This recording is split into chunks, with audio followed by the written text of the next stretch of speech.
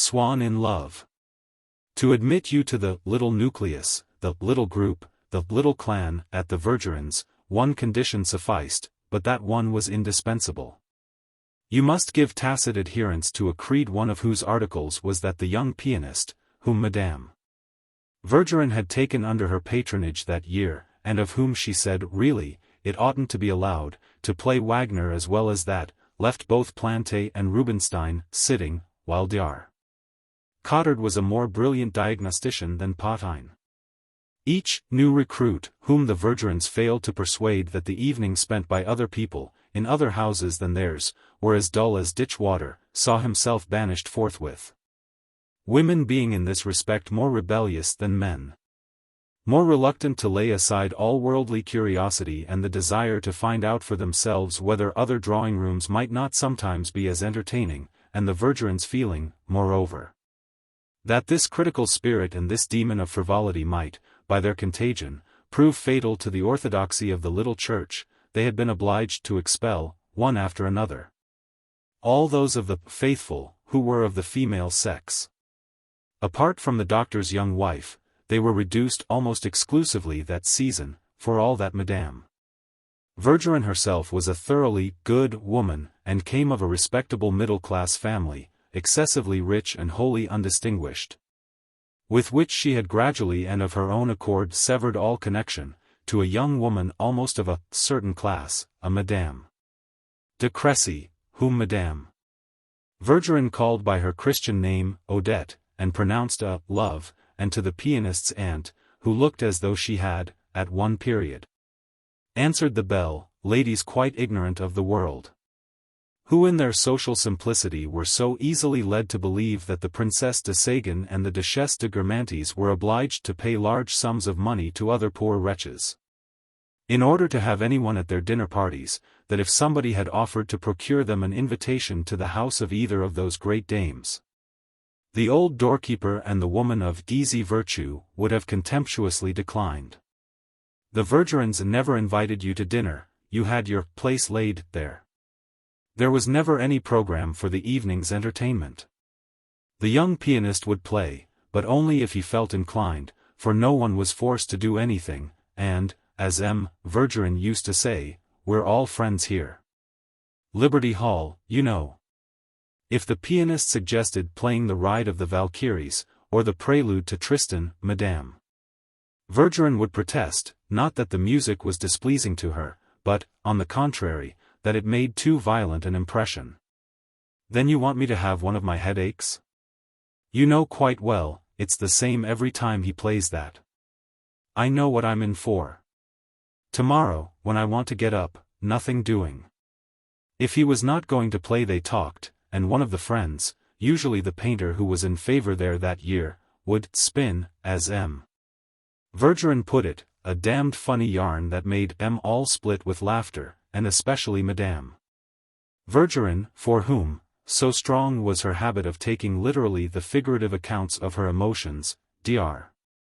Cottard, who was then just starting in general practice, would really have to come one day and set her jaw, which she had dislocated with laughing too much.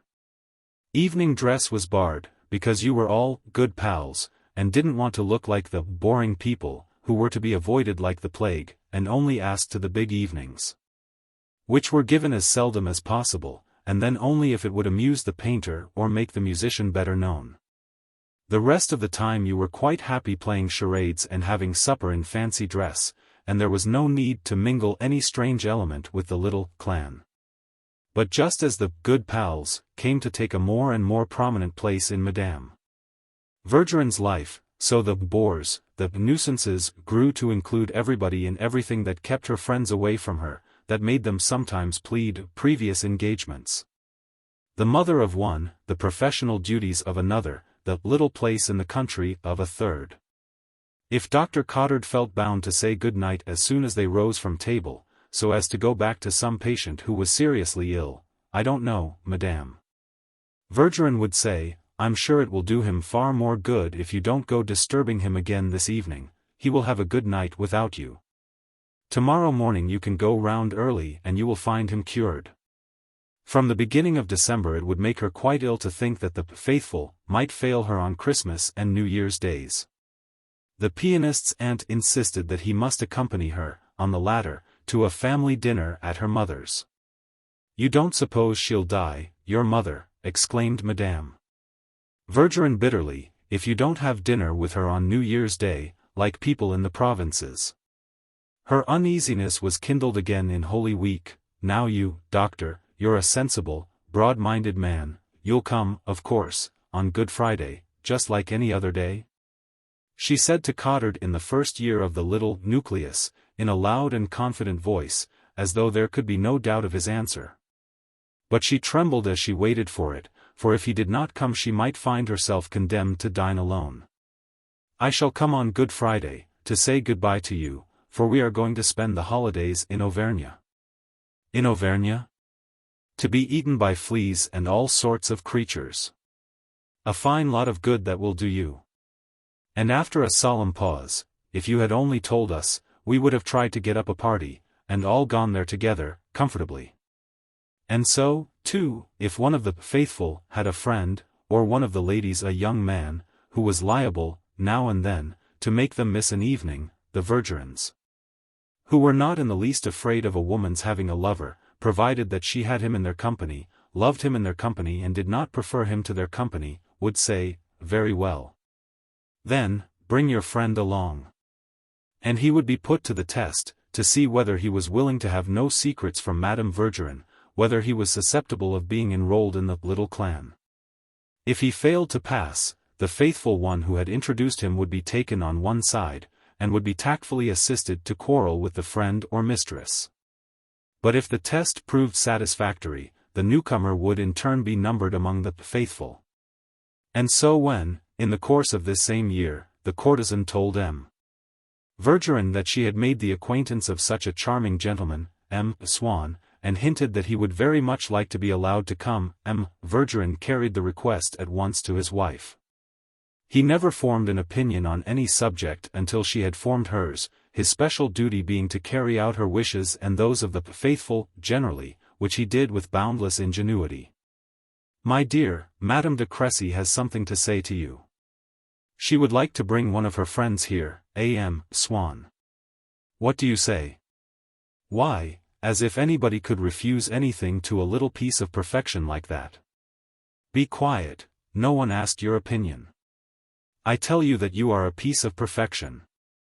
"Just as you like," replied Odette, in an affected tone, and then went on, "You know I'm not fishing for compliments." "Very well, bring your friend, if he's nice." Now there was no connection whatsoever between the little nucleus and the society which Swann frequented, and a purely worldly man would have thought it hardly worth his while, when occupying so exceptional a position in the world, to seek an introduction to the Verdurins.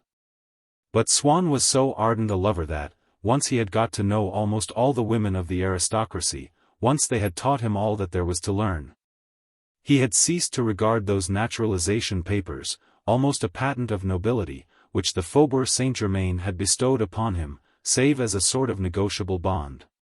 A letter of credit with no intrinsic value, which allowed him to improvise a status for himself in some little hole in the country, or in some obscure quarter of Paris, where the good-looking daughter of a local squire or solicitor had taken his fancy. For at such times desire, or love itself, would revive in him a feeling of vanity from which he was now quite free in his everyday life, although it was, no doubt, the same feeling which had originally prompted him towards that career as a man of fashion in which he had squandered his intellectual gifts upon frivolous amusements, and had made use of his erudition in matters of art only to advise society ladies what pictures to buy and how to decorate their houses. And this vanity it was which made him eager to shine, in the sight of any fair unknown who had captivated him for the moment, with a brilliance which the name of Swann by itself did not emit. And he was most eager when the fair unknown was in humble circumstances. Just as it is not by other men of intelligence that an intelligent man is afraid of being thought a fool, so it is not by the great gentlemen but by boors and bounders that a man of fashion is afraid of finding his social value underrated.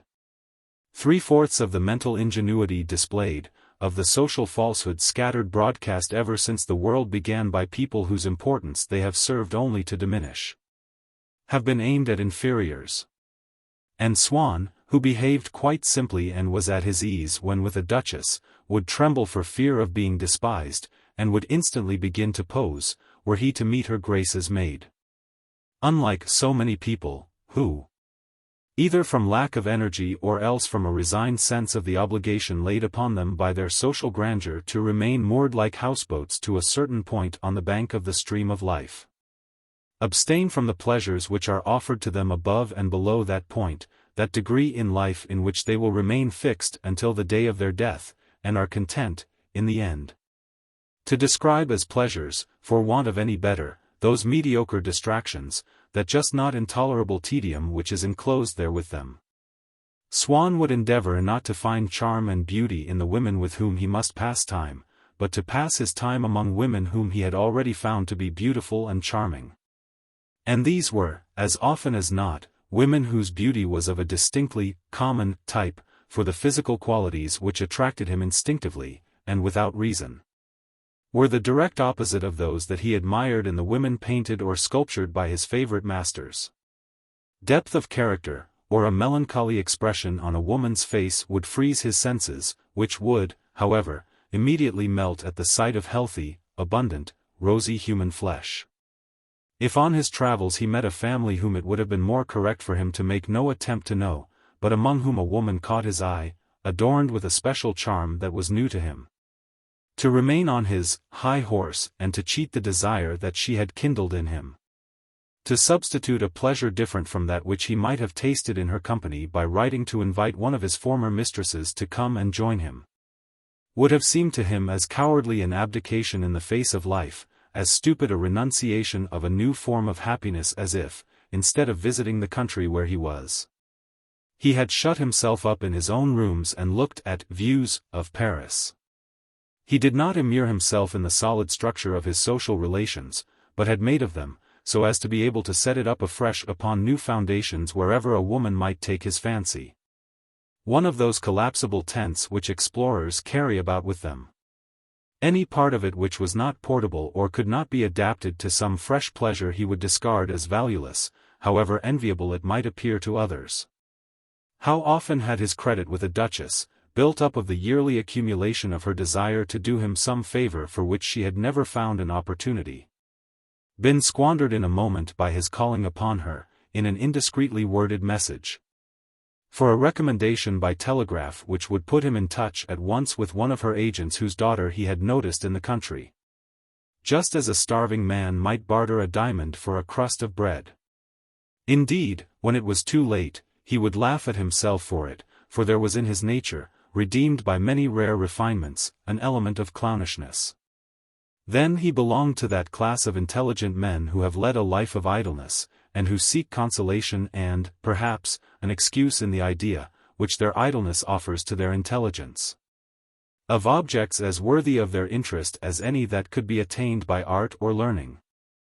The idea that life contains situations more interesting and more romantic than all the romances ever written. So, at least, he would assure and had no difficulty in persuading the more subtle among his friends in the fashionable world, notably the Baron de Charlis, whom he liked to amuse with stories of the startling adventures that had befallen him, such as when he had met a woman in the train, and had taken her home with him, before discovering that she was the sister of a reigning monarch, in whose hands were gathered, at that moment, all the threads of European politics, of which he found himself kept informed in the most delightful fashion, or when, in the complexity of circumstances, it depended upon the choice which the conclave was about to make whether he might or might not become the lover of somebody's cook.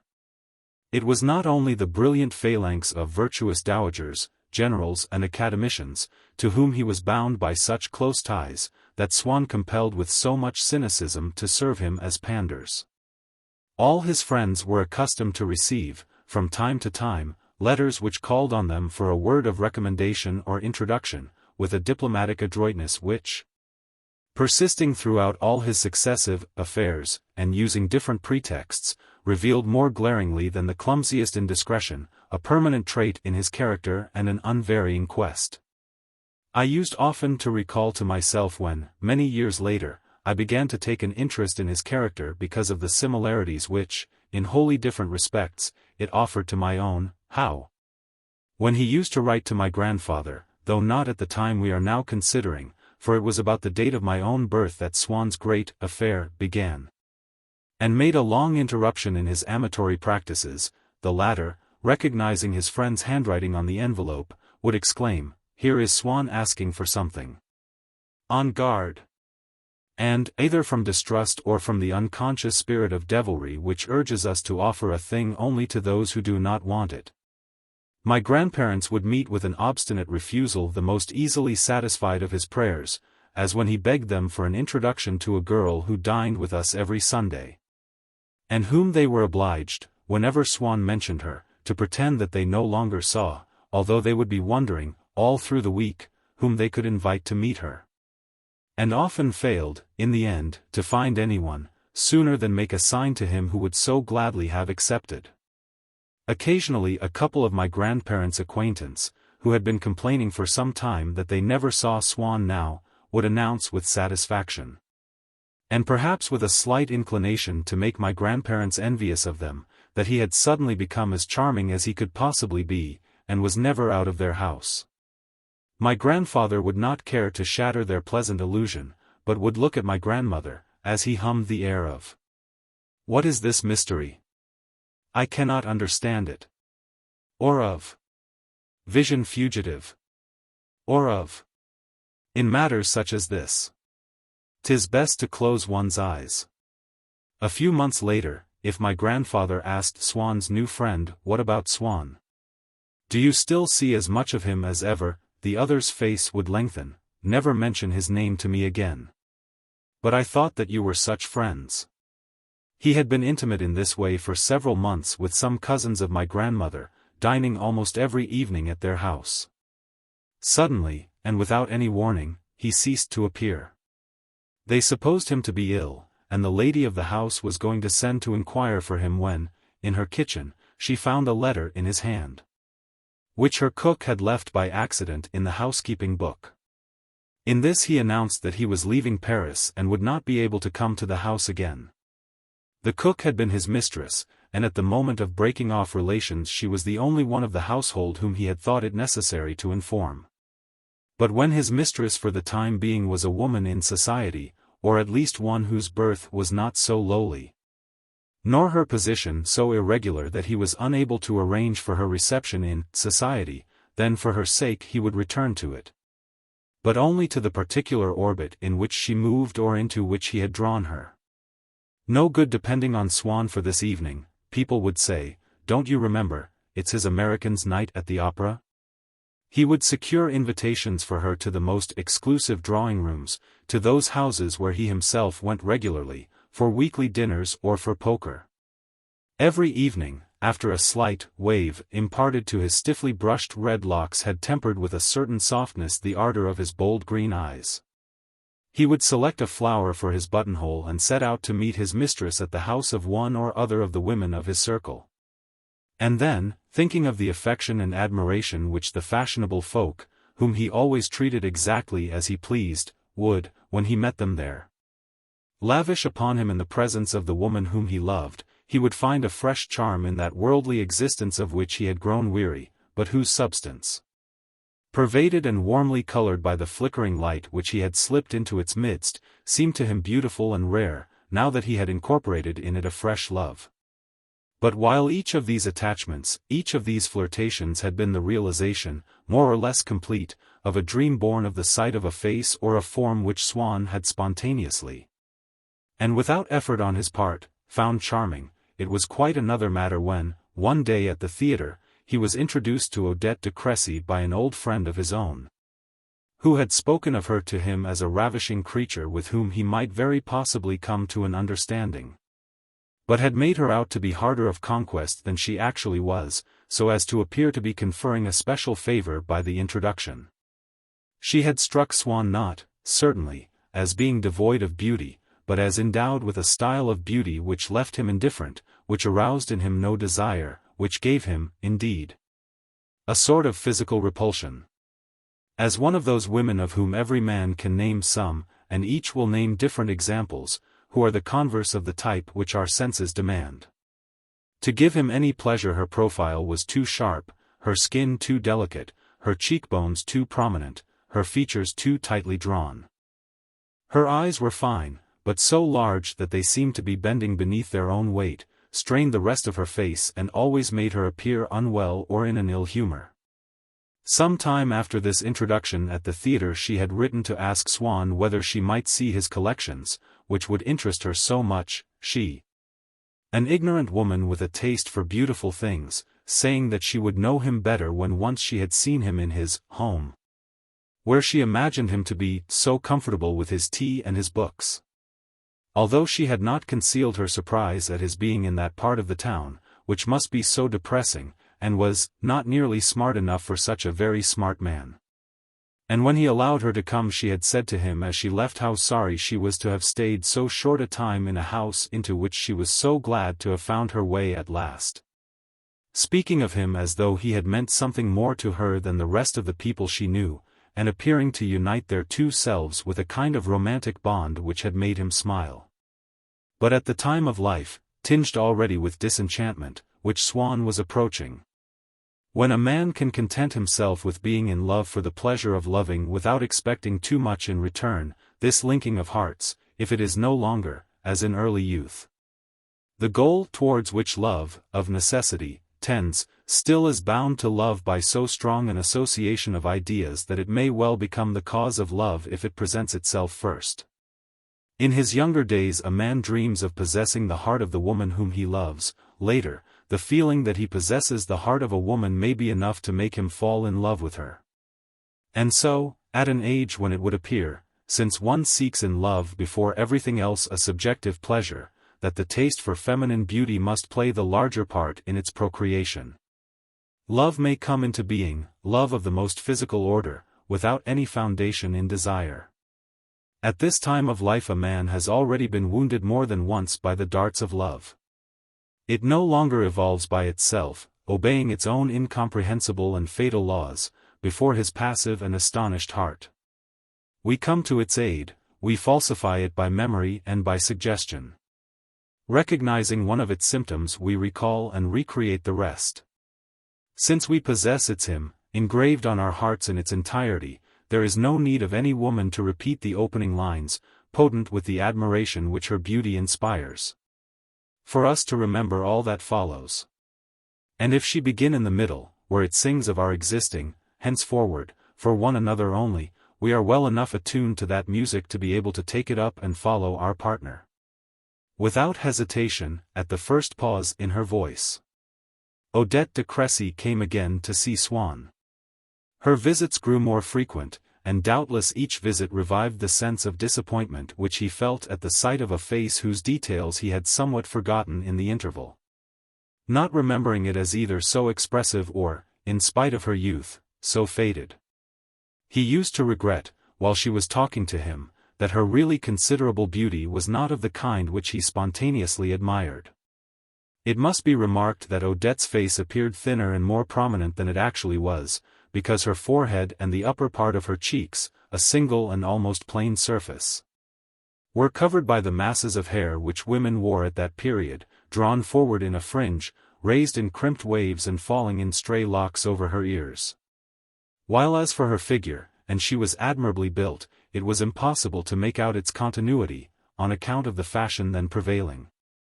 And in spite of her being one of the best-dressed women in Paris, for the corset, jetting forwards in an arch, as though over an imaginary stomach, and ending in a sharp point, beneath which bulged out the balloon of her double skirts, gave a woman, that year, the appearance of being composed of different sections badly fitted together. To such an extent did the frills, the flounces, the inner bodice follow, in complete independence, controlled only by the fancy of their designer or the rigidity of their material. The line which led them to the knots of ribbon, falls of lace, fringes of vertically hanging jet, or carried them along the bust, but nowhere attached themselves to the living creature, who, according as the architecture of their fripperies drew them towards or away from her own, found herself either straight-laced to suffocation or else completely buried. But, after Odette had left him, Swann would think with a smile of her telling him how the time would drag until he allowed her to come again. He remembered the anxious, timid way in which she had once begged him that it might not be very long, and the way in which she had looked at him then, fixing upon him her fearful and imploring gaze, which gave her a touching air beneath the bunches of artificial pansies fastened in the front of her round bonnet of white straw, tied with strings of black velvet. "And won't you," she had ventured, "come just once and take tea with me?" He had pleaded pressure of work, an essay, which, in reality, he had abandoned years ago, on Vermeer of Delft. "I know that I am quite useless," she had replied, "a little wild thing like me beside a learned great man like you. I should be like the frog in the fable. And yet I should so much like to learn, to know things, to be initiated. What fun it would be to become a regular bookworm, to bury my nose in a lot of old papers." She had gone on, with that self-satisfied air which a smart woman adopts when she insists that her one desire is to give herself up, without fear of soiling her fingers, to some unclean task, such as cooking the dinner, with her hands right in the dish itself. "You will only laugh at me, but this painter who stops you from seeing me," she meant Vermeer, "I have never even heard of him. Is he alive still? Can I see any of his things in Paris, so as to have some idea of what is going on behind that great brow which works so hard, that head which I feel sure is always puzzling away about things? Just to be able to say, there, that's what he's thinking about. What a dream it would be to be able to help you with your work." He had sought an excuse in his fear of forming new friendships, which he gallantly described as his fear of a hopeless passion. "You are afraid of falling in love? How funny that is, when I go about seeking nothing else, and would give my soul just to find a little love somewhere," she had said, so naturally and with such an air of conviction that he had been genuinely touched. "Some woman must have made you suffer.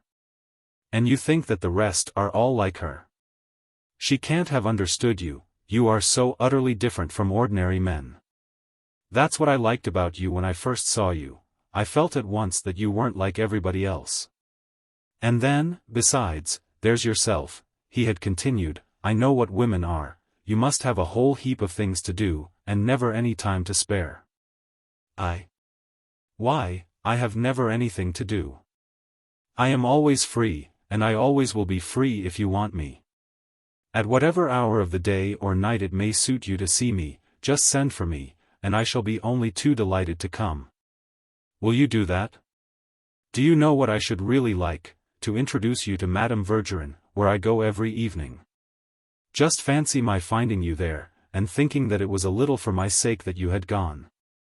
No doubt, in thus remembering their conversations, in thinking about her thus when he was alone, he did no more than call her image into being among those of countless other women in his romantic dreams. But if, thanks to some accidental circumstance, or even perhaps without that assistance, for the circumstance which presents itself at the moment when a mental state, hitherto latent, makes itself felt, may well have had no influence whatsoever upon that state, the image of Odette de Crécy came to absorb the whole of his dreams. If from those dreams the memory of her could no longer be eliminated, then her bodily imperfections would no longer be of the least importance, nor would the conformity of her body, more or less than any other, to the requirements of Swann's taste. Since, having become the body of her whom he loved, it must henceforth be the only one capable of causing him joy or anguish. It so happened that my grandfather had known, which was more than could be said of any other actual acquaintance, the family of these Vergerins. But he had entirely severed his connection with what he called young Vergerin, taking a general view of him as one who had fallen, though without losing hold of his millions, among the riffraff of Bohemia. One day he received a letter from Swann asking whether my grandfather could put him in touch with the Vergerins. On guard! On guard, he exclaimed as he read it, I am not at all surprised. Swann was bound to finish up like this. A nice lot of people. I cannot do what he asks, because, in the first place, I no longer know the gentleman in question. Besides, There must be a woman in it somewhere, and I don't mix myself up in such matters. Ah, well, we shall see some fun if Swann begins running after the little Vergerins. And on my grandfather's refusal to act as sponsor, it was Odette herself who had taken Swann to the house. The Vergerins had had dining with them, on the day when Swann made his first appearance, Doctor and Madame Cottard, the young pianist and his aunt, and the painter then in favor, while these were joined, in the course of the evening, by several more of the faithful. Dar. Cottard was never quite certain of the tone in which he ought to reply to any observation, or whether the speaker was jesting or in earnest. And so in any event he would embellish all his facial expressions with the offer of a conditional, a provisional smile whose expectant subtlety would exonerate him from the charge of being a simpleton, if the remark addressed to him should turn out to have been facetious. But as he must also be prepared to face the alternative, he never dared to allow this smile a definite expression on his features, and you would see there a perpetually flickering uncertainty, in which you might decipher the question that he never dared to ask, "Do you really mean that?" He was no more confident of the manner in which he ought to conduct himself in the street, or indeed in life generally, than he was in a drawing-room. And he might be seen greeting passers-by, carriages, and anything that occurred with a malicious smile which absolved his subsequent behavior of all impropriety, since it proved, if it should turn out unsuited to the occasion, that he was well aware of that, and that if he had assumed a smile, the jest was a secret of his own. On all those points, however, where a plain question appeared to him to be permissible, the doctor was unsparing in his endeavors to cultivate the wilderness of his ignorance and uncertainty and so to complete his education. So it was that, following the advice given him by a wise mother on his first coming up to the capital from his provincial home, he would never let pass either a figure of speech or a proper name that was new to him without an effort to secure the fullest information upon it. As regards figures of speech, he was insatiable in his thirst for knowledge, for often imagining them to have a more definite meaning than was actually the case, he would want to know what, exactly, was intended by those which he most frequently heard used: devilish pretty, blue blood, a cat and dog life, a day of reckoning, a queen of fashion, to give a free hand, to be at a deadlock, and so forth. And in what particular circumstances he himself might make use of them in conversation. Failing these, he would adorn it with puns and other plays upon words, which he had learned by rote. As for the names of strangers which were uttered in his hearing, he used merely to repeat them to himself in a questioning tone, which, he thought, would suffice to furnish him with explanations for which he would not ostensibly seek. As the critical faculty, on the universal application of which he prided himself, was, in reality, completely lacking. That refinement of good breeding which consists in assuring someone whom you are obliging in any way, without expecting to be believed, that it is really yourself that is obliged to him, was wasted on Cottard, who took everything that he heard in its literal sense. However blind she may have been to his faults, Madame Vergerin was genuinely annoyed, though she still continued to regard him as brilliantly clever, when, after she had invited him to see and hear Sarah Bernhardt from a stage box, and had said politely, "It is very good of you to have come, doctor, especially as I'm sure you must often have heard Sarah Bernhardt. And besides, I'm afraid we're rather too near the stage," the doctor, who had come into the box with a smile which waited before settling upon or vanishing from his face until someone in authority should enlighten him as to the merits of the spectacle, replied, "To be sure, we are far too near the stage, and one is getting sick of Sarah Bernhardt. But you expressed a wish that I should come. For me, your wish is a command. I am only too glad to be able to do you this little service. What would one not do to please you, you are so good." And he went on, "Sarah Bernhardt, that's what they call the voice of God, ain't it? You see, often, too, that she sets the boards on fire. That's an odd expression, ain't it?" In the hope of an enlightening commentary, which, however, was not forthcoming. "You know, Madame Vergerin had said to her husband, I believe we are going the wrong way to work when we depreciate anything we offer the doctor. He is a scientist who lives quite apart from our everyday existence. He knows nothing himself of what things are worth, and he accepts everything that we say as gospel. I never dared to mention it, M. Verdurin had answered, but I've noticed the same thing myself. And on the following New Year's Day, instead of sending Dr. Cottard a ruby that cost 3,000 francs, and pretending that it was a mere trifle, M. Verdurin bought an artificial stone for 300, and let it be understood that it was something almost impossible to match. When Madame Verdurin had announced that they were to see M. Swann that evening, Swann, the doctor had exclaimed in a tone rendered brutal by his astonishment. For the smallest piece of news would always take utterly unawares this man who imagined himself to be perpetually in readiness for anything. And seeing that no one answered him, Swann. Who on earth is Swann? He shouted, in a frenzy of anxiety which subsided as soon as Madame Verdurin had explained. Why, Odette's friend, whom she told us about. Ah, good, that's all right, then, answered the doctor, at once mollified.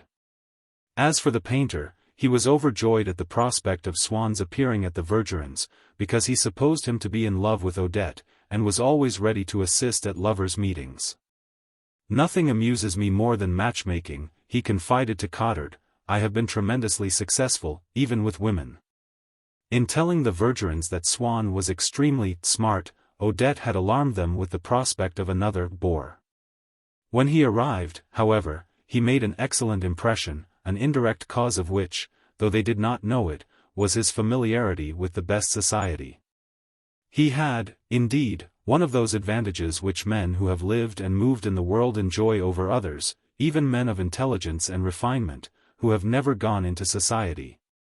Namely that they no longer see it transfigured by the longing or repulsion with which it fills the imagination, but regard it as quite unimportant. Their good nature, freed from all taint of snobbishness and from the fear of seeming too friendly, grown independent, in fact, has the ease, the grace of movement of a trained gymnast, each of whose supple limbs will carry out precisely the movement that is required without any clumsy participation by the rest of his body. The simple and elementary gestures used by a man of the world, and he courteously holds out his hand to the unknown youth who is being introduced to him. And when he bows discreetly before the ambassador to whom he is being introduced, had gradually pervaded, without his being conscious of it, the whole of Swann's social deportment. So that in the company of people of a lower grade than his own, such as the Verdurins and their friends, he instinctively showed an assiduity, and made overtures with which, by their account, any of their bores would have dispensed. He chilled, though for a moment only, on meeting Dr. Cottard. For seeing him close one eye with an ambiguous smile, before they had yet spoken to one another, a grimace which Cottard styled letting them all come. Swann supposed that the doctor recognized him from having met him already somewhere, probably in some house of ill fame, though these he himself very rarely visited, never having made a habit of indulging in the mercenary sort of love. Regarding such an allusion as in bad taste, especially before Odette, whose opinion of himself it might easily alter for the worse, Swann assumed his most icy manner. But when he learned that the lady next to the doctor was Madame Cottard, he decided that so young a husband would not deliberately, in his wife's hearing, have made any allusion to amusements of that order, and so ceased to interpret the doctor's expression in the sense which he had at first suspected. The painter at once invited Swann to visit his studio with Odette, and Swann found him very pleasant. "Perhaps you will be more highly favored than I have been, Madame." Verdurin broke in, with mock resentment of the favor. "Perhaps you will be allowed to see Cottard's portrait, for which she had given the painter a commission." "Take care, Master Bitch," she reminded the painter, whom it was a time-honored pleasantry to address as Master, to catch that nice look in his eyes, that witty little twinkle. "You know, what I want to have most of all is his smile. That's what I've asked you to paint, the portrait of his smile." And since the phrase struck her as noteworthy, she repeated it very loud, so as to make sure that as many as possible of her guests should hear it, and even made use of some indefinite pretext to draw the circle closer before she uttered it again. Swann begged to be introduced to everyone, even to an old friend of the Vergerins, called Seigniet, whose shyness, simplicity and good nature had deprived him of all the consideration due to his skill in paleography, his large fortune, and the distinguished family to which he belonged. When he spoke, his words came with a confusion which was delightful to hear because one felt that it indicated not so much a defect in his speech as a quality of his soul, as it were a survival from the age of innocence which he had never wholly outgrown. All the consonants which he did not manage to pronounce seemed like harsh utterances of which his gentle lips were incapable. By asking to be made known to M. Seigniet, Swann made M. Vergerin reverse the usual form of introduction, saying, in fact, with emphasis on the distinction, M. Swann, pray let me present to you our friend Seigniet, but he aroused in Seigniet himself a warmth of gratitude, which, however, the Vergerins never disclosed to Swann, since Seigniet rather annoyed them, and they did not feel bound to provide him with friends. On the other hand, the Vergerins were extremely touched by Swann's next request, for he felt that he must ask to be introduced to the pianist's aunt. She wore a black dress, as was her invariable custom, for she believed that a woman always looked well in black, and that nothing could be more distinguished. But her face was exceedingly red, as it always was for some time after a meal. She bowed to Swann with deference, but drew herself up again with great dignity. As she was entirely uneducated, and was afraid of making mistakes in grammar and pronunciation, she used purposely to speak in an indistinct and garbling manner, thinking that if she should make a slip it would be so buried in the surrounding confusion that no one could be certain whether she had actually made it or not. With the result that her talk was a sort of continuous, blurred expectoration, out of which would emerge, at rare intervals, those sounds and syllables of which she felt positive. Swann supposed himself entitled to poke a little mild fun at her in conversation with M. Vergerin, who, however, was not at all amused. "She is such an excellent woman," he rejoined. "I grant you that she is not exactly brilliant, but I assure you that she can talk most charmingly when you are alone with her." "I am sure she can," Swann hastened to conciliate him. "All I meant was that she hardly struck me as distinguished," he went on, isolating the epithet in the inverted commas of his tone, "and, after all, that is something of a compliment." "Wait a moment," said M. Vergerin, "now, this will surprise you, she writes quite delightfully. You have never heard her nephew play? It is admirable, doctor? Would you like me to ask him to play something, M. Swann?" "I should count myself most fortunate," Swann was beginning, a trifle pompously, when the doctor broke in derisively. Having once heard it said, and never having forgotten that in general conversation emphasis and the use of formal expressions were out of date, whenever he heard a solemn word used seriously, as the word fortunate had been used just now by Swann, he at once assumed that the speaker was being deliberately pedantic. And if, moreover, the same word happened to occur, also, in what he called an old tag or saw, however common it might still be in current usage, the doctor jumped to the conclusion that the whole thing was a joke, and interrupted with the remaining words of the quotation, which he seemed to charge the speaker with having intended to introduce at that point, although in reality it had never entered his mind. "Most fortunate for France," he recited wickedly, shooting up both arms with great vigor. M. Vergerin could not help laughing. "What are all those good people laughing at over there?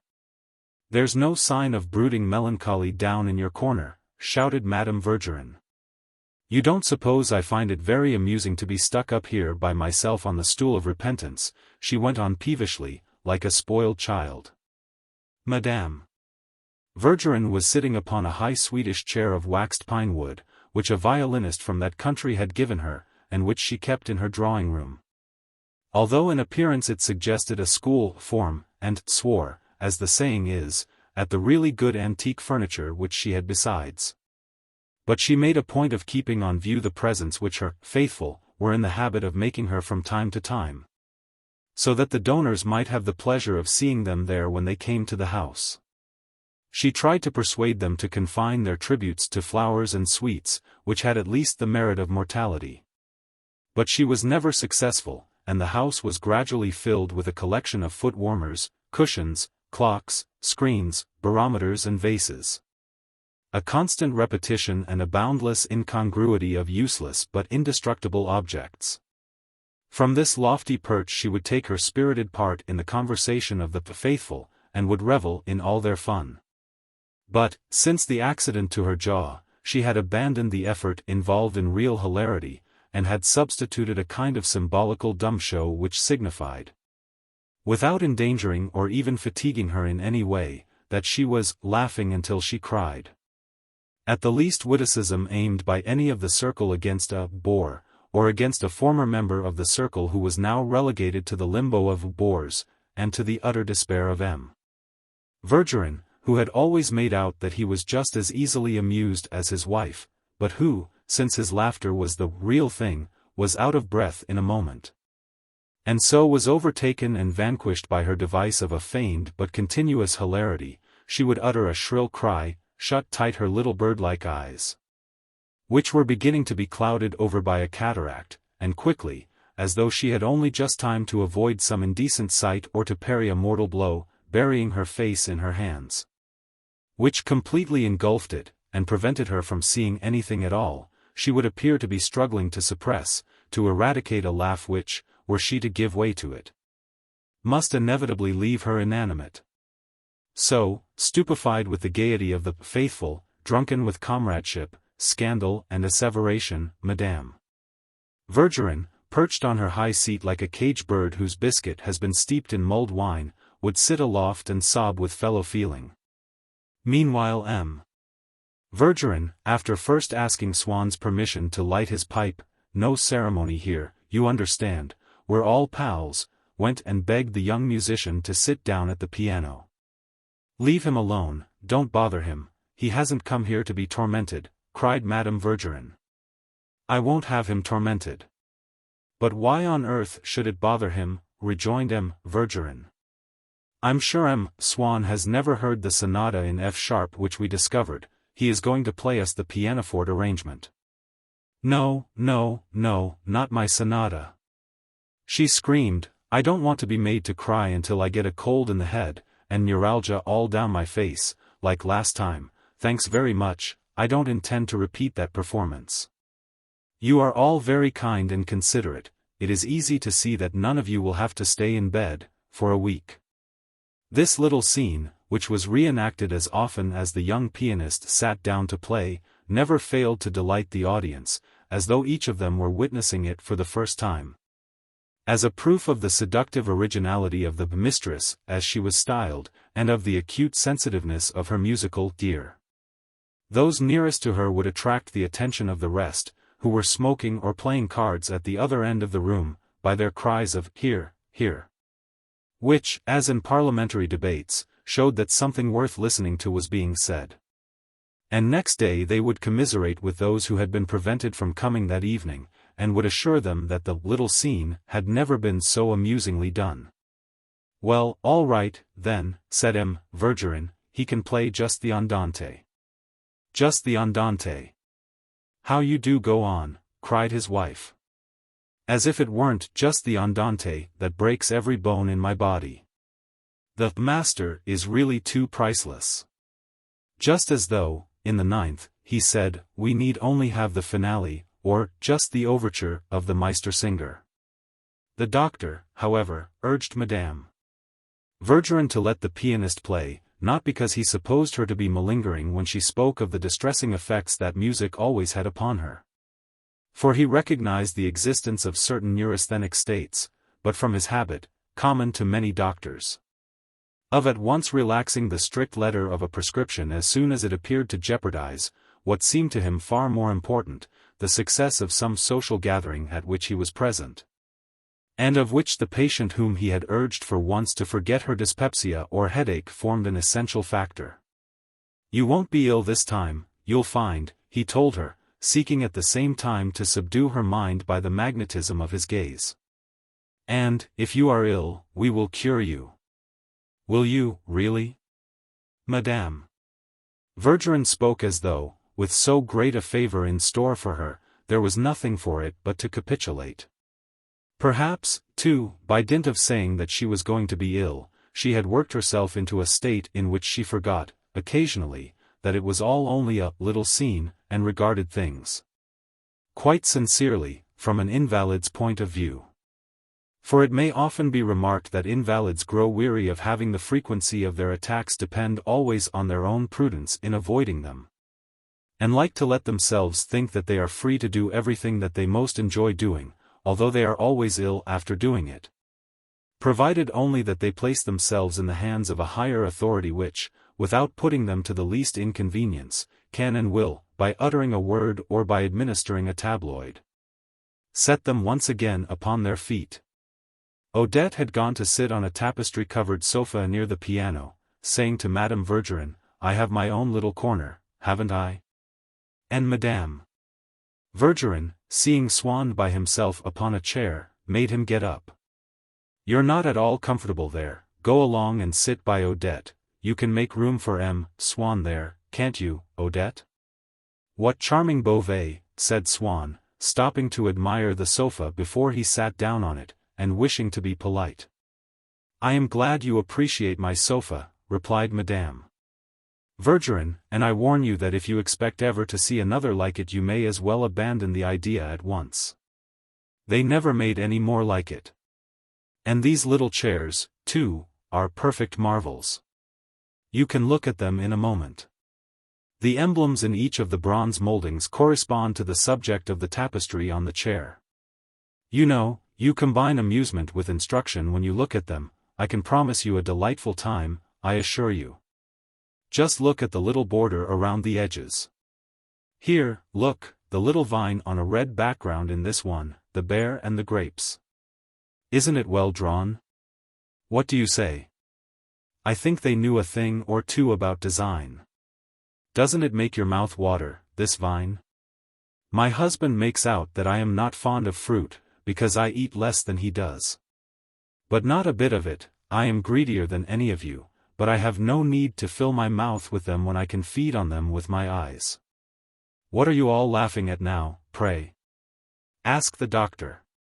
He will tell you that those grapes act on me like a regular purge. Some people go to Fontainebleau for cures, I take my own little Beauvais cure here. But, Swann, you mustn't run away without feeling the little bronze moldings on the backs. Isn't it an exquisite surface? No, no, not with your whole hand like that, feel them properly. If Madame Vergerin is going to start playing about with her bronzes, said the painter, we shan't get any music tonight. Be quiet, you wretch.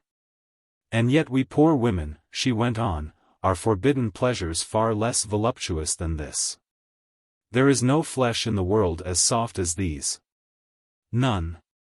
When Vergerin did me the honor of being madly jealous, come, you might at least be polite. Don't say that you never have been jealous. But, my dear, I have said absolutely nothing. Look here, doctor, I call you as a witness, did I utter a word?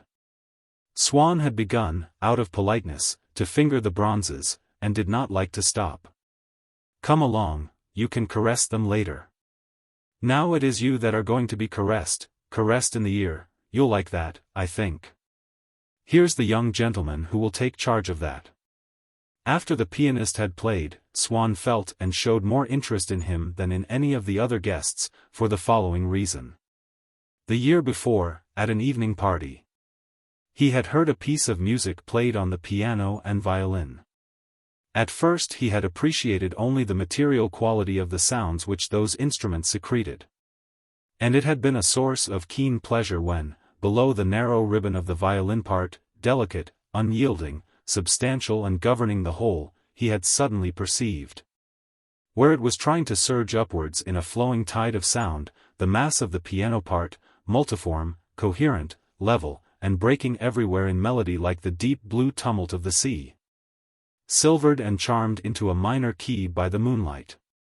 But at a given moment, without being able to distinguish any clear outline, or to give a name to what was pleasing him, suddenly enraptured, he had tried to collect, to treasure in his memory the phrase or harmony, he knew not which, that had just been played, and had opened and expanded his soul, just as the fragrance of certain roses, wafted upon the moist air of evening, has the power of dilating our nostrils. Perhaps it was owing to his own ignorance of music that he had been able to receive so confused an impression, one of those that are, notwithstanding, are only purely musical impressions, limited in their extent, entirely original, and irreducible into any other kind.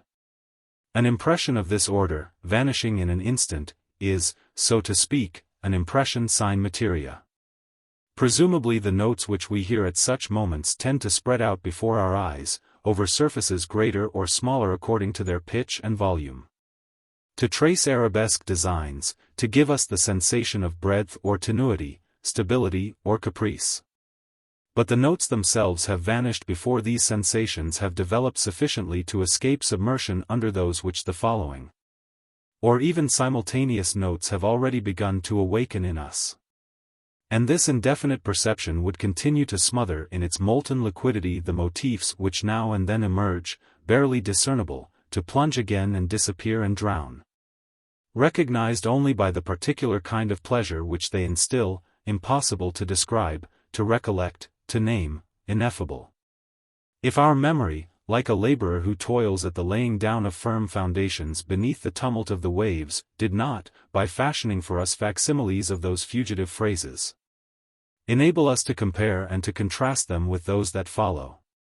And so, hardly had the delicious sensation, which Swann had experienced, died away, before his memory had furnished him with an immediate transcript, summary, it is true, and provisional, but one on which he had kept his eyes fixed while the playing continued, so effectively that, when the same impression suddenly returned, it was no longer uncapturable. He was able to picture to himself its extent, its symmetrical arrangement, its notation, the strength of its expression. He had before him that definite object which was no longer pure music, but rather design, architecture, thought, and which allowed the actual music to be recalled. This time he had distinguished, quite clearly, a phrase which emerged for a few moments from the waves of sound.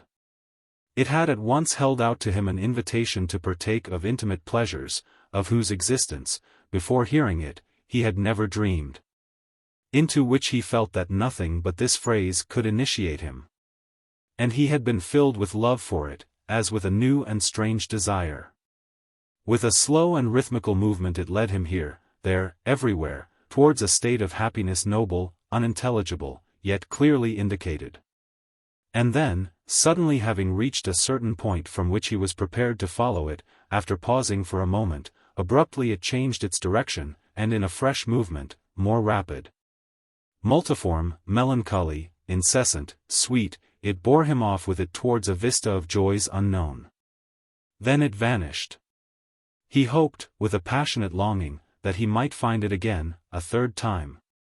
And reappear it did, though without speaking to him more clearly, bringing him, indeed, a pleasure less profound. But when he was once more at home he needed it, he was like a man into whose life a woman, whom he has seen for a moment passing by, has brought a new form of beauty, which strengthens and enlarges his own power of perception, without his knowing even whether he is ever to see her again whom he loves already, although he knows nothing of her, not even her name. Indeed, this passion for a phrase of music seemed, in the first few months, to be bringing into Swann's life the possibility of a sort of rejuvenation. He had so long since ceased to direct his course towards any ideal goal, and had confined himself to the pursuit of ephemeral satisfactions, that he had come to believe, though without ever formally stating his belief even to himself, that he would remain all his life in that condition, which death alone could alter. More than this, since his mind no longer entertained any lofty ideals, he had ceased to believe in, although he could not have expressly denied, their reality. He had grown also into the habit of taking refuge in trivial considerations, which allowed him to set on one side matters of fundamental importance. Just as he had never stopped to ask himself whether he would not have done better by not going into society, knowing very well that if he had accepted an invitation he must put in an appearance, and that afterwards, if he did not actually call, he must at least leave cards upon his hostess. So in his conversation he took care never to express with any warmth a personal opinion about a thing, but instead would supply facts and details which had a value of a sort in themselves, and excused him from showing how much he really knew. He would be extremely precise about the recipe for a dish, the dates of a painter's birth and death, and the titles of his works. Sometimes, in spite of himself, he would let himself go so far as to utter a criticism of a work of art, or of someone's interpretation of life, but then he would cloak his words in a tone of irony, as though he did not altogether associate himself with what he was saying. But now, like a confirmed invalid whom, all of a sudden, a change of air and surroundings, or a new course of treatment, or, as sometimes happens, an organic change in himself, spontaneous and unaccountable, seems to have so far recovered from his malady that he begins to envisage the possibility, hitherto beyond all hope, of starting to lead, and better late than never, a wholly different life. Swann found in himself, in the memory of the phrase that he had heard in certain other sonatas which he had made people play over to him, to see whether he might not, perhaps, discover his phrase among them. The presence of one of those invisible realities in which he had ceased to believe, but to which, as though the music had had upon the moral barrenness from which he was suffering a sort of recreative influence, he was conscious once again of a desire, almost, indeed, of the power to consecrate his life. But, never having managed to find out whose work it was that he had heard played that evening, he had been unable to procure a copy, and finally had forgotten the quest. He had indeed, in the course of the next few days, encountered several of the people who had been at the party with him, and had questioned them. But most of them had either arrived after or left before the piece was played. Some had indeed been in the house, but had gone into another room to talk, and those who had stayed to listen had no clearer impression than the rest. As for his hosts, they knew that it was a recently published work which the musicians whom they had engaged for the evening had asked to be allowed to play. But, as these last were now on tour somewhere, Swann could learn nothing further. He had, of course, a number of musical friends, but, vividly as he could recall the exquisite and inexpressible pleasure which the little phrase had given him, and could see, still, before his eyes the forms that it had traced in outline, he was quite incapable of humming over to them the air. And so, at last, he ceased to think of it. But tonight, at Madame Verdurin's, scarcely had the little pianist begun to play when, suddenly, after a high note held on through 2 whole bars, Swann saw it approaching, stealing forth from underneath that resonance, which was prolonged and stretched out over it, like a curtain of sound, to veil the mystery of its birth, and recognized, secret, whispering, articulate, the airy and fragrant phrase that he had loved. And it was so peculiarly itself, it had so personal a charm, which nothing else could have replaced, that Swann felt as though he had met, in a friend's drawing-room, a woman whom he had seen and admired, once, in the street, and had despaired of ever seeing her again. Finally the phrase withdrew and vanished, pointing, directing, diligent among the wandering currents of its fragrance, leaving upon Swann's features a reflection of its smile.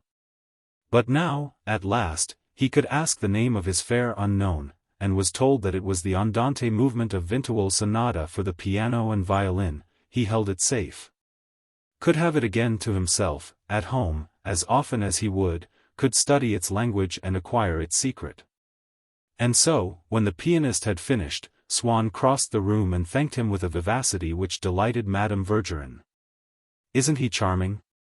she asked Swann. "Doesn't he just understand it, his sonata, the little wretch? You never dreamed, did you, that a piano could be made to express all that? Upon my word, there's everything in it except the piano. I'm caught out every time I hear it. I think I'm listening to an orchestra. Though it's better, really, than an orchestra, more complete."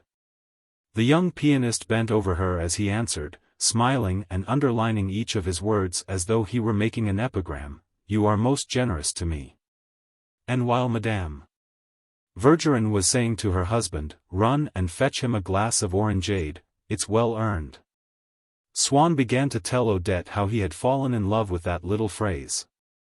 When their hostess, who was a little way off, called out, "Well. It looks to me as though someone was saying nice things to you, Odette." She replied, "Yes, very nice," and he found her simplicity delightful. Then he asked for some information about this Vinteuil. What else he had done, and at what period in his life he had composed the sonata, what meaning the little phrase could have had for him, that was what Swann wanted most to know. But none of these people who professed to admire this musician, when Swann had said that the sonata was really charming, Madame Verdurin had exclaimed, "I quite believe it. Charming, indeed. But you don't dare to confess that you don't know Vinteuil sonata, you have no right not to know it." And the painter had gone on with, "Ah, yes, it's a very fine bit of work, isn't it? Not, of course, if you want something obvious, something popular, but, I mean to say, it makes a very great impression on us artists." None of them seemed ever to have asked himself these questions, for none of them was able to reply. Even to one or two particular remarks made by Swann on his favorite phrase, "Juno, that's a funny thing, I had never noticed it. I may as well tell you that I don't much care about peering at things through a microscope, and pricking myself on pinpoints of difference. No, we don't waste time splitting hairs in this house." "Why not?" "Well, it's not a habit of ours, that's all," Madame Verdurin replied, while Dr. Cottard gazed at her with open-mouthed admiration, and yearned to be able to follow her as she skipped lightly from one stepping stone to another of her stock of ready-made phrases. Both he, however, and Madame Cottard, with a kind of common sense which is shared by many people of humble origin, would always take care not to express an opinion, or to pretend to admire a piece of music which they would confess to each other, once they were safely at home, that they no more understood than they could understand the art of a master bitch.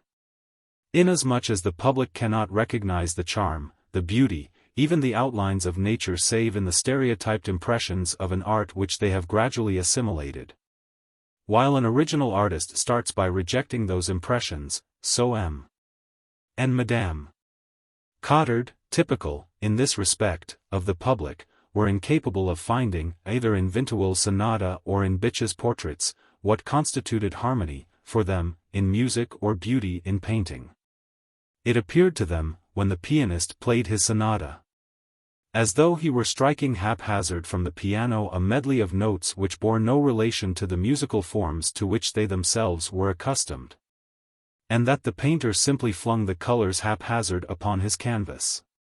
When, on one of these, they were able to distinguish a human form, they always found it coarsened and vulgarist, that is to say lacking all the elegance of the school of painting through whose spectacles they themselves were in the habit of seeing the people, real, living people, who passed them in the streets, and devoid of truth, as though M. Bitch had not known how the human shoulder was constructed, or that a woman's hair was not, ordinarily, purple.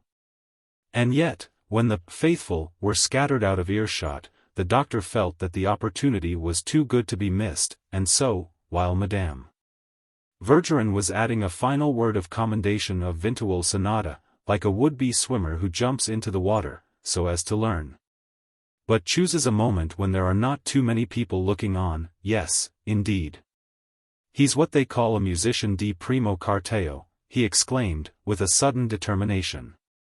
Swann discovered no more than that the recent publication of Vinteuil's sonata had caused a great stir among the most advanced school of musicians, but that it was still unknown to the general public. "I know someone, quite well, called Vinteuil," said Swann, thinking of the old music master at Cambrai who had taught my grandmother's sisters. "Perhaps that's the man," cried Madame Verdurin. "Oh, no!" Swann burst out laughing. "If you had ever seen him for a moment you wouldn't put the question." "Then to put the question is to solve the problem," the doctor suggested. "But it may well be some relative," Swann went on. "That would be bad enough, but, after all, there is no reason why a genius shouldn't have a cousin who is a silly old fool. And if that should be so, I swear there's no known or unknown form of torture I wouldn't undergo to get the old fool to introduce me to the man who composed the sonata. Starting with the torture of the old fool's company, which would be ghastly. The painter understood that Vinteuil was seriously ill at the moment, and that Dr. Potain despaired of his life. "What," cried Madame Verdurin, "do people still call in Potain?" "Ah! Madame Verdurin," Cottard simpered, "you forget that you are speaking of one of my colleagues, should say, one of my masters." The painter had heard, somewhere, that Vinteuil was threatened with the loss of his reason. And he insisted that signs of this could be detected in certain passages in the sonata. This remark did not strike Swann as ridiculous, rather, it puzzled him. For, since a purely musical work contains none of those logical sequences, the interruption or confusion of which, in spoken or written language, is a proof of insanity. So insanity diagnosed in a sonata seemed to him as mysterious a thing as the insanity of a dog or a horse, although instances may be observed of these. "Don't speak to me about your masters, you know 10 times as much as he does," Madame Verdurin answered Dr. Cottard, in the tone of a woman who has the courage of her convictions, and is quite ready to stand up to anyone who disagrees with her. "Anyhow, you don't kill your patients." "But, madam, he is in the academy." The doctor smiled with bitter irony.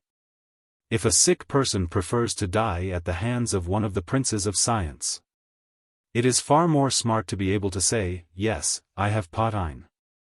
"Oh, indeed. More smart, is it?" said Madame Verdurin.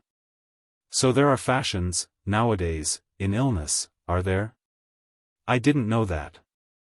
"Oh, you do make me laugh," she screamed, suddenly, burying her face in her hands. "And here was I, poor thing, talking quite seriously, and never seeing that you were pulling my leg." As for M.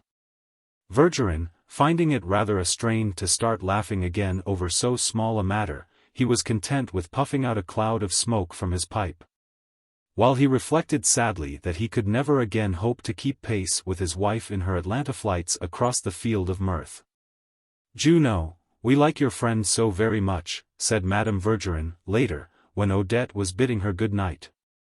"He is so unaffected, quite charming. If they're all like that, the friends you want to bring here, by all means bring them." M. Verdurin remarked that Swann had failed, all the same, to appreciate the pianist's aunt. "I dare say he felt a little strange, poor man," suggested Madame Verdurin. "You can't expect him to catch the tone of the house the first time he comes. Like Cottard, who has been one of our little clan now for years. The first time doesn't count, it's just for looking round and finding out things. Odette, he understands all right, he's to join us tomorrow at the Châtelet. Perhaps you might call for him and bring him." "No, he doesn't want that." "Oh, very well, just as you like. Provided he doesn't fail us at the last moment." Greatly to Madame Verdurin's surprise, he never failed them. He would go to meet them, no matter where, at restaurants outside Paris, not that they went there much at first, for the season had not yet begun, and more frequently at the play, in which Madame Verdurin delighted. One evening, when they were dining at home, he heard her complain that she had not one of those permits which would save her the trouble of waiting at doors and standing in crowds.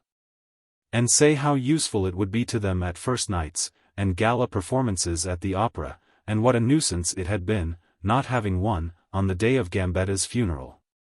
Swann never spoke of his distinguished friends, but only of such as might be regarded as detrimental, whom, therefore, he thought it snobbish, and in not very good taste to conceal. While he frequented the Faubourg Saint-Germain he had come to include, in the latter class, all his friends in the official world of the Third Republic, and so broke in. "Without thinking, I'll see to that, all right. You shall have it in time for the Danicheff revival. I shall be lunching with the prefect of police tomorrow, as it happens, at the Élysée." "What's that? The Élysée?" Dr.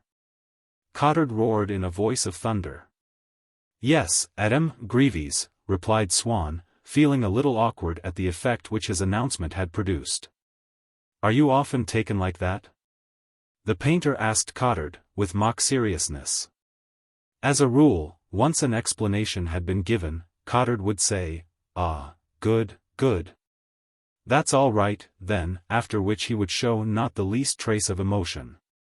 But this time Swann's last words, instead of the usual calming effect, had that of heating, instantly, to boiling point his astonishment at the discovery that a man with whom he himself was actually sitting at table, a man who had no official position, no honors or distinction of any sort, was on visiting terms with the head of the state.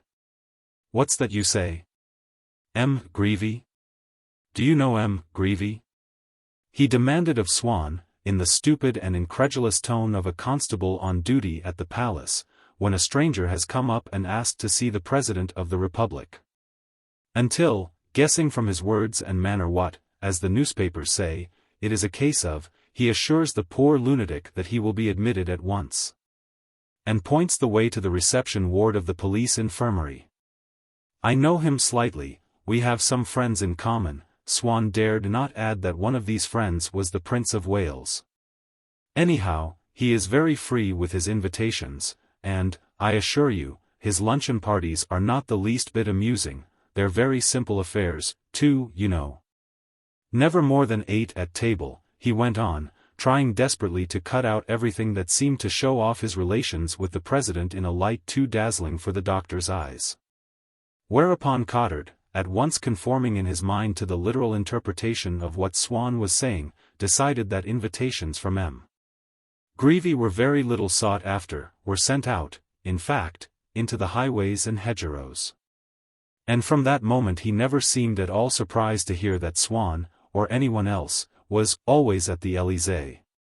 He even felt a little sorry for a man who had to go to luncheon parties which, he himself admitted, were a bore. Ah, good, good. That's quite all right then, he said, in the tone of a customs official who has been suspicious up to now, but, after hearing your explanations, stamps your passport and lets you proceed on your journey without troubling to examine your luggage. I can well believe you don't find them amusing, those parties. Indeed, it's very good of you to go to them, said Madame Verdurin, who regarded the President of the Republic only as a bore to be especially dreaded, since he had at his disposal means of seduction, and even of compulsion, which, if employed to captivate her faithful, might easily make them fail. It seems, he's as deaf as a post, and eats with his fingers. Upon my word. Then it can't be much fun for you, going there. A note of pity sounded in the doctor's voice. And then, struck by the number, only 8 at table, are these luncheons what you would describe as intimate? He inquired briskly, not so much out of idle curiosity as in his linguistic zeal. But so great and glorious a figure was the President of the French Republic in the eyes of Dr. Cottard that neither the modesty of Swann nor the spite of Madame Verdurin could ever wholly efface that first impression, and he never sat down to dinner with the Verdurins without asking anxiously, "Do you think we shall see M. Swann here this evening? He is a personal friend of M. Greevy's. I suppose that means he's what you'd call a gentleman." He even went to the length of offering Swann a card of invitation to the dental exhibition. "This will let you in, and anyone you take with you," he explained, "but dogs are not admitted. I'm just warning you, you understand, because some friends of mine went there once, who hadn't been told, and there was the devil to pay." As for M. Verdurin, he did not fail to observe the distressing effect upon his wife of the discovery that Swann had influential friends of whom he had never spoken. If no arrangement had been made to go anywhere, it was at the Verdurins that Swann would find the little nucleus assembled, but he never appeared there except in the evenings, and would hardly ever accept their invitations to dinner, in spite of Odette's entreaties. "I could dine with you alone somewhere, if you'd rather," she suggested. "But what about Madame Verdurin?" "Oh, that's quite simple. I need only say that my dress wasn't ready, or that my cab came late. There is always some excuse." "How charming of you." But Swann said to himself that, if he could make Odette feel, by consenting to meet her only after dinner, that there were other pleasures which he preferred to that of her company, then the desire that she felt for his would be all the longer in reaching the point of satiety. Besides, as he infinitely preferred to Odette's style of beauty that of a little working girl, as fresh and plump as a rose, with whom he happened to be simultaneously in love. He preferred to spend the first part of the evening with her, knowing that he was sure to see Odette later on. For the same reason, he would never allow Odette to call for him at his house, to take him on to the Vergerins. The little girl used to wait, not far from his door, at a street corner. Remy, his coachman, knew where to stop. She would jump in beside him, and hold him in her arms until the carriage drew up at the Vergerins. He would enter the drawing-room, and there, while Madame Vergerin, pointing to the roses which he had sent her that morning, said, "I am furious with you," and sent him to the place kept for him, by the side of Odette, the pianist would play to them, for their two selves, and for no one else, that little phrase by Vinteuil which was, so to speak, the national anthem of their love.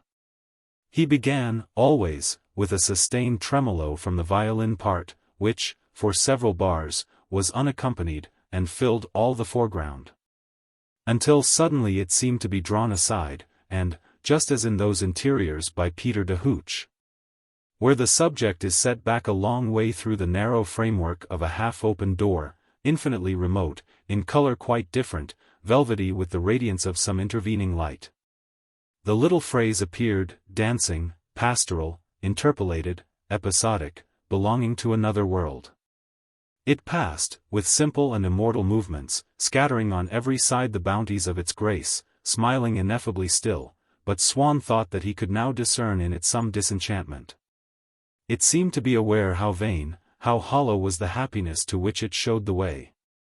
In its airy grace there was, indeed, something definitely achieved, and complete in itself, like the mood of philosophic detachment which follows an outburst of vain regret. But little did that matter to him. He looked upon the sonata less in its own light, as what it might express, had, in fact, expressed to a certain musician, ignorant that any Swann or Odette, anywhere in the world, existed. When he composed it, and would express to all those who should hear it played in centuries to come, then as a pledge, a token of his love, which made even the Vergerins and their little pianist think of Odette and, at the same time, of himself, which bound her to him by a lasting tie. And at that point he had, whimsically entreated by Odette, abandoned the idea of getting some professional to play over to him the whole sonata, of which he still knew no more than this one passage. "Why do you want the rest?" she had asked him. "Our little bit, that's all we need." He went farther. Agonized by the reflection, at the moment when it passed by him, so near and yet so infinitely remote, that, while it was addressed to their ears, it knew them not, he would regret, almost, that it had a meaning of its own, an intrinsic and unalterable beauty, foreign to themselves, just as in the jewels given to us, or even in the letters written to us by a woman with whom we are in love, we find fault with the water of a stone, or with the words of a sentence because they are not fashioned exclusively from the spirit of a fleeting intimacy and of a lass unparalleled. It would happen, as often as not, that he had stayed so long outside, with his little girl, before going to the Vergerins that, as soon as the little phrase had been rendered by the pianist, Swann would discover that it was almost time for Odette to go home.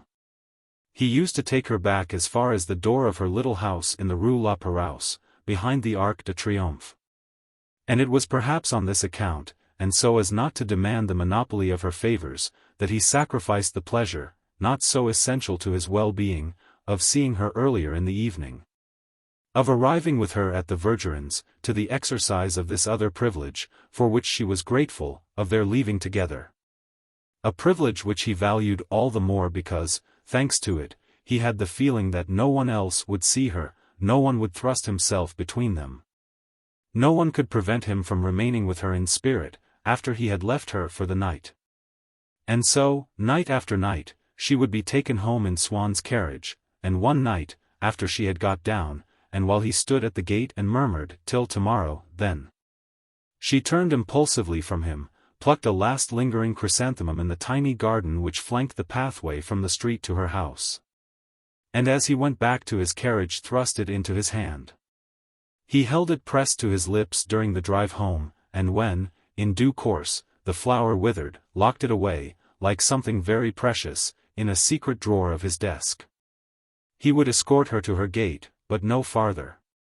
Twice only had he gone inside to take part in the ceremony, of such vital importance in her life, of afternoon tea. The loneliness and emptiness of those short streets, consisting, almost entirely, of low-roofed houses, self-contained but not detached.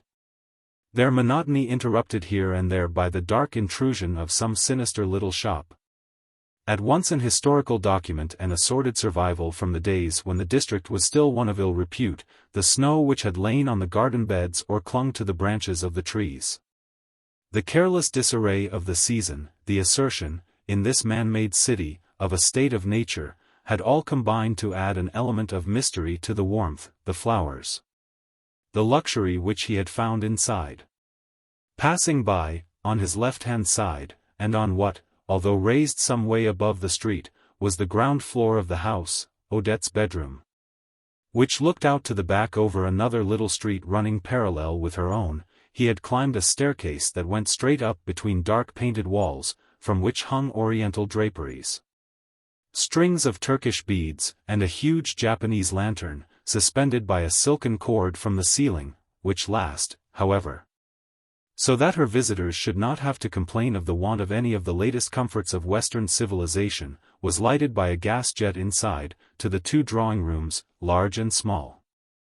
These were entered through a narrow lobby, the wall of which, checkered with the lozenges of a wooden trellis such as you see on garden walls, only gilded, was lined from end to end by a long rectangular box in which bloomed, as though in a hothouse, a row of large chrysanthemums, at that time still uncommon, though by no means so large as the mammoth blossoms which horticulturists have since succeeded in making grow.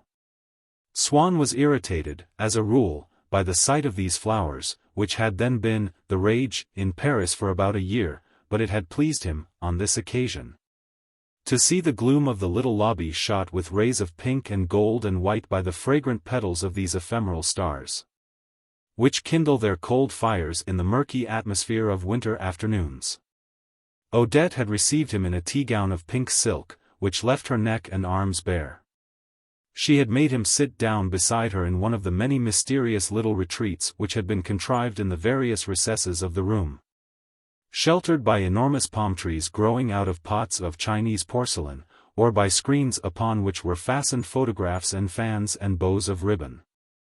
She had said at once, "You're not comfortable there. Wait a minute, I'll arrange things for you," and with a titter of laughter, the complacency of which implied that some little invention of her own was being brought into play. She had installed behind his head and beneath his feet great cushions of Japanese silk, which she pummeled and buffeted as though determined to lavish on him all her riches, and regardless of their value. But when her footmen began to come into the room, bringing, one after another, the innumerable lamps which, contained, mostly, in porcelain vases, burned singly or in pairs upon the different pieces of furniture as upon so many altars, rekindling in the twilight, already almost nocturnal, of this winter afternoon, the glow of a sunset more lasting, more roseate, more human, filling, perhaps, with romantic wonder the thoughts of some solitary lover, wandering in the street below and brought to a standstill before the mystery of the human presence which those lighted windows at once revealed and screened from sight. She had kept an eye sharply fixed on the servant, to see whether he set each of the lamps down in the place appointed it.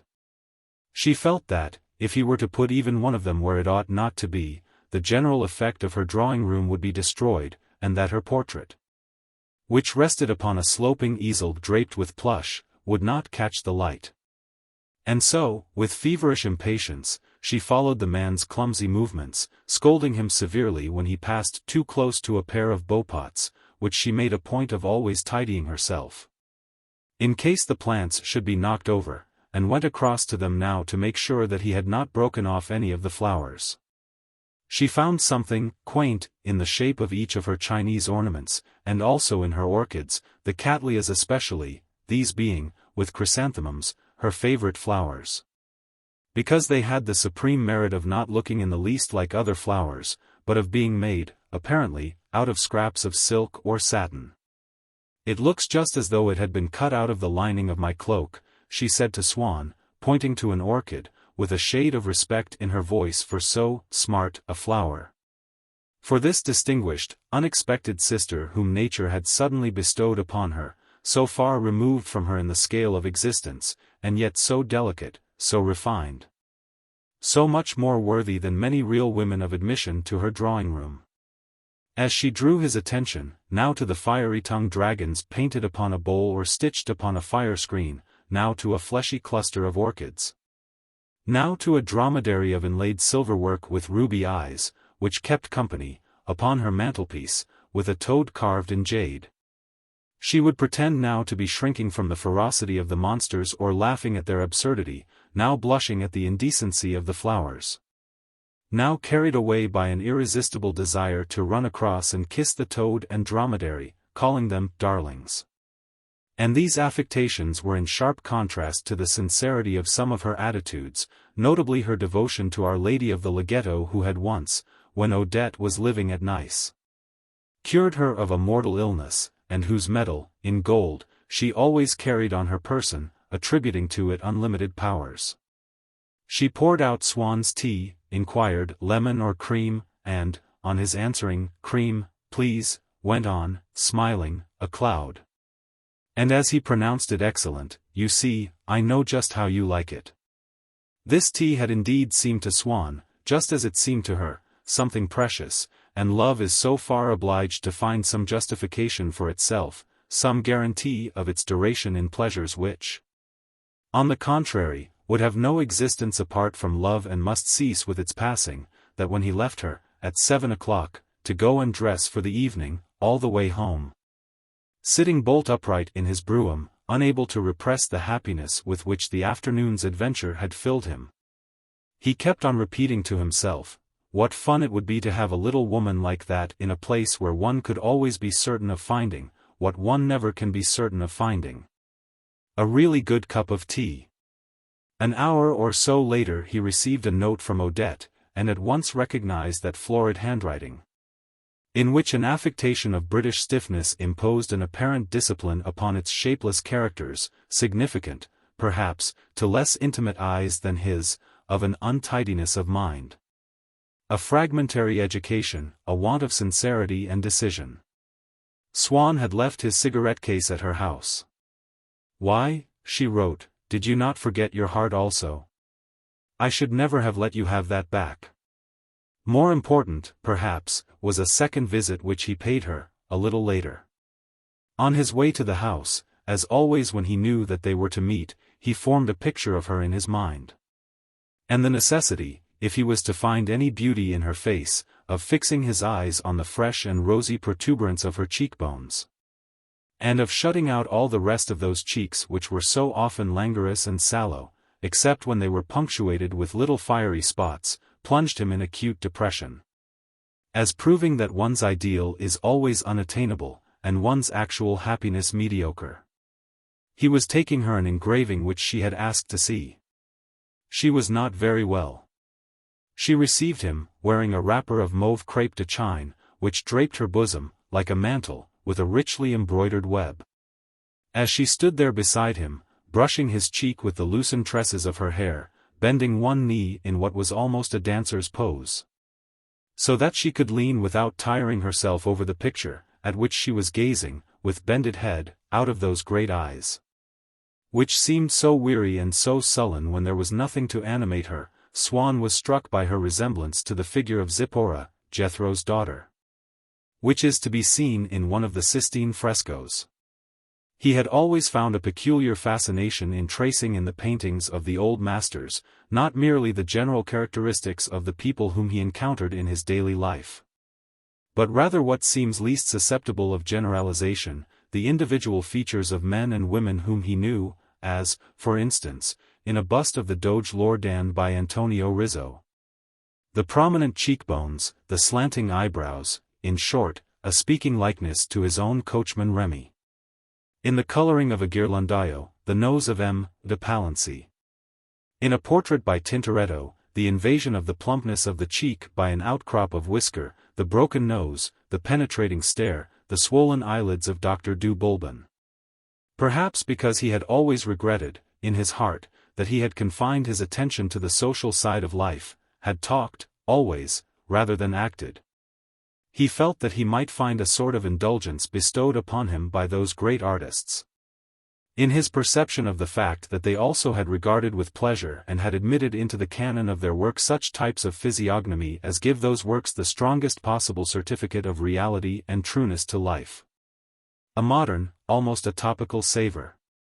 Perhaps, also, he had so far succumbed to the prevailing frivolity of the world of fashion that he felt the necessity of finding in an old masterpiece some such obvious and refreshing allusion to a person about whom jokes could be made and repeated and enjoyed today.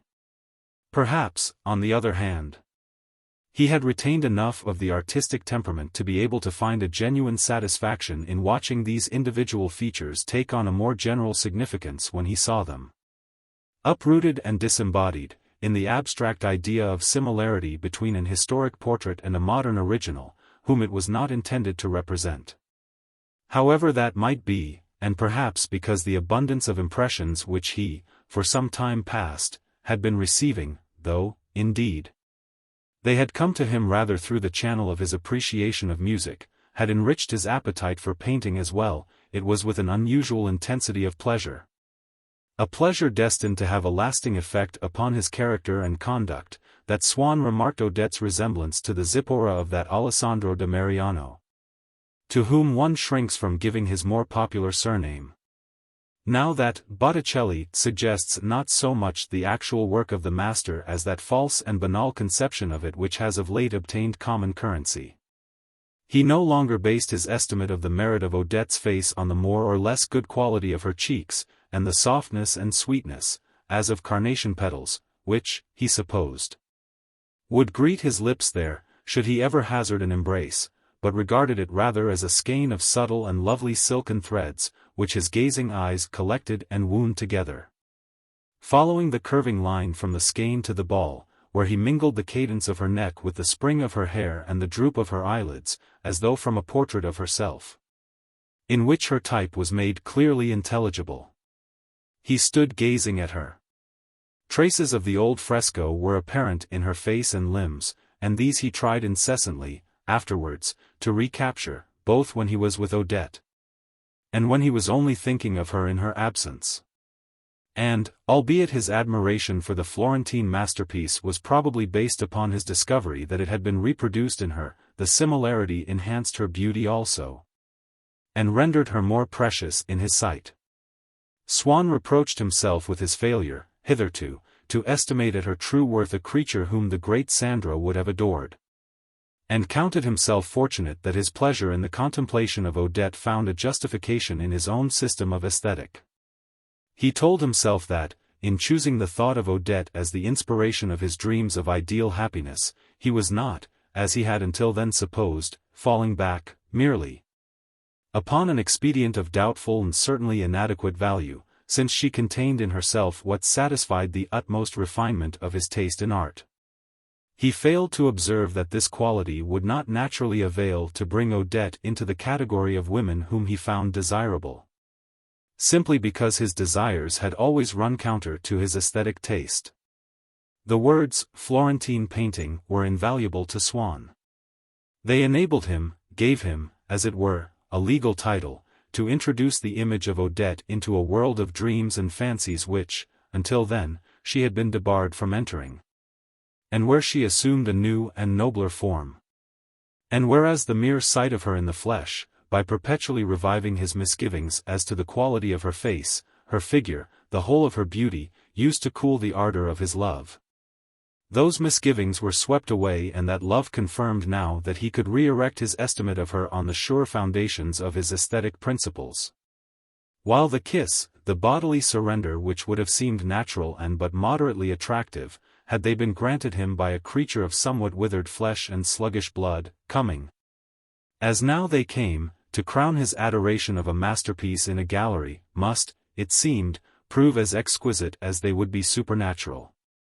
And when he was tempted to regret that, for months past, he had done nothing but visit Odette, He would assure himself that he was not unreasonable in giving up much of his time to the study of an inestimably precious work of art, cast for once in a new, a different, an especially charming metal, in an unmatched exemplar which he would contemplate at one moment with the humble, spiritual, disinterested mind of an artist, at another with the pride, the selfishness, the sensual thrill of a collector.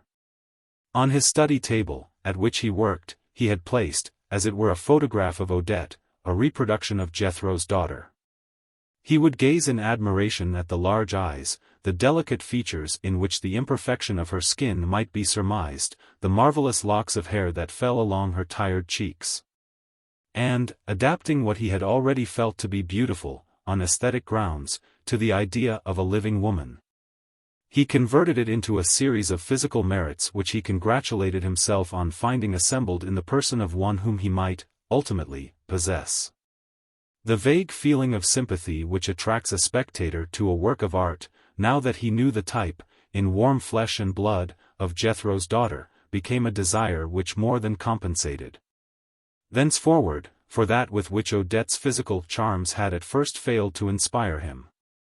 When he had sat for a long time gazing at the Botticelli, he would think of his own living Botticelli, who seemed all the lovelier in contrast.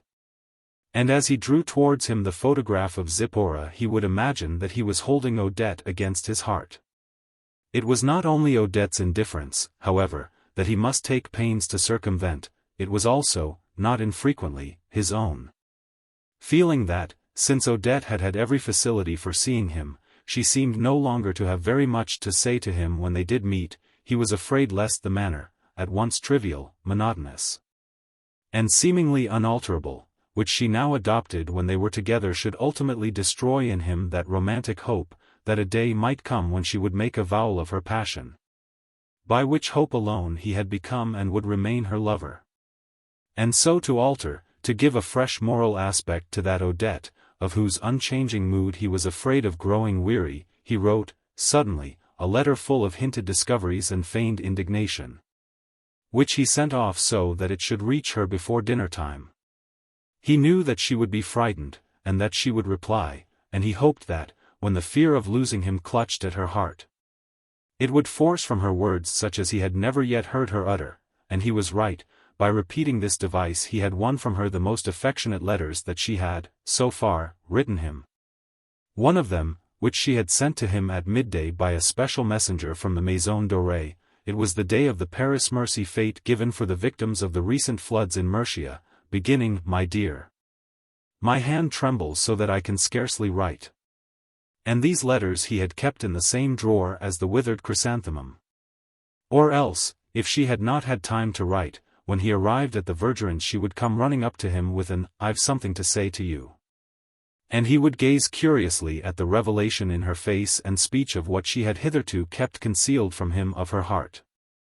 Even as he drew near to the Vergerins' door, and caught sight of the great lamplit spaces of the drawing-room windows, whose shutters were never closed, he would begin to melt at the thought of the charming creature whom he would see, as he entered the room, basking in that golden light.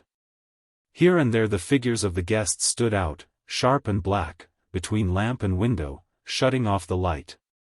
Like those little pictures which one sees sometimes pasted here and there upon a glass screen, whose other panes are mere transparencies. He would try to make out Odette. And then, when he was once inside, without thinking, his eyes sparkled suddenly with such radiant happiness that M. Vergerin said to the painter, "Seems to be getting warm." Indeed, her presence gave the house what none other of the houses that he visited seemed to possess, a sort of tactual sense. A nervous system which ramified into each of its rooms and sent a constant stimulus to his heart. And so the simple and regular manifestations of a social organism, namely the little clan, were transformed for Swann into a series of daily encounters with Odette, and enabled him to feign indifference to the prospect of seeing her, or even a desire not to see her. In doing which he incurred no very great risk since, even although he had written to her during the day, he would of necessity see her in the evening and accompany her home. But one evening, when, irritated by the thought of that inevitable dark drive together, he had taken his other little girl all the way to the Bois, So as to delay as long as possible the moment of his appearance at the Vergerins, he was so late in reaching them that Odette, supposing that he did not intend to come, had already left. Seeing the room bare of her, Swann felt his heart wrung by sudden anguish. He shook with the sense that he was being deprived of a pleasure whose intensity he began then for the first time to estimate, having always, hitherto, had that certainty of finding it whenever he would, which, as in the case of all our pleasures, reduced, if it did not altogether blind him to its dimensions. "Did you notice the face he pulled when he saw that she wasn't here?" Vergerin asked his wife. "I think we may say that he's hooked." "The face he pulled," exploded Dar. Cottard, who, having left the house for a moment to visit a patient, had just returned to fetch his wife and did not know whom they were discussing. "D'you mean to say you didn't meet him on the doorstep, the loveliest of swans?" "No.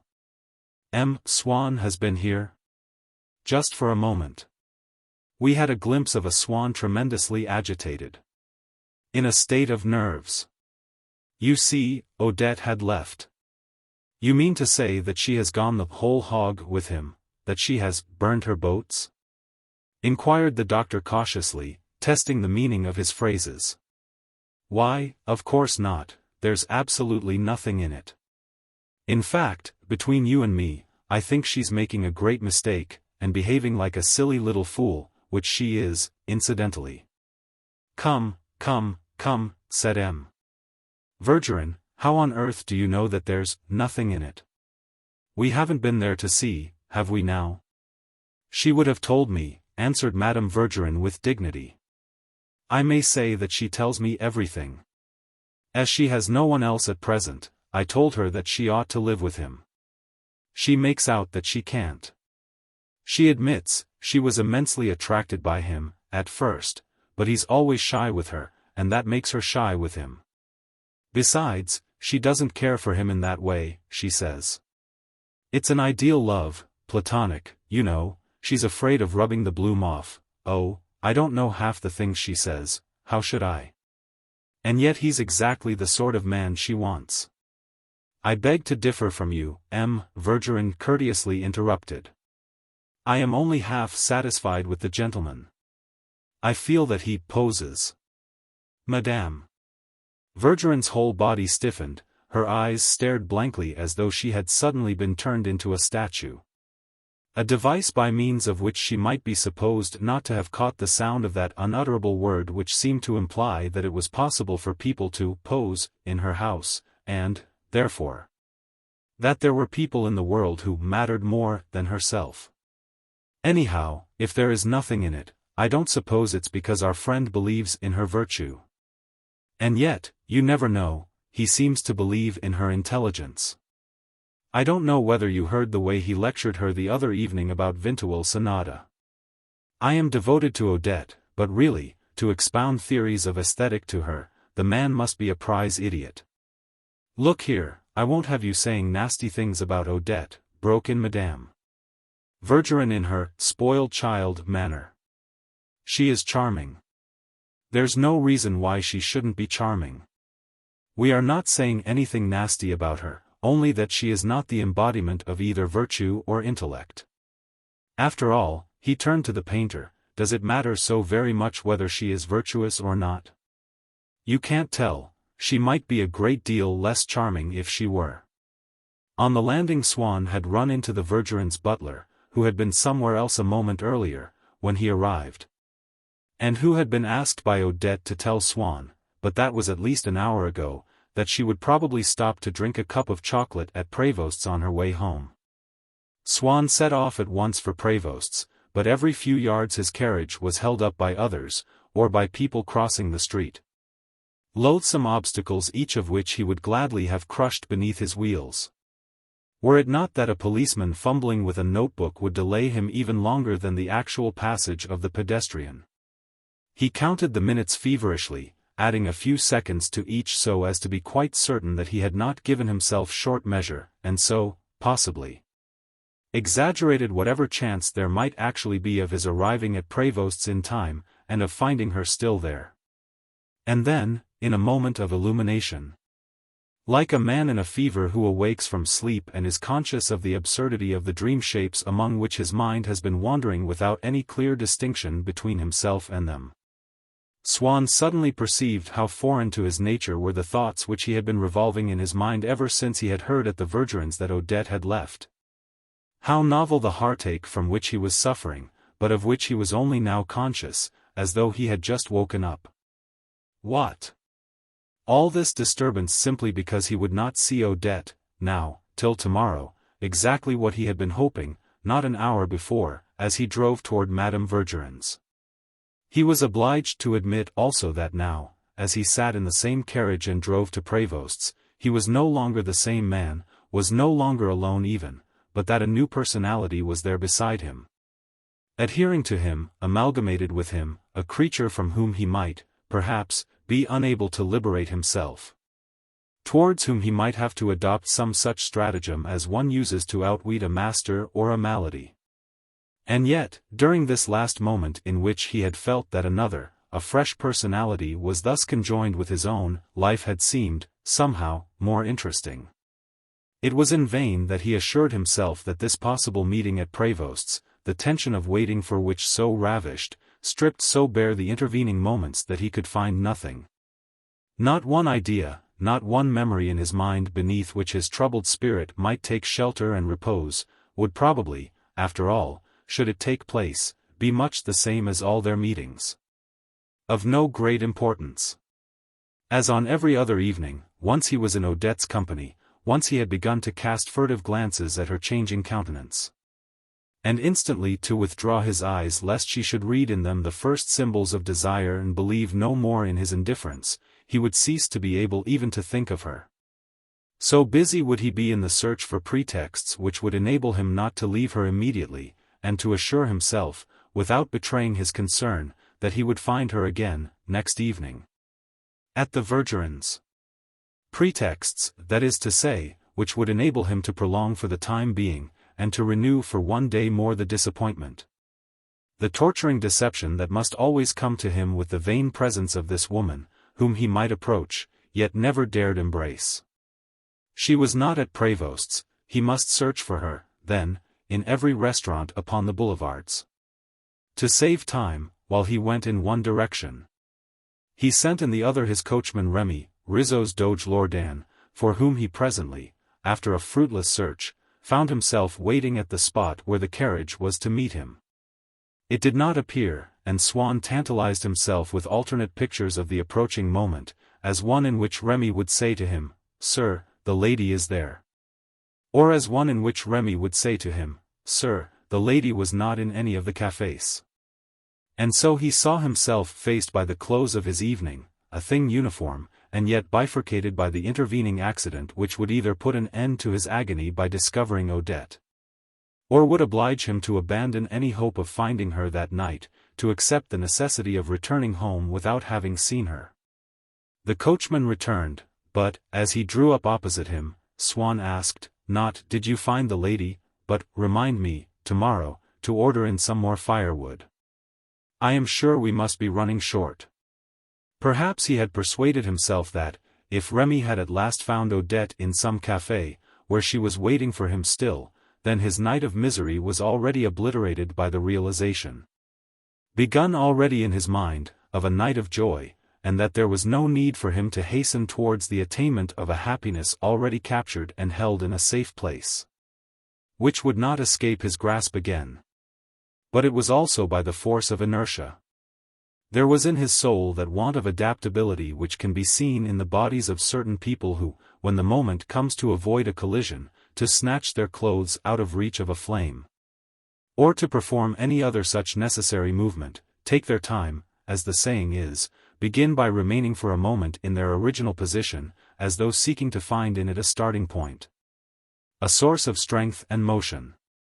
And probably, if the coachman had interrupted him with, "I have found the lady," he would have answered, "Oh, yes, of course, that's what I told you to do."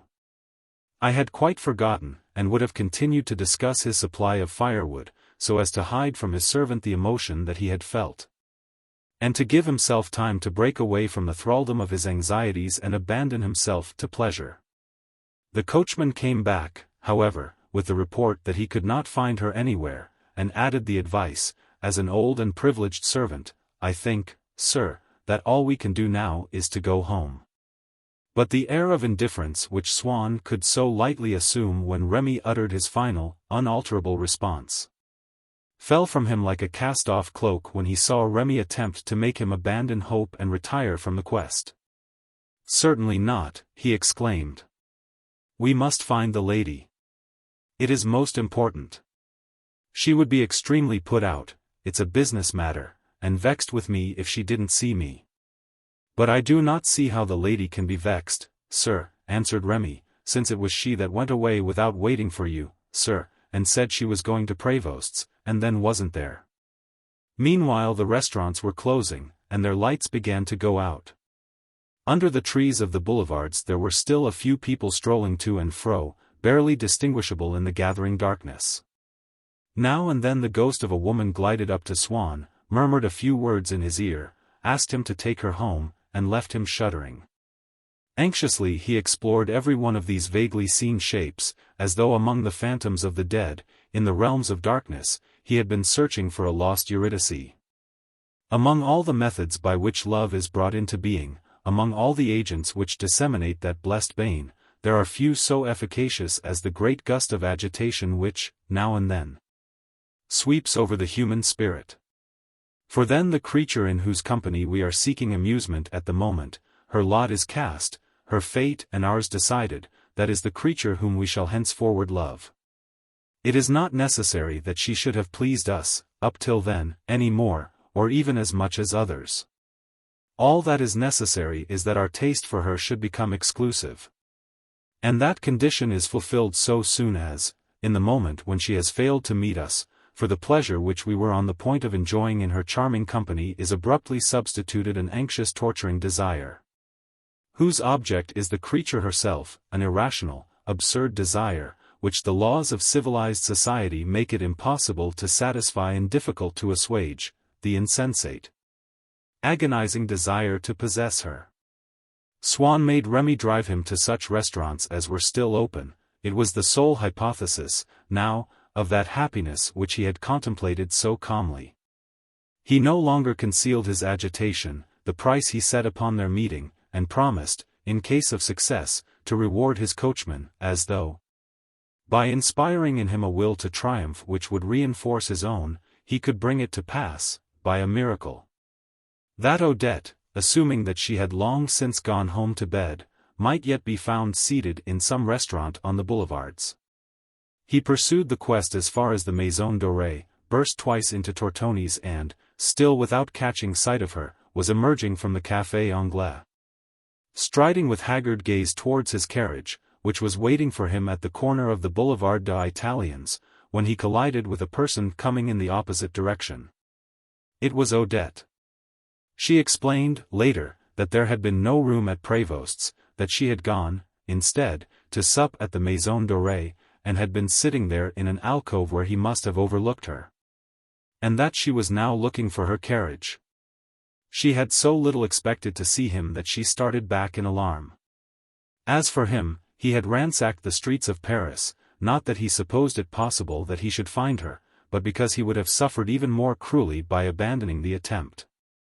But now the joy, which, his reason had never ceased to assure him, was not, that evening at least, to be realized, was suddenly apparent, and more real than ever before.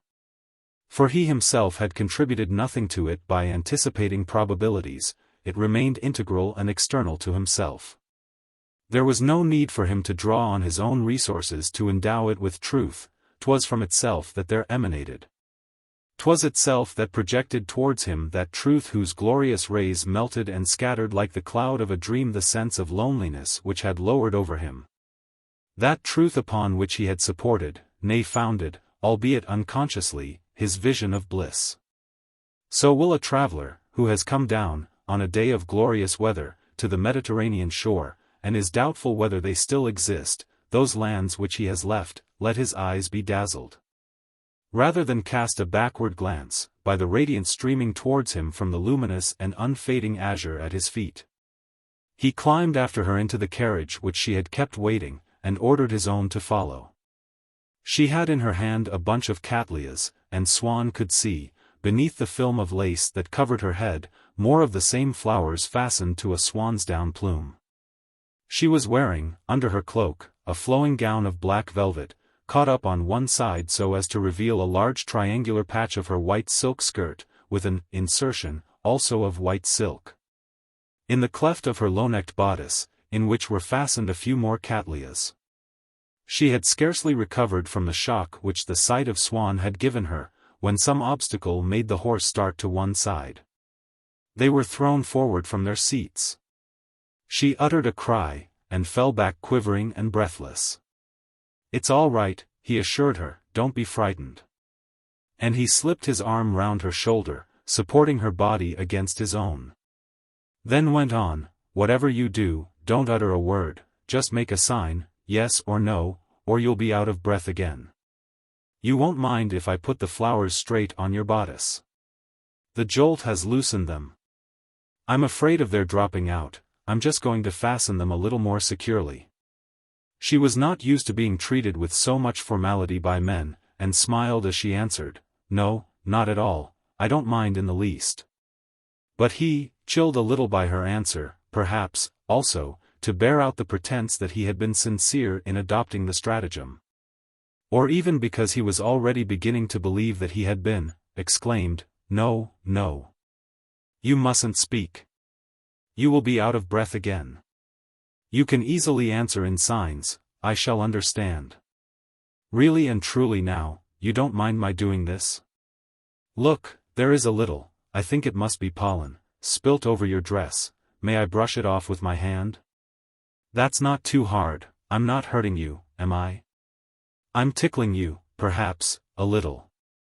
But I don't want to touch the velvet in case I rub it the wrong way. But, don't you see, I really had to fasten the flowers, they would have fallen out if I hadn't. Like that, now. If I just pushed them a little farther down. Seriously, I'm not annoying you, am I? And if I just sniff them to see whether they've really lost all their scent? I don't believe I ever smelt any before, may I? Tell the truth, now." Still smiling, she shrugged her shoulders ever so slightly, as who should say, "You're quite mad. You know very well that I like it." He slipped his other hand upwards along Odette's cheek. She fixed her eyes on him with that languishing and solemn air which marks the women of the old Florentines' paintings, in whose faces he had found the type of hers. Swimming at the brink of her fringed lids, her brilliant eyes, large and finely drawn as theirs, seemed on the verge of breaking from her face and rolling down her cheeks like two great tears. She bent her neck, as all their necks may be seen to bend, in the pagan scenes as well as in the scriptural. And although her attitude was, doubtless, habitual and instinctive, one which she knew to be appropriate to such moments, and was careful not to forget to assume, she seemed to need all her strength to hold her face back, as though some invisible force were drawing it down toward Swann's. And Swann it was who, before she allowed her face, as though despite her efforts, to fall upon his lips, held it back for a moment longer, at a little distance between his hands. He had intended to leave time for her mind to overtake her body's movements, to recognize the dream which she had so long cherished and to assist at its realization. Like a mother invited as a spectator when a prize is given to the child whom she has reared and loves. Perhaps, moreover, Swann himself was fixing upon these features of an Odette not yet possessed, not even kissed by him, on whom he was looking now for the last time. That comprehensive gaze with which, on the day of his departure, a traveler strives to bear away with him in memory the view of a country to which he may never return. But he was so shy in approaching her that, after this evening which had begun by his arranging her cattleyas and had ended in her complete surrender, whether from fear of chilling her, or from reluctance to appear, even retrospectively, to have lied, or perhaps because he lacked the audacity to formulate a more urgent requirement than this, which could always be repeated. Since it had not annoyed her on the first occasion, he resorted to the same pretext on the following days. If she had any cattleyas pinned to her bodice, he would say, "It is most unfortunate, the cattleyas don't need tucking in this evening, they've not been disturbed as they were the other night. I think, though, that this one isn't quite straight. May I see if they have more scent than the others? Or else, if she had none, oh. No cattleyas this evening. Then there's nothing for me to arrange. So that for some time there was no change from the procedure which he had followed on that first evening, when he had started by touching her throat, with his fingers first and then with his lips. But their caresses began invariably with this modest exploration. And long afterwards, when the arrangement, or, rather, the ritual pretense of an arrangement, of her cattleyas had quite fallen into desuetude, the metaphor, do a cattleya, transmuted into a simple verb which they would employ without a thought of its original meaning when they wished to refer to the act of physical possession, in which, paradoxically, the possessor possesses nothing, survived to commemorate in their vocabulary the long-forgotten custom from which it sprang. And yet possibly this particular manner of saying, to make love, had not the precise significance of its synonyms. However disillusioned we may be about women, however we may regard the possession of even the most divergent types as an invariable and monotonous experience, every detail of which is known and can be described in advance, it still becomes a fresh and stimulating pleasure if the women concerned be, or be thought to be, so difficult as to oblige us to base our attack upon some unrehearsed incident in our relations with them. As was originally for Swann the arrangement of the cattleyas.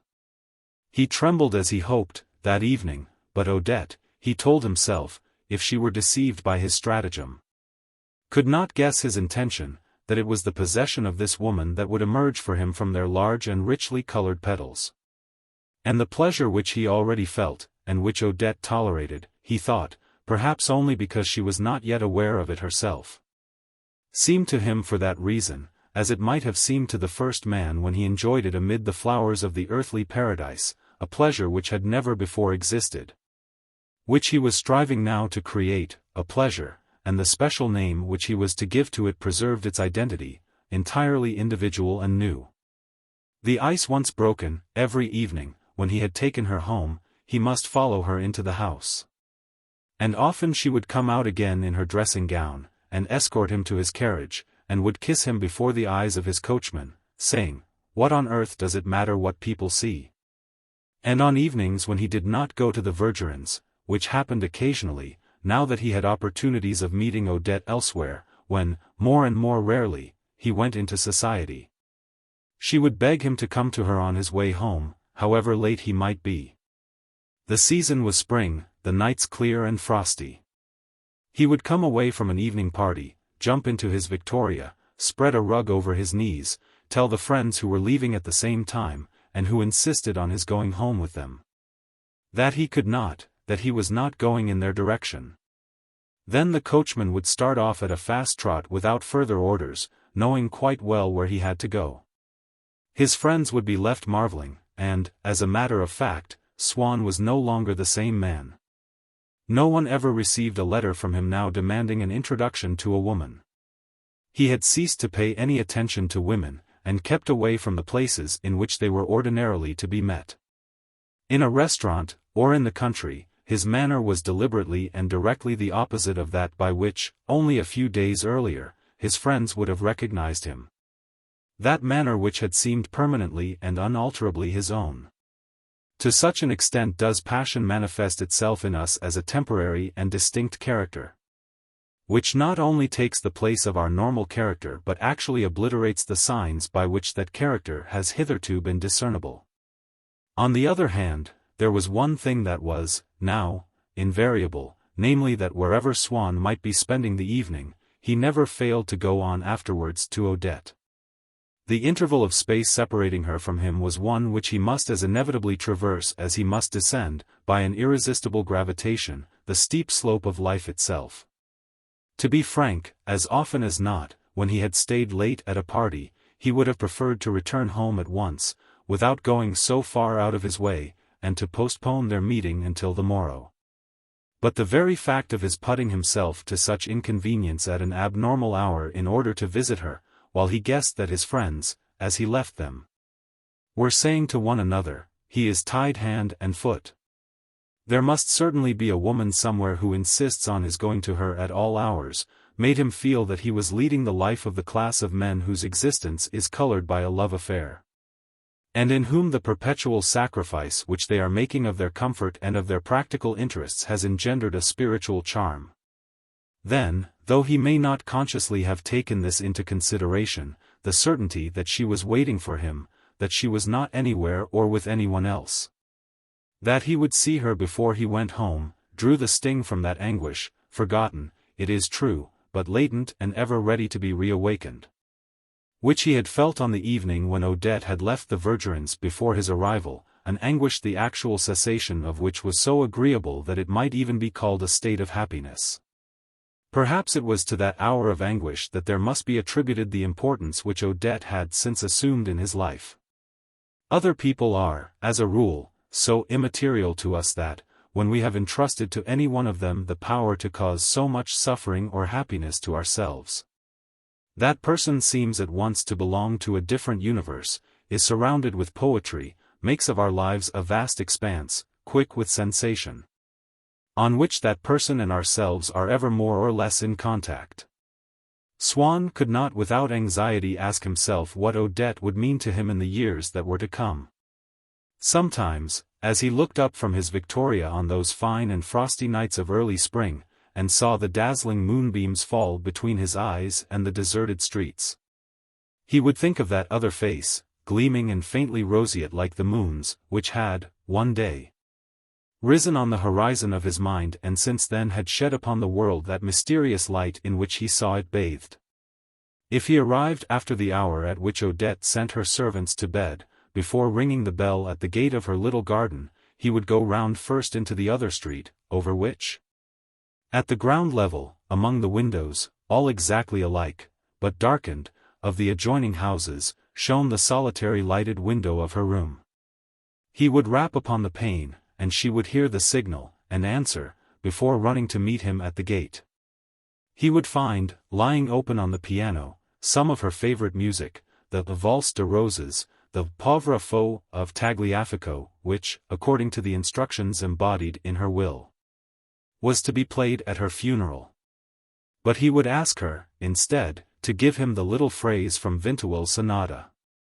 It was true that Odette played vilely, but often the fairest impression that remains in our minds of a favorite air is one which has arisen out of a jumble of wrong notes struck by unskillful fingers upon a tuneless piano. The little phrase was associated still, in Swann's mind, with his love for Odette. He felt clearly that this love was something to which there were no corresponding external signs, whose meaning could not be proved by any but himself. He realized, too, that Odette's qualities were not such as to justify his setting so high a value on the hours he spent in her company. And often, when the cold government of reason stood unchallenged, he would readily have ceased to sacrifice so many of his intellectual and social interests to this imaginary pleasure. But the little phrase, as soon as it struck his ear, had the power to liberate in him the room that was needed to contain it. The proportions of Swann's soul were altered. A margin was left for a form of enjoyment which corresponded no more than his love for Odette to any external object, and yet was not, like his enjoyment of that love, purely individual, but assumed for him an objective reality superior to that of other concrete things. This thirst for an untasted charm, the little phrase would stimulate it anew in him, but without bringing him any definite gratification to assuage it. With the result that those parts of Swann's soul in which the little phrase had obliterated all care for material interests, those human considerations which affect all men alike, were left bare by it, blank pages on which he was at liberty to inscribe the name of Odette. Moreover, where Odette's affection might seem ever so little abrupt and disappointing, the little phrase would come to supplement it, to amalgamate with it its own mysterious essence. Watching Swann's face while he listened to the phrase, one would have said that he was inhaling an anesthetic which allowed him to breathe more deeply. And the pleasure which the music gave him, which was shortly to create in him a real longing, was in fact closely akin, at such moments, to the pleasure which he would have derived from experimenting with perfumes, from entering into contract with a world for which we men were not created. which appears to lack form because our eyes cannot perceive it, to lack significance because it escapes our intelligence, to which we may attain by way of one sense only. Deep repose, mysterious refreshment for Swann, for him whose eyes, although delicate interpreters of painting, whose mind, although an acute observer of manners, must bear forever the indelible imprint of the barrenness of his life, to feel himself transformed into a creature foreign to humanity, blinded, deprived of his logical faculty. Almost a fantastic unicorn, a chimera-like creature conscious of the world through his 2 ears alone. And as, notwithstanding, he sought in the little phrase for a meaning to which his intelligence could not descend. With what a strange frenzy of intoxication must he strip bare his innermost soul of the whole armor of reason, and make it pass, unattended, through the straining vessel, down into the dark filter of sound. He began to reckon up how much that was painful, perhaps even how much secret and unappeased sorrow underlay the sweetness of the phrase, and yet to him it brought no suffering. What matter though the phrase repeated that love is frail and fleeting, when his love was so strong? He played with the melancholy which the phrase diffused, he felt it stealing over him, but like a caress which only deepened and sweetened his sense of his own happiness. He would make Odette play him the phrase again, 10, 20 times on end, insisting that, while she played, she must never cease to kiss him. Every kiss provokes another. Ah, in those earliest days of love how naturally the kisses spring into life! How closely, in their abundance, are they pressed one against another! Until lovers would find it as hard to count the kisses exchanged in an hour, as to count the flowers in a meadow in May. Then she would pretend to stop, saying, "How do you expect me to play when you keep on holding me? I can't do everything at once. Make up your mind what you want. Am I to play the phrase or do you want to play with me?" Then he would become annoyed, and she would burst out with a laugh which was transformed, as it left her lips, and descended upon him in a shower of kisses. Or else she would look at him sulkily, and he would see once again a face worthy to figure in Botticelli's Life of Moses. He would place it there, giving to Odette's neck the necessary inclination. And when he had finished her portrait in distemper, in the 15th century, on the wall of the 16, the idea that she was, none the less, in the room with him still, by the piano, at that very moment, ready to be kissed and won, the idea of her material existence, of her being alive, would sweep over him with so violent an intoxication that, with eyes starting from his head and jaws that parted as though to devour her, he would fling himself upon this Botticelli maiden and kiss and bite her cheeks. And then, as soon as he had left the house, not without returning to kiss her once again, because he had forgotten to take away with him, in memory, some detail of her fragrance or of her features. While he drove home in his Victoria, blessing the name of Odette who allowed him to pay her these daily visits, which, although they could not, he felt, bring any great happiness to her, still, by keeping him immune from the fever of jealousy, by removing from him every possibility of a fresh outbreak of the heartsickness which had manifested itself in him that evening, when he had failed to find her at the Vergerins, might help him to arrive, without any recurrence of those crises, of which the first had been so distressing that it must also be the last. At the termination of this strange series of hours in his life, hours almost enchanted, in the same manner as these other, following hours, in which he drove through a deserted Paris by the light of the moon, noticing as he drove home that the satellite had now changed its position, relatively to his own, and was almost touching the horizon. Feeling that his love, also, was obedient to these immutable laws of nature, he asked himself whether this period, upon which he had entered, was to last much longer. Whether presently his mind's eye would cease to behold that dear countenance, save as occupying a distant and diminished position, and on the verge of ceasing to shed on him the radiance of its charm. For Swann was finding in things once more, since he had fallen in love, the charm that he had found when, in his adolescence, he had fancied himself an artist.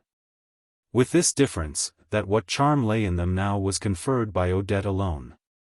He could feel reawakening in himself the inspirations of his boyhood, which had been dissipated among the frivolities of his later life, but they all bore, now, the reflection the stamp of a particular being. And during the long hours which he now found a subtle pleasure in spending at home, alone with his convalescent spirit, he became gradually himself again, but himself in thraldom to another. He went to her only in the evenings, and knew nothing of how she spent her time during the day, any more than he knew of her past. So little, indeed, that he had not even the tiny, initial clue which, by allowing us to imagine what we do not know, stimulates a desire for knowledge. And so he never asked himself what she might be doing, or what her life had been.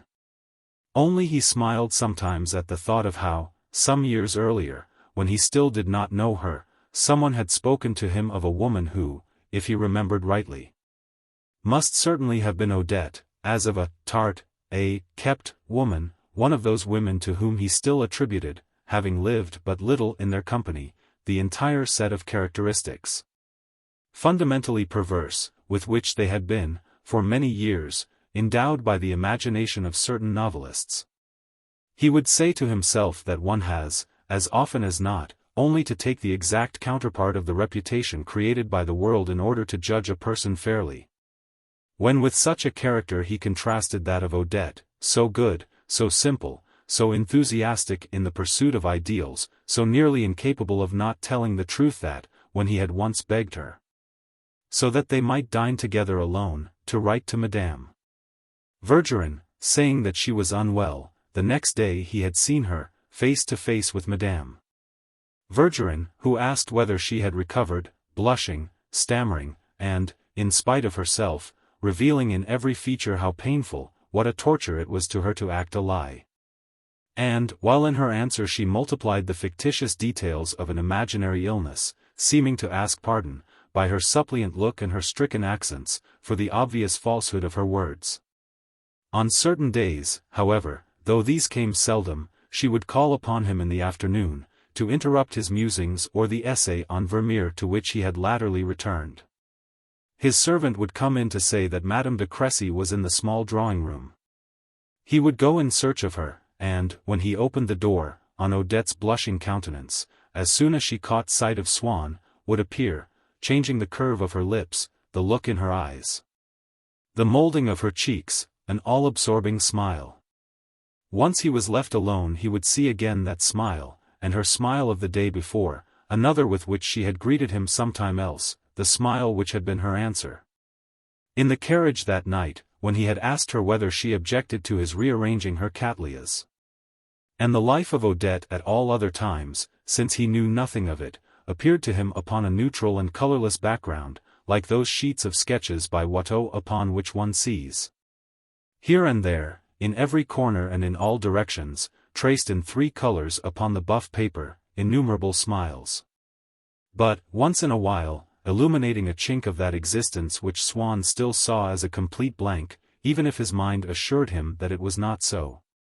Because he was unable to imagine anything that might occupy it, some friend who knew them both, and suspecting that they were in love, had not dared to tell him anything about her that was of the least importance, would describe Odette's figure, as he had seen her, that very morning, going on foot up the Rue Abatucci, in a cape trimmed with skunks, wearing a Rembrandt hat, and a bunch of violets in her bosom. This simple outline reduced Swann to utter confusion by enabling him suddenly to perceive that Odette had an existence which was not wholly subordinated to his own. He burned to know whom she had been seeking to fascinate by this costume in which he had never seen her. He registered a vow to insist upon her telling him where she had been going at that intercepted moment, as though, in all the colorless life, a life almost non-existent, since she was then invisible to him, of his mistress, there had been but a single incident apart from all those smiles directed towards himself. Namely, her walking abroad beneath a Rembrandt hat, with a bunch of violets in her bosom. Except when he asked her for Vinteuil's little phrase instead of the Valse de Roses, Swann made no effort to induce her to play the things that he himself preferred, nor, in literature any more than in music, to correct the manifold errors of her taste. He fully realized that she was not intelligent. When she said how much she would like him to tell her about the great poets, she had imagined that she would suddenly get to know whole pages of romantic and heroic verse. In the style of the Vicomte de Borelli, only even more moving. As for Vermeer of Delft, she asked whether he had been made to suffer by a woman, if it was a woman that had inspired him, and once Swann had told her that no one knew. She had lost all interest in that painter. She would often say, "I'm sure, poetry, well, of course, there'd be nothing like it if it was all true, if the poets really believed the things they said. But as often as not you'll find there's no one so mean and calculating as those fellows. I know something about poetry. I had a friend, once, who was in love with a poet of sorts.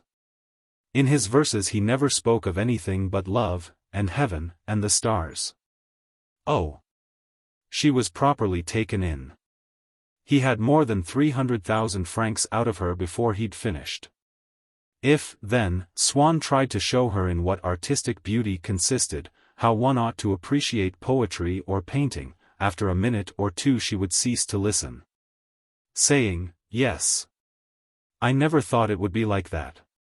And he felt that her disappointment was so great that he preferred to lie to her, assuring her that what he had said was nothing, that he had only touched the surface.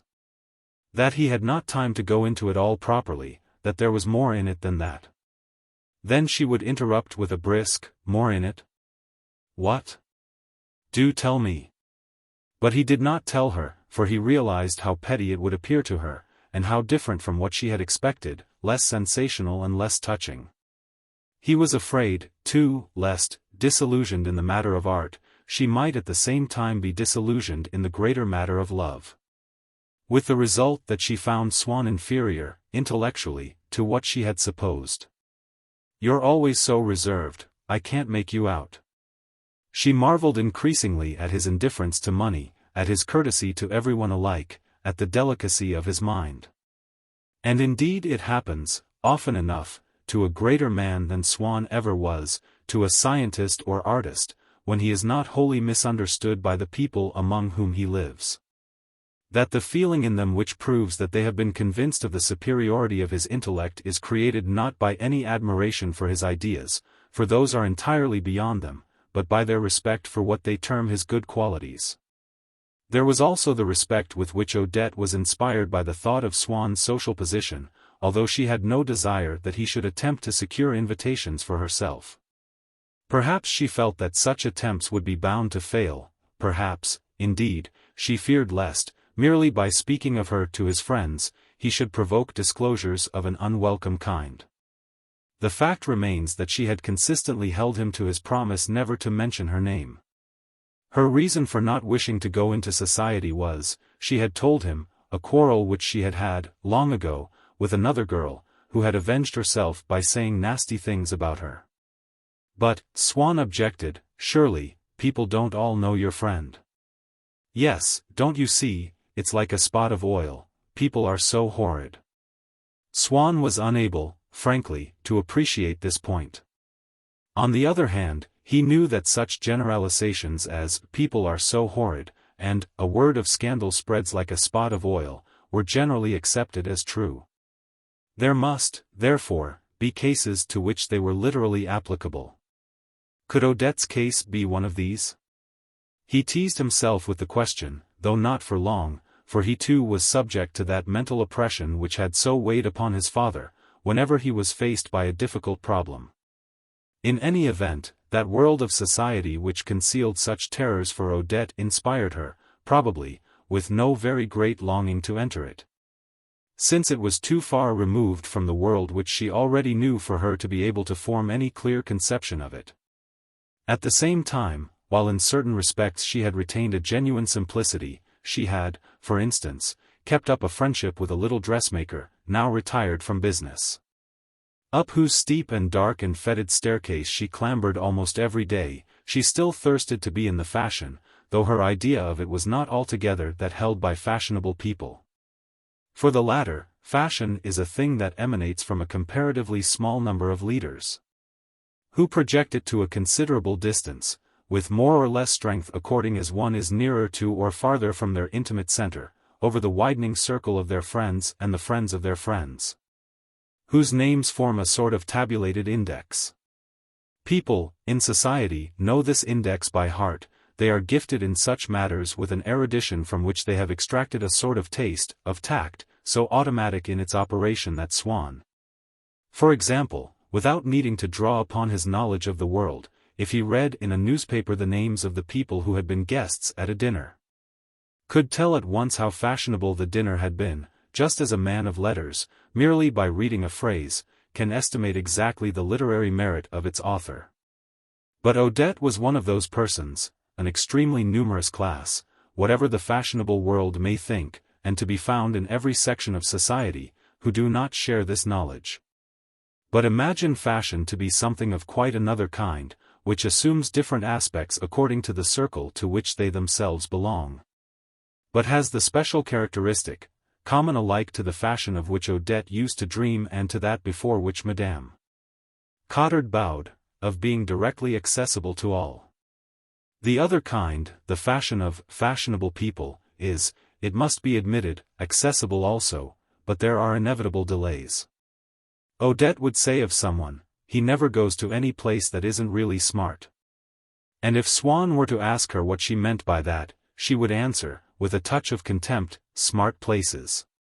Why, good heavens, just fancy, at your age, having to be told what the smart places are in Paris. What do you expect me to say? Well, on Sunday mornings there's the Avenue de l'Impératrice, and round the lake at 5 o'clock, and on Thursdays the Eden Theatre, and the Hippodrome on Fridays. Then there are the balls. What balls? Why, silly, the balls people give in Paris, the smart ones, I mean. Wait now, Herbinger, you know who I mean, the fellow who's in one of the jobbers' offices. Yes, of course, you must know him, he's one of the best-known men in Paris, that great big fair-haired boy who wears such swagger clothes. He always has a flower in his buttonhole and a light-colored overcoat with a fold down the back, he goes about with that old image, takes her to all the first nights. Very well. He gave a ball the other night, and all the smart people in Paris were there.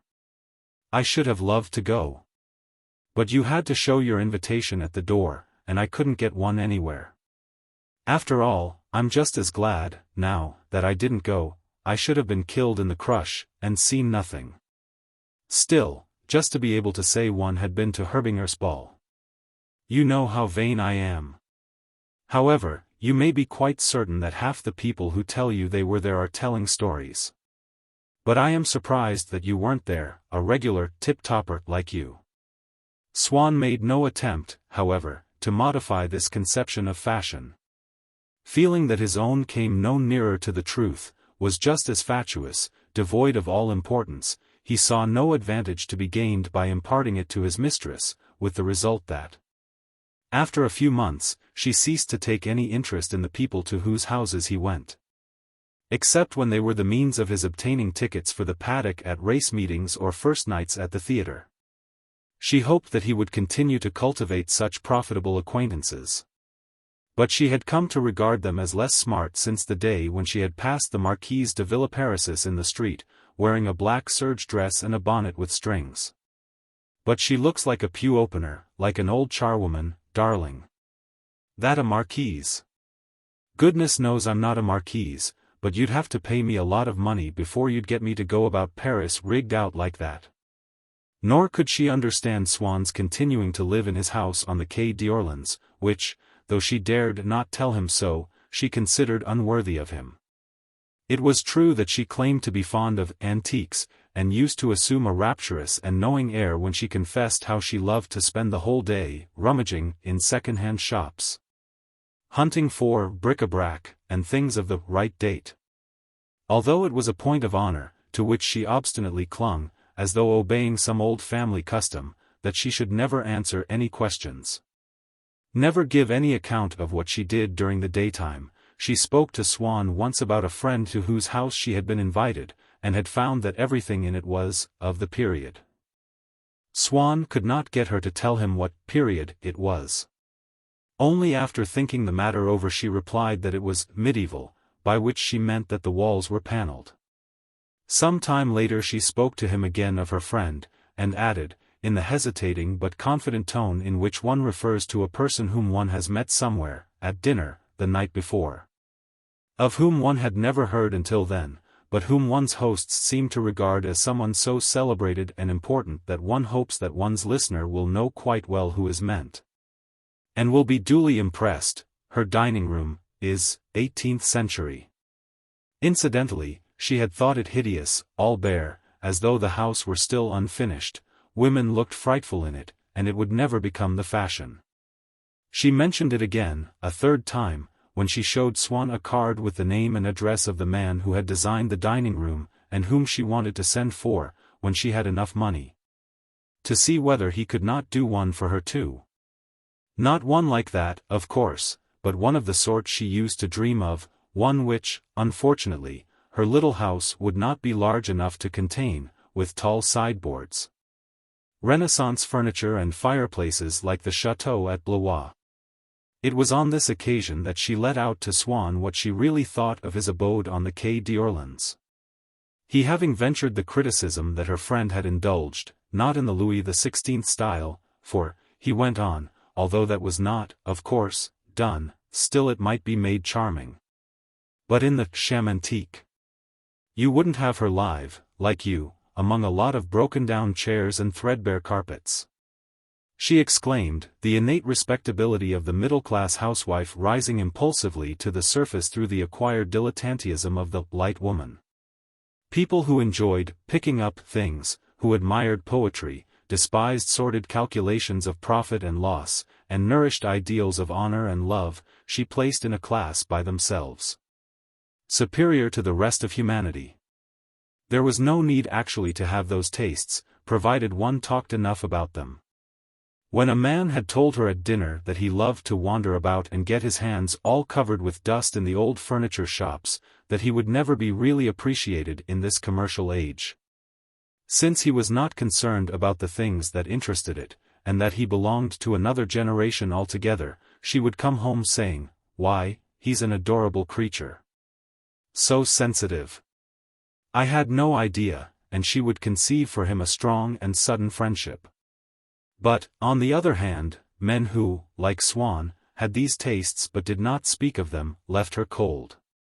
She was obliged, of course, to admit that Swann was most generous with his money, but she would add, pouting, "It's not the same thing, you see, with him," and, as a matter of fact, what appealed to her imagination was not the practice of disinterestedness, but its vocabulary. Feeling that, often, he could not give her in reality the pleasures of which she dreamed, he tried at least to ensure that she should be happy in his company. Tried not to contradict those vulgar ideas, that bad taste which she displayed on every possible occasion, which all the same he loved, as he could not help loving everything that came from her. Which even fascinated him, for were they not so many more of those characteristic features, by virtue of which the essential qualities of the woman emerged, and were made visible? And so, when she was in a happy mood because she was going to see the Reine Topaz, or when her eyes grew serious, troubled, petulant, if she was afraid of missing the flower show, or merely of not being in time for tea, with muffins and toast, at the Rue Royale tea-rooms, where she believed that regular attendance was indispensable, and set the seal upon a woman's certificate of smartness, Swann, enraptured, as all of us are, at times, by the natural behavior of a child, or by the likeness of a portrait, which appears to be on the point of speaking, would feel so distinctly the soul of his mistress rising to fill the outlines of her face that he could not refrain from going across and welcoming it with his lips. "Oh, then, so little Odette wants us to take her to the flower show, does she? She wants to be admired, does she? Very well, we will take her there, we can but obey her wishes." As Swann's sight was beginning to fail, he had to resign himself to a pair of spectacles, which he wore at home, when working, while to face the world he adopted a single eyeglass, as being less disfiguring. The first time that she saw it in his eye, she could not contain herself for joy. "I really do think, for a man, that is to say, it is tremendously smart. How nice you look with it. Every inch a gentleman. All you want now is a title," she concluded, with a tinge of regret in her voice. He liked Odette to say these things, just as, if he had been in love with a Breton girl, he would have enjoyed seeing her in her coif and hearing her say that she believed in ghosts. Always until then, as is common among men whose taste for the fine arts develops independently of their sensuality. A grotesque disparity had existed between the satisfactions which he would accord to either taste simultaneously. Yielding to the seduction of works of art which grew more and more subtle as the women in whose company he enjoyed them grew more illiterate and common. He would take a little servant girl to a screened box in a theater where there was some decadent piece which he had wished to see performed, or to an exhibition of impressionist painting. With the conviction, moreover, that an educated, society woman would have understood them no better, but would not have managed to keep quiet about them so prettily. But, now that he was in love with Odette, all this was changed. To share her sympathies, to strive to be one with her in spirit was a task so attractive that he tried to find satisfaction in the things that she liked, and did find a pleasure. Not only in copying her habits but in adopting her opinions, which was all the deeper because, as those habits and opinions sprang from no roots in her intelligence, they suggested to him nothing except that love, for the sake of which he had preferred them to his own. If he went again to Serge Panine, if he looked out for opportunities of going to watch Olivier Maitre conducting, it was for the pleasure of being initiated into every one of the ideas in Odette's mind, of feeling that he had an equal share in all her tastes.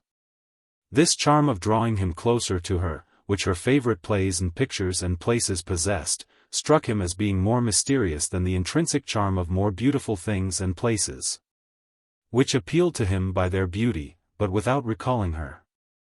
Besides, having allowed the intellectual beliefs of his youth to grow faint, until his skepticism, as a finished man of the world, had gradually penetrated them unawares. He held, or at least he had held for so long that he had fallen into the habit of saying, that the objects which we admire have no absolute value in themselves. That the whole thing is a matter of dates and castes, and consists in a series of fashions, the most vulgar of which are worth just as much as those which are regarded as the most refined. And as he had decided that the importance which Odette attached to receiving cards for a private view was not in itself any more ridiculous than the pleasure which he himself had at one time felt in going to luncheon with the Prince of Wales, so he did not think that the admiration which she professed for Monte Carlo or for the Rigi was any more unreasonable than his own liking for Holland, which she imagined as ugly, and for Versailles, which bored her to tears. And so he denied himself the pleasure of visiting those places, consoling himself with the reflection that it was for her sake that he wished to feel. To like nothing that was not equally felt and liked by her. Like everything else that formed part of Odette's environment, and was no more, in a sense, than the means whereby he might see and talk to her more often, he enjoyed the society of the Vergerins. With them, since, at the heart of all their entertainments, dinners, musical evenings, games, suppers in fancy dress, excursions to the country, theatre parties. Even the infrequent big evenings, when they entertained bores, there were the presence of Odette, the sight of Odette, conversation with Odette, an inestimable boon which the Vergerins, by inviting him to their house, bestowed on Swann. He was happier in the little nucleus than anywhere else, and tried to find some genuine merit in each of its members, imagining that his tastes would lead him to frequent their society for the rest of his life. Never daring to whisper to himself, lest he should doubt the truth of the suggestion, that he would always be in love with Odette. At least when he tried to suppose that he would always go to the Vergerins, a proposition which, a priori, raised fewer fundamental objections on the part of his intelligence. He saw himself for the future continuing to meet Odette every evening. That did not, perhaps, come quite to the same thing as his being permanently in love with her, but for the moment while he was in love with her, to feel that he would not, one day, cease to see her was all that he could ask. What a charming atmosphere, he said to himself. How entirely genuine life is to these people. They are far more intelligent, far more artistic, surely, than the people one knows. Madame Vergerin, in spite of a few trifling exaggerations which are rather absurd, has a sincere love of painting and music. What a passion for works of art, what anxiety to give pleasure to artists. Her ideas about some of the people one knows are not quite right, but then their ideas about artistic circles are altogether wrong. Possibly I make no great intellectual demands upon conversation, but I am perfectly happy talking to Cottard, although he does trot out those idiotic puns. And as for the painter, if he is rather unpleasantly affected when he tries to be paradoxical, still he has one of the finest brains that I have ever come across. Besides, what is most important, one feels quite free there, one does what one likes without constraint or fuss. What a flow of humor there is every day in that drawing room. Certainly, with a few rare exceptions, I never want to go anywhere else again. It will become more and more of a habit, and I shall spend the rest of my life among them. And as the qualities which he supposed to be an intrinsic part of the Verdurin character were no more, really, than their superficial reflection of the pleasure which had been enjoyed in their society by his love for Odette, those qualities became more serious, more profound, more vital. As that pleasure increased. Since Madame Verdurin gave Swann, now and then, what alone could constitute his happiness. Since, on an evening when he felt anxious because Odette had talked rather more to one of the party than to another, and, in a spasm of irritation, would not take the initiative by asking her whether she was coming home, Madame Verdurin brought peace and joy to his troubled spirit by the spontaneous exclamation, "Odette, you'll see Swann home, won't you?" Since, when the summer holidays came, and after he had asked himself uneasily whether Odette might not leave Paris without him, whether he would still be able to see her every day, Madame Verdurin was going to invite them both to spend the summer with her in the country. Swann, unconsciously allowing gratitude and self-interest to filter into his intelligence and to influence his ideas, went so far as to proclaim that Madame Verdurin was a great and noble soul. Should any of his old fellow pupils in the Louvre School of Painting speak to him of some rare or eminent artist, I'd 100 times rather, he would reply, have the Verdurins. And, with a solemnity of diction which was new in him, they are magnanimous creatures, and magnanimity is, after all, the one thing that matters, the one thing that gives us distinction here on earth.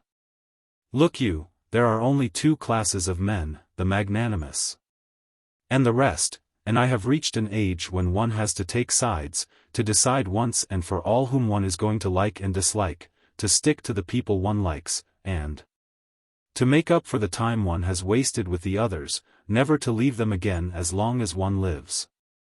Very well, he went on, with the slight emotion which a man feels when, even without being fully aware of what he is doing, he says something, not because it is true but because he enjoys saying it, and listens to his own voice uttering the words as though they came from someone else. The die is now cast, I have elected to love none but magnanimous souls, and to live only in an atmosphere of magnanimity. You ask me whether Madame Verdurin is really intelligent. I can assure you that she has given me proofs of a nobility of heart, of a loftiness of soul, to which no one could possibly attain. How could they, without a corresponding loftiness of mind? Without question, she has a profound understanding of art. But it is not, perhaps, in that she is most admirable. Every little action, ingeniously, exquisitely kind, which she has performed for my sake, every friendly attention, simple little things, quite domestic and yet quite sublime, reveal a more profound comprehension of existence than all your textbooks of philosophy. He might have reminded himself, all the same, that there were various old friends of his family who were just as simple as the Verdurins, companions of his early days who were just as fond of art. That he knew other, great-hearted creatures, and that, nevertheless, since he had cast his vote in favor of simplicity, the arts, and magnanimity, he had entirely ceased to see them. But these people did not know Odette, and, if they had known her, would never have thought of introducing her to him. And so there was probably not, in the whole of the Verdurin circle, a single one of the faithful, who loved them, or believed that he loved them, as dearly as did Swann. And yet, when Verdurin said that he was not satisfied with Swann, he had not only expressed his own sentiments, he had unwittingly discovered his wife's. Doubtless Swann had too particular an affection for Odette, as to which he had failed to take Madame Verdurin daily into his confidence. Doubtless the very discretion with which he availed himself of the Verdurins' hospitality, refraining, often, from coming to dine with them for a reason which they never suspected, and in place of which they saw only an anxiety on his part not to have to decline an invitation to the house of some bore or other.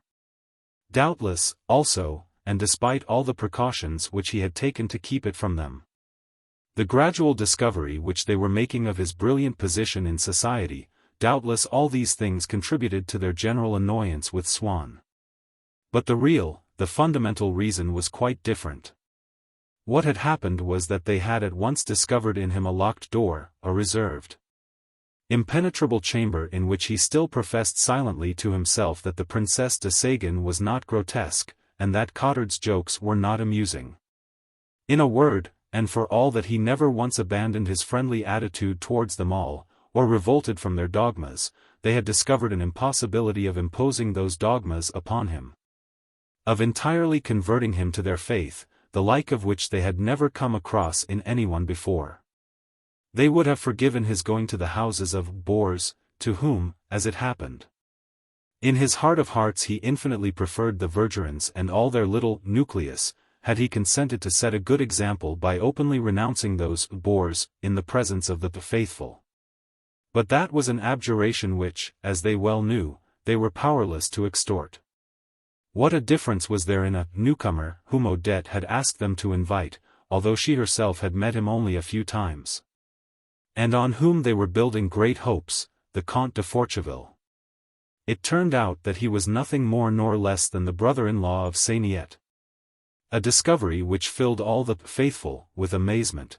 The manners of the old paleographer were so humble that they had always supposed him to be of a class inferior, socially, to their own, and had never expected to learn that he came of a rich and relatively aristocratic family.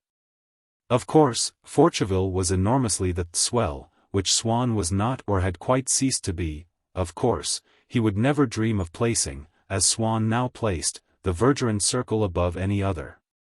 But he lacked that natural refinement which prevented Swann from associating himself with the criticisms, too obviously false to be worth his notice, that Madame Verdurin levelled at people whom he knew. As for the vulgar and affected tirades in which the painter sometimes indulged, the bagman's pleasantries which Cottard used to hazard, whereas Swann, who liked both men sincerely, could easily find excuses for these without having either the courage or the hypocrisy to applaud them, Forcheville, on the other hand, was on an intellectual level which permitted him to be stupefied, amazed by the invective, without in the least understanding what it all was about, and to be frankly delighted by the wit. And the very first dinner at the Verdurins at which Forcheville was present threw a glaring light upon all the differences between them, made his qualities start into prominence and precipitated the disgrace of Swann.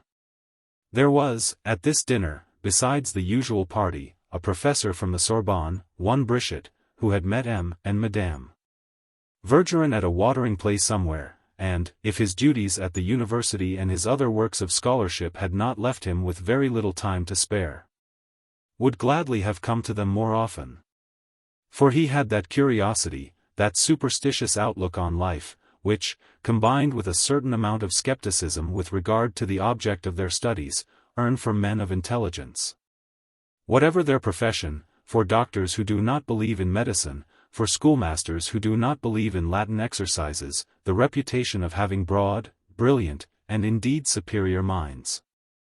He affected, when at Madame Verdurin's, to choose his illustrations from among the most topical subjects of the day, when he spoke of philosophy or history, principally because he regarded those sciences as no more, really, than a preparation for life itself, and imagined that he was seeing put into practice by the little clan, what hitherto he had known only from books. And also, perhaps, because, having had drilled into him as a boy, and having unconsciously preserved, a feeling of reverence for certain subjects, he thought that he was casting aside the scholar's gown when he ventured to treat those subjects with a conversational license, which seemed so to him only because the folds of the gown still clung. Early in the course of the dinner, when M. de Forcheville, seated on the right of Madame Verdurin, who, in the newcomer's honor, had taken great pains with her toilet, observed to her, quite original, that white dress, the doctor, who had never taken his eyes off him. So curious was he to learn the nature and attributes of what he called a de, and was on the lookout for an opportunity of attracting his attention, so as to come into closer contact with him. Caught in its flight the adjective Blanche, and, his eyes still glued to his plate, snapped out, Blanche? Blanche of Castile, then, without moving his head, shot a furtive glance to right and left of him, doubtful, but happy on the whole. While Swann, by the painful and futile effort which he made to smile, testified that he thought the pun absurd, Forcheville had shown at once that he could appreciate its subtlety. And that he was a man of the world, by keeping within its proper limits a mirth the spontaneity of which had charmed Madame Verdurin. "What are you to say of a scientist like that?" she asked Forcheville. "You can't talk seriously to him for 2 minutes on end. Is that the sort of thing you tell them at your hospital?" She went on, turning to the doctor. "They must have some pretty lively times there, if that's the case. I can see that I shall have to get taken in as a patient. I think I heard the doctor speak of that wicked old humbug, Blanche of Castile, if I may so express myself. Am I not right, madam?" Brichette appealed to Madame Verdurin, who, swooning with merriment, her eyes tightly closed, had buried her face in her 2 hands, from between which, now and then, escaped a muffled scream. "Good gracious, madam, would not dream of shocking the reverent-minded, if there are any such around this table, sub rosa. I recognize, moreover, that our ineffable and Athenian, oh, how infinitely Athenian, republic is capable of honoring, in the person of that obscurantist old she-capet, the first of our chiefs of police. Yes, indeed, my dear host, yes, indeed," he repeated in his ringing voice, which sounded a separate note for each syllable, in reply to a protest by M. Verdurin. "The Chronicle of Saint Denis, and the authenticity of its information is beyond question, leaves us no room for doubt on that point. No one could be more fitly chosen as patron by a secularizing proletariat than that mother of a saint, who let him see some pretty fishy saints besides, as Suger says, and other greatest Bernards of the sort, for with her it was a case of taking just what you pleased." "Who is that gentleman?" Forcheville asked Madame Verdurin. "He seems to speak with great authority." "What? Do you mean to say you don't know the famous Brichette? Why, he's celebrated all over Europe." "Oh, that's Brichette, is it?" exclaimed Forcheville, who had not quite caught the name. "You must tell me all about him," he went on, fastening a pair of goggle eyes on the celebrity. "It's always interesting to meet well-known people at dinner. But, I say, you ask us to very select parties here.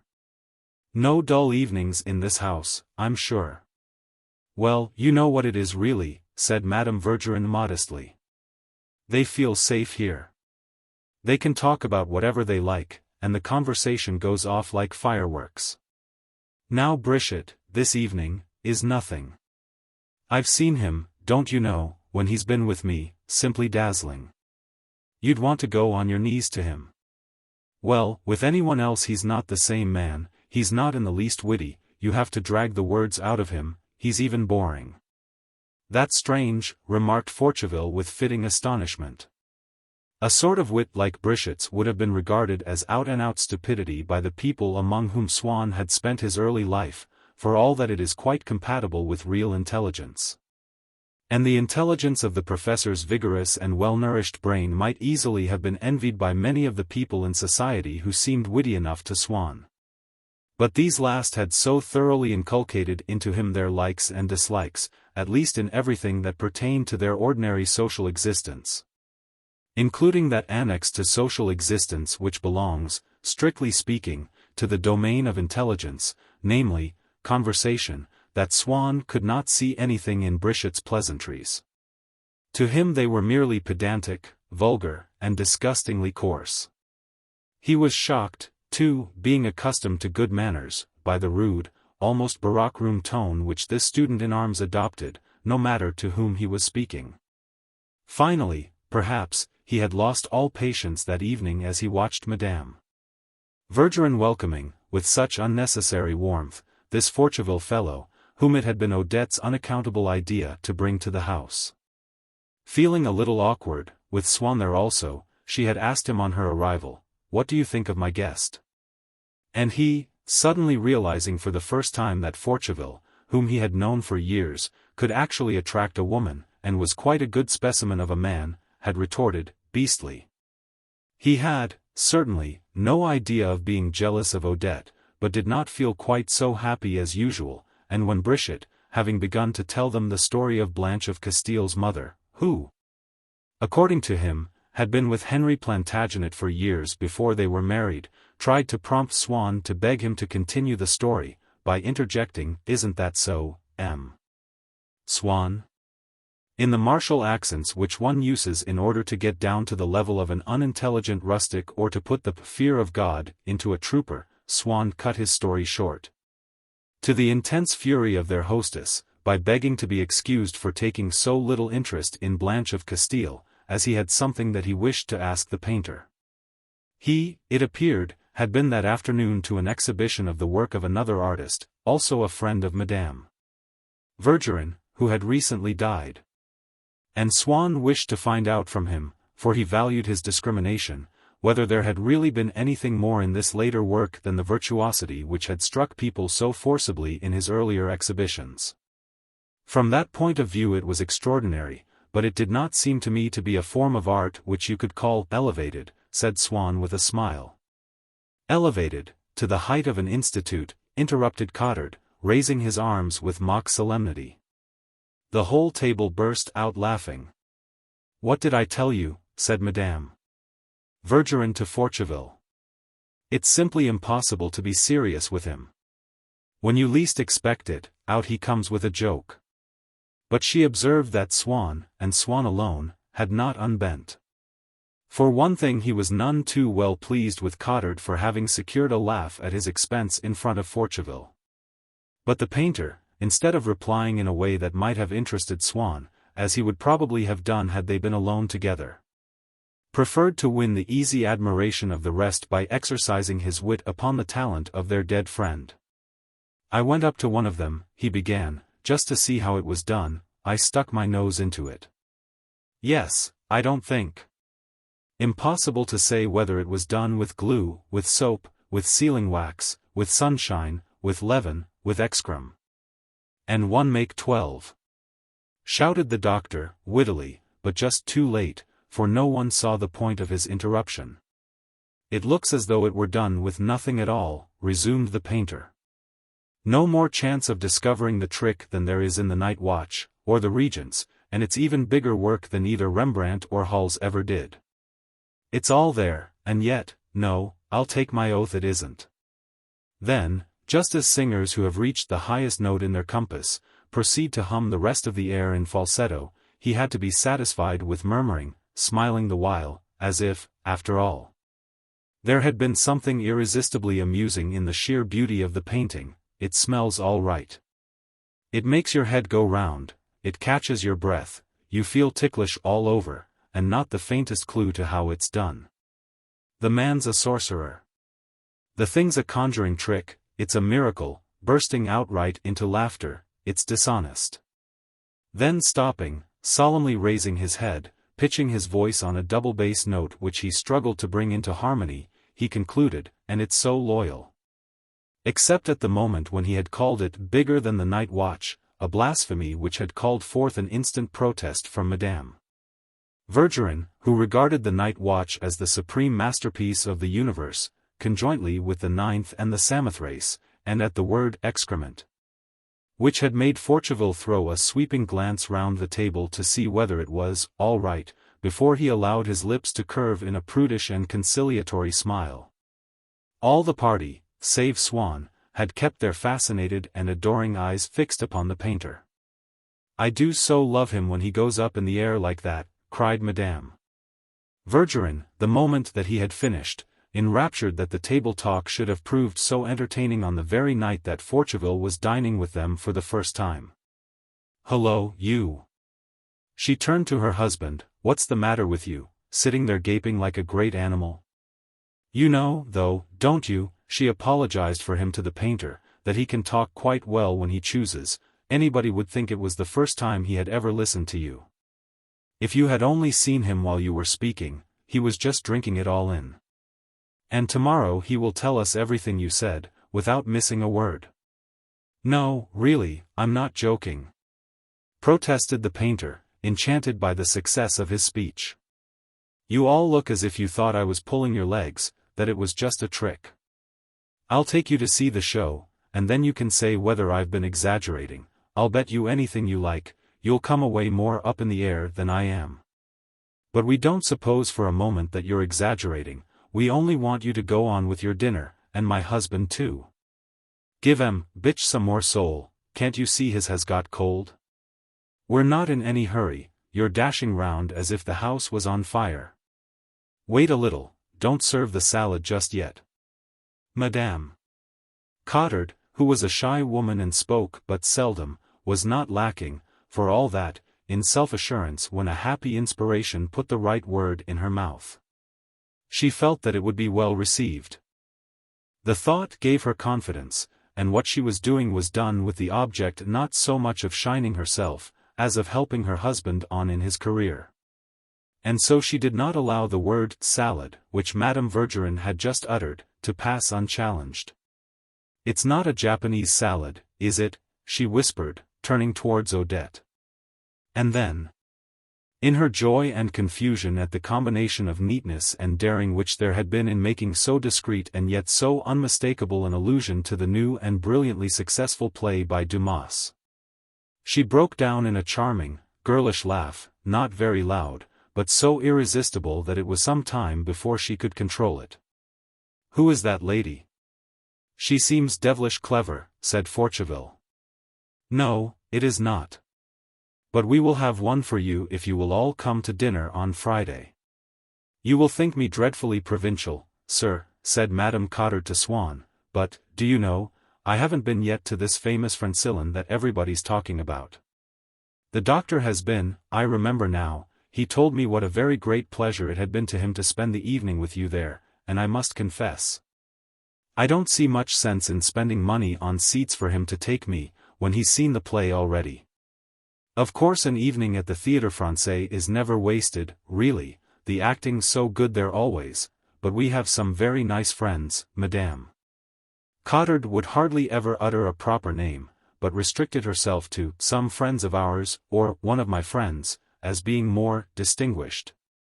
Speaking in an affected tone and with all the importance of a person who need give names only when she chooses, who often have a box, and are kind enough to take us to all the new pieces that are worth going to, and so I'm certain to see this Francillon sooner or later, and then I shall know what to think.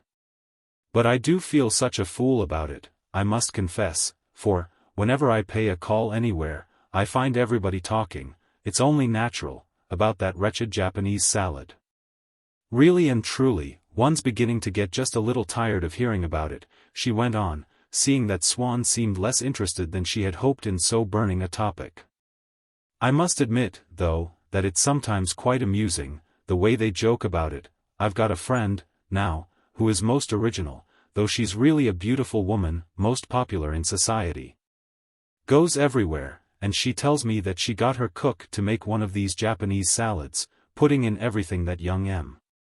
Dumas says you're to put in the play. Then she asked just a few friends to come and taste it. I was not among the favored few, I'm sorry to say. But she told us all about it on her next day. It seems it was quite horrible, she made us all laugh till we cried. I don't know, perhaps it was the way she told it," Madame Cottard added doubtfully, seeing that Swann still looked grave. And, imagining that it was, perhaps, because he had not been amused by Francillon, "Well, I dare say I shall be disappointed with it, after all. I don't suppose it's as good as the piece Madame de Crécy worships, Serge Panine. There's a play, if you like, so deep, makes you think. But just fancy giving a receipt for a salad on the stage of the Théâtre Français. Now, Serge Panine. But then, it's like everything that comes from the pen of M. Georges on it, it's so well written. I wonder if you know the Maître de Forges, which I like even better than Serge Panine. Pardon me, said Swann with polite irony, but I can assure you that my want of admiration is almost equally divided between those masterpieces. Really, now, that's very interesting. And what don't you like about them? Won't you ever change your mind? Perhaps you think he's a little too sad. Well, what I always say is, one should never argue about plays or novels. Everyone has his own way of looking at things, and what may be horrible to you is, perhaps, just what I like best. She was interrupted by Forcheville's addressing Swann. What had happened was that, while Madame Cottard was discussing Francillon, Forcheville had been expressing to Madame Verdurin his admiration for what he called the little speech of the painter. Your friend has such a flow of language, such a memory, he had said to her when the painter had come to a standstill, I've seldom seen anything like it. He'd make a first-rate preacher. By Jove, I wish I was like that. What with him and M. Brechet, you've drawn two lucky numbers tonight, though I'm not so sure that, simply as a speaker, this one doesn't knock spots off the professor. It comes more naturally with him, less like reading from a book. Of course, the way he goes on, he does use some words that are a bit realistic, and all that, but that's quite the thing nowadays. Anyhow, it's not often I've seen a man hold the floor as cleverly as that, hold the spittoon, as we used to say in the regiment, where, by the way, we had a man he rather reminds me of. You could take anything you liked, I don't know what, this glass, say, and he'd talk away about it for hours. No, not this glass, that's a silly thing to say, I'm sorry. But something a little bigger, like the Battle of Waterloo, or anything of that sort, he'd tell you things you simply wouldn't believe. Why, Swann was in the regiment then, he must have known him. Do you see much of M. Swann? Asked Madame Verdurin. Oh dear, no. He answered, and then, thinking that if he made himself pleasant to Swann he might find favor with Odette. He decided to take this opportunity of flattering him by speaking of his fashionable friends, but speaking as a man of the world himself, in a tone of good-natured criticism. And not as though he were congratulating Swann upon some undeserved good fortune. Isn't that so, Swann? I never see anything of you, do I? But then, where on earth is one to see him? The creature spends all his time shut up with the La Tremoils, with the Loms and all that lot. The imputation would have been false at any time, and was all the more so, now that for at least a year Swann had given up going to almost any house but the Verdurins. But the mere names of families whom the Verdurins did not know were received by them in a reproachful silence. M. Verdurin, dreading the painful impression which the mention of these bores, especially when flung at her in this tactless fashion, and in front of all the faithful, was bound to make on his wife, cast a covert glance at her, instinct with anxious solicitude. He saw then that in her fixed resolution to take no notice, to have escaped contact, altogether, with the news which had just been addressed to her. Not merely to remain dumb but to have been deaf as well. As we pretend to be when a friend who has been in the wrong attempts to slip into his conversation some excuse which we should appear to be accepting. Should we appear to have heard it without protesting, or when someone utters the name of an enemy, the very mention of whom in our presence is forbidden. Madame Verdurin, so that her silence should have the appearance, not of consent but of the unconscious silence which inanimate objects preserve, had suddenly emptied her face of all life, of all mobility. Her rounded forehead was nothing, now, but an exquisite study in high relief, which the name of those La Tremoils, with whom Swann was always shut up, had failed to penetrate. Her nose, just perceptibly wrinkled in a frown, exposed to view two dark cavities that were, surely, modelled from life. You would have said that her half-opened lips were just about to speak. It was all no more, however, than a wax cast, a mask in plaster, the sculptor's design for a monument, a bust to be exhibited in the Palace of Industry, where the public would most certainly gather in front of it and marvel to see how the sculptor, in expressing the unchallengeable dignity of the Vergerins. As opposed to that of the La Tremoils or Loms, whose equals, if not, indeed, their betters, they were, and the equals and betters of all other boors upon the face of the earth, had managed to invest with a majesty that was almost papal the whiteness and rigidity of his stone. But the marble at last grew animated, and let it be understood that it didn't do to be at all squeamish if one went to that house. Since the woman was always tipsy and the husband so uneducated that he called a corridor a collider. You'd need to pay me a lot of money before I'd let any of that lot set foot inside my house, Madame Vergerin concluded, gazing imperially down on Swann. She could scarcely have expected him to capitulate so completely as to echo the holy simplicity of the pianist's aunt, who at once exclaimed, "To think of that, now! What surprises me is that they can get anybody to go near them. I'm sure I should be afraid. One can't be too careful. How can people be so common as to go running after them?" But he might, at least, have replied, like Forcheville, "Gad, she's a duchess. There are still plenty of people who are impressed by that sort of thing," which would at least have permitted Madame Vergerin the final retort, "and a lot of good may it do them." Instead of which, Swann merely smiled, in a manner which showed, quite clearly, that he could not, of course, take such an absurd suggestion seriously. M. Vergerin, who was still casting furtive and intermittent glances at his wife, could see with regret, and could understand only too well, that she was now inflamed with the passion of a grand inquisitor who cannot succeed in stamping out a heresy. And so, in the hope of bringing Swann round to a retractation, for the courage of one's opinions is always a form of calculating cowardice in the eyes of the other side, he broke in. "Tell us frankly, now, what you think of them yourself. We shan't repeat it to them, you may be sure." To which Swann answered, "Why, I'm not in the least afraid of the Duchess, if it is of the La Tremoils that you're speaking. I can assure you that everyone likes going to see her. I don't go so far as to say that she's at all deep," he pronounced the word as if it meant something ridiculous. For his speech kept the traces of certain mental habits which the recent change in his life, a rejuvenation illustrated by his passion for music, had inclined him temporarily to discard. So that at times he would actually state his views with considerable warmth, but I am quite sincere when I say that she is intelligent, while her husband is positively a bookworm. They are charming people.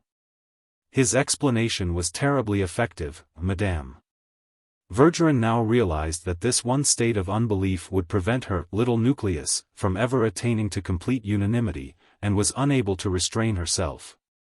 In her fury at the obstinacy of this wretch who could not see what anguish his words were causing her, but cried aloud, from the depths of her tortured heart, "You may think so if you wish.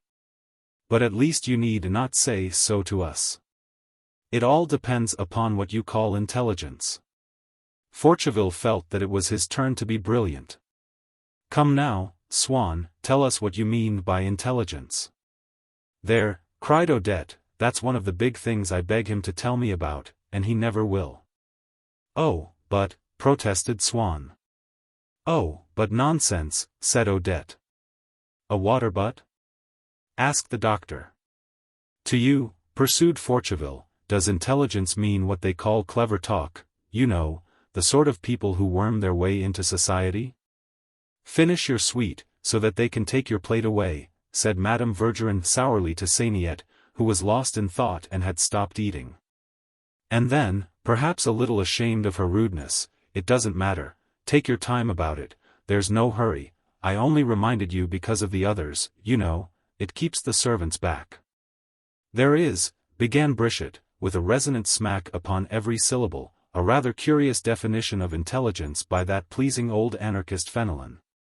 Just listen to this." Madame Vergerin rallied Forcheville and the doctor. "He's going to give us Fenelon's definition of intelligence. That's interesting. It's not often you get a chance of hearing that." But Brichot was keeping Fenelon's definition until Swann should have given his own. Swann remained silent, and, by this fresh act of recreancy, spoiled the brilliant tournament of dialectic which Madame Verdurin was rejoicing at being able to offer to Forcheville. "You see, it's just the same as with me." Odette was peevish. "I'm not at all sorry to see that I'm not the only one he doesn't find quite up to his level. These de la Tremouailles whom Madame Verdurin has exhibited to us as so little to be desired," inquired Brichot, articulating vigorously, "are they, by any chance, descended from the couple whom that worthy old snob, Savine, said she was delighted to know, because it was so good for her peasants?" True, the Marquise had another reason, which in her case probably came first, for she was a thorough journalist at heart, and always on the lookout for copy. And, in the journal which she used to send regularly to her daughter, it was Madame de la Tremouaille, kept well informed through all her grand connections, who supplied the foreign politics. "Oh dear, no. I'm quite sure they aren't the same family," said Madame Verdurin desperately. Seigniet who, ever since he had surrendered his untouched plate to the butler, had been plunged once more in silent meditation, emerged finally to tell them, with a nervous laugh, a story of how he had once dined with the Duc de la Tremouaille, the point of which was that the Duke did not know that George Sand was the pseudonym of a woman. Swann, who really liked Seigniet, felt bound to supply him with a few facts illustrative of the Duke's culture, which would prove that such ignorance on his part was literally impossible. But suddenly he stopped short. He had realized, as he was speaking, that Seigniet needed no proof, but knew already that the story was untrue for the simple reason that he had at that moment invented it. The worthy man suffered acutely from the Verdurins always finding him so dull. And as he was conscious of having been more than ordinarily morose this evening, he had made up his mind that he would succeed in being amusing, at least once, before the end of dinner. He surrendered so quickly, looked so wretched at the sight of his castle in ruins, and replied in so craven a tone to Swann, appealing to him not to persist in a refutation which was already superfluous, "All right. All right, anyhow, even if I have made a mistake that's not a crime, I hope," that Swann longed to be able to console him by insisting that the story was indubitably true and exquisitely funny. The doctor, who had been listening, had an idea that it was the right moment to interject, "Se non è vero," but he was not quite certain of the words, and was afraid of being caught out. After dinner, Forcheville went up to the doctor. "She can't have been at all bad-looking, Madame Verdurin, anyhow, she's a woman you can really talk to, that's all I want. Of course she's getting a bit broad in the beam. But Madame de Crécy, there's a little woman who knows what's what, all right. Upon my word and soul, you can see at a glance she's got the American eye, that girl has." "We are speaking of Madame de Crécy," he explained, as M. Verdurin joined them, his pipe in his mouth. "I should say that, as a specimen of the female form, I'd rather have it in my bed than a clap of thunder." The words came tumbling from Cottard, who had for some time been waiting in vain until Forcheville should pause for breath, so that he might get in his hoary old joke, a chance for which might not, he feared, come again, if the conversation should take a different turn. And he produced it now with that excessive spontaneity and confidence which may often be noticed attempting to cover up the coldness, and the slight flutter of emotion, inseparable from a prepared recitation. Forcheville knew and saw the joke, and was thoroughly amused. As for M. Verdurin, he was unsparing of his merriment, having recently discovered a way of expressing it by a symbol, different from his wife's, but equally simple and obvious. Scarcely had he begun the movement of head and shoulders of a man who was shaking with laughter, than he would begin also to cough, as though, in laughing too violently, he had swallowed a mouthful of smoke from his pipe. And by keeping the pipe firmly in his mouth he could prolong indefinitely the dumb show of suffocation and hilarity. So he and Madame Verdurin, who, at the other side of the room, where the painter was telling her a story, was shutting her eyes preparatory to flinging her face into her hands, resembled two masks in a theatre, each representing comedy, but in a different way. M. Verdurin had been wiser than he knew in not taking his pipe out of his mouth, for Cottard, having occasion to leave the room for a moment. Murmured a witty euphemism which he had recently acquired and repeated now whenever he had to go to the place in question. I must just go and see the Duc d'Aumale for a minute, so drolly, that M. Verdurin's cough began all over again. Now, then, take your pipe out of your mouth, can't you see, you'll choke if you try to bottle up your laughter like that, counselled Madame Verdurin, as she came round with a tray of liqueurs. What a delightful man your husband is, he has the wit of a dozen, declared Forcheville to Madame Cottard. Thank you, an old soldier like me can never say no to a drink. M. de Forcheville thinks Odette charming, M. Verdurin told his wife. Why, do you know, she wants so much to meet you again some day at luncheon. We must arrange it, but don't on any account let Swann hear about it. He spoils everything, don't you know. I don't mean to say that you're not to come to dinner too, of course, we hope to see you very often. Now that the warm weather's coming, we're going to have dinner out of doors whenever we can. That won't bore you, will it, a quiet little dinner, now and then, in the Bois? Splendid, that will be quite delightful. Aren't you going to do any work this evening, I say? She screamed suddenly to the little pianist, seeing an opportunity for displaying, before a newcomer, of Forcheville's importance. At once her unfailing wit and her despotic power over the faithful. M. de Forcheville was just going to say something dreadful about you, Madame Cottard warned her husband as he reappeared in the room. And he, still following up the idea of Forcheville's noble birth, which had obsessed him all through dinner, began again with, I am treating a baroness just now, Baroness Putbus. Weren't there some Putbuses in the Crusades? Anyhow they've got a lake in Pomerania that's 10 times the size of the Place de la Concorde. I am treating her for dry arthritis, she's a charming woman. Madame Verdurin knows her too, I believe. Which enabled Forcheville, a moment later, finding himself alone with Madame Cottard, to complete his favorable verdict on her husband with, he's an interesting man, too, you can see that he knows some good people. Gad! But they get to know a lot of things, those doctors. "'D'you want me to play the phrase from the sonata for M. Swann?" asked the pianist. "What the devil's that?" "Not the sonata snake, I hope," shouted M. de Forcheville, hoping to create an effect. But Dr. Cottard, who had never heard this pun, missed the point of it, and imagined that M. de Forcheville had made a mistake. He dashed in boldly to correct it. No. The word isn't serpente sonnets, it's serpente sonnets, he explained in a tone at once zealous, impatient, and triumphant. Forcheville explained the joke to him. The doctor blushed. "You'll admit it's not bad, doctor?" "Oh. I've known it for ages." Then they were silenced. Heralded by the waving tremolo of the violin part, which formed a bristling bodyguard of sound 2 octaves above it, and as in a mountainous country. Against the seeming immobility of a vertically falling torrent, one may distinguish, 200 feet below, the tiny form of a woman walking in the valley. The little phrase had just appeared. Distant but graceful, protected by the long, gradual unfurling of its transparent, incessant and sonorous curtain. And Swann, in his heart of hearts, turned to it, spoke to it as to a confidant in the secret of his love. As to a friend of Odette who would assure him that he need pay no attention to this Forcheville. "Ah! You've come too late." Madame Verdurin greeted one of the faithful, whose invitation had been only to look in after dinner. "We've been having a simply incomparable brisket. You never heard such eloquence.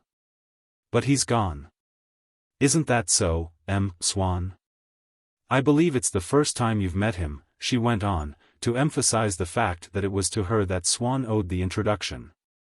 "Isn't that so? Wasn't he delicious, our brisket?" Swann bowed politely. "No? You weren't interested?" she asked dryly. "Oh, but I assure you, I was quite enthralled. He is perhaps a little too peremptory, a little too jovial for my taste. I should like to see him a little less confident at times, a little more tolerant, but one feels that he knows a great deal, and on the whole he seems a very sound fellow. The party broke up very late. Cottard's first words to his wife were, "I have rarely seen Madame Vergerin in such form as she was tonight." "What exactly is your Madame Vergerin?"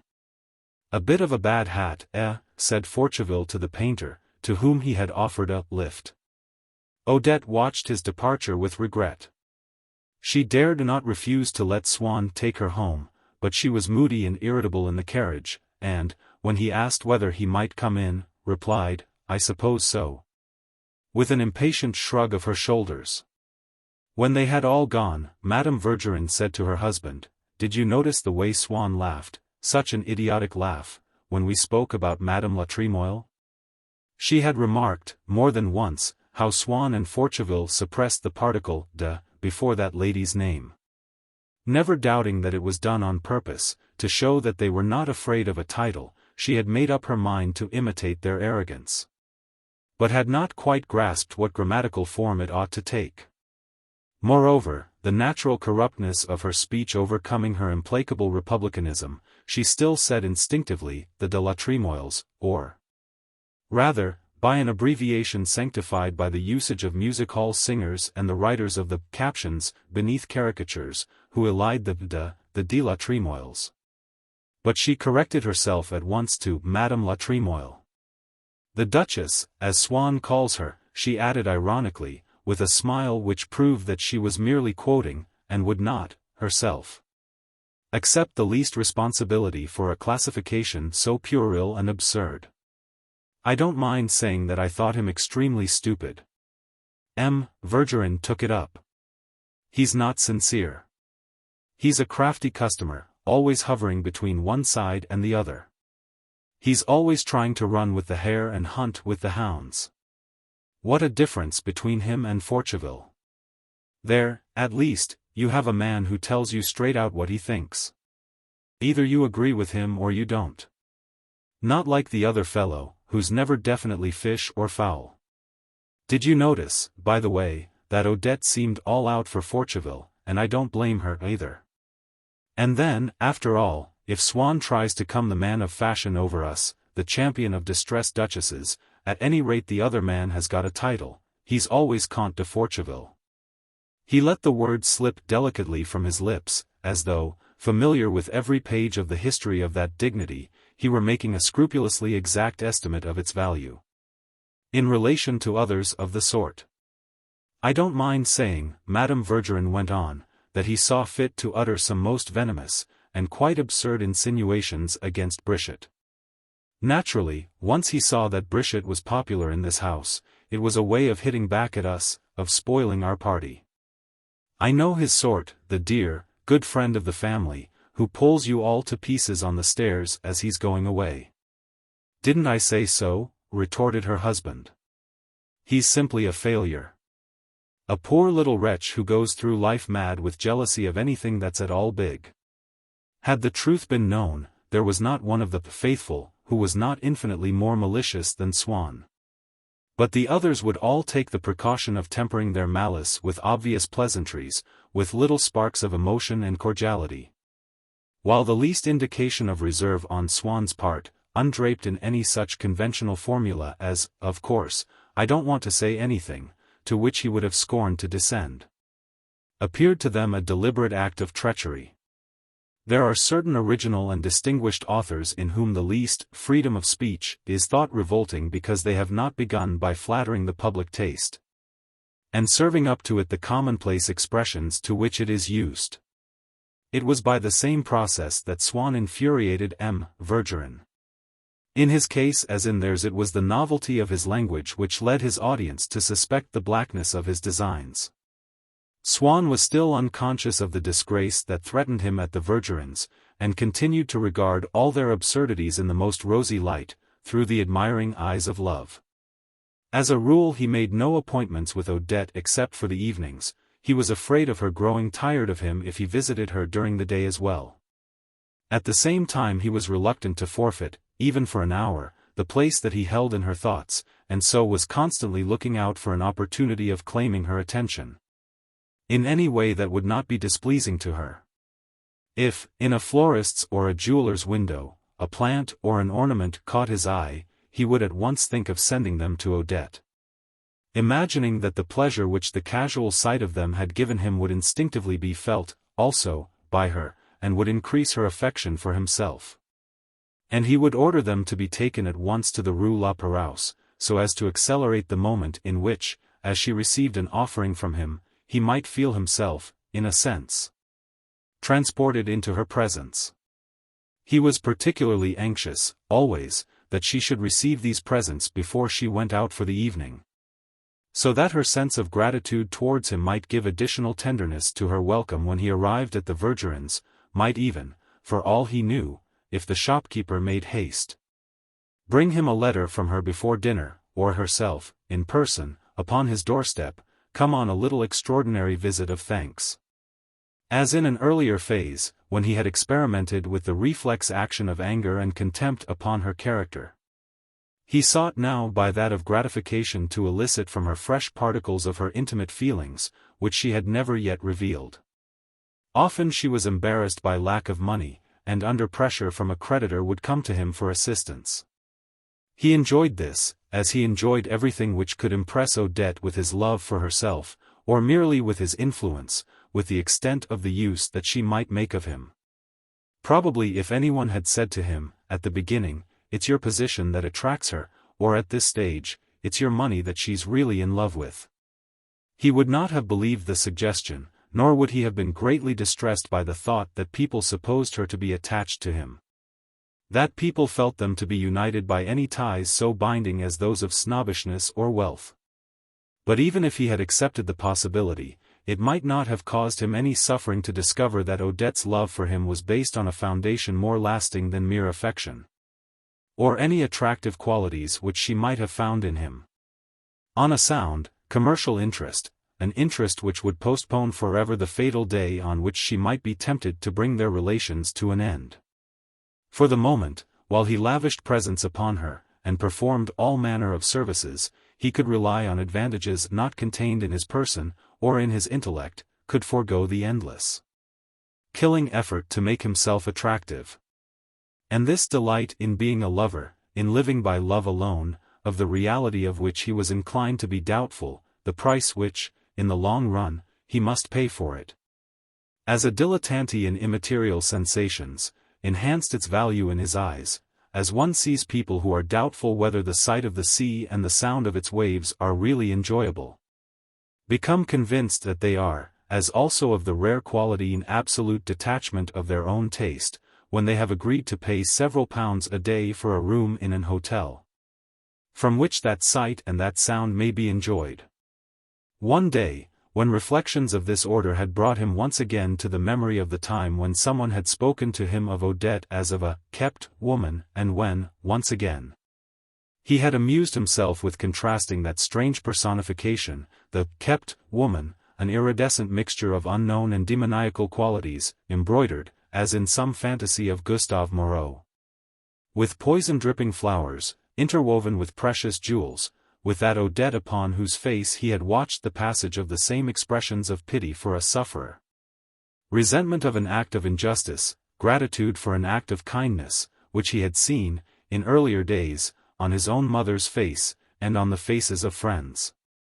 That Odette, whose conversation had so frequently turned on the things that he himself knew better than anyone, his collections, his room, his old servant, his banker, who kept all his title deeds and bonds. The thought of the banker reminded him that he must call on him shortly, to draw some money. And indeed, if, during the current month, he were to come less liberally to the aid of Odette in her financial difficulties than in the month before, when he had given her 5,000 francs. If he refrained from offering her a diamond necklace for which she longed, he would be allowing her admiration for his generosity to decline, that gratitude which had made him so happy, and would even be running the risk of her imagining that his love for her, as she saw its visible manifestations grow fewer, had itself diminished. And then, suddenly, he asked himself whether that was not precisely what was implied by keeping a woman, as if, in fact, that idea of keeping could be derived from elements not at all mysterious nor perverse, but belonging to the intimate routine of his daily life, such as that 1,000-franc note. A familiar and domestic object, torn in places and mended with gummed paper, which his valet, after paying the household accounts and the rent, had locked up in a drawer in the old writing desk whence he had extracted it to send it, with 4 others, to Odette, and whether it was not possible to apply to Odette. Since he had known her, for he never imagined for a moment that she could ever have taken a penny from anyone else, before, that title, which he had believed so wholly inapplicable to her, of kept woman. He could not explore the idea further, for a sudden access of that mental lethargy which was, with him, congenital, intermittent and providential, happened, at that moment, to extinguish every particle of light in his brain, as instantaneously as, at a later period, when electric lighting had been everywhere installed, it became possible, merely by fingering a switch, to cut off all the supply of light from a house.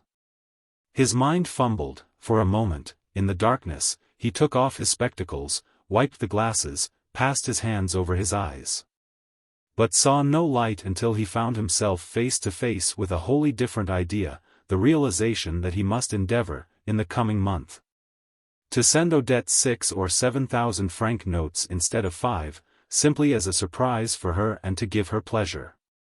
In the evening, when he did not stay at home until it was time to meet Odette at the Vergerins, or rather at one of the open-air restaurants which they liked to frequent in the Bois and especially at St. Cloud, he would go to dine in one of those fashionable houses in which, at one time, he had been a constant guest. He did not wish to lose touch with people who, for all that he knew, might be of use, some day, to Odette, and thanks to whom he was often, in the meantime, able to procure for her some privilege or pleasure. Besides, he had been used for so long to the refinement and comfort of good society that, side by side with his contempt, there had grown up also a desperate need for it, with the result that, when he had reached the point after which the humblest lodgings appeared to him as precisely on a par with the most princely mansions, his senses were so thoroughly accustomed to the latter that he could not enter the former without a feeling of acute discomfort.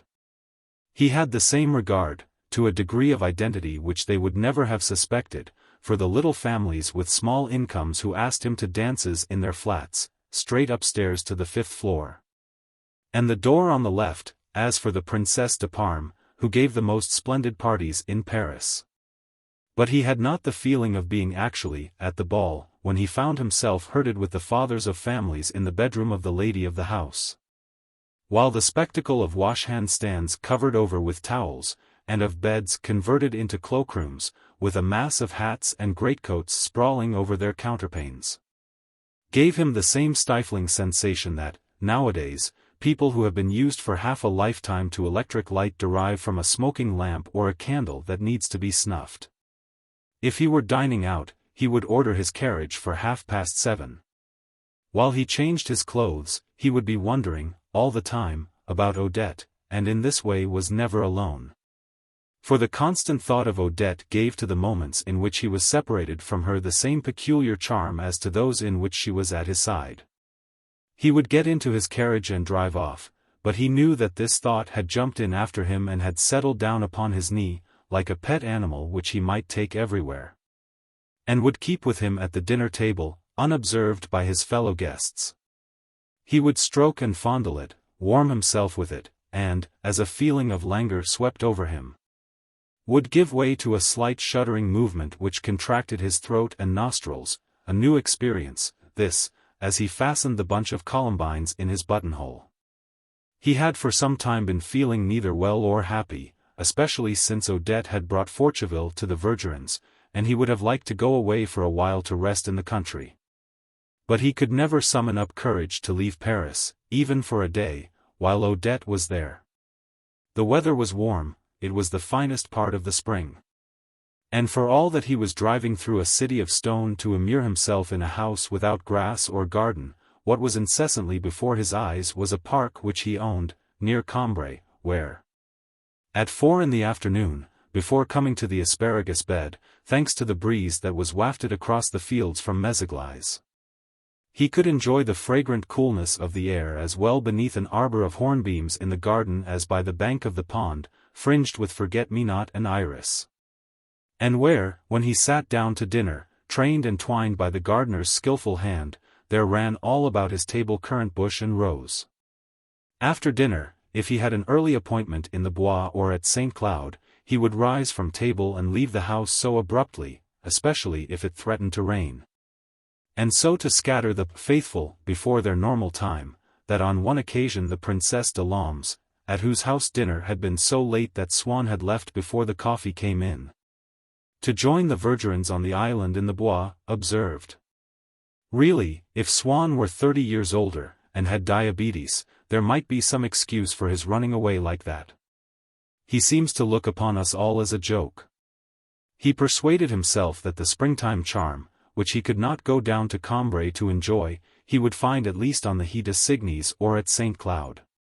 But as he could think only of Odette, he would return home not knowing even if he had tasted the fragrance of the young leaves, or if the moon had been shining. He would be welcomed by the little phrase from the sonata, played in the garden on the restaurant piano. If there was none in the garden, the Verdurins would have taken immense pains to have a piano brought out either from a private room or from the restaurant itself. Not because Swann was now restored to favor, far from it. But the idea of arranging an ingenious form of entertainment for someone, even for someone whom they disliked, would stimulate them, during the time spent in its preparation, to a momentary sense of cordiality and affection. Now and then he would remind himself that another fine spring evening was drawing to a close, and would force himself to notice the trees and the sky. But the state of excitement into which Odette's presence never failed to throw him, added to a feverish ailment which, for some time now, had scarcely left him, robbed him of that sense of quiet and comfort which is an indispensable background to the impressions that we derive from nature. One evening, when Swann had consented to dine with the Verdurins, and had mentioned during dinner that he had to attend, next day, the annual banquet of an old comrades' association, Odette had at once exclaimed across the table, in front of everyone, in front of Forcheville, who was now one of the faithful, in front of the painter, in front of Cottard. "Yes, I know. You have your banquet tomorrow. I shan't see you, then, till I get home, don't be too late." And although Swann had never yet taken offense, at all seriously, at Odette's demonstrations of friendship for one or other of the faithful, he felt an exquisite pleasure on hearing her thus avow, before them all, with that calm immodesty, the fact that they saw each other regularly every evening, his privileged position in her house, and her own preference for him which it implied.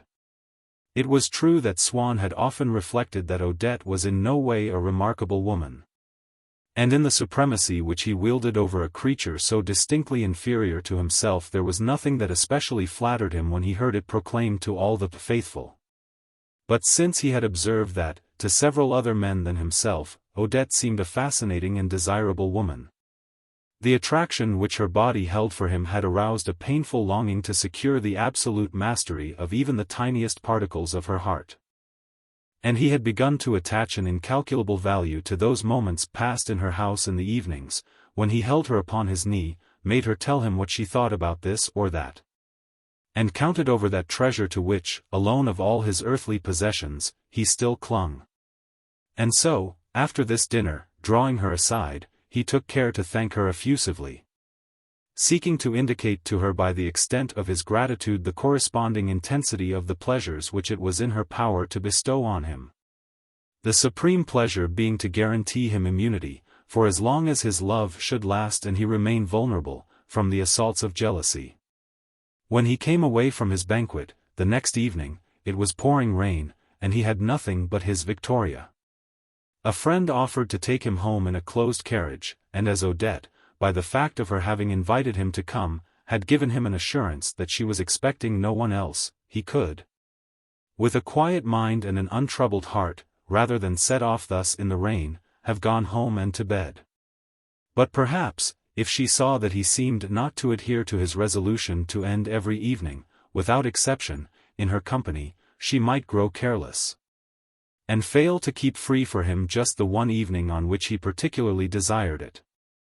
It was after 11 when he reached her door, and as he made his apology for having been unable to come away earlier, she complained that it was indeed very late.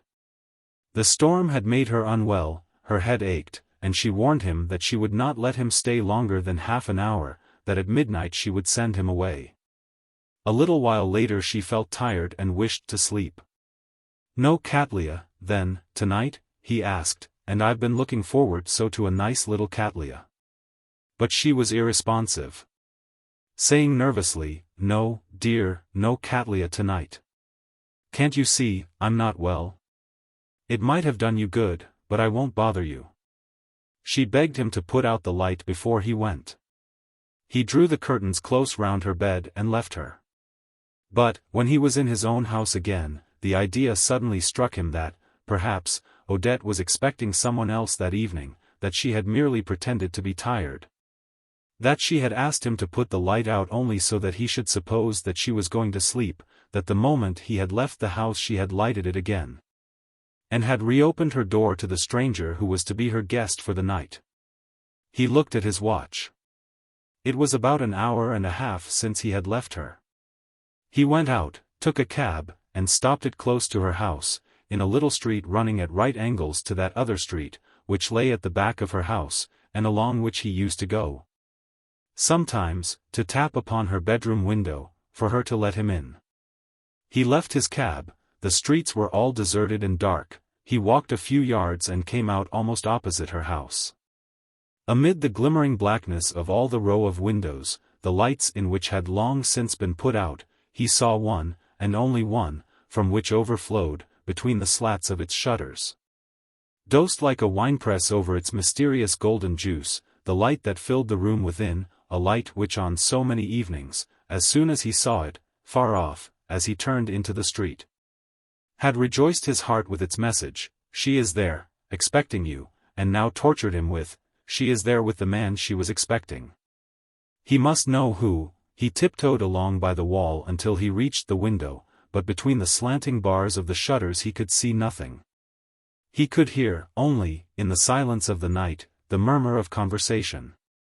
What agony he suffered as he watched that light, in whose golden atmosphere were moving, behind the closed sash, the unseen and detested pair. As he listened to that murmur which revealed the presence of the man who had crept in after his own departure, the perfidy of Odette, and the pleasures which she was at that moment tasting with the stranger.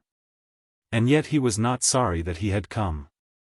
The torment which had forced him to leave his own house had lost its sharpness when it lost its uncertainty, now that Odette's other life, of which he had, at that first moment, a sudden helpless suspicion, was definitely there, almost within his grasp, before his eyes, in the full glare of the lamplight, caught and kept there, an unwitting prisoner, in that room into which, when he would, he might force his way to surprise and seize it.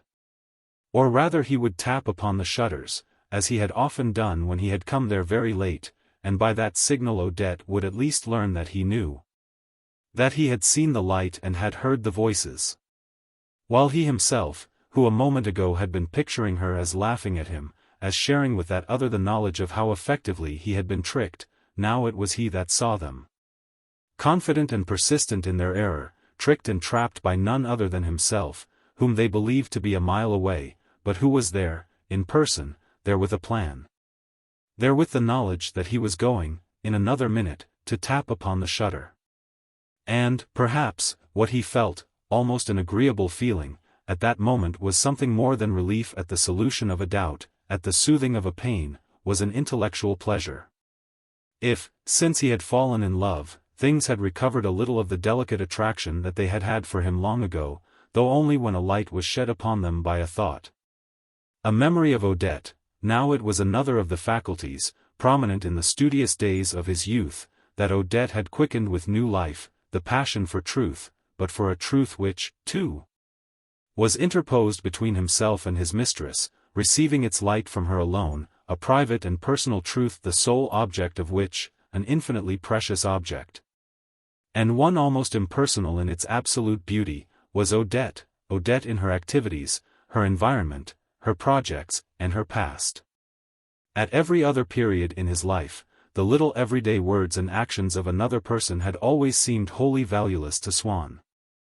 If gossip about such things were repeated to him, he would dismiss it as insignificant, and while he listened it was only the lowest, the most commonplace part of his mind that was interested.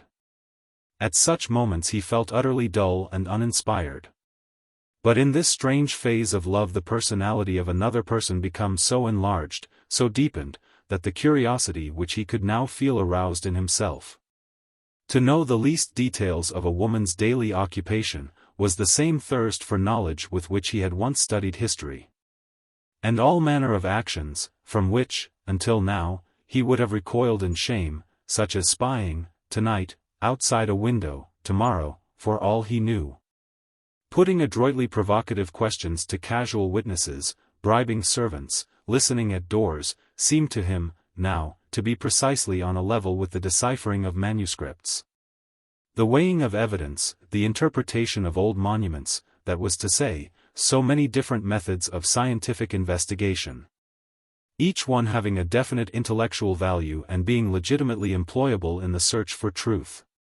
As his hand stole out towards the shutters he felt a pang of shame at the thought that Odette would now know that he had suspected her, that he had returned, that he had posted himself outside her window. She had often told him what a horror she had of jealous men, of lovers who spied. What he was going to do would be extremely awkward, and she would detest him forever after, whereas now, for the moment, for so long as he refrained from knocking, perhaps even in the act of infidelity, she loved him still. How often is not the prospect of future happiness thus sacrificed to one's impatient insistence upon an immediate gratification? But his desire to know the truth was stronger, and seemed to him nobler than his desire for her. He knew that the true story of certain events, which he would have given his life to be able to reconstruct accurately and in full, was to be read within that window, streaked with bars of light, as within the illuminated, golden boards of one of those precious manuscripts, by whose wealth of artistic treasures the scholar who consults them cannot remain unmoved. He yearned for the satisfaction of knowing the truth which so impassioned him in that brief, fleeting, precious transcript, on that translucent page, so warm, so beautiful. And besides, the advantage which he felt, which he so desperately wanted to feel, that he had over them, lay perhaps not so much in knowing as in being able to show them that he knew. He drew himself up on tiptoe. He knocked. They had not heard, he knocked again, louder, their conversation ceased. A man's voice, he strained his ears to distinguish whose, among such of Odette's friends as he knew, the voice could be, asked. "Who's that?" He could not be certain of the voice.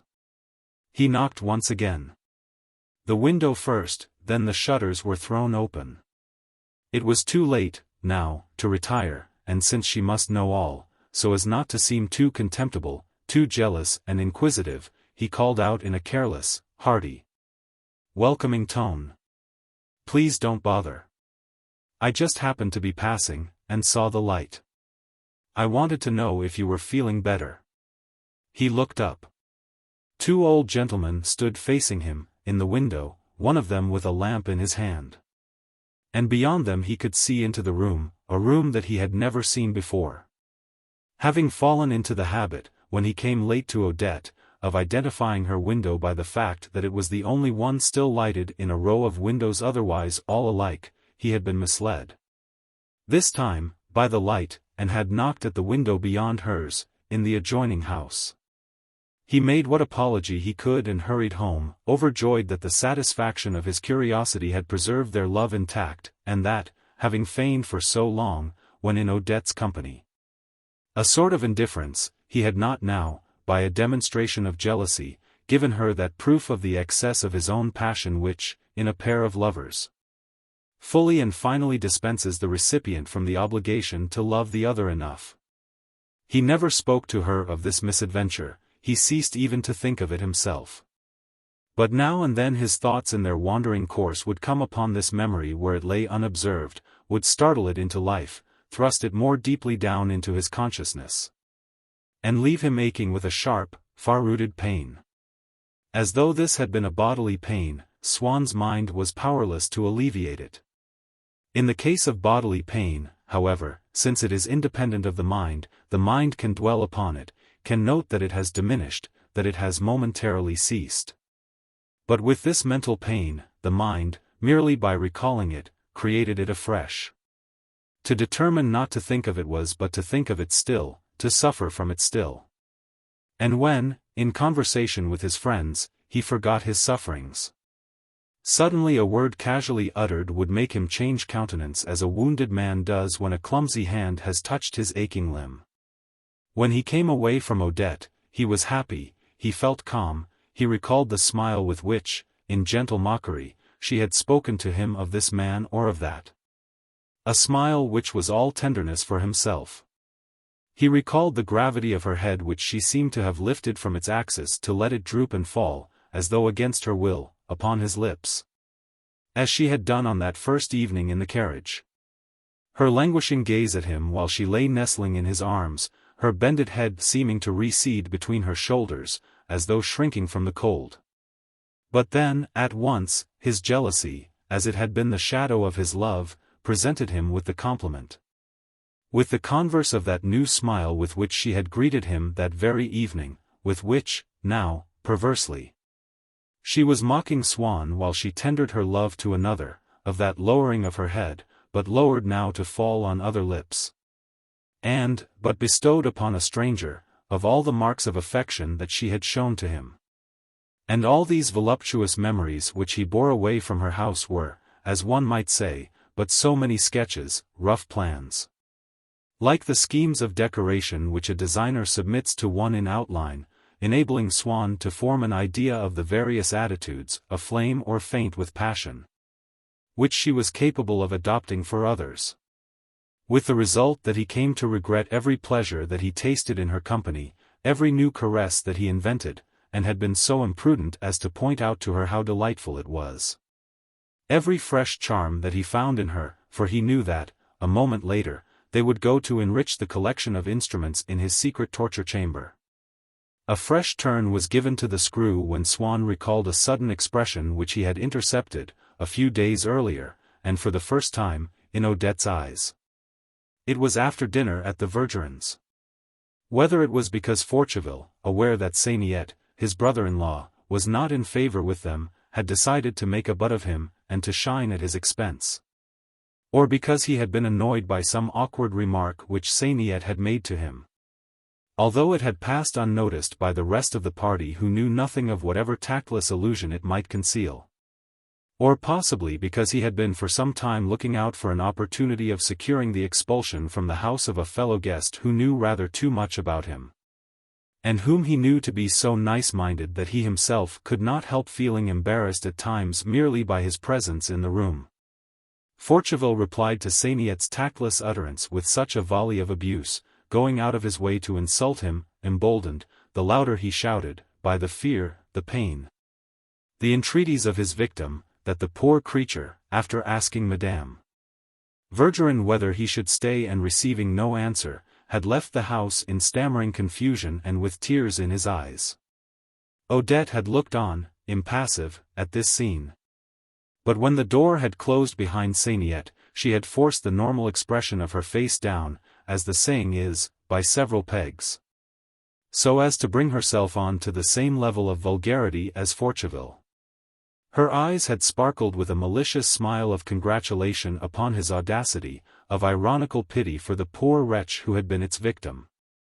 She had darted at him a look of complicity in the crime, which so clearly implied, "That's finished him off, or I'm very much mistaken. Did you see what a fool he looked?" He was actually crying, that Forcheville, when his eyes met hers, sobered in a moment from the anger, or pretended anger with which he was still flushed, smiled as he explained, he need only have made himself pleasant and he'd have been here still. A good scolding does a man no harm, at any time.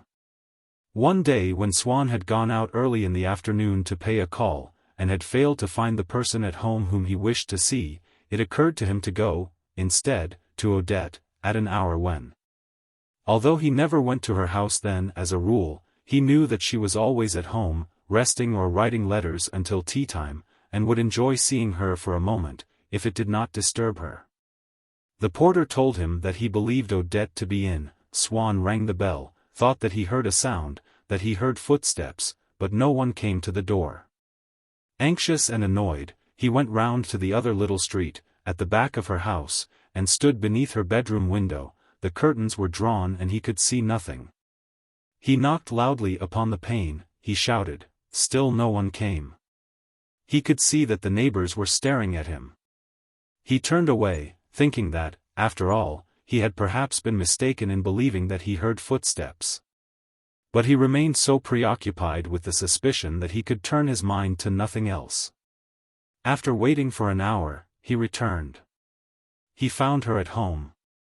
She told him that she had been in the house when he rang, but had been asleep. The bell had awakened her. She had guessed that it must be Swann, and had run out to meet him, but he had already gone. She had, of course, heard him knocking at the window. Swann could at once detect in this story one of those fragments of literal truth which liars, when taken by surprise, console themselves by introducing into the composition of the falsehood which they have to invent, thinking that it can be safely incorporated, and will lend the whole story an air of verisimilitude. It was true that, when Odette had just done something which she did not wish to disclose, she would take pains to conceal it in a secret place in her heart. But as soon as she found herself face to face with the man to whom she was obliged to lie, she became uneasy. All her ideas melted like wax before a flame. Her inventive and her reasoning faculties were paralyzed. She might ransack her brain but would find only a void. Still, she must say something, and there lay within her reach precisely the fact which she had wished to conceal, which, being the truth, was the one thing that had remained. She broke off from it a tiny fragment, of no importance in itself, assuring herself that, after all, it was the best thing to do, since it was a detail of the truth, and less dangerous, therefore, than a falsehood. At any rate, this is true, she said to herself. That's always something to the good. He may make inquiries, he will see that this is true. It won't be this, anyhow, that will give me away. But she was wrong, it was what gave her away. She had not taken into account that this fragmentary detail of the truth had sharp edges which could not be made to fit in. Except to those contiguous fragments of the truth from which she had arbitrarily detached it, edges which, whatever the fictitious details in which she might embed it, would continue to show. By their overlapping angles and by the gaps which she had forgotten to fill, that its proper place was elsewhere. She admits that she heard me ring, and then knock, that she knew it was myself, that she wanted to see me, Swann thought to himself. But that doesn't correspond with the fact that she did not let me in. He did not, however, draw her attention to this inconsistency, for he thought that, if left to herself, Odette might perhaps produce some falsehood which would give him a faint indication of the truth. She spoke. He did not interrupt her. He gathered up, with an eager and sorrowful piety, the words that fell from her lips, feeling, and rightly feeling. Since she was hiding the truth behind them as she spoke, that, like the veil of a sanctuary, they kept a vague imprint, traced a faint outline of that infinitely precious and, alas, undiscoverable truth. What she had been doing, that afternoon, at 3 o'clock, when he had called, a truth of which he would never possess any more than these falsifications, illegible and divine traces. A truth which would exist henceforward only in the secretive memory of this creature, who would contemplate it in utter ignorance of its value, but would never yield it up to him. It was true that he had, now and then, a strong suspicion that Odette's daily activities were not in themselves passionately interesting, and that such relations as she might have with other men did not exhale, naturally, in a universal sense, or for every rational being, a spirit of morbid gloom capable of infecting with fever or of inciting to suicide. He realized, at such moments, that that interest, that gloom, existed in him only as a malady might exist, and that, once he was cured of the malady, the actions of Odette, the kisses that she might have bestowed, would become once again as innocuous as those of countless other women. But the consciousness that the painful curiosity with which Swann now studied them had its origin only in himself was not enough to make him decide that it was unreasonable to regard that curiosity as important. and to take every possible step to satisfy it. Swann had, in fact, reached an age the philosophy of which, supported, in his case, by the current philosophy of the day, as well as by that of the circle in which he had spent most of his life. The group that surrounded the Princesse de Lam's, in which one's intelligence was understood to increase with the strength of one's disbelief in everything. And nothing real and incontestable was to be discovered, except the individual tastes of each of its members, is no longer that of youth, but a positive, almost a medical philosophy.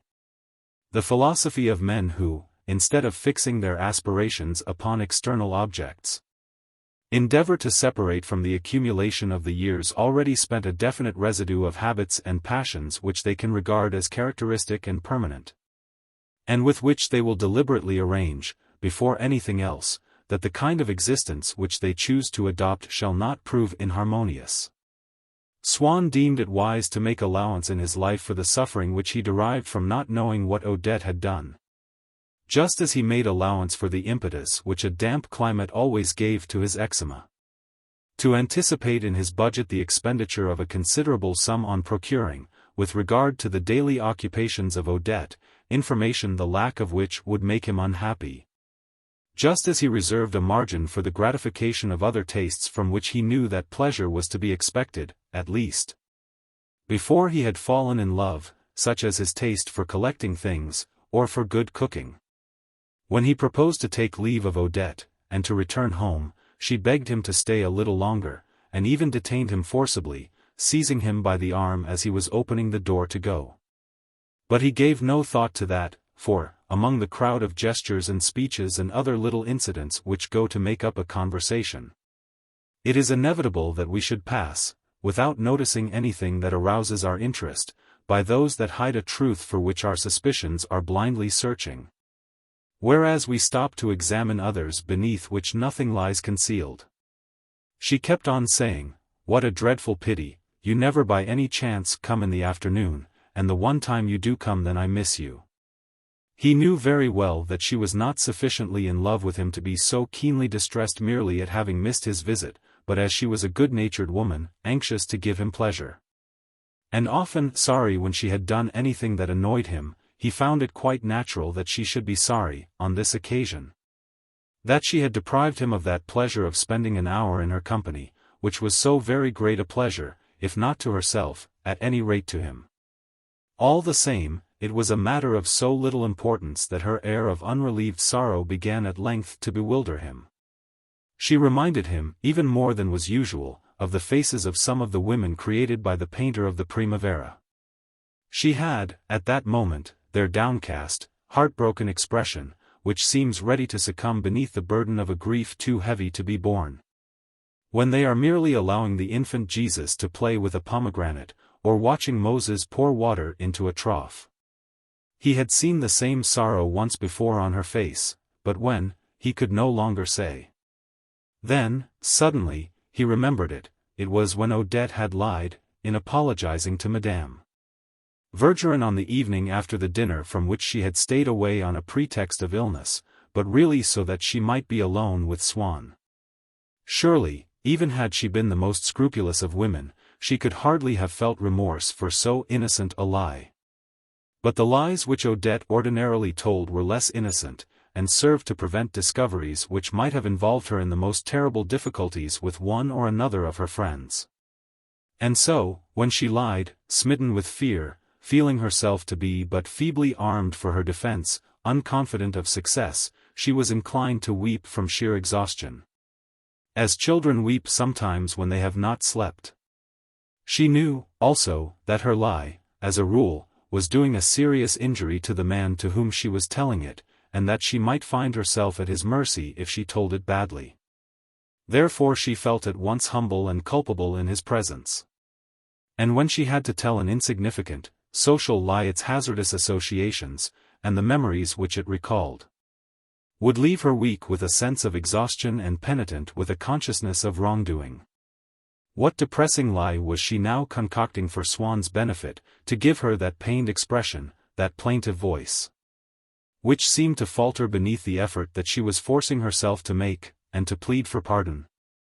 He had an idea that it was not merely the truth about what had occurred that afternoon that she was endeavoring to hide from him, but something more immediate, something, possibly, which had not yet happened, but might happen now at any time, and, when it did, would throw a light upon that earlier event.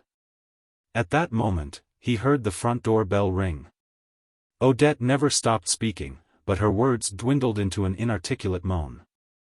Her regret at not having seen Swann that afternoon, at not having opened the door to him, had melted into a universal despair. He could hear the gate being closed, and the sound of a carriage.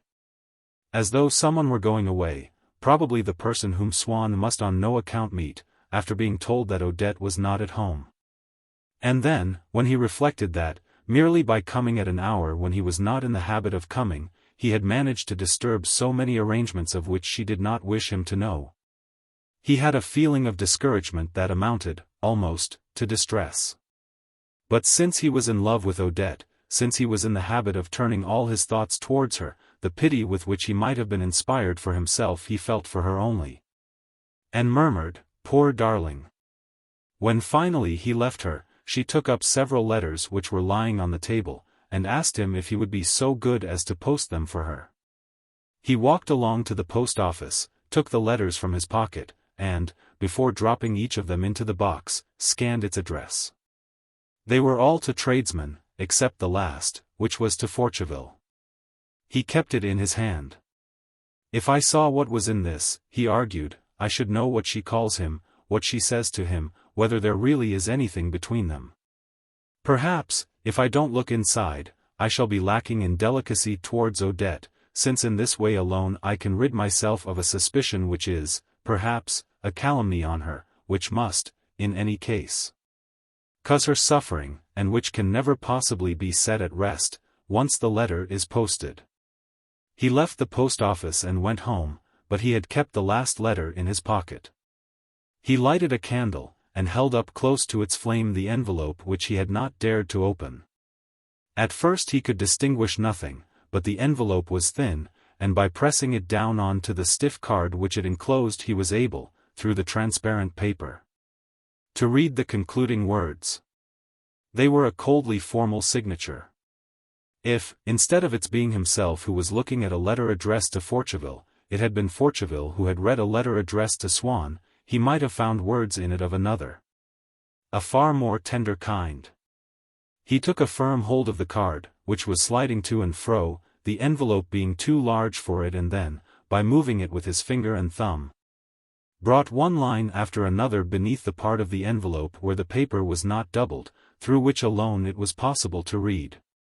In spite of all these maneuvers he could not make it out clearly. Not that it mattered, for he had seen enough to assure himself that the letter was about some trifling incident of no importance, and had nothing at all to do with love. It was something to do with Odette's uncle. Swann had read quite plainly at the beginning of the line, "I was right," but did not understand what Odette had been right in doing, until suddenly a word which he had not been able, at first, to decipher, came to light and made the whole sentence intelligible. "I was right to open the door.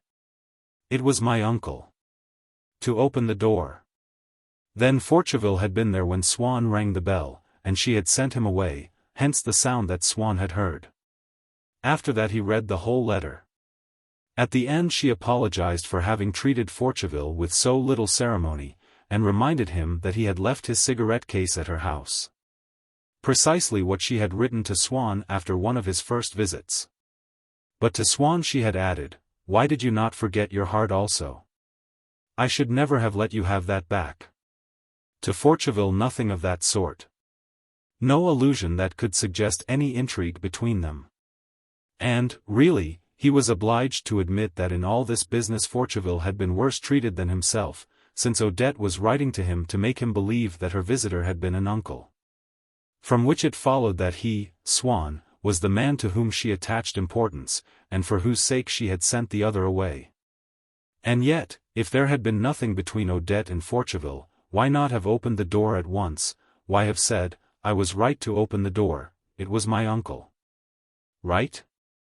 If she was doing nothing wrong at that moment, how could Forcheville possibly have accounted for her not opening the door? For a time Swann stood still there, heartbroken, bewildered, and yet happy. Gazing at this envelope which Odette had handed to him without a scruple, so absolute was her trust in his honor. Through its transparent window there had been disclosed to him, with the secret history of an incident which he had despaired of ever being able to learn, a fragment of the life of Odette. Seen as through a narrow, luminous incision, cut into its surface without her knowledge.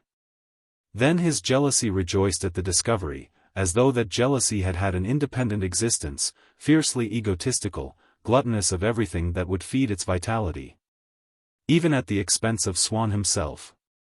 Now it had food in store, and Swann could begin to grow uneasy afresh every evening, over the visits that Odette had received about 5 o'clock. And could seek to discover where Forcheville had been at that hour. For Swann's affection for Odette still preserved the form which had been imposed on it, from the beginning, by his ignorance of the occupations in which she passed her days. As well as by the mental lethargy which prevented him from supplementing that ignorance by imagination. He was not jealous, at first, of the whole of Odette's life, but of those moments only in which an incident, which he had perhaps misinterpreted, had led him to suppose that Odette might have played him false. His jealousy, like an octopus which throws out a first, then a second, and finally a third tentacle, fastened itself irremovably first to that moment, 5 o'clock in the afternoon, then to another. Then to another again. But Swann was incapable of inventing his sufferings. They were only the memory, the perpetuation of a suffering that had come to him from without. From without, however, everything brought him fresh suffering. He decided to separate Odette from Forcheville, by taking her away for a few days to the south.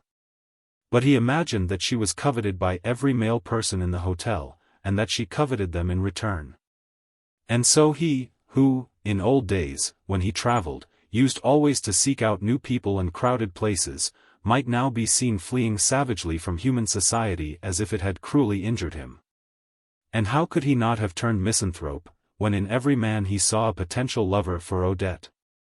Thus his jealousy did even more than the happy, passionate desire which he had originally felt for Odette had done to alter Swann's character, completely changing, in the eyes of the world, even the outward signs by which that character had been intelligible. A month after the evening on which he had intercepted and read Odette's letter to Forcheville, Swann went to a dinner which the Vergerins were giving in the Bois. As the party was breaking up he noticed a series of whispered discussions between Madame Vergerin and several of her guests, and thought that he heard the pianist being reminded to come next day to a party at Chatou. Now he, Swann, had not been invited to any party. The Vergerins had spoken only in whispers, and in vague terms, but the painter, perhaps without thinking, shouted out, there must be no lights of any sort. And he must play the Moonlight Sonata, in the dark, for us to see by. Madame Vergerin, seeing that Swann was within earshot, assumed that expression in which the twofold desire to make the speaker be quiet and to preserve oneself. An appearance of guilelessness in the eyes of the listener, is neutralized in an intense vacuity, in which the unflinching signs of intelligent complicity are overlaid by the smiles of innocence, an expression invariably adopted by anyone who has noticed a blunder, the enormity of which is thereby at once revealed if not to those who have made it, at any rate to him in whose hearing it ought not to have been made. Odette seemed suddenly to be in despair, as though she had decided not to struggle any longer against the crushing difficulties of life. And Swann was anxiously counting the minutes that still separated him from the point at which, after leaving the restaurant, while he drove her home, he would be able to ask for an explanation. To make her promise, either that she would not go to Chatou next day, or that she would procure an invitation for him also, and to lull to rest in her arms the anguish that still tormented him. At last the carriages were ordered. Madame Vergerin said to Swann, "Goodbye, then. We shall see you soon, I hope," trying, by the friendliness of her manner and the constraint of her smile, to prevent him from noticing that she was not saying, as she would always have until then, "Tomorrow, then, at Chatou, and at my house the day after." And Madame Vergerin made Forcheville get into their carriage. Swann's was drawn up behind it, and he waited for theirs to start before helping Odette into his own. "Odette, we'll take you," said Madame Vergerin, "we've kept a little corner specially for you, beside M. de Forcheville." "Yes, Madame Vergerin," said Odette meekly. "What? I thought I was to take you home," cried Swann, flinging discretion to the winds, for the carriage door hung open. Time was precious, and he could not, in his present state, go home without her. "But Madame Vergerin has asked me." "That's all right, you can quite well go home alone, we've left you like this dozens of times," said Madame Vergerin. "But I had something important to tell Madame de Crécy." "Very well, you can write it to her instead." "Goodbye," said Odette, holding out her hand. He tried hard to smile, but could only succeed in looking utterly dejected. "What do you think of the airs that Swann is pleased to put on with us?" Madame Vergerin asked her husband when they had reached home. "I was afraid he was going to eat me, simply because we offered to take Odette back. It really is too bad, that sort of thing. Why doesn't he say, straight out, that we keep a disorderly house? I can't conceive how Odette can stand such manners. He positively seems to be saying, all the time, you belong to me. I shall tell Odette exactly what I think about it all, and I hope she will have the sense to understand me." A moment later she added, inarticulate with rage, "No, but, don't you see, the filthy creature, using unconsciously." And perhaps in satisfaction of the same obscure need to justify herself, like Françoise at Cambrai when the chicken refused to die, the very words which the last convulsions of an inoffensive animal in its death agony wring from the peasant who is engaged in taking its life. And when Madame Vergerin's carriage had moved on, and Swann's took its place, his coachman, catching sight of his face, asked whether he was unwell, or had heard bad news. Swann sent him away. He preferred to walk, and it was on foot, through the bois, that he came home. He talked to himself, aloud, and in the same slightly affected tone which he had been used to adopt when describing the charms of the little nucleus and extolling the magnanimity of the Vergerins. But just as the conversation, the smiles, the kisses of Odette became as odious to him as he had once found them charming, if they were diverted to others than himself. So the Vergerins' drawing-room, which, not an hour before, had still seemed to him amusing, inspired with a genuine feeling for art and even with a sort of moral aristocracy. Now that it was another than himself whom Odette was going to meet there, to love there without restraint, laid bare to him all its absurdities, its stupidity, its shame. He drew a fanciful picture, at which he shuddered in disgust, of the party next evening at Chatou. Imagine going to Chatou, of all places. Like a lot of drapers after closing time.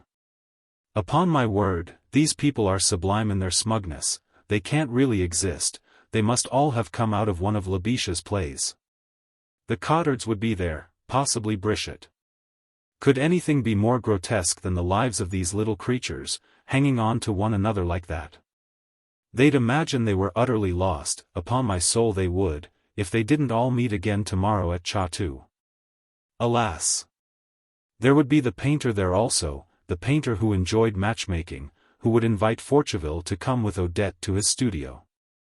He could see Odette, in a dress far too smart for the country, for she is so vulgar in that way, and, poor little thing, she is such a fool.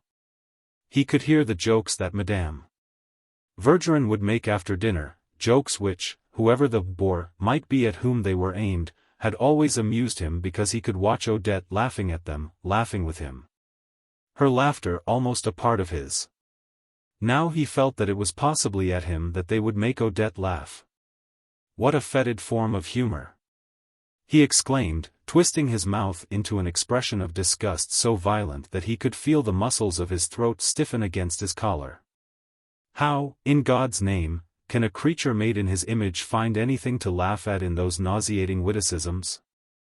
The least sensitive nose must be driven away in horror from such stale exhalations. It is really impossible to believe that any human being is incapable of understanding that. In allowing herself merely to smile at the expense of a fellow creature who has loyally held out his hand to her, she is casting herself into a mire from which it will be impossible, with the best will in the world, ever to rescue her. I dwell so many miles above the puddles in which these filthy little vermin sprawl and crawl and bawl their cheap obscenities, that I cannot possibly be spattered by the witticisms of a Verdurin. He cried, tossing up his head and arrogantly straightening his body. God knows that I have honestly attempted to pull Odette out of that sewer, and to teach her to breathe a nobler and a purer air. But human patience has its limits, and mine is at an end, he concluded, as though this sacred mission to tear Odette away from an atmosphere of sarcasms dated from longer than a few minutes ago. As though he had not undertaken it only since it had occurred to him that those sarcasms might, perchance, be directed at himself, and might have the effect of detaching Odette from him. He could see the pianist sitting down to play the Moonlight Sonata, and the grimaces of Madame Verdurin, in terrified anticipation of the wrecking of her nerves by Beethoven's music. Idiot, liar! He shouted, and a creature like that imagines that she's fond of art.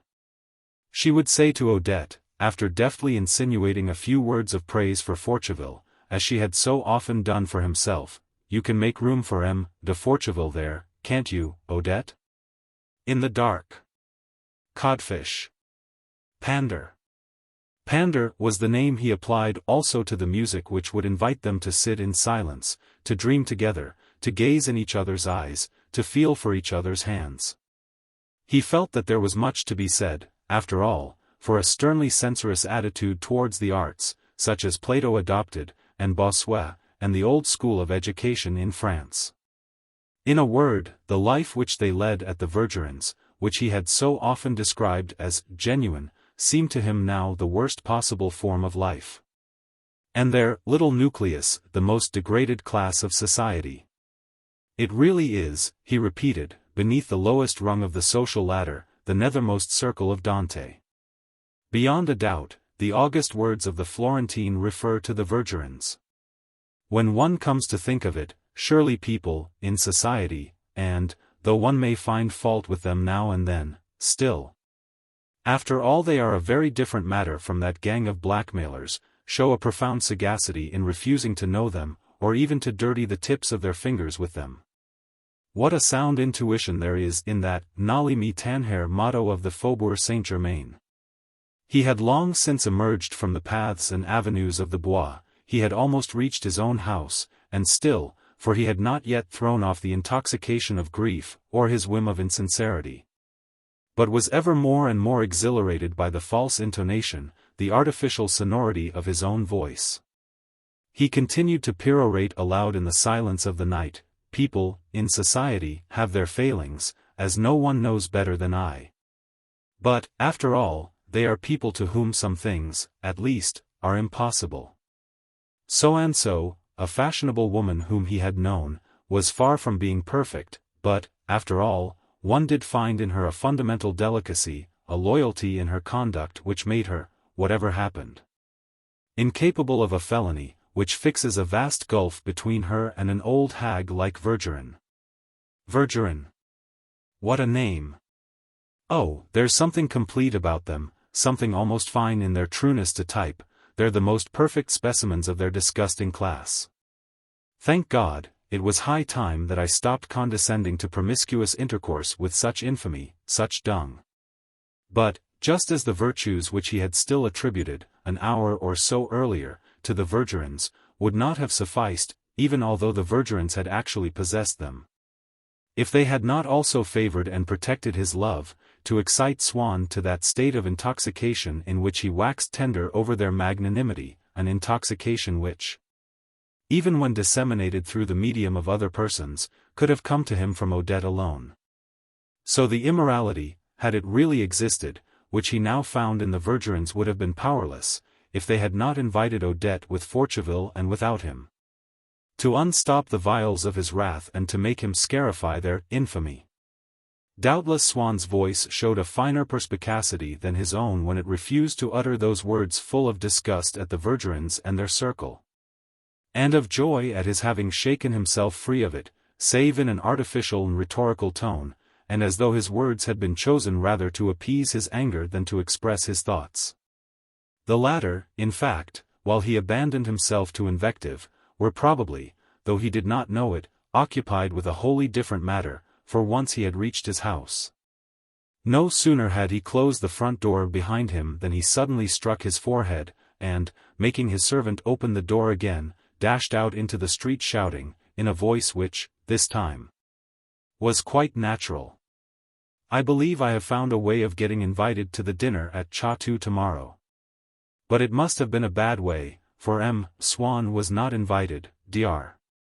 Cottard, who, having been summoned to attend a serious case in the country, had not seen the Vergerins for some days, and had been prevented from appearing at Chateau, said, on the evening after this dinner, as he sat down to table at their house, "Why, aren't we going to see Swann this evening? He is quite what you might call a personal friend." "I sincerely trust that we shan't," cried Madame Vergerin. "Heaven preserve us from him. He's too deadly for words, a stupid, ill-bred boor." On hearing these words Cottard exhibited an intense astonishment blended with entire submission. As though in the face of a scientific truth which contradicted everything that he had previously believed, but was supported by an irresistible weight of evidence. With timorous emotion he bowed his head over his plate, and merely replied, "Oh, oh, oh, oh, oh." Traversing, in an orderly retirement of his forces, into the depths of his being, along a descending scale, the whole compass of his voice. After which there was no more talk of Swann at the Vergerins'. And so that drawing-room which had brought Swann and Odette together became an obstacle in the way of their meeting. She no longer said to him, as she had said in the early days of their love, "We shall meet, anyhow, tomorrow evening. There's a supper party at the Vergerins', but we shan't be able to meet tomorrow evening, there's a supper party at the Vergerins'." Or else the Vergerins were taking her to the Opera Comique, to see unnamed de Cléopâtre, and Swann could read in her eyes that terror lest he should ask her not to go, which, but a little time before, he could not have refrained from greeting with a kiss as it flitted across the face of his mistress, but which now exasperated him. "Yet I'm not really angry," he assured himself, "when I see how she longs to run away and scratch from maggots in that dunghill of cacophony. I'm disappointed, not for myself, but for her. Disappointed to find that, after living for more than 6 months in daily contact with myself, she has not been capable of improving her mind even to the point of spontaneously eradicating from it a taste for Victor Mass. More than that, to find that she has not arrived at the stage of understanding that there are evenings on which anyone with the least shade of refinement of feeling should be willing to forego an amusement when she is asked to do so. She ought to have the sense to say, "I shall not go," if it were only from policy, since it is by what she answers now that the quality of her soul will be determined once and for all. And having persuaded himself that it was solely, after all, in order that he might arrive at a favorable estimate of Odette's spiritual worth that he wished her to stay at home with him that evening instead of going to the Opera Comique, he adopted the same line of reasoning with her, with the same degree of insincerity as he had used with himself, or even with a degree more. For in her case he was yielding also to the desire to capture her by her own self-esteem. "I swear to you," he told her, shortly before she was to leave for the theatre, "that, in asking you not to go, I should hope, were I a selfish man, for nothing so much as that you should refuse. For I have 1,000 other things to do this evening, and I shall feel that I have been tricked and trapped myself, and shall be thoroughly annoyed, if, after all, you tell me that you are not going. But my occupations, my pleasures are not everything, I must think of you also. A day may come when, seeing me irrevocably sundered from you, you will be entitled to reproach me with not having warned you at the decisive hour in which I felt that I was going to pass judgment on you. One of those stern judgments which love cannot long resist. You see, your Newt de Cléopâtre, what a title, has no bearing on the point. What I must know is whether you are indeed one of those creatures in the lowest grade of mentality and even of charm, one of those contemptible creatures who are incapable of foregoing a pleasure. For if you are such, how could anyone love you, for you are not even a person, a definite, imperfect, but at least perceptible entity. You are a formless water that will trickle down any slope that it may come upon, a fish devoid of memory, incapable of thought, which all its life long in its aquarium will continue to dash itself 100 times a day, against a wall of glass, always mistaking it for water. Do you realize that your answer will have the effect, I do not say of making me cease from that moment to love you, that goes without saying, but of making you less attractive to my eyes when I realize that you are not a person, that you are beneath everything in the world and have not the intelligence to raise yourself 1 inch higher? Obviously, I should have preferred to ask you, as though it had been a matter of little or no importance, to give up your newt to Cleopatra, since you compel me to sully my lips with so abject a name, in the hope that you would go to it none the less. But, since I had resolved to weigh you in the balance, to make so grave an issue depend upon your answer, I considered it more honorable to give you due warning. Meanwhile, Odette had shown signs of increasing emotion and uncertainty. Although the meaning of his tirade was beyond her, she grasped that it was to be included among the scenes of reproach or supplication, scenes which her familiarity with the ways of men enabled her, without paying any heed to the words that were uttered, to conclude that men would not make unless they were in love. That, from the moment when they were in love, it was superfluous to obey them, since they would only be more in love later on. And so, she would have heard Swann out with the utmost tranquility had she not noticed that it was growing late, and that if he went on speaking for any length of time she would never, as she told him with a fond smile, obstinate but slightly abashed, get there in time for the overture. On other occasions he had assured himself that the one thing which, more than anything else, would make him cease to love her, would be her refusal to abandon the habit of lying. Even from the point of view of coquetry, pure and simple, he had told her, "Can't you see how much of your attraction you throw away when you stoop to lying? By a frank admission, how many faults you might redeem. Really, you are far less intelligent than I supposed." In vain, however, did Swann expound to her thus all the reasons that she had for not lying. They might have succeeded in overthrowing any universal system of mendacity, but Odette had no such system. She contented herself, merely, whenever she wished Swann to remain in ignorance of anything that she had done, with not telling him of it. So that a lie was, to her, something to be used only as a special expedient. And the one thing that could make her decide whether she should avail herself of a lie or not was a reason which, too, was of a special and contingent order. Namely the risk of Swann's discovering that she had not told him the truth. Physically, she was passing through an unfortunate phase. She was growing stouter, and the expressive, sorrowful charm, the surprised, wistful expressions which she had formerly had, seemed to have vanished with her first youth. With the result that she became most precious to Swann at the very moment when he found her distinctly less good-looking. He would gaze at her for hours on end, trying to recapture the charm which he had once seen in her and could not find again.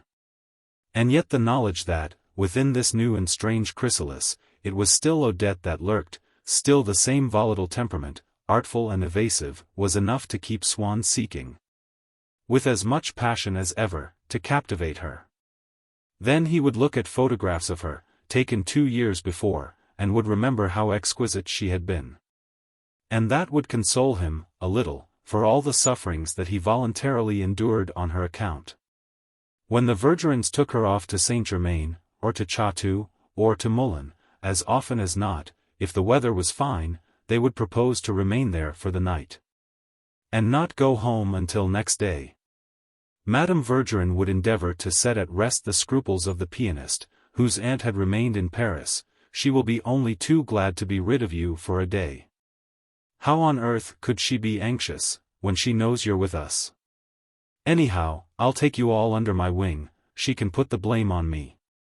If this attempt failed, M. Vergerin would set off across country until he came to a telegraph office or some other kind of messenger, after first finding out which of the faithful had anyone whom they must warn. But Odette would thank him, and assure him that she had no message for anyone, for she had told Swann, once and for all, that she could not possibly send messages to him, before all those people, without compromising herself. Sometimes she would be absent for several days on end, when the Vergerins took her to see the tombs at Dreux, or to Compiègne, on the painter's advice. To watch the sun setting through the forest, after which they went on to the chateau of Pierrefonds. To think that she could visit really historic buildings with me, who have spent 10 years in the study of architecture, who am constantly bombarded by people who really count. To take them over Beauvais or Saint Ludenaude, and refuse to take anyone but her. And instead of that she trundles off with the lowest, the most brutally degraded of creatures, to go into ecstasies over the petrified excretions of Louis Philippe and Violet Leduc. One hardly needs much knowledge of art, I should say, to do that. Though, surely, even without any particularly refined sense of smell, one would not deliberately choose to spend a holiday in the latrines, so as to be within range of their fragrant exhalations. But when she had set off for Dreux or Pierrefonds, alas, without allowing him to appear there, as though by accident, at her side, for, as she said, that would create a dreadful impression. He would plunge into the most intoxicating romance in the lover's library, the railway timetable, from which he learned the ways of joining her there in the afternoon, in the evening. Even in the morning. The ways? More than that, the authority, the right to join her. For, after all, the timetable, and the trains themselves, were not meant for dogs. If the public were carefully informed, by means of printed advertisements, that at 8 o'clock in the morning a train started for Pierrefonds which arrived there at 10. That could only be because going to Pierrefonds was a lawful act, for which permission from Odette would be superfluous. An act, moreover, which might be performed from a motive altogether different from the desire to see Odette, since persons who had never even heard of her performed it daily. And in such numbers as justified the labor and expense of stoking the engines. So it came to this, that she could not prevent him from going to Pierrefonds if he chose to do so.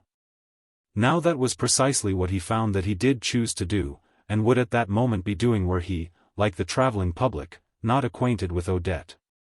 For a long time past he had wanted to form a more definite impression of Violet Leduc's work as a restorer. And the weather being what it was, he felt an overwhelming desire to spend the day roaming in the forest of Compiègne. It was, indeed, a piece of bad luck that she had forbidden him access to the one spot that tempted him today. Today. Why, if he went down there, in defiance of her prohibition, he would be able to see her that very day. But then, whereas, if she had met, at Pierrefonds, someone who did not matter, she would have hailed him with obvious pleasure, "What, you here?" And would have invited him to come and see her at the hotel where she was staying with the Vergerins. If, on the other hand, it was himself, Swann, that she encountered there, she would be annoyed. Would complain that she was being followed, would love him less in consequence, might even turn away in anger when she caught sight of him. So, then, I am not to be allowed to go away for a day anywhere, she would reproach him on her return, whereas in fact it was he himself who was not allowed to go. He had had the sudden idea, so as to contrive to visit Compiègne and Pierrefonds without letting it be supposed that his object was to meet Odette, of securing an invitation from one of his friends. The Marquis de Forestel, who had a country house in that neighborhood. This friend, to whom Swann suggested the plan without disclosing its ulterior purpose, was beside himself with joy. He did not conceal his astonishment at Swann's consenting at last, after 15 years, to come down and visit his property, and since he did not, he told him, wish to stay there. Promised to spend some days, at least, in taking him for walks and excursions in the district. Swann imagined himself down there already with him, de Forestel. Even before he saw Odette, even if he did not succeed in seeing her there, what a joy it would be to set foot on that soil where, not knowing the exact spot in which, at any moment, she was to be found, he would feel all around him the thrilling possibility of her suddenly appearing, in the courtyard of the chateau. Now beautiful in his eyes since it was on her account that he had gone to visit it. In all the streets of the town, which struck him as romantic, down every ride of the forest, roseate with the deep and tender glow of sunset. Innumerable and alternative hiding places, to which would fly simultaneously for refuge, in the uncertain ubiquity of his hopes, his happy, vagabond and divided heart. We mustn't, on any account, he would warn M. de Forestel, run across Odette and the Vergerins. I have just heard that they are at Pierrefonds, of all places, today. One has plenty of time to see them in Paris. It would hardly be worth while coming down here if one couldn't go a yard without meeting them. And his host would fail to understand why, once they had reached the place, Swann would change his plans 20 times in an hour. Inspect the dining rooms of all the hotels in Compiègne without being able to make up his mind to settle down in any of them, although he had found no trace anywhere of the Vergerins. Seeming to be in search of what he had claimed to be most anxious to avoid, and would in fact avoid, the moment he found it, for if he had come upon the little group, he would have hastened away at once with studied indifference, satisfied that he had seen Odette and she him, especially that she had seen him when he was not, apparently, thinking about her. But no, she would guess at once that it was for her sake that he had come there. And when M. de Forestel came to fetch him, and it was time to start, he excused himself. "No, I'm afraid not. I can't go to Pierrefonds today. You see, Odette is there." And Swann was happy in spite of everything in feeling that if he, alone among mortals, had not the right to go to Pierrefonds that day, it was because he was in fact, for Odette, someone who differed from all other mortals, her lover.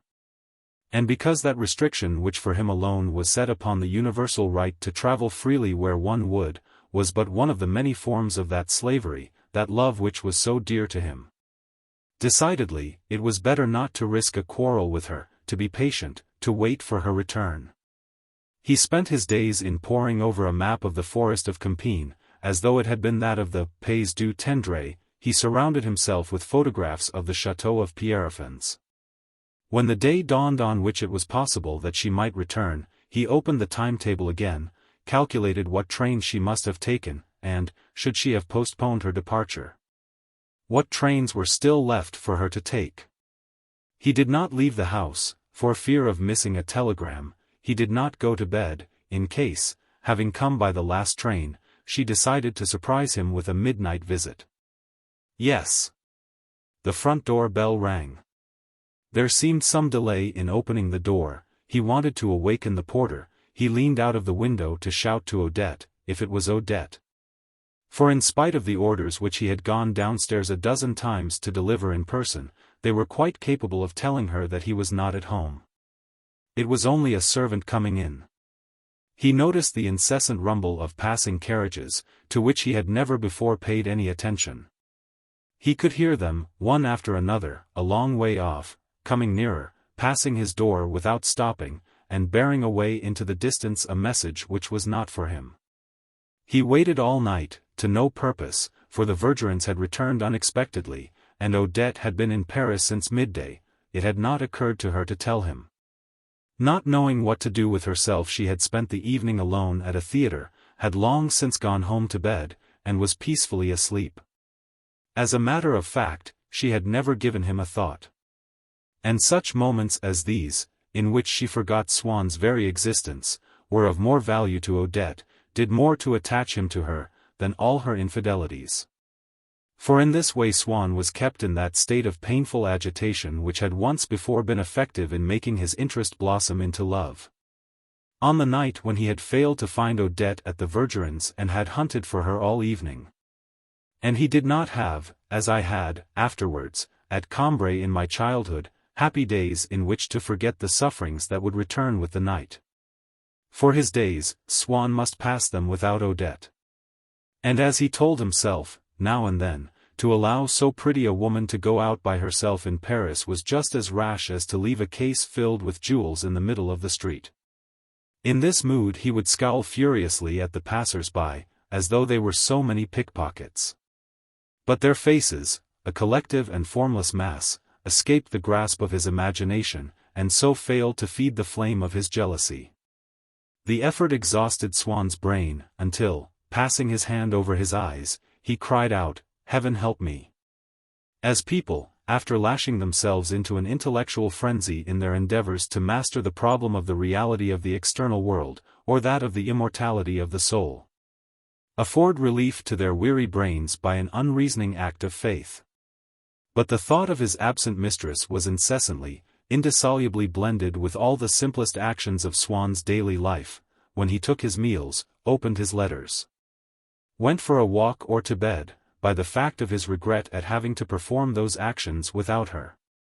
Like those initials of Philibert the Fair which, in the church of Brou, because of her grief, her longing for him, Margaret of Austria intertwined everywhere with her own. On some days, instead of staying at home, he would go for luncheon to a restaurant not far off, to which he had been attracted, some time before, by the excellence of its cookery, but to which he now went only for one of those reasons, at once mystical and absurd, which people call romantic. Because this restaurant, which, by the way, still exists, bore the same name as the street in which Odette lived, the La Perouse. Sometimes, when she had been away on a short visit somewhere, several days would elapse before she thought of letting him know that she had returned to Paris. And then she would say quite simply, without taking, as she would once have taken, the precaution of covering herself, at all costs, with a little fragment borrowed from the truth, that she had just, at that very moment, arrived by the morning train. What she said was a falsehood, at least for Odette it was a falsehood, inconsistent, lacking, what it would have had, if true, the support of her memory of her actual arrival at the station.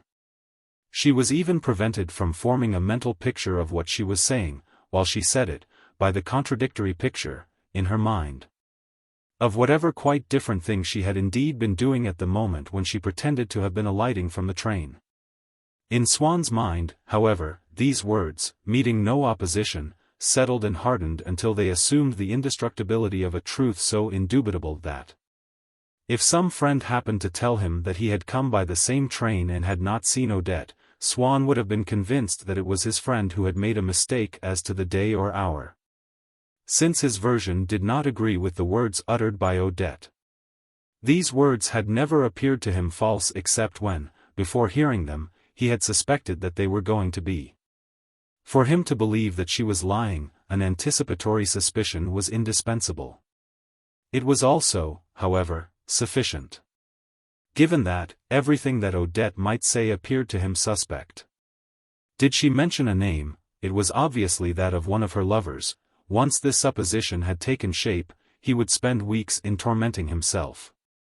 On one occasion he even approached a firm of inquiry agents to find out the address and the occupation of the unknown rival who would give him no peace until he could be proved to have gone abroad. And who, he ultimately learned, was an uncle of Odette, and had been dead for 20 years. Although she would not allow him, as a rule, to meet her at public gatherings, saying that people would talk, it happened occasionally that, at an evening party to which he and she had each been invited, at Forcheville's, at the painter's, or at a charity ball given in one of the ministries, he found himself in the same room with her. He could see her, but dared not remain for fear of annoying her by seeming to be spying upon the pleasures which she tasted in other company, pleasures which, while he drove home in utter loneliness, and went to bed, as anxiously as I myself was to go to bed, some years later. On the evenings when he came to dine with us at Cambrai, seemed illimitable to him since he had not been able to see their end. And, once or twice, he derived from such evenings that kind of happiness which one would be inclined, did it not originate in so violent a reaction from an anxiety abruptly terminated, to call peaceful. Since it consists in a pacifying of the mind, he had looked in for a moment at a revel in the painter's studio, and was getting ready to go home.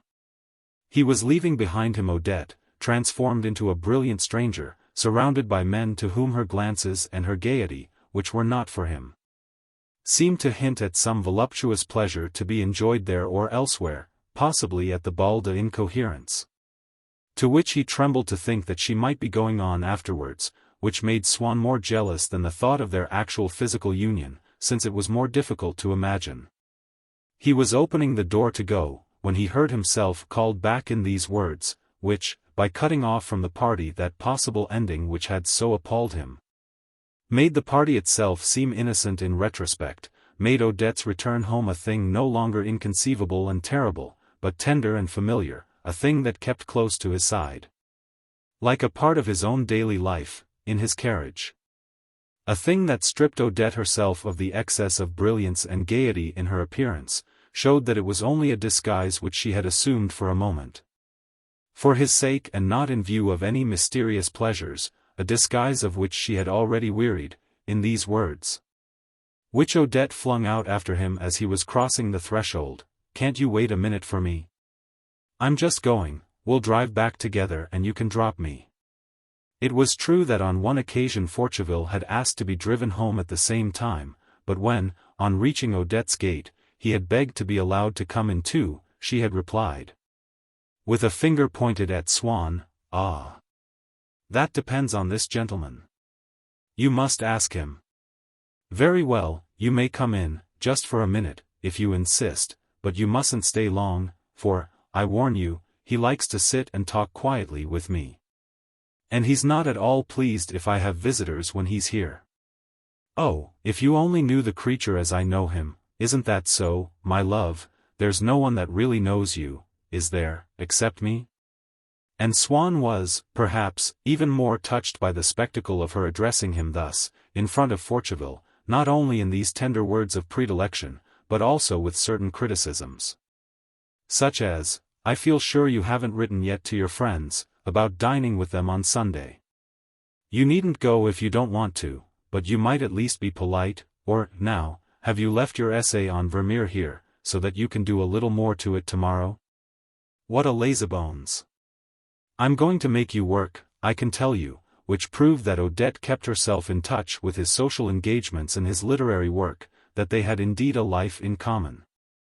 And as she spoke she bestowed on him a smile which he interpreted as meaning that she was entirely his.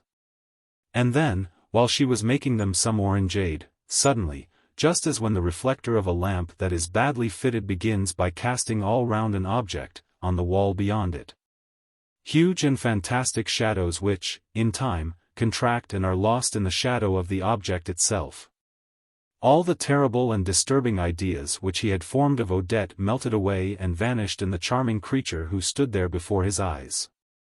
He had the sudden suspicion that this hour spent in Odette's house, in the lamplight, was, perhaps, after all, not an artificial hour, invented for his special use, with the object of concealing that frightening and delicious thing which was incessantly in his thoughts without his ever being able to form a satisfactory impression of it. An hour of Odette's real life, of her life when he was not there, looking on, with theatrical properties and pasteboard fruits, but was perhaps a genuine hour of Odette's life. That, if he himself had not been there, she would have pulled forward the same armchair for Forcheville, would have poured out for him, not any unknown brew, but precisely that orangeade which she was now offering to them both. That the world inhabited by Odette was not that other world, fearful and supernatural, in which he spent his time in placing her, and which existed, perhaps, only in his imagination. But the real universe, exhaling no special atmosphere of gloom, comprising that table at which he might sit down, presently, and write, and this drink which he was being permitted, now, to taste.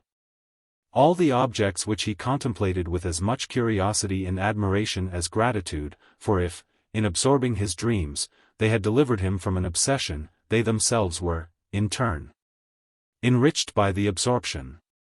They showed him the palpable realization of his fancies, and they interested his mind, they took shape and grew solid before his eyes, and at the same time they soothed his troubled heart. Ah!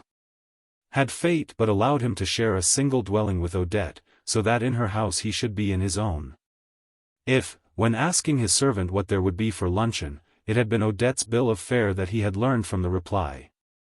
If, when Odette wished to go for a walk, in the morning, along the Avenue du Bois de Boulogne, his duty as a good husband had obliged him, though he had no desire to go out, to accompany her, carrying her cloak when she was too warm. And in the evening, after dinner, if she wished to stay at home, and not to dress, if he had been forced to stay beside her, to do what she asked. Then how completely would all the trivial details of Swann's life, which seemed to him now so gloomy, simply because they would, at the same time, have formed part of the life of Odette, have taken on, like that lamp, that orangeade, that armchair, which had absorbed so much of his dreams, which materialized so much of his longing, a sort of superabundant sweetness and a mysterious solidity. And yet he was inclined to suspect that the state for which he so much longed was a calm, a peace, which would not have created an atmosphere favorable to his love. When Odette ceased to be for him a creature always absent, regretted, imagined. When the feeling that he had for her was no longer the same mysterious disturbance that was wrought in him by the phrase from the sonata, but constant affection and gratitude. When those normal relations were established between them which would put an end to his melancholy madness. Then, no doubt, the actions of Odette's daily life would appear to him as being of but little intrinsic interest, as he had several times, already, felt that they might be, on the day, for instance, when he had read, through its envelope, her letter to Forcheville. Examining his complaint with as much scientific detachment as if he had inoculated himself with it in order to study its effects, he told himself that, when he was cured of it, what Odette might or might not do would be indifferent to him. But in his morbid state, to tell the truth, he feared death itself no more than such a recovery, which would, in fact, amount to the death of all that he then was. After these quiet evenings, Swann's suspicions would be temporarily lulled. He would bless the name of Odette, and next day, in the morning, would order the most attractive jewels to be sent to her, because her kindnesses to him overnight had excited either his gratitude, or the desire to see them repeated, or a paroxysm of love for her which had need of some such outlet. But at other times, grief would again take hold of him. He would imagine that Odette was Forcheville's mistress, and that, when they had both sat watching him from the depths of the Verdurins' landau, in the Bois, on the evening before the party at Chatou to which he had not been invited, while he implored her in vain, with that look of despair on his face which even his coachman had noticed, to come home with him, and then turned away, solitary, crushed, she must have employed, to draw Forcheville's attention to him, while she murmured, "Do look at him," storming.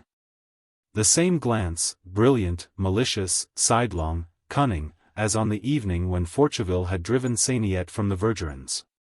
At such times Swann detested her. "But I've been a fool, too," he would argue. "I'm paying for other men's pleasures with my money. All the same, she'd better take care, and not pull the string too often, for I might very well stop giving her anything at all.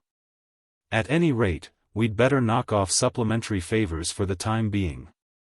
To think that, only yesterday, when she said she would like to go to Bayreuth for the season, I was such an ass as to offer to take one of those jolly little places the King of Bavaria has there, for the two of us. However, she didn't seem particularly keen. She hasn't said yes or no yet. Let's hope that she'll refuse. Good God! Think of listening to Wagner for a fortnight on end with her, who takes about as much interest in music as a fish does in little apples. It will be fun."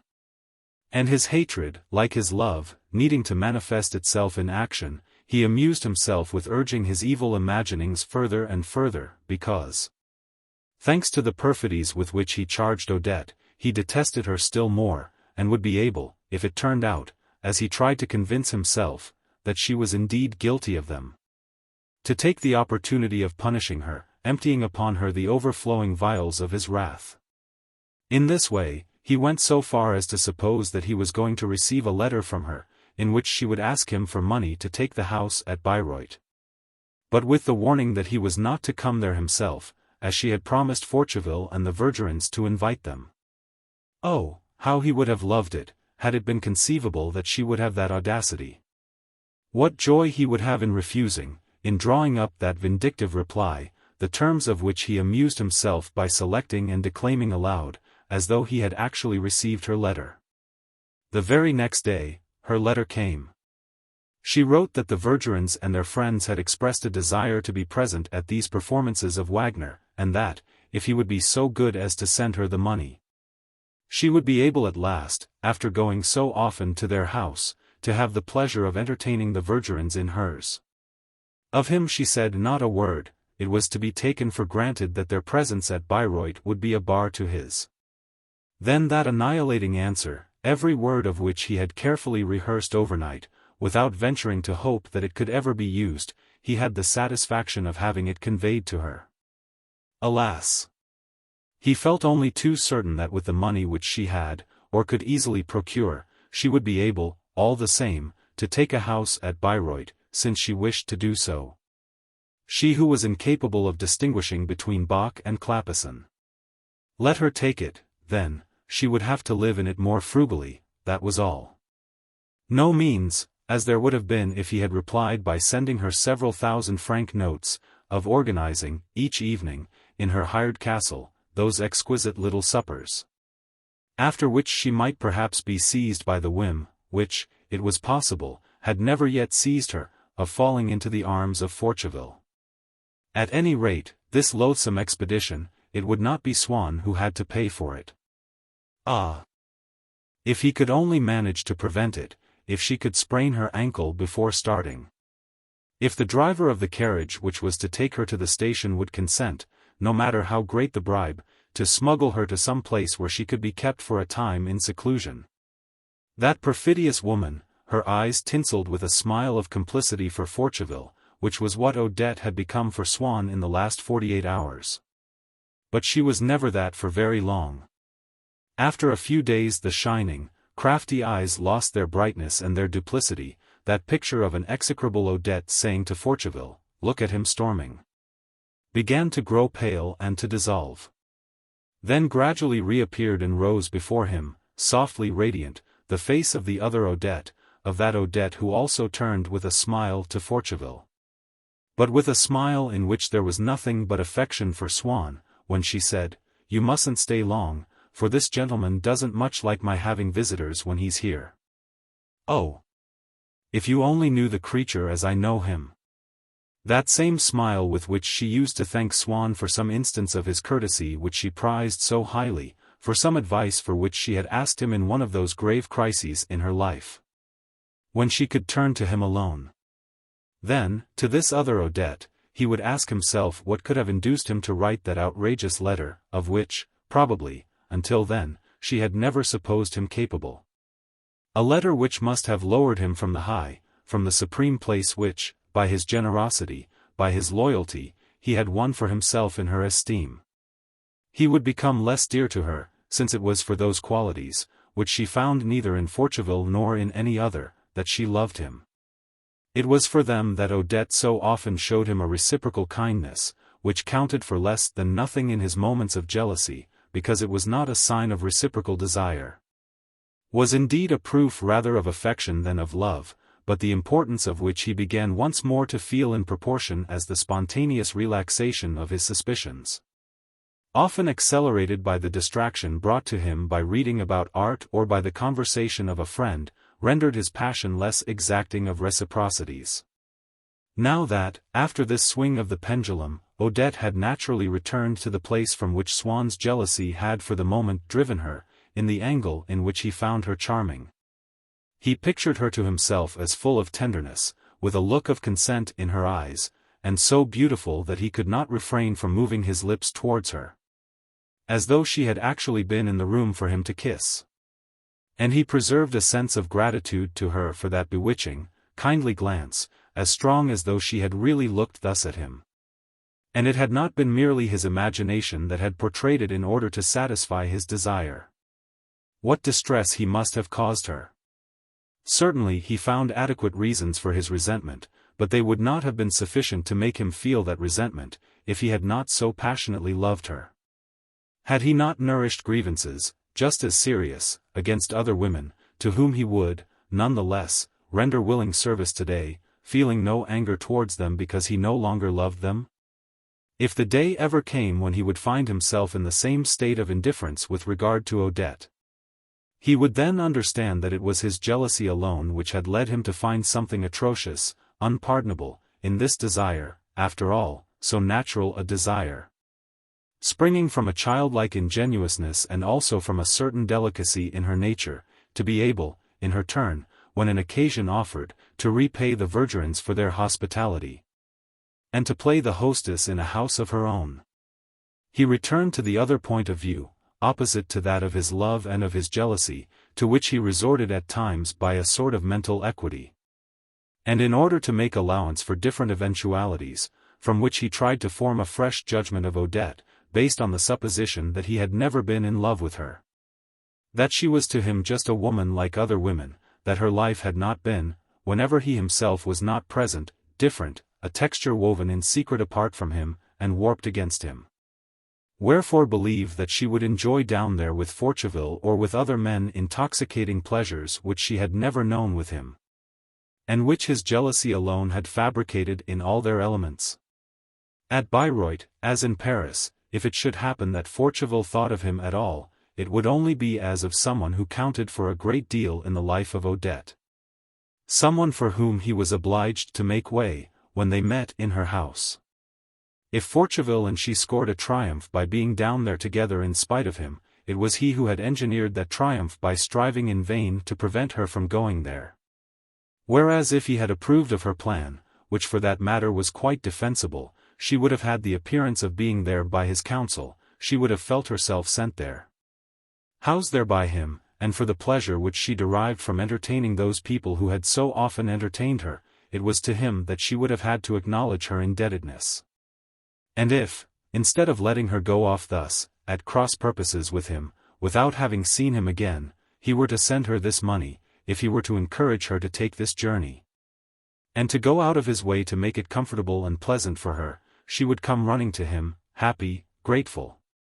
And he would have the joy, the sight of her face, which he had not known for nearly a week, a joy which none other could replace.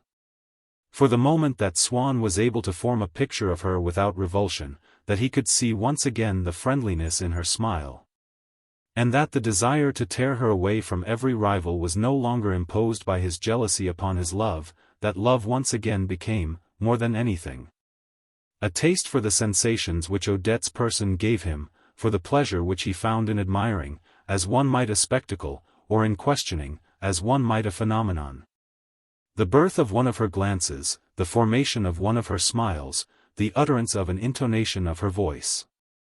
And this pleasure, different from every other, had in the end created in him a need of her, which she alone, by her presence or by her letters, could assuage, almost as disinterested, almost as artistic, as perverse as another need which characterized this new period in Swann's life, when the sereness, the depression of the preceding years had been followed by a sort of spiritual superabundance, without his knowing to what he owed this unlooked-for enrichment of his life. Any more than a person in delicate health who from a certain moment grows stronger, puts on flesh, and seems for a time to be on the road to a complete recovery, this other need, which, too, developed in him independently of the visible, material world, was the need to listen to music and to learn to know it. And so, by the chemical process of his malady, after he had created jealousy out of his love, he began again to generate tenderness, pity for Odette. She had become once more the old Odette, charming and kind. He was full of remorse for having treated her harshly. He wished her to come to him, and, before she came, he wished to have already procured for her some pleasure, so as to watch her gratitude taking shape in her face and molding her smile. So, too, Odette, certain of seeing him come to her in a few days, as tender and submissive as before, and plead with her for a reconciliation, became inured, was no longer afraid of displeasing him, or even of making him angry, and refused him, whenever it suited her, the favors by which he set most store. Perhaps she did not realize how sincere he had been with her during their quarrel, when he had told her that he would not send her any money, but would do what he could to hurt her. Perhaps she did not realize, either, how sincere he still was, if not with her, at any rate with himself, on other occasions when, for the sake of their future relations, to show Odette that he was capable of doing without her, that a rupture was still possible between them, he decided to wait some time before going to see her again. Sometimes several days had elapsed, during which she had caused him no fresh anxiety. And as, from the next few visits which he would pay her, he knew that he was likely to derive not any great pleasure, but, more probably, some annoyance which would put an end to the state of calm in which he found himself, he wrote to her that he was very busy, and would not be able to see her on any of the days that he had suggested. Meanwhile, a letter from her, crossing his, asked him to postpone one of those very meetings. He asked himself, why, his suspicions, his grief, again took hold of him. He could no longer abide, in the new state of agitation into which he found himself plunged, by the arrangements which he had made in his preceding state of comparative calm. He would run to find her, and would insist upon seeing her on each of the following days. And even if she had not written first, if she merely acknowledged his letter, it was enough to make him unable to rest without seeing her. For, upsetting all Swann's calculations, Odette's acceptance had entirely changed his attitude. Like everyone who possesses something precious, so as to know what would happen if he ceased for a moment to possess it, he had detached the precious object from his mind, leaving, as he thought, everything else in the same state as when it was there. But the absence of one part from a whole is not only that, it is not simply a partial omission, it is a disturbance of all the other parts. A new state which it was impossible to foresee from the old. But at other times, when Odette was on the point of going away for a holiday, it was after some trifling quarrel for which he had chosen the pretext, that he decided not to write to her and not to see her until her return, giving the appearance, and expecting the reward, of a serious rupture, which she would perhaps regard as final. To a separation, the greater part of which was inevitable, since she was going away, which, in fact, he was merely allowing to start a little sooner than it must. At once he could imagine Odette, puzzled, anxious, distressed at having received neither visit nor letter from him, and this picture of her, by calming his jealousy, made it easy for him to break himself of the habit of seeing her. At odd moments, no doubt, in the furthest recesses of his brain, where his determination had thrust it away, and thanks to the length of the interval, the 3-week separation to which he had agreed, it was with pleasure that he would consider the idea that he would see Odette again on her return. But it was also with so little impatience that he began to ask himself whether he would not readily consent to the doubling of the period of so easy an abstinence. It had lasted, so far, but 3 days, a much shorter time than he had often, before, passed without seeing Odette, and without having, as on this occasion he had, premeditated a separation. And yet, there and then, some tiny trace of contrariety in his mind, or of weakness in his body, by inciting him to regard the present as an exceptional moment, one not to be governed by the rules. One in which prudence itself would allow him to take advantage of the soothing effects of a pleasure and to give his will, until the time should come when its efforts might serve any purpose, a holiday, suspended the action of his will, which ceased to exert its inhibitive control. Or, without that even, the thought of some information for which he had forgotten to ask Odette, such as if she had decided in what color she would have her carriage repainted, or, with regard to some investment, whether they were ordinary or preference shares that she wished him to buy, for it was all very well to show her that he could live without seeing her, but if, after that, the carriage had to be painted over again, if the shares produced no dividend, a fine lot of good he would have done, and suddenly, like a stretched piece of elastic which is let go, or the air in a pneumatic machine which is ripped open, the idea of seeing her again, from the remote point in time to which it had been attached, sprang back into the field of the present and of immediate possibilities. It sprang back thus without meeting any further resistance, so irresistible, in fact, that Swann had been far less unhappy in watching the end gradually approaching, day by day, of the fortnight which he must spend apart from Odette, than he was when kept waiting 10 minutes while his coachman brought round the carriage which was to take him to her. Minutes which he passed in transports of impatience and joy, in which he recaptured 1,000 times over, to lavish on it all the wealth of his affection, that idea of his meeting with Odette, which, by so abrupt a repercussion, at a moment when he supposed it so remote, was once more present and on the very surface of his consciousness. The fact was that this idea no longer found, as an obstacle in its course, the desire to contrive without further delay to resist its coming, which had ceased to have any place in Swann's mind since, having proved to himself, or so, at least, he believed, that he was so easily capable of resisting it, he no longer saw any inconvenience in postponing a plan of separation which he was now certain of being able to put into operation whenever he would. Furthermore, this idea of seeing her again came back to him adorned with a novelty, a seductiveness, armed with a virulence, all of which long habit had enfeebled, but which had acquired new vigor during this privation, not of 3 days but of a fortnight, for a period of abstinence may be calculated, by anticipation, as having lasted already until the final date assigned to it, and had converted what had been, until then, a pleasure in store, which could easily be sacrificed, into an unlooked-for happiness which he was powerless to resist. Finally, the idea returned to him with its beauty enhanced by his own ignorance of what Odette might have thought, might, perhaps, have done on finding that he showed no sign of life. With the result that he was going now to meet with the entrancing revelation of an Odette almost unknown.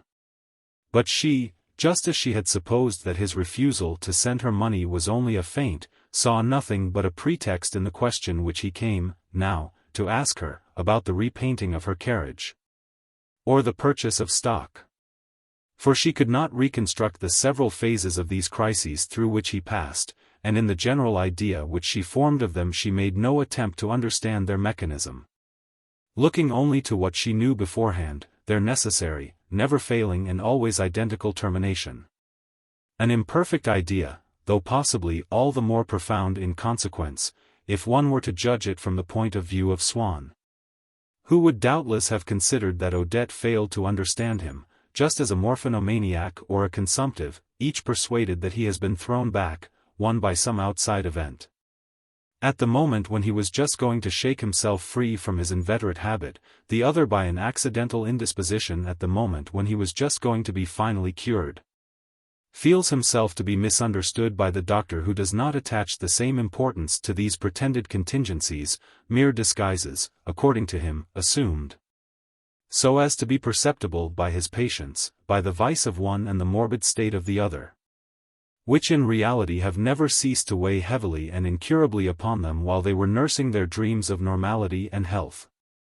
And, as a matter of fact, Swann's love had reached that stage at which the physician and, in the case of certain affections, the boldest of surgeons ask themselves whether to deprive a patient of his vice or to rid him of his malady is still reasonable, or indeed possible. Certainly, of the extent of this love Swann had no direct knowledge. When he sought to measure it, it happened sometimes that he found it diminished, shrunken almost to nothing.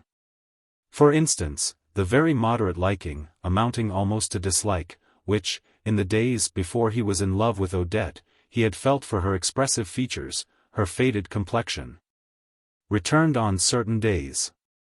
Really, I am making distinct headway, he would tell himself on the morrow. When I come to think it over carefully, I find out that I got hardly any pleasure, last night, out of being in bed with her. It's an odd thing, but I actually thought her ugly. And certainly he was sincere, but his love extended a long way beyond the province of physical desire. Odette's person, indeed, no longer held any great place in it. When his eyes fell upon the photograph of Odette on his table, or when she came to see him, he had difficulty in identifying her face, either in the flesh or on the pasteboard, with the painful and continuous anxiety which dwelt in his mind. He would say to himself, almost with astonishment, "It is she." As when suddenly someone shows us in a detached, externalized form one of our own maladies, and we find in it no resemblance to what we are suffering. She? He tried to ask himself what that meant.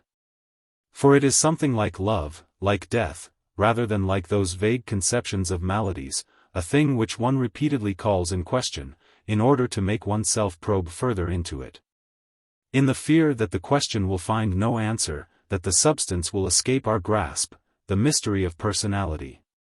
And this malady, which was Swann's love, had so far multiplied, was so closely interwoven with all his habits, with all his actions, with his thoughts, his health, his sleep, his life, even with what he hoped for after his death, was so entirely one with him that it would have been impossible to wrest it away without almost entirely destroying him. As surgeons say, his case was past operation. By this love Swann had been so far detached from all other interests that when by chance he reappeared in the world of fashion, reminding himself that his social relations, like a beautifully wrought setting, although she would not have been able to form any very exact estimate of its worth, might, still, add a little to his own value in Odette's eyes, as indeed they might have done had they not been cheapened by his love itself, which for Odette depreciated everything that it touched by seeming to denounce such things as less precious than itself. He would feel there, simultaneously with his distress at being in places and among people that she did not know, the same detached sense of pleasure as he would have derived from a novel or a painting in which were depicted the amusements of a leisured class. Just as, at home, he used to enjoy the thought of the smooth efficiency of his household, the smartness of his own wardrobe and of his servants' liveries, the soundness of his investments. With the same relish as when he read in Saint Simon, who was one of his favorite authors, of the machinery of daily life at Versailles, what Madame de Maintenon ate and drank, or the shrewd avarice and great pomp of Lully.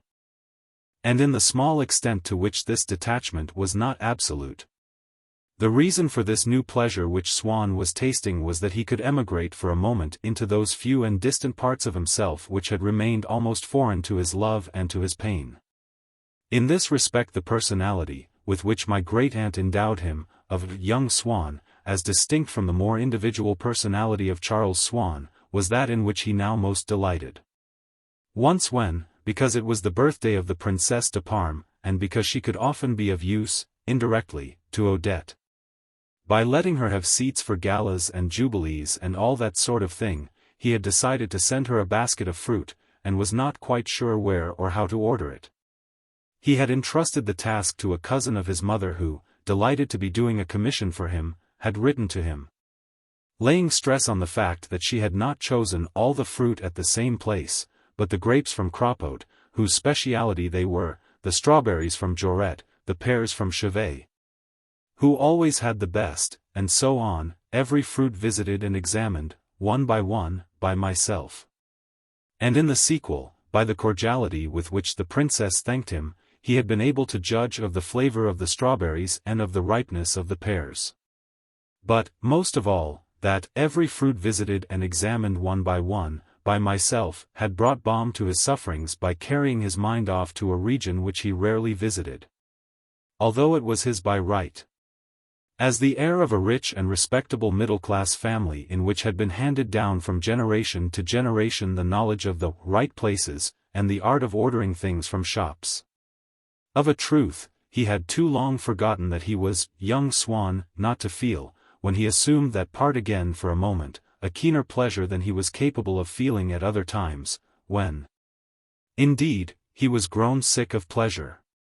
And if the friendliness of the middle-class people, for whom he had never been anything else than young Swann, was less animated than that of the aristocrats, though more flattering, for all that. Since in the middle-class mind friendship is inseparable from respect, no letter from a royal personage, offering him some princely entertainment, could ever be so attractive to Swann as the letter which asked him to be a witness, or merely to be present at a wedding in the family of some old friends of his parents, some of whom had kept up with him, like my grandfather, who, the year before these events, had invited him to my mother's wedding, while others barely knew him by sight, but were, they thought, in duty bound to show civility to the son, to the worthy successor of the late M. Swann. But, by virtue of his intimacy, already time-honored, with so many of them, the people of fashion, in a certain sense, were also a part of his house, his service, and his family. He felt, when his mind dwelt upon his brilliant connections, the same external support, the same solid comfort as when he looked at the fine estate, the fine silver, the fine table linen which had come down to him from his forebears. And the thought that, if he were seized by a sudden illness and confined to the house, the people whom his valet would instinctively run to find would be the Duc de Chartres, the Prince de Reuss, the Duc de Luxembourg and the Baron de Charles, brought him the same consolation as our old Françoise derived from the knowledge that she would, one day, be buried in her own fine clothes, marked with her name, not darned at all, or so exquisitely darned that it merely enhanced one's idea of the skill and patience of the seamstress. A shroud from the constant image of which in her mind's eye she drew a certain satisfactory sense, if not actually of wealth and prosperity, at any rate of self-esteem. But most of all, since in every one of his actions and thoughts which had reference to Odette, Swann was constantly subdued and swayed by the unconfessed feeling that he was, perhaps not less dear, but at least less welcome to her than anyone, even the most wearisome of the Vergerins, faithful, when he betook himself to a world in which he was the paramount example of taste. A man whom no pains were spared to attract, whom people were genuinely sorry not to see, he began once again to believe in the existence of a happier life, almost to feel an appetite for it. As an invalid may feel who has been in bed for months and on a strict diet, when he picks up a newspaper and reads the account of an official banquet or the advertisement of a cruise round Sicily. If he was obliged to make excuses to his fashionable friends for not paying them visits, it was precisely for the visits that he did pay her that he sought to excuse himself to Odette. He still paid them, asking himself at the end of each month whether, seeing that he had perhaps exhausted her patience, and had certainly gone rather often to see her, it would be enough if he sent her 4,000 francs, and for each visit he found a pretext, a present that he had to bring her, some information which she required. De Charles, whom he had met actually going to her house, and who had insisted upon Swann's accompanying him. And, failing any excuse, he would beg de Charles to go to her at once, and to tell her, as though spontaneously, in the course of conversation, that he had just remembered something that he had to say to Swann. And would she please send a message to Swann's house asking him to come to her then and there. But as a rule Swann waited at home in vain, and de Charles informed him, later in the evening, that his device had not proved successful. With the result that, if she was now frequently away from Paris, even when she was there he scarcely saw her. That she who, when she was in love with him, used to say, "I am always free, and, what can it matter to me, what other people think?" Now, whenever he wanted to see her, appealed to the proprieties or pleaded some engagement. When he spoke of going to a charity entertainment, or a private view, or a first night at which she was to be present, she would expostulate that he wished to advertise their relations in public. That he was treating her like a woman off the streets. Things came to such a pitch that, in an effort to save himself from being altogether forbidden to meet her anywhere, Swann, remembering that she knew and was deeply attached to my great-uncle Adolphe, whose friend he himself also had been, went one day to see him in his little flat in the Rue de Bellechasse, to ask him to use his influence with Odette. As it happened, she invariably adopted, when she spoke to Swann about my uncle, a poetical tone, saying, "Ah, he is not in the least like you. It is an exquisite thing, a great, a beautiful thing, his friendship for me. He's not the sort of man who would have so little consideration for me as to let himself be seen with me everywhere in public." This was embarrassing for Swann, who did not know quite to what rhetorical pitch he should screw himself up in speaking of Odette to my uncle. He began by alluding to her excellence, a priori, the axiom of her seraphic superhumanity, the revelation of her inexpressible virtues, no conception of which could possibly be formed. "I should like to speak to you about her," he went on, "you, who know what a woman supreme above all women, what an adorable being, what an angel Odette is. But you know, also, what life is in Paris. Everyone doesn't see Odette in the light in which you and I have been privileged to see her. And so there are people who think that I am behaving rather foolishly. She won't even allow me to meet her out of doors, at the theatre. Now you, in whom she has such enormous confidence, couldn't you say a few words for me to her, just to assure her that she exaggerates the harm which my bowing to her in the street might do her?" My uncle advised Swann not to see Odette for some days, after which she would love him all the more. He advised Odette to let Swann meet her everywhere, and as often as he pleased. A few days later Odette told Swann that she had just had a rude awakening. She had discovered that my uncle was the same as other men, he had tried to take her by assault. She calmed Swann, who, at first, was for rushing out to challenge my uncle to a duel, but he refused to shake hands with him when they met again. He regretted this rupture all the more because he had hoped, if he had met my uncle Adolphe again sometimes and had contrived to talk things over with him in strict confidence, to be able to get him to throw a light on certain rumors with regard to the life that Odette had led, in the old days, at Nice. For my uncle Adolphe used to spend the winter there, and Swann thought that it might indeed have been there, perhaps, that he had first known Odette. The few words which someone had let fall, in his hearing, about a man who, it appeared, had been Odette's lover, had left Swann dumbfounded. But the very things which he would, before knowing them, have regarded as the most terrible to learn and the most impossible to believe, were, once he knew them, incorporated for all time in the general mass of his sorrow. He admitted them, he could no longer have understood their not existing. Only, each one of them in its passage traced an indelible line, altering the picture that he had formed of his mistress. At one time indeed he felt that he could understand that this moral lightness, of which he would never have suspected Odette, was perfectly well known, and that at Baden or Nice, when she had gone in the past, to spend several months in one or the other place, she had enjoyed a sort of amorous notoriety. He attempted, in order to question them, to get into touch again with certain men of that stamp. But these were aware that he knew Odette, and, besides, he was afraid of putting the thought of her into their heads, of setting them once more upon her track. But he, to whom, up till then, nothing could have seemed so tedious as was all that pertained to the cosmopolitan life of Baden or of Nice, now that he learned that Odette had, perhaps, led a gay life once in those pleasure cities, although he could never find out whether it had been solely to satisfy a want of money which, thanks to himself, she no longer felt, or from some capricious instinct which might, at any moment, revive in her, he would lean, in impotent anguish, blinded and dizzy, over the bottomless abyss into which had passed, in which had been engulfed those years of his own, early in MacMahon's septennat, in which one spent the winter on the Promenade d'Anglais, the summer beneath the limes of Baden, and would find in those years a sad but splendid profundity, such as a poet might have lent to them. And he would have devoted to the reconstruction of all the insignificant details that made up the daily round on the Côte d'Azur in those days, if it could have helped him to understand something that still baffled him in the smile or in the eyes of Odette.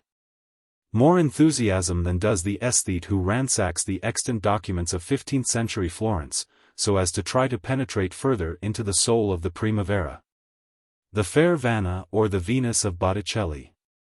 He would sit, often, without saying a word to her, only gazing at her and dreaming, and she would comment, "You do look sad."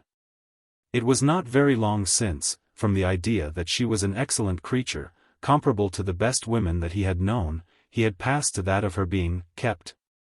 And yet already, by an inverse process, he had returned from the Odette de Crécy, perhaps too well known to the holiday-makers, to the ladies' men of Nice and Baden, to this face, the expression on which was so often gentle, to this nature so eminently human. He would ask himself, what does it mean, after all, to say that everyone at Nice knows who Odette de Crécy is?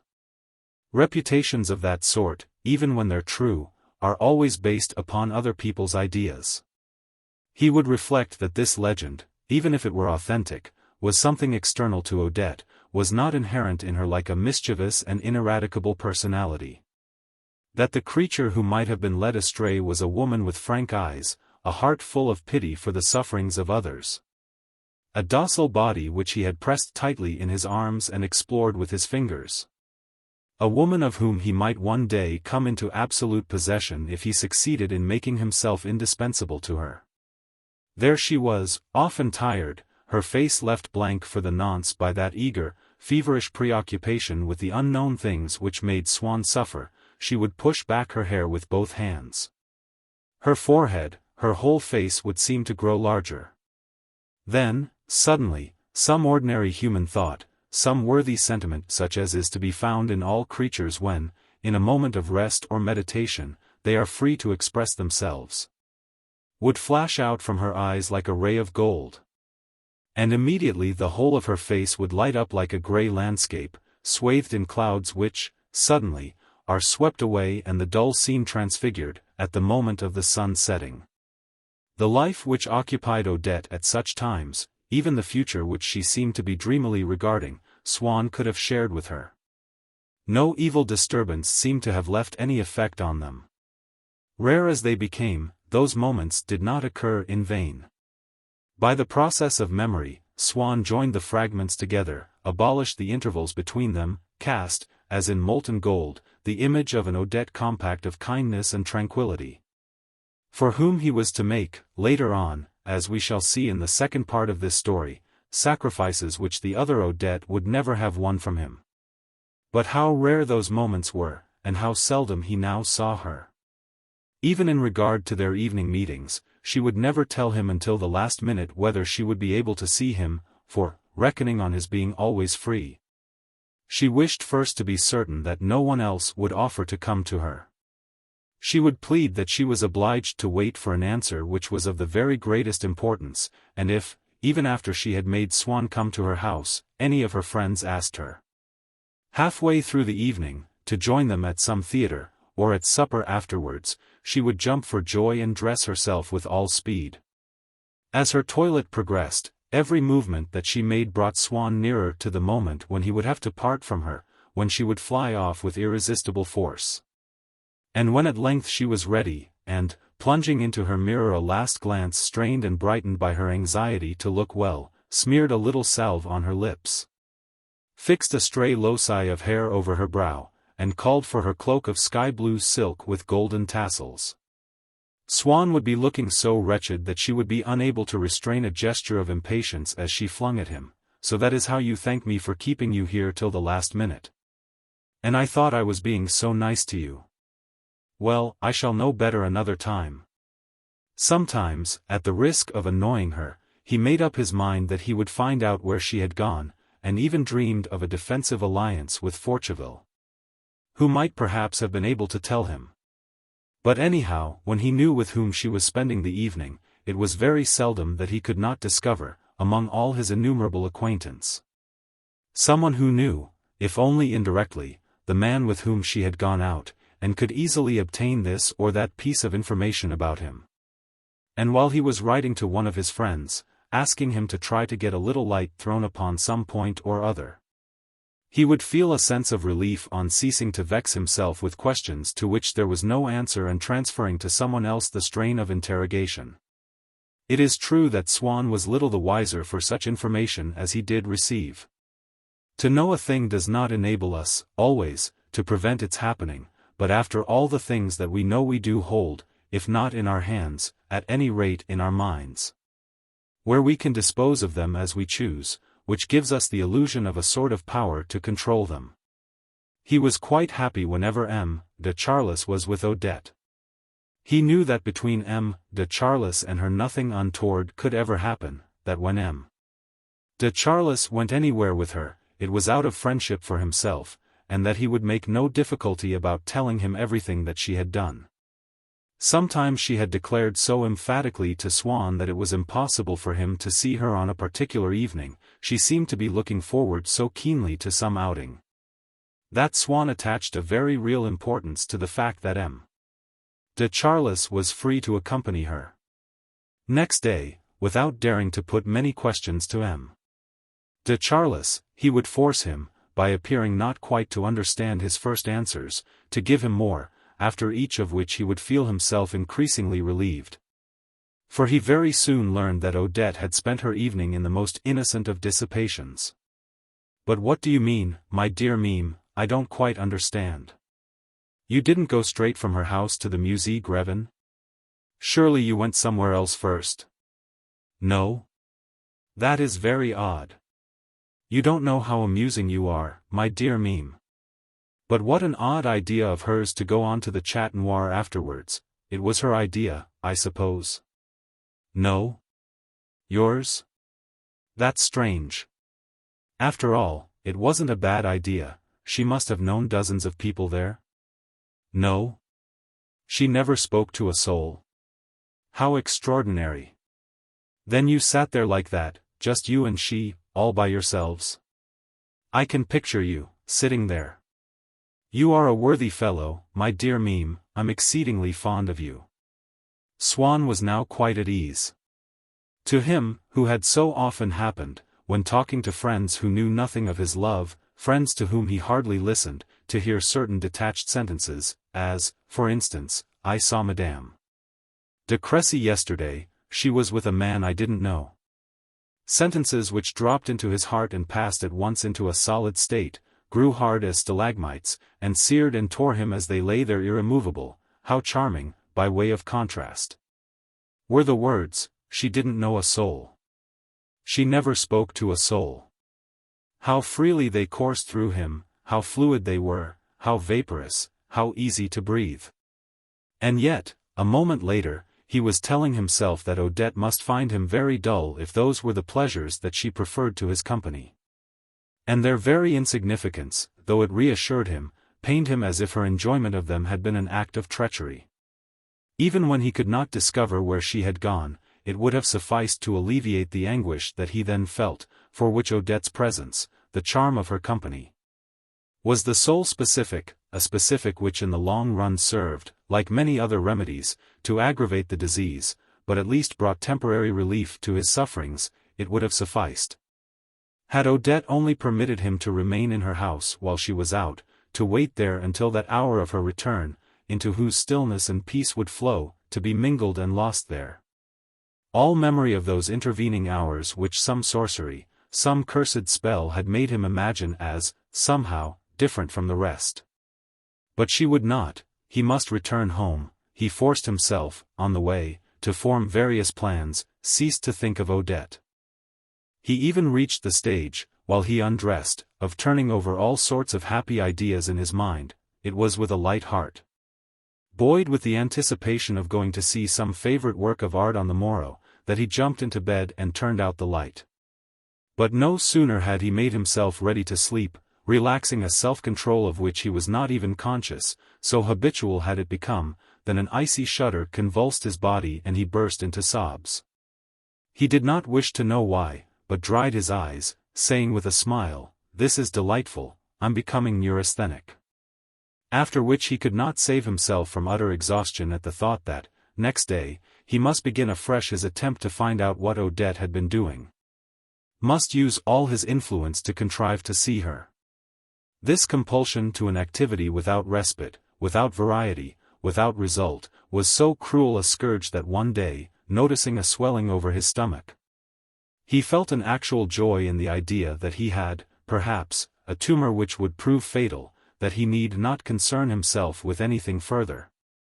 That it was his malady which was going to govern his life, to make a plaything of him, until the not distant end. If indeed, at this period, it often happened that, though without admitting it even to himself, he longed for death, it was in order to escape not so much from the keenness of his sufferings as from the monotony of his struggle. And yet he would have wished to live until the time came when he no longer loved her, when she would have no reason for lying to him, when at length he might learn from her whether, on the day when he had gone to see her in the afternoon, she had or had not been in the arms of Forcheville. Often for several days on end the suspicion that she was in love with someone else would distract his mind from the question of Forcheville, making it almost immaterial to him. Like those new developments of a continuous state of ill health which seem for a little time to have delivered us from their predecessors. There were even days when he was not tormented by any suspicion. He fancied that he was cured. But next morning, when he awoke, he felt in the same place the same pain, a sensation which, the day before, he had, as it were, diluted in the torrent of different impressions. But it had not stirred from its place. Indeed, it was the sharpness of this pain that had awakened him. Since Odette never gave him any information as to those vastly important matters which took up so much of her time every day, albeit he had lived long enough in the world to know that such matters are never anything else than pleasures, he could not sustain for any length of time the effort to imagine them. His brain would become a void, then he would pass a finger over his tired eyelids, in the same way as he might have wiped his eyeglass, and would cease altogether to think. There emerged, however, from this unexplored tract, certain occupations which reappeared from time to time, vaguely connected by Odette with some obligation towards distant relatives or old friends who, inasmuch as they were the only people whom she was in the habit of mentioning as preventing her from seeing him, seemed to Swann to compose the necessary, unalterable setting of her life. Because of the tone in which she referred, from time to time, to the day when I go with my friend to the hippodrome, when he felt unwell and had thought, perhaps Odette would be kind and come to see me, he remembered, suddenly, that it was one of those very days. He would correct himself with an, "Oh, no. It's not worth while asking her to come, I should have thought of it before, this is the day when she goes with her friend to the hippodrome. We must confine ourselves to what is possible. No use wasting our time in proposing things that can't be accepted and are declined in advance." And this duty that was incumbent upon Odette, of going to the hippodrome, to which Swann thus gave way, seemed to him to be not merely ineluctable in itself, but the mark of necessity which stamped it seemed to make plausible and legitimate everything that was even remotely connected with it. When Odette, in the street, had acknowledged the salute of a passer-by, which had aroused Swann's jealousy, she replied to his questions by associating the stranger with any of the 2 or 3 paramount duties of which she had often spoken to him. For instance, she said, "That's a gentleman who was in my friend's box the other day, the one I go to the hippodrome with," that explanation would set Swann's suspicions at rest. It was, after all, inevitable that this friend should have other guests than Odette in her box at the hippodrome. But he had never sought to form or succeeded in forming any coherent impression of them. Oh! How he would have loved to know her, that friend who went to the hippodrome, how he would have loved her to invite him there with Odette. How readily he would have sacrificed all his acquaintance for no matter what person who was in the habit of seeing Odette, were she but a manicurist or a girl out of a shop. He would have taken more trouble, incurred more expense for them than for queens. Would they not have supplied him, out of what was contained in their knowledge of the life of Odette, with the one potent anodyne for his pain? With what joy would he have hastened to spend his days with one or other of those humble folk with whom Odette kept up friendly relations, either with some ulterior motive or from genuine simplicity of nature. How willingly would he have fixed his abode forever in the attics of some sordid but enviable house, where Odette went but never took him, and where, if he had lived with the little retired dressmaker, whose lover he would readily have pretended to be, he would have been visited by Odette almost daily. In those regions, that were almost slums, what a modest existence, abject, if you please, but delightful, nourished by tranquility and happiness, he would have consented to lead indefinitely. It sometimes happened, again, that, when, after meeting Swann, she saw some man approaching whom he did not know, he could distinguish upon Odette's face that look of sorrow which she had worn on the day when he had come to her while Forcheville was there. But this was rare. For, on the days when, in spite of all that she had to do, and of her dread of what people would think, she did actually manage to see Swann, the predominant quality in her attitude, now, was self-assurance. A striking contrast, perhaps an unconscious revenge for, perhaps a natural reaction from the timorous emotion which, in the early days of their friendship, she had felt in his presence. And even in his absence, when she began a letter to him with the words, "My dear, my hand trembles so that I can scarcely write." So, at least, she pretended, and a little of that emotion must have been sincere, or she would not have been anxious to enlarge and emphasize it. So Swann had been pleasing to her then. Our hands do not tremble except for ourselves, or for those whom we love. When they have ceased to control our happiness, how peaceful, how easy, how bold do we become in their presence. In speaking to him, in writing to him now, she no longer employed those words by which she had sought to give herself the illusion that he belonged to her, creating opportunities for saying my and mine when she referred to him. "You are all that I have in the world. It is the perfume of our friendship, I shall keep it," nor spoke to him of the future, of death itself, as of a single adventure which they would have to share. In those early days, whatever he might say to her, she would answer admiringly, "You know, you will never be like other people." She would gaze at his long, slightly bald head, of which people who know only of his successes used to think, "He's not regularly good-looking, if you like, but he is smart. That tuft, that eyeglass, that smile." And, with more curiosity perhaps to know him as he really was than desire to become his mistress, she would sigh, I do wish I could find out what there is in that head of yours. But, now, whatever he might say, she would answer, in a tone sometimes of irritation, sometimes indulgent, "Ah. So you never will be like other people." She would gaze at his head, which was hardly aged at all by his recent anxieties, though people now thought of it. By the same mental process which enables one to discover the meaning of a piece of symphonic music of which one has read the program. Or the likenesses in a child whose family one has known. He's not positively ugly, if you like, but he is really rather absurd. That eyeglass, that tuft, that smile. Realizing in their imagination, fed by suggestion, the invisible boundary which divides, at a few months' interval, the head of an ardent lover from a cuckold's, and would say, "Oh, I do wish I could change you. Put some sense into that head of yours." Always ready to believe in the truth of what he hoped, if it was only Odette's way of behaving to him that left room for doubt, he would fling himself greedily upon her words, "You can if you like." He would tell her. And he tried to explain to her that to comfort him, to control him, to make him work would be a noble task.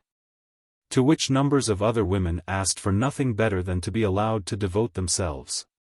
Though it is only fair to add that in those other women's hands the noble task would have seemed to Swann nothing more than an indiscreet and intolerable usurpation of his freedom of action. If she didn't love me, just a little, he told himself, she would not wish to have me altered. To alter me, she will have to see me more often. And so he was able to trace, in these faults which she found in him, a proof at least of her interest, perhaps even of her love. And, in fact, she gave him so little, now, of the last, that he was obliged to regard as proofs of her interest in him the various things which, every now and then, she forbade him to do. One day she announced that she did not care for his coachman, who, she thought, was perhaps setting Swann against her, and, anyhow, did not show that promptness and deference to Swann's orders which she would have liked to see. She felt that he wanted to hear her say, "Don't have him again when you come to me," just as he might have wanted her to kiss him. So, being in a good temper, she said it, and he was deeply moved. That evening, when talking to M. de Charlis, with whom he had the satisfaction of being able to speak of her openly, for the most trivial remarks that he uttered now, even to people who had never heard of her, had always some sort of reference to Odette, he said to him, "I believe, all the same, that she loves me. She is so nice to me now, and she certainly takes an interest in what I do." And if, when he was starting off for her house, getting into his carriage with a friend whom he was to drop somewhere on the way, his friend said, "Hello. That isn't Loredan on the box?" With what melancholy joy would Swann answer him, "Oh, good heavens, no. I can tell you, I daren't take Loredan when I go to the Rue La Perouse. Odette doesn't like me to have Loredan, she thinks he doesn't suit me. What on earth is one to do? Women, you know, women. My dear fellow, she would be furious. Oh, Lord, yes. I've only to take Remy there, I should never hear the last of it." These new manners, indifferent, listless, irritable, which Odette now adopted with Swann, undoubtedly made him suffer. But he did not realize how much he suffered. Since it had been with a regular progression, day after day, that Odette had chilled towards him. It was only by directly contrasting what she was today with what she had been at first that he could have measured the extent of the change that had taken place. Now this change was his deep, his secret wound, which pained him day and night, and whenever he felt that his thoughts were straying too near it, he would quickly turn them into another channel for fear of being made to suffer too keenly. He might say to himself in a vague way, "There was a time when Odette loved me more," but he never formed any definite picture of that time. Just as he had in his study a cupboard at which he contrived never to look, which he turned aside to avoid passing whenever he entered or left the room. Because in one of its drawers he had locked away the chrysanthemum which she had given him on one of those first evenings when he had taken her home in his carriage. And the letters in which she said, "Why did you not forget your heart also? I should never have let you have that back," and, at whatever hour of the day or night you may need me, just send me a word, and dispose of me as you please.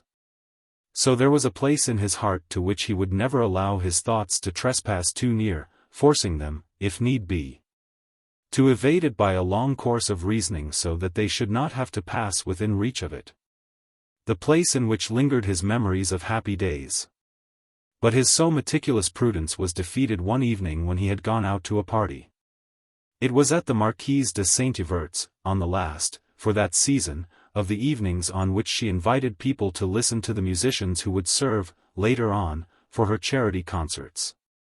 Swann, who had intended to go to each of the previous evenings in turn, but had never been able to make up his mind, received, while he was dressing for this party, a visit from the Baron de Charles, who came with an offer to go with him to the Marquise's, if his company could be of any use in helping Swann not to feel quite so bored when he got there, to be a little less unhappy. But Swann had thanked him with, "You can't conceive how glad I should be of your company. But the greatest pleasure that you can give me will be if you will go instead to see Odette. You know what a splendid influence you have over her. I don't suppose she'll be going anywhere this evening, unless she goes to see her old dressmaker, and I'm sure she would be delighted if you went with her there. In any case, you'll find her at home before then. Try to keep her amused, and also to give her a little sound advice. If you could arrange something for tomorrow which would please her, something that we could all three do together. Try to put out a feeler, too, for the summer. See if there's anything she wants to do, a cruise that we might all three take, anything you can think of. I don't count upon seeing her tonight, myself. Still, if she would like me to come, or if you find a loophole, you've only to send me a line at Madame de Saint-Yvert's up till midnight, after that I shall be here. Ever so many thanks for all you are doing for me, you know what I feel about you." His friend promised to go and do as Swann wished as soon as he had deposited him at the door of the Saint-Yvert house, where he arrived soothed by the thought that M. de Charles would be spending the evening in the Rue La Pérouse, but in a state of melancholy indifference to everything that did not involve Odette. And in particular to the details of fashionable life, a state which invested them with the charm that is to be found in anything which, being no longer an object of our desire, appears to us in its own guise. On alighting from his carriage, in the foreground of that fictitious summary of their domestic existence which hostesses are pleased to offer to their guests on ceremonial occasions, and in which they show a great regard for accuracy of costume and setting, Swann was amused to discover the heirs and successors of Balzac's tigers, now grooms, who normally followed their mistress when she walked abroad, but now, hatted and booted, were posted out of doors, in front of the house on the gravel drive, or outside the stables, as gardeners might be drawn up for inspection at the ends of their several flower beds. The peculiar tendency which he had always had to look for analogies between living people and the portraits in galleries reasserted itself here, but in a more positive and more general form. It was society as a whole, now that he was detached from it, which presented itself to him in a series of pictures. In the cloakroom, into which, in the old days, when he was still a man of fashion, he would have gone in his overcoat, to emerge from it in evening dress. But without any impression of what had occurred there, his mind having been, during the minute or two that he had spent in it, either still at the party which he had just left, or already at the party into which he was just about to be ushered, he now noticed, for the first time, roused by the unexpected arrival of so belated a guest, the scattered pack of splendid effortless animals, the enormous footmen who were drowsing here and there upon benches and chests, until, pointing their noble greyhound profiles, they towered upon their feet and gathered in a circle round about him. One of them, of a particularly ferocious aspect, and not unlike the headsman in certain Renaissance pictures which represent executions, tortures, and the like, advanced upon him with an implacable air to take his things. But the harshness of his steely glare was compensated by the softness of his cotton gloves, so effectively that, as he approached Swann, he seemed to be exhibiting at once an utter contempt for his person and the most tender regard for his hat. He took it with a care to which the precision of his movements imparted something that was almost over fastidious. and with a delicacy that was rendered almost touching by the evidence of his splendid strength. Then he passed it to one of his satellites, a novice and timid, who was expressing the panic that overpowered him by casting furious glances in every direction, and displayed all the dumb agitation of a wild animal in the first hours of its captivity. A few feet away, a strapping great lad in livery stood musing, motionless, statuesque, useless, like that purely decorative warrior whom one sees in the most tumultuous of Montaigne's paintings. Lost in dreams, leaning upon his shield, while all around him are fighting and bloodshed and death. Detached from the group of his companions who were thronging about Swann, he seemed as determined to remain unconcerned in the scene, which he followed vaguely with his cruel, greenish eyes, as if it had been the massacre of the innocents or the martyrdom of St. James. He seemed precisely to have sprung from that vanished race, if, indeed, it ever existed, save in the reredos of San Zeno and the frescoes of the Eremitani, where Swann had come in contact with it, and where it still dreams, fruit of the impregnation of a classical statue by some one of the master's Paduan models, or of Albert Dürer Saxon's. And the locks of his reddish hair, crinkled by nature, but glued to his head by brilliantine, were treated broadly as they are in that Greek sculpture which the Mantuan painter never ceased to study, and which, if in its creator's purpose it represents but man, manages at least to extract from man's simple outline such a variety of richness, borrowed, as it were, from the whole of animated nature, that a head of hair, by the glossy undulation and beak-like points of its curls, or in the overlaying of the florid triple diadem of its brushed tresses, can suggest at once a bunch of seaweed, a brood of fledgling doves, a bed of hyacinths and a serpent's writhing back. Others again, no less colossal, were disposed upon the steps of a monumental staircase which, by their decorative presence and marmorean immobility, was made worthy to be named. Like that god-crowned ascent in the palace of the Doges, the staircase of the giants, and on which Swann now set foot, saddened by the thought that Odette had never climbed it.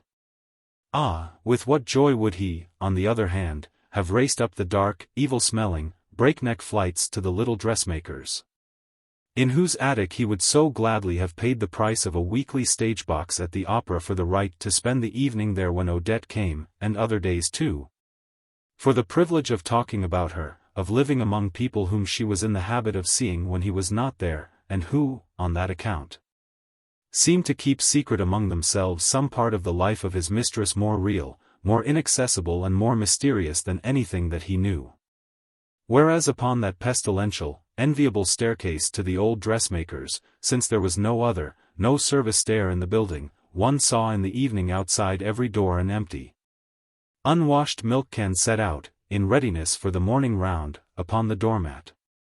On the despicable, enormous staircase which Swann was at that moment climbing, on either side of him, at different levels, before each anfractuosity made in its walls by the window of the porter's lodge or the entrance to a set of rooms, representing the departments of indoor service which they controlled, and doing homage for them to the guests, a gatekeeper, a majordomo, a steward, worthy men who spent the rest of the week in semi-independence in their own domains, dined there by themselves like small shopkeepers, and might tomorrow lapse to the plebeian service of some successful doctor or industrial magnate, scrupulous in carrying out to the letter all the instructions that had been heaped upon them before they were allowed to don the brilliant livery which they wore only at long intervals, and in which they did not feel altogether at their ease, stood each in the arcade of his doorway, their splendid pomp tempered by a democratic good fellowship, like saints in their niches.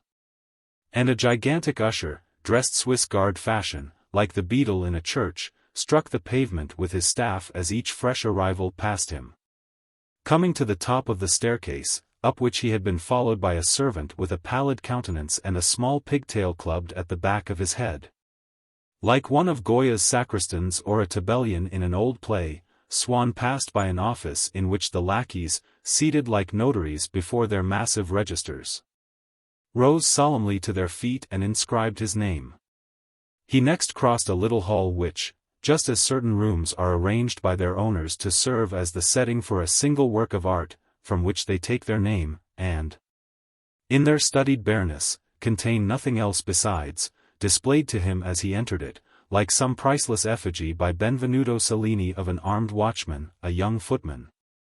His body slightly bent forward, rearing above his crimson gorget and even more crimson face, from which seemed to burst forth torrents of fire, timidity and zeal, who, as he pierced the aubusson tapestries that screened the door of the room in which the music was being given with his impetuous, vigilant, desperate gaze, appeared with a soldierly impassibility or a supernatural faith, an allegory of alarums, incarnation of alertness, commemoration of a riot, to be looking out, angel or sentinel, from the tower of dungeon or cathedral, for the approach of the enemy or for the hour of judgment.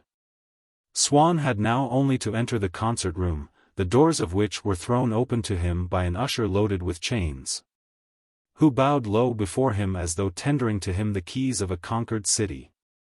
But he thought of the house in which at that very moment he might have been, if Odette had but permitted, and the remembered glimpse of an empty milk can upon a doormat wrung his heart. He speedily recovered his sense of the general ugliness of the human male when, on the other side of the tapestry curtain, the spectacle of the servants gave place to that of the guests. But even this ugliness of faces, which of course were mostly familiar to him, seemed something new and uncanny.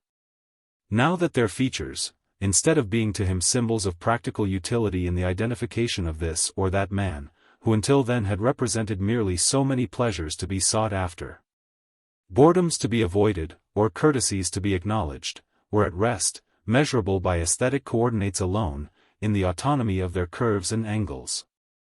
And in these men, in the thick of whom Swann now found himself packed, there was nothing, even to the monocle which many of them wore, and which, previously, would, at the most, have enabled Swann to say that so-and-so wore a monocle, which, no longer restricted to the general connotation of a habit, the same in all of them, did not now strike him with a sense of individuality in each. Perhaps because he did not regard General de Froberville and the Marquis de Brut, who were talking together just inside the door, as anything more than two figures in a picture. Whereas they were the old and useful friends who had put him up for the Jockey Club and had supported him in duels, the general's monocle, stuck like a shell splinter in his common, scarred, victorious, overbearing face, in the middle of a forehead which it left half-blinded, like the single-eyed flashing front of the Cyclops, appeared to Swann as a monstrous wound which it might have been glorious to receive but which it was certainly not decent to expose, while that which M. de Brut wore, as a festive badge, with his pearl-grey gloves, his crush hat and white tie, substituting it for the familiar pair of glasses, as Swann himself did, when he went out to places, bore, glued to its other side, like a specimen prepared on a slide for the microscope, an infinitesimal gaze that swarmed with friendly feeling and never ceased to twinkle at the loftiness of ceilings, the delightfulness of parties, the interestingness of programs and the excellence of refreshments. "Hello! You here? Why, it's ages since I've seen you," the general greeted Swann and, noticing the look of strain on his face and concluding that it was perhaps a serious illness that had kept him away, went on. "You're looking well, old man." While M. de Brut turned with, "My dear fellow, what on earth are you doing here?" to a society novelist who had just fitted into the angle of eyebrow and cheek his own monocle, the sole instrument that he used in his psychological investigations and remorseless analyses of character, and who now replied, with an air of mystery and importance, rolling the R, "I am observing."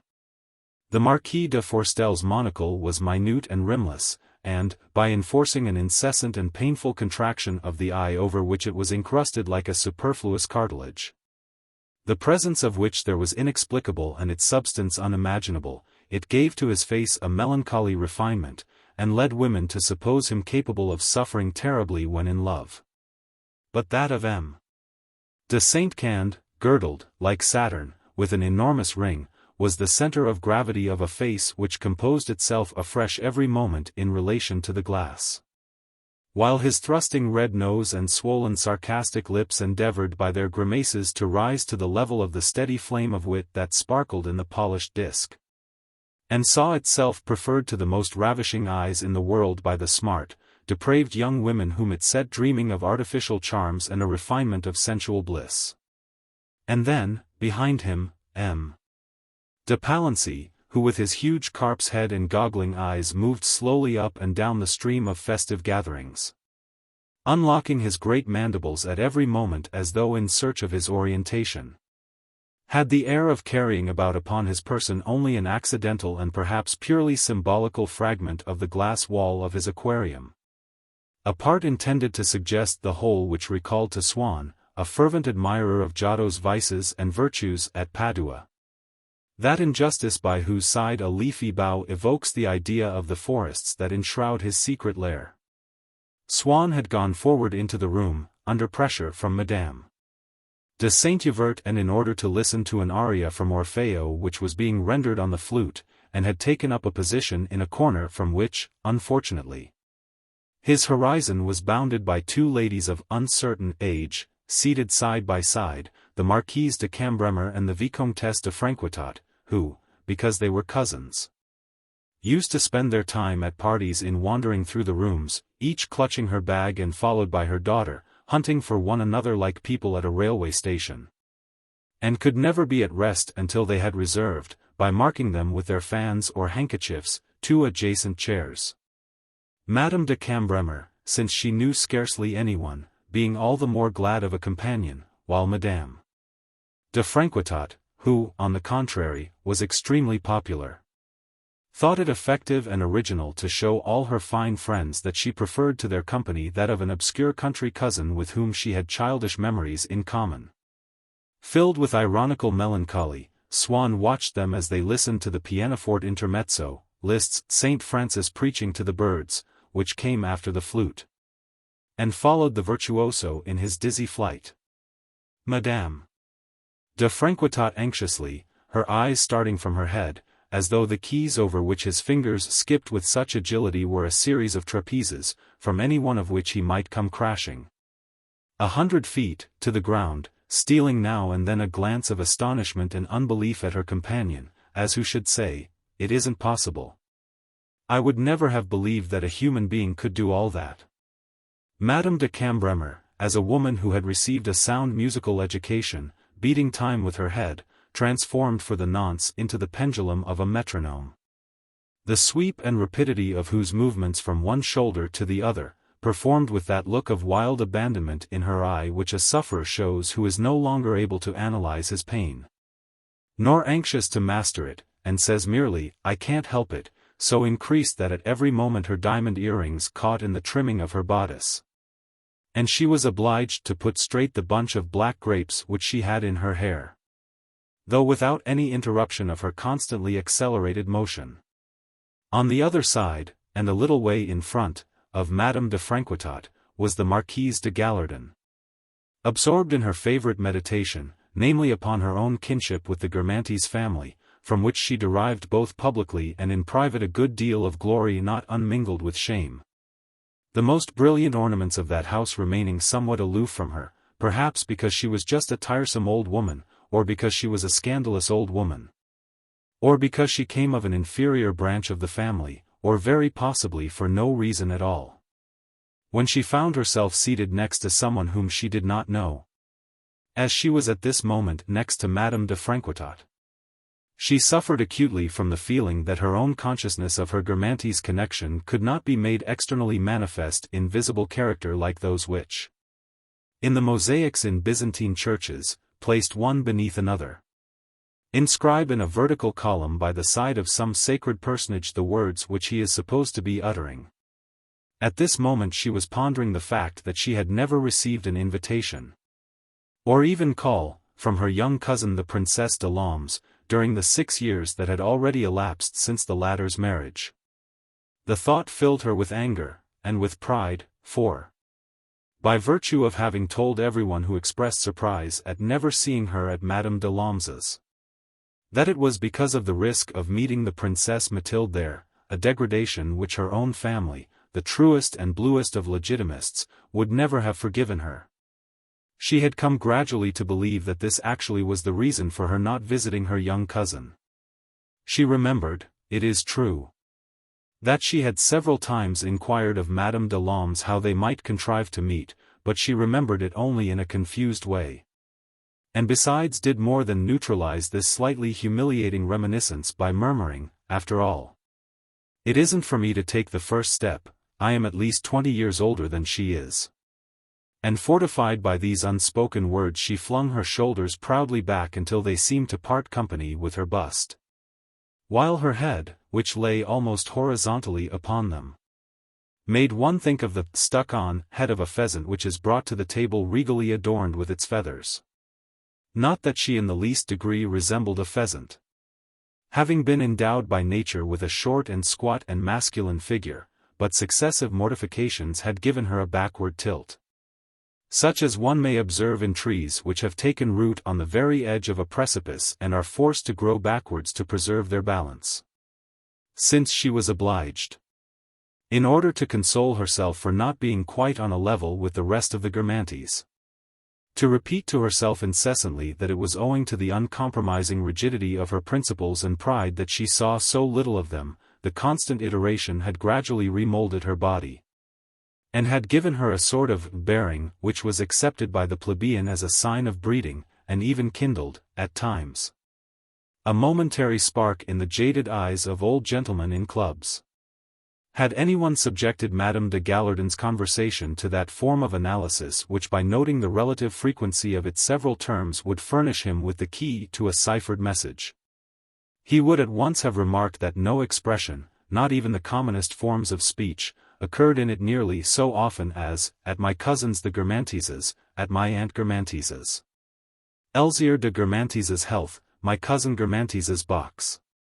If anyone spoke to her of a distinguished personage, she would reply that, although she was not personally acquainted with him, she had seen him hundreds of times at her aunt Guermantes's, but she would utter this reply in so icy a tone, with such a hollow sound, that it was at once quite clear that if she did not know the celebrity personally that was because of all the obstinate, ineradicable principles against which her arching shoulders were stretched back to rest, as on one of those ladders on which gymnastic instructors make us extend so as to develop the expansion of our chests. At this moment the Princesse de Lormes, who had not been expected to appear at Madame de Saint-Euverte's that evening, did in fact arrive. To show that she did not wish any special attention, in a house to which she had come by an act of condescension, to be paid to her superior rank. She had entered the room with her arms pressed close to her sides, even when there was no crowd to be squeezed through, no one attempting to get past her, staying purposely at the back, with the air of being in her proper place, like a king who stands in the waiting procession at the doors of a theatre where the management have not been warned of his coming, and strictly limiting her field of vision, so as not to seem to be advertising her presence and claiming the consideration that was her due, to the study of a pattern in the carpet or of her own skirt. She stood there on the spot which had struck her as the most modest, and from which, as she very well knew, a cry of rapture from Madame de Saint-Euverte would extricate her as soon as her presence there was noticed, next to Madame de Cambremer, whom, however, she did not know. She observed the dumb show by which her neighbor was expressing her passion for music, but she refrained from copying it. This was not to say that, for once that she had consented to spend a few minutes in Madame de Saint-Euverte's house, the Princesse de Lormes would not have wished, so that the act of politeness to her hostess which she had performed by coming might, so to speak, count double, to show herself as friendly and obliging as possible. But she had a natural horror of what she called exaggerating, and always made a point of letting people see that she simply must not indulge in any display of emotion that was not in keeping with the tone of the circle in which she moved. Although such displays never failed to make an impression upon her, by virtue of that spirit of imitation, akin to timidity, which is developed in the most self-confident persons by contact with an unfamiliar environment, even though it be inferior to their own. She began to ask herself whether these gesticulations might not, perhaps, be a necessary concomitant of the piece of music that was being played, a piece which, it might be, was in a different category from all the music that she had ever heard before. And whether to abstain from them was not a sign of her own inability to understand the music, and of discourtesy towards the lady of the house. With the result that, in order to express by a compromise both of her contradictory inclinations in turn, at one moment she would merely straighten her shoulder straps or feel in her golden hair for the little balls of coral or of pink enamel, frosted with tiny diamonds, which formed its simple but effective ornament, studying, with a cold interest, her impassioned neighbor, while at another she would beat time for a few bars with her fan, but, so as not to forfeit her independence, she would beat a different time from the pianist's. When he had finished the Liszt intermezzo and had begun a prelude by Chopin, Madame de Cambremer turned to Madame de Franquetot with a tender smile, full of intimate reminiscence, as well as of satisfaction, that of a competent judge, with the performance. She had been taught in her girlhood to fondle and cherish those long-necked, sinuous creatures, the phrases of Chopin, so free, so flexible, so tactile, which begin by seeking their ultimate resting place somewhere beyond and far wide of the direction in which they started, the point which one might have expected them to reach. Phrases which divert themselves in those fantastic bypaths only to return more deliberately, with a more premeditated reaction, with more precision, as on a crystal bowl which, if you strike it, will ring and throb until you cry aloud in anguish, to clutch at one's heart. Brought up in a provincial household with few friends or visitors, hardly ever invited to a ball, she had fuddled her mind, in the solitude of her old manor house, over setting the pace. Now crawling slow, now passionate, whirling, breathless, for all those imaginary waltzing couples, gathering them like flowers, leaving the ballroom for a moment to listen. Where the wind sighed among the pine trees, on the shore of the lake, and seeing of a sudden advancing towards her, more different from anything one had ever dreamed of than earthly lovers are, a slender young man, whose voice was resonant and strange and false, in white gloves. But nowadays the old-fashioned beauty of this music seemed to have become a trifle stale. Having forfeited, some years back, the esteem of really musical people, it had lost its distinction and its charm. And even those whose taste was frankly bad had ceased to find in it more than a moderate pleasure to which they hardly liked to confess. Madame de Cambremer cast a furtive glance behind her. She knew that her young daughter-in-law, full of respect for her new and noble family, except in such matters as related to the intellect, upon which, having got as far as harmony and the Greek alphabet, she was specially enlightened, despised Chopin, and fell quite ill when she heard him played. But finding herself free from the scrutiny of this Wagnerian, who was sitting, at some distance, in a group of her own contemporaries, Madame de Cambremer let herself drift upon a stream of exquisite memories and sensations. The Princess de Lormes was touched also. Though without any natural gift for music, she had received, some 15 years earlier, the instruction which a music mistress of the Faubourg Saint-Germain, a woman of genius who had been, towards the end of her life, reduced to penury, had started, at 70, to give to the daughters and granddaughters of her old pupils. This lady was now dead. But her method, an echo of her charming touch, came to life now and then in the fingers of her pupils, even of those who had been in other respects quite mediocre, had given up music, and hardly ever opened a piano. And so Madame de Lormes could let her head sway to and fro, fully aware of the cause, with a perfect appreciation of the manner in which the pianist was rendering this prelude, since she knew it by heart. The closing notes of the phrase that he had begun sounded already on her lips. And she murmured, "How charming it is!"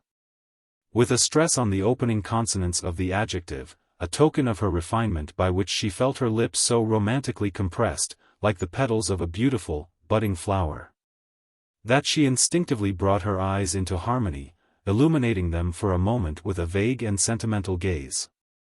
Meanwhile Madame de Gallardon had arrived at the point of saying to herself how annoying it was that she had so few opportunities of meeting the Princess de Lormes. For she meant to teach her a lesson by not acknowledging her bow. She did not know that her cousin was in the room. A movement of Madame Franquetot's head disclosed the princess. At once Madame de Gallardon dashed towards her, upsetting all her neighbors. Although determined to preserve a distant and glacial manner which should remind everyone present that she had no desire to remain on friendly terms with a person in whose house one might find oneself any day, cheek by jowl with the Princess Mathilde, and to whom it was not her duty to make advances since she was not of her generation. She felt bound to modify this air of dignity and reserve by some noncommittal remark which would justify her overture and would force the princess to engage in conversation. And so, when she reached her cousin, Madame de Gallardon, with a stern countenance and one hand thrust out as though she were trying to force a card, began with, "How is your husband?" in the same anxious tone that she would have used if the prince had been seriously ill. The princess, breaking into a laugh which was one of her characteristics, and was intended at once to show the rest of an assembly that she was making fun of someone and also to enhance her own beauty by concentrating her features around her animated lips and sparkling eyes, answered, "Why? He's never been better in his life." And she went on laughing. Madame de Gallardon then drew herself up and, chilling her expression still further, perhaps because she was still uneasy about the prince's health, said to her cousin, "Ariane, at once Madame." Delormes looked with amused astonishment towards an invisible third, whom she seemed to call to witness that she had never authorized Madame de Gallardon to use her Christian name. "Should be so pleased if you would look in, just for a minute, tomorrow evening, to hear a quintet, with the clarinet, by Mozart. I should like to have your opinion of it." She seemed not so much to be issuing an invitation as to be asking favor, and to want the princess's opinion of the Mozart quintet just as though it had been a dish invented by a new cook, whose talent it was most important that an epicure should come to judge. "But I know that quintet quite well. I can tell you now, that I adore it. You know, my husband isn't at all well, it's his liver. He would like so much to see you, Madame." De Gallardon resumed, making it now a corporal work of charity for the princess to appear at her party. The princess never liked to tell people that she would not go to their houses. Every day she would write to express her regret at having been kept away, by the sudden arrival of her husband's mother, by an invitation from his brother, by the opera, by some excursion to the country, from some party to which she had never for a moment dreamed of going. In this way she gave many people the satisfaction of feeling that she was on intimate terms with them, that she would gladly have come to their houses, and that she had been prevented from doing so only by some princely occurrence which they were flattered to find competing with their own humble entertainment. And then, as she belonged to that witty, gourmandise set, in which there survived something of the alert mentality, stripped of all commonplace phrases and conventional sentiments, which dated from Mérimée, and found its final expression in the plays of Mailhac and Halévy, she adapted its formula so as to suit even her social engagements, transposed it into the courtesy which was always struggling to be positive and precise, to approximate itself to the plain truth. She would never develop at any length to a hostess the expression of her anxiety to be present at her party. She found it more pleasant to disclose to her all the various little incidents on which it would depend whether it was or was not possible for her to come. "Listen, and I'll explain," she began to Madame de Gallardon. "Tomorrow evening I must go to a friend of mine, who has been pestering me to fix a day for ages. If she takes us to the theatre afterwards, then I can't possibly come to you, much as I should love to, but if we just stay in the house, I know there won't be anyone else there, so I can slip away. Tell me, have you seen your friend Swann?" "No. My precious Charles. I never knew he was here. Where is he? I must catch his eye. It's a funny thing that he should come to old Saint Evert's," Madame de Gallardon went on. "Oh, I know he's very clever, meaning by that, very cunning, but that makes no difference. Fancy a Jew here, and she the sister and sister-in-law of two archbishops."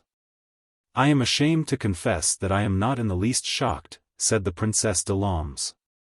"I know he's a converted Jew, and all that, and his parents and grandparents before him.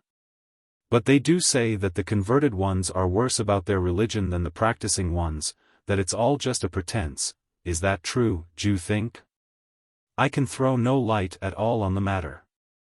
The pianist, who was down to play 2 pieces by Chopin, after finishing the prelude had at once attacked a polonaise. But once Madame de Gallardon had informed her cousin that Swann was in the room, Chopin himself might have risen from the grave and played all his works in turn without Madame de Lamsa's paying him the slightest attention. She belonged to that one of the 2 divisions of the human race in which the untiring curiosity which the other half feels about the people whom it does not know is replaced by an unfailing interest in the people whom it does. As with many women of the Faubourg Saint-Germain, the presence, in any room in which she might find herself, of another member of her set, even although she had nothing in particular to say to him, would occupy her mind to the exclusion of every other consideration. From that moment, in the hope that Swann would catch sight of her, the princess could do nothing but, like a tame white mouse when a lump of sugar is put down before its nose and then taken away, turn her face, in which were crowded 1,000 signs of intimate connivance, none of them with the least relevance to the sentiment underlying Chopin's music, in the direction where Swann was, and, if he moved, divert accordingly the course of her magnetic smile. Arion, don't be angry with me, resumed Madame de Gallardon, who could never restrain herself from sacrificing her highest social ambitions, and the hope that she might one day emerge into a light that would dazzle the world, to the immediate and secret satisfaction of saying something disagreeable. People do say about your M. Swann that he's the sort of man one can't have in the house, is that true? Why, you, of all people, ought to know that it's true, replied the Princesse de Lamsa, for you must have asked him 100 times, and he's never been to your house once. And leaving her cousin mortified afresh, she broke out again into a laugh which scandalized everyone who was trying to listen to the music, but attracted the attention of Madame de Saint-Yvert, who had stayed, out of politeness, near the piano, and caught sight of the princess now for the first time. Madame de Saint-Yvert was all the more delighted to see Madame de Lamsa, as she imagined her to be still at Guermantes, looking after her father-in-law, who was ill. My dear princess, you hear? Yes, I tucked myself away in a corner, and I've been hearing such lovely things. What, you've been in the room quite a time? Oh, yes, quite a long time, which seemed very short. It was only long because I couldn't see you. Madame de Saint-Yvert offered her own chair to the princess, who declined it with, "Oh, please, no. Why should you? It doesn't matter in the least where I sit." And deliberately picking out, so as the better to display the simplicity of a really great lady, a low seat without a back, there now, that hassock, that's all I want.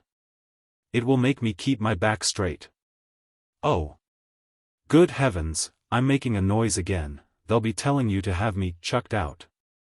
Meanwhile, the pianist having doubled his speed, the emotion of the music lovers was reaching its climax, a servant was handing refreshments about on a salver, and was making the spoons rattle. And, as on every other party night, Madame de Saint-Yvert was making signs to him, which he never saw, to leave the room. A recent bride, who had been told that a young woman ought never to appear bored, was smiling vigorously, trying to catch her hostess's eye so as to flash a token of her gratitude for the others having thought of her in connection with so delightful an entertainment. And yet, although she remained more calm than Madame de Franquetot, it was not without some uneasiness that she followed the flying fingers. What alarmed her being not the pianist's fate but the piano's, on which a lighted candle, jumping at each fortissimo, threatened, if not to set its shade on fire, at least to spill wax upon the ebony. At last she could contain herself no longer, and, running up the 2 steps of the platform on which the piano stood, flung herself on the candle to adjust its sconce. But scarcely had her hand come within reach of it when, on a final chord, the piece finished, and the pianist rose to his feet. Nevertheless, the bold initiative shown by this young woman and the moment of blushing confusion between her and the pianist which resulted from it, produced an impression that was favorable on the whole. "Did you see what that girl did just now, princess?" asked General de Froberville, who had come up to Madame de Lorme's as her hostess left her for a moment. Odd, wasn't it? Is she one of the performers? No, she's a little Madame de Cambremer, replied the princess carelessly, and then, with more animation, I am only repeating what I heard just now, myself. I haven't the faintest notion who said it. It was someone behind me who said that they were neighbors of Madame de Saint-Yvert in the country, but I don't believe anyone knows them, really. They must be country cousins. By the way, I don't know whether you're particularly well up in the brilliant society which we see before us, because I've no idea who all these astonishing people can be. What do you suppose they do with themselves when they're not at Madame de Saint-Yvert's parties? She must have ordered them in with the musicians and the chairs and the food. Universal providers, you know. You must admit, they're rather splendid, General. But can she really have the courage to hire the same supers every week? It isn't possible. Oh, but Cambremer is quite a good name, old, too, protested the general. I see no objection to its being old, the princess answered dryly, but whatever else it is it's not euphonious, she went on, isolating the word euphonious as though between inverted commas. A little affectation to which the Guermantes set were addicted. You think not, eh? She's a regular little peach, though, said the general, whose eyes never strayed from Madame de Cambremer. Don't you agree with me, princess? She thrusts herself forward too much, I think, in so young a woman. That's not very nice, for I don't suppose she's my generation, replied Madame de Lorme's, the last word being common, it appeared, to Gallardon and Guermantes. And then, seeing that M. de Froberville was still gazing at Madame de Cambremer, she added, half out of malice towards the lady, half wishing to oblige the general, not very nice, for her husband. I am sorry that I do not know her, since she seems to attract you so much. I might have introduced you to her, said the princess, who, if she had known the young woman, would most probably have done nothing of the sort. And now I must say good night, because one of my friends is having a birthday party, and I must go and wish her many happy returns, she explained, modestly and with truth. Reducing the fashionable gathering to which she was going to the simple proportions of a ceremony which would be boring in the extreme, but at which she was obliged to be present. And there would be something touching about her appearance. Besides, I must pick up Basin. While I've been here, he's gone to see those friends of his, you know them too, I'm sure, who are called after a bridge, oh, yes, the hyenas. It was a battle before it was a bridge, princess, it was a victory, said the general. I mean to say, to an old soldier like me, he went on, wiping his monocle and replacing it, as though he were laying a fresh dressing on the raw wound underneath. While the princess instinctively looked away, that empire nobility, well, of course, it's not the same thing, but, after all, taking it as it is, it's very fine of its kind. They were people who really did fight like heroes. But I have the deepest respect for heroes, the princess assented, though with a faint trace of irony. If I don't go with Basin to see this Princess Diana, it isn't for that, at all, it's simply because I don't know them. Basin knows them, he worships them. Oh, no, it's not what you think. He's not in love with her. I've nothing to set my face against. Besides, what good has it ever done when I have set my face against them? She queried sadly, for the whole world knew that, ever since the day upon which the Prince de Lormes had married his fascinating cousin, he had been consistently unfaithful to her. Anyhow, it isn't that at all. They're people he has known for ever so long, they do him very well, and that suits me down to the ground. But I must tell you what he's told me about their house. It's quite enough. Can you imagine it, all their furniture is empire. But, my dear princess, that's only natural, it belonged to their grandparents. I don't quite say it didn't, but that doesn't make it any less ugly. I quite understand that people can't always have nice things, but at least they needn't have things that are merely grotesque. What do you say? I can think of nothing more devastating, more utterly smug than that hideous style, cabinets covered all over with swans' heads, like bath taps. But I believe, all the same, that they've got some lovely things. Why, they must have that famous mosaic table on which the treaty of. Oh, I don't deny, they may have things that are interesting enough from the historic point of view. But things like that can't, ever, be beautiful, because they're simply horrible. I've got things like that myself, that came to Basin from the Montesquieu's.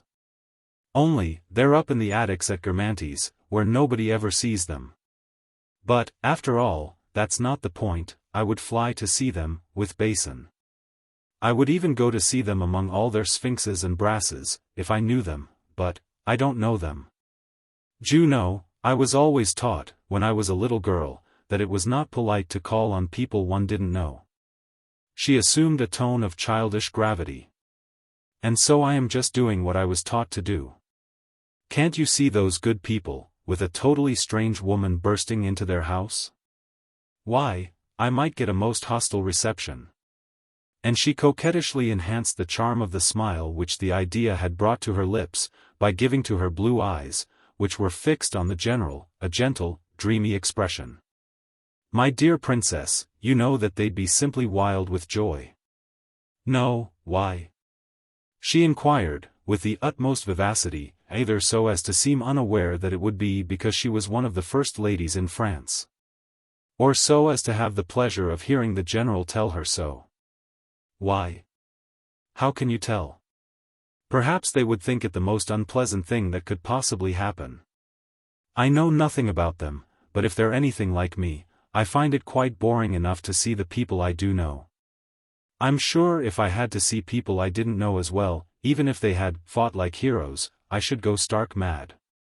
Besides, except when it's an old friend like you, whom one knows quite apart from that, I'm not sure that heroism takes one very far in society.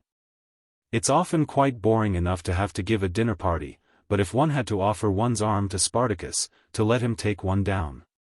Really, no.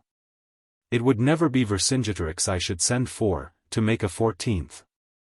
I feel sure, I should keep him for really big crushes. And as I never give any. Ah! Princess, it's easy to see you're not a Guermantes for nothing. You have your share of it, all right, the wit of the Guermantes. But people always talk about the wit of the Guermantes.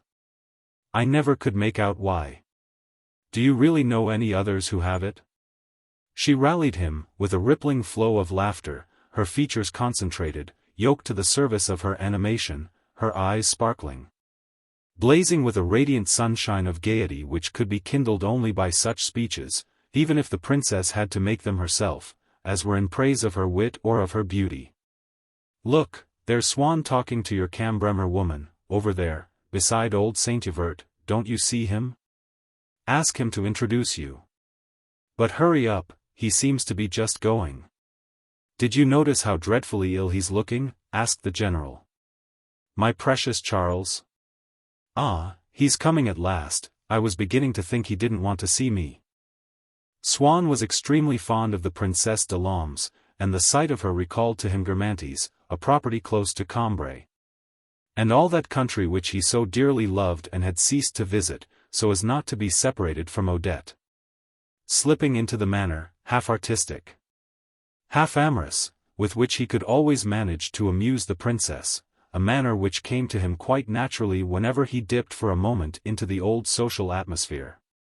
And wishing also to express in words, for his own satisfaction, the longing that he felt for the country. Ah! He exclaimed, or rather intoned, in such a way as to be audible at once to Madame de Saint-Yvert, to whom he spoke, and to Madame de Lambes, for whom he was speaking, behold our charming princess.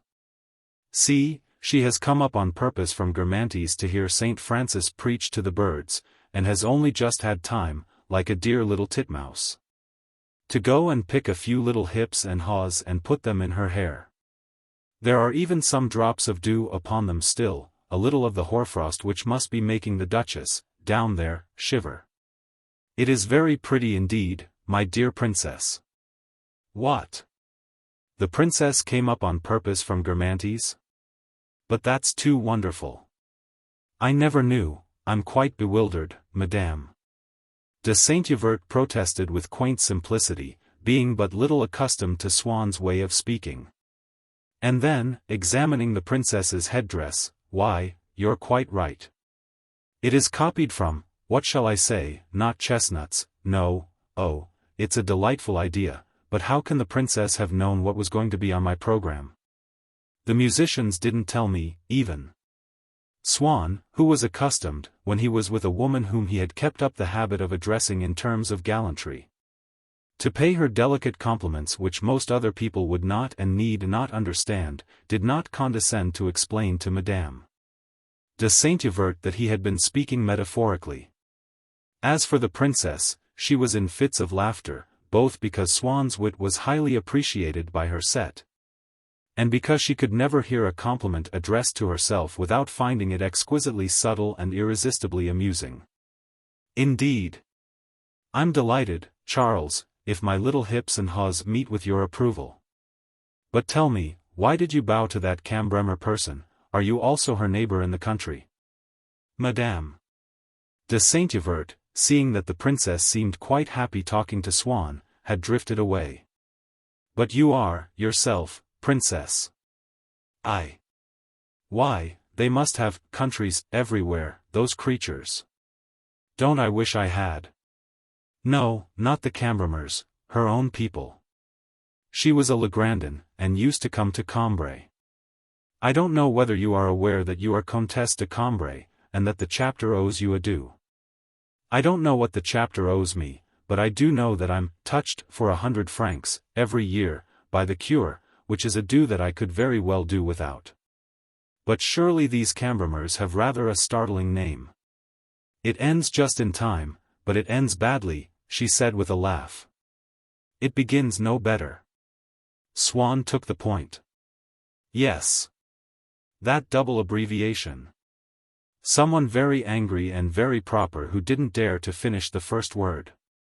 But since he couldn't stop himself beginning the second, he'd have done better to finish the first and be done with it. We are indulging in the most refined form of humor, my dear Charles, in the very best of taste, but how tiresome it is that I never see you now, she went on in a coaxing tone. I do so love talking to you. Just imagine, I could not make that idiot Froberville see that there was anything funny about the name Cambremer. Do agree that life is a dreadful business. It's only when I see you that I stop feeling bored. Which was probably not true. But Swann and the princess had the same way of looking at the little things of life, the effect, if not the cause of which was a close analogy between their modes of expression and even of pronunciation. This similarity was not striking because no two things could have been more unlike than their voices. But if one took the trouble to imagine Swann's utterances divested of the sonority that enwrapped them, of the mustache from under which they emerged, one found that they were the same phrases, the same inflections, that they had the tone of the Guermantes set. On important matters, Swann and the princess had not an idea in common. But since Swann had become so melancholy, and was always in that trembling condition which precedes a flood of tears, he had the same need to speak about his grief that a murderer has to tell someone about his crime. And when he heard the princess say that life was a dreadful business, he felt as much comforted as if she had spoken to him of Odette. Yes, life is a dreadful business. We must meet more often, my dear friend. What is so nice about you is that you are not cheerful. We could spend a most pleasant evening together. I'm sure we could. Why not come down to Guermantes? My mother-in-law would be wild with joy. It's supposed to be very ugly down there, but I must say, I find the neighborhood not at all unattractive. I have a horror of picturesque spots. I know it well, it's delightful, replied Swann. It's almost too beautiful, too much alive for me just at present. It's a country to be happy in. It's perhaps because I have lived there, but things there speak to me so. As soon as a breath of wind gets up, and the cornfields begin to stir, I feel that someone is going to appear suddenly, that I am going to hear some news. And those little houses by the water's edge. I should be quite wretched. Oh! My dearest Charles, do take care, there's that appalling Rampillon woman, she's seen me. Hide me somewhere, do tell me again, quickly, what it was that happened to her, I get so mixed up. She's just married off her daughter, or her lover, I never can remember, perhaps both, to each other. Oh, no, I remember now, she's been dropped by her prince. Pretend to be talking, so that the poor old Berenice shan't come and invite me to dinner. Anyhow, I'm going. Listen, my dearest Charles, now that I have seen you, once in a blue moon, won't you let me carry you off and take you to the Princesse de Parme's, who would be so pleased to see you, you know. And Basin too, for that matter. He's meeting me there. If one didn't get news of you, sometimes, from Mime.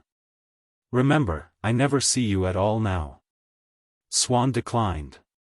Having told him, de Charles, that, on leaving Madame de Saint-Euverte's, he would go straight home, he did not care to run the risk, by going on now to the Princesse de Parme's, of missing a message which he had, all the time, been hoping to see brought in to him by one of the footmen, during the party, and which he was perhaps going to find left with his own porter, at home. Poor Swann, said Madame de Lams that night to her husband, he is always charming, but he does look so dreadfully unhappy. You will see for yourself, for he has promised to dine with us one of these days. I do feel that it's really absurd that a man of his intelligence should let himself be made to suffer by a creature of that kind, who isn't even interesting, for they tell me she's an absolute idiot. She concluded with the wisdom invariably shown by people who, not being in love themselves, feel that a clever man ought to be unhappy only about such persons as are worth his while. Which is rather like being astonished that anyone should condescend to die of cholera at the bidding of so insignificant a creature as the common bacillus. Swann now wished to go home, but, just as he was making his escape, General de Froberville caught him and asked for an introduction to Madame de Cambremer, and he was obliged to go back into the room to look for her. I say, Swann, I'd rather be married to that little woman than killed by savages, what do you say? The words, killed by savages, pierced Swann's aching heart, and at once he felt the need of continuing the conversation. Ah! He began, some fine lives have been lost in that way. There was, you remember, that explorer whose remains Dumont d'Urville brought back, La Perouse, and he was at once happy again. As though he had named Odette. He was a fine character, and interests me very much, does La Perouse, he ended sadly. Oh, yes, of course, La Perouse, said the general. It's quite a well-known name. There's a street called that. Do you know anyone in the Rue La Perouse? Asked Swann excitedly. Only Madame de Chanlevault, the sister of that good fellow Chassepierre. She gave a most amusing theatre party the other evening. That's a house that will be really smart some day, you'll see. Oh, so she lives in the Rue La Perouse. It's attractive, I like that street. It's so somber. Indeed it isn't. You can't have been in it for a long time, it's not at all somber now, they're beginning to build all round there. When Swann did finally introduce M. de Froberville to the young Madame de Cambremer, since it was the first time that she had heard the general's name, she hastily outlined upon her lips the smile of joy and surprise with which she would have greeted him if she had never, in the whole of her life, heard anything else. For, as she did not yet know all the friends of her new family, whenever anyone was presented to her, she assumed that he must be one of them. And thinking that she would show her tact by appearing to have heard such a lot about him since her marriage, she would hold out her hand with an air of hesitation which was meant as a proof at once of the inculcated reserve which she had to overcome and of the spontaneous friendliness which successfully overcame it. And so her parents-in-law, whom she still regarded as the most eminent pair in France, declared that she was an angel. All the more that they preferred to appear, in marrying her to their son, to have yielded to the attraction rather of her natural charm than of her considerable fortune. It's easy to see that you're a musician heart and soul, madam, said the general, alluding to the incident of the candle. Meanwhile the concert had begun again, and Swann saw that he could not now go before the end of the new number. He suffered greatly from being shut up among all these people whose stupidity and absurdities wounded him all the more cruelly since, being ignorant of his love, incapable, had they known of it, of taking any interest, or of doing more than smile at it as at some childish joke, or deplore it as an act of insanity. They made it appear to him in the aspect of a subjective state which existed for himself alone, whose reality there was nothing external to confirm. He suffered overwhelmingly, to the point at which even the sound of the instruments made him want to cry, from having to prolong his exile in this place to which Odette would never come, in which no one, nothing was aware of her existence, from which she was entirely absent. But suddenly it was as though she had entered, and this apparition tore him with such anguish that his hand rose impulsively to his heart. What had happened was that the violin had risen to a series of high notes, on which it rested as though expecting something, an expectancy which it prolonged without ceasing to hold on to the notes. In the exaltation with which it already saw the expected object approaching, and with a desperate effort to continue until its arrival, to welcome it before itself expired, to keep the way open for a moment longer, with all its remaining strength, that the stranger might enter in, as one holds a door open that would otherwise automatically close. And before Swann had had time to understand what was happening, to think, it is the little phrase from Vinteuil's sonata. I mustn't listen. All his memories of the days when Odette had been in love with him, which he had succeeded, up till that evening, in keeping invisible in the depths of his being. Deceived by this sudden reflection of a season of love, whose sun, they supposed, had dawned again, had awakened from their slumber, had taken wing and risen to sing maddeningly in his ears, without pity for his present desolation, the forgotten strains of happiness. In place of the abstract expressions, the time when I was happy, the time when I was loved, which he had often used until then, and without much suffering. For his intelligence had not embodied in them anything of the past save fictitious extracts which preserved none of the reality, he now recovered everything that had fixed unalterably the peculiar, volatile essence of that lost happiness. He could see it all. The snowy, curled petals of the chrysanthemum which she had tossed after him into his carriage, which he had kept pressed to his lips, the address, Maison Dorée, embossed on the notepaper on which he had read, my hand trembles so as I write to you. The frowning contraction of her eyebrows when she said pleadingly, you won't let it be very long before you send for me? He could smell the heated iron of the barber whom he used to have in to singe his hair while Loredan went to fetch the little working girl, could feel the torrents of rain which fell so often that spring.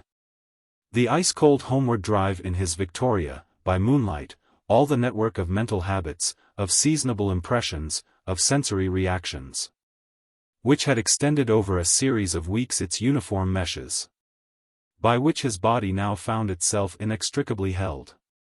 At that time he had been satisfying a sensual curiosity to know what were the pleasures of those people who lived for love alone.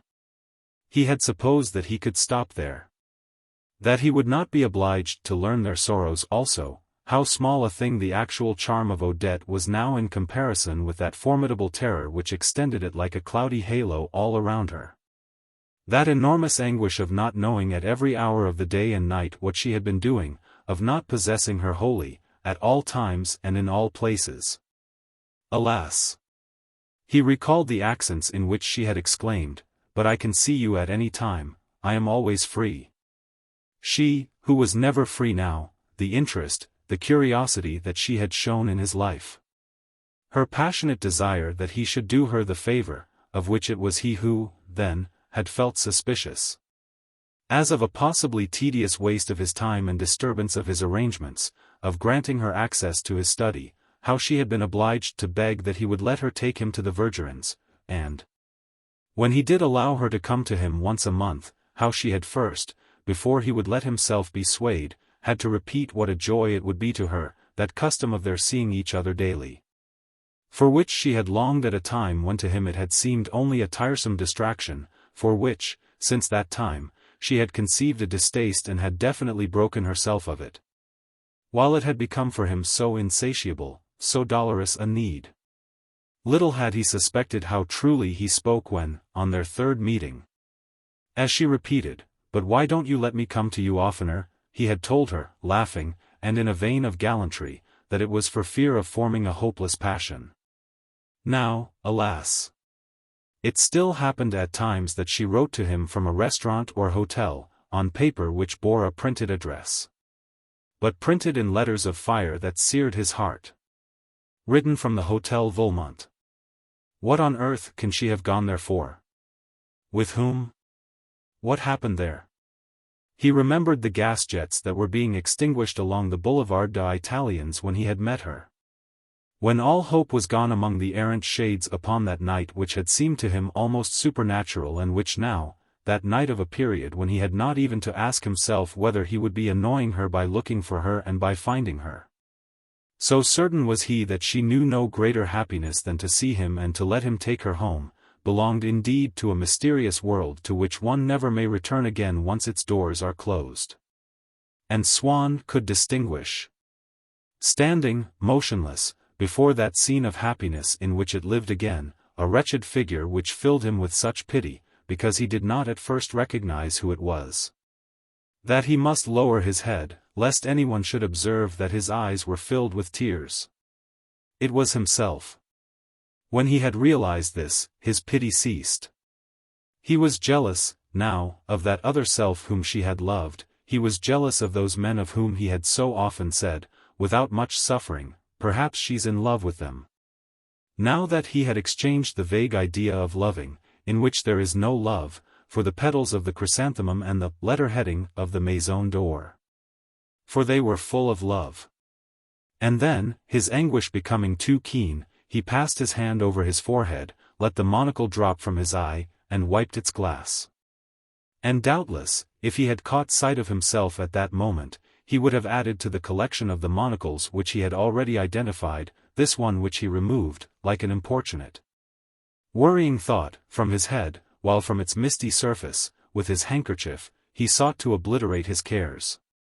There are in the music of the violin, if one does not see the instrument itself, and so cannot relate what one hears to its form, which modifies the fullness of the sound, accents which are so closely akin to those of certain contralto voices, that one has the illusion that a singer has taken her place amid the orchestra. One raises one's eyes, one sees only the wooden case, magical as a Chinese box, but, at moments, one is still tricked by the deceiving appeal of the siren.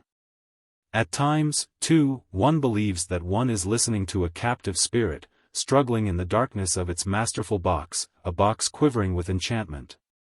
Like a devil immersed in a stoup of holy water.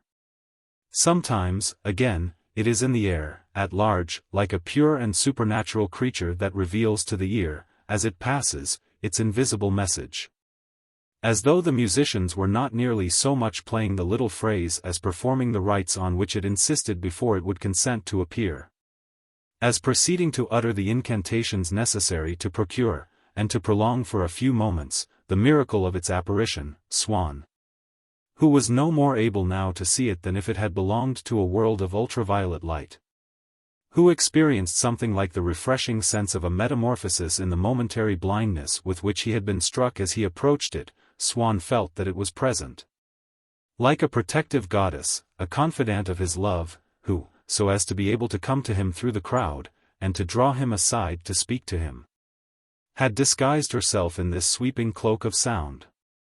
And as she passed him, light, soothing, as softly murmured as the perfume of a flower, telling him what she had to say, every word of which he closely scanned, sorry to see them fly away so fast. He made involuntarily with his lips the motion of kissing, as it went by him, the harmonious, fleeting form. He felt that he was no longer in exile and alone since she, who addressed herself to him, spoke to him in a whisper of Odette.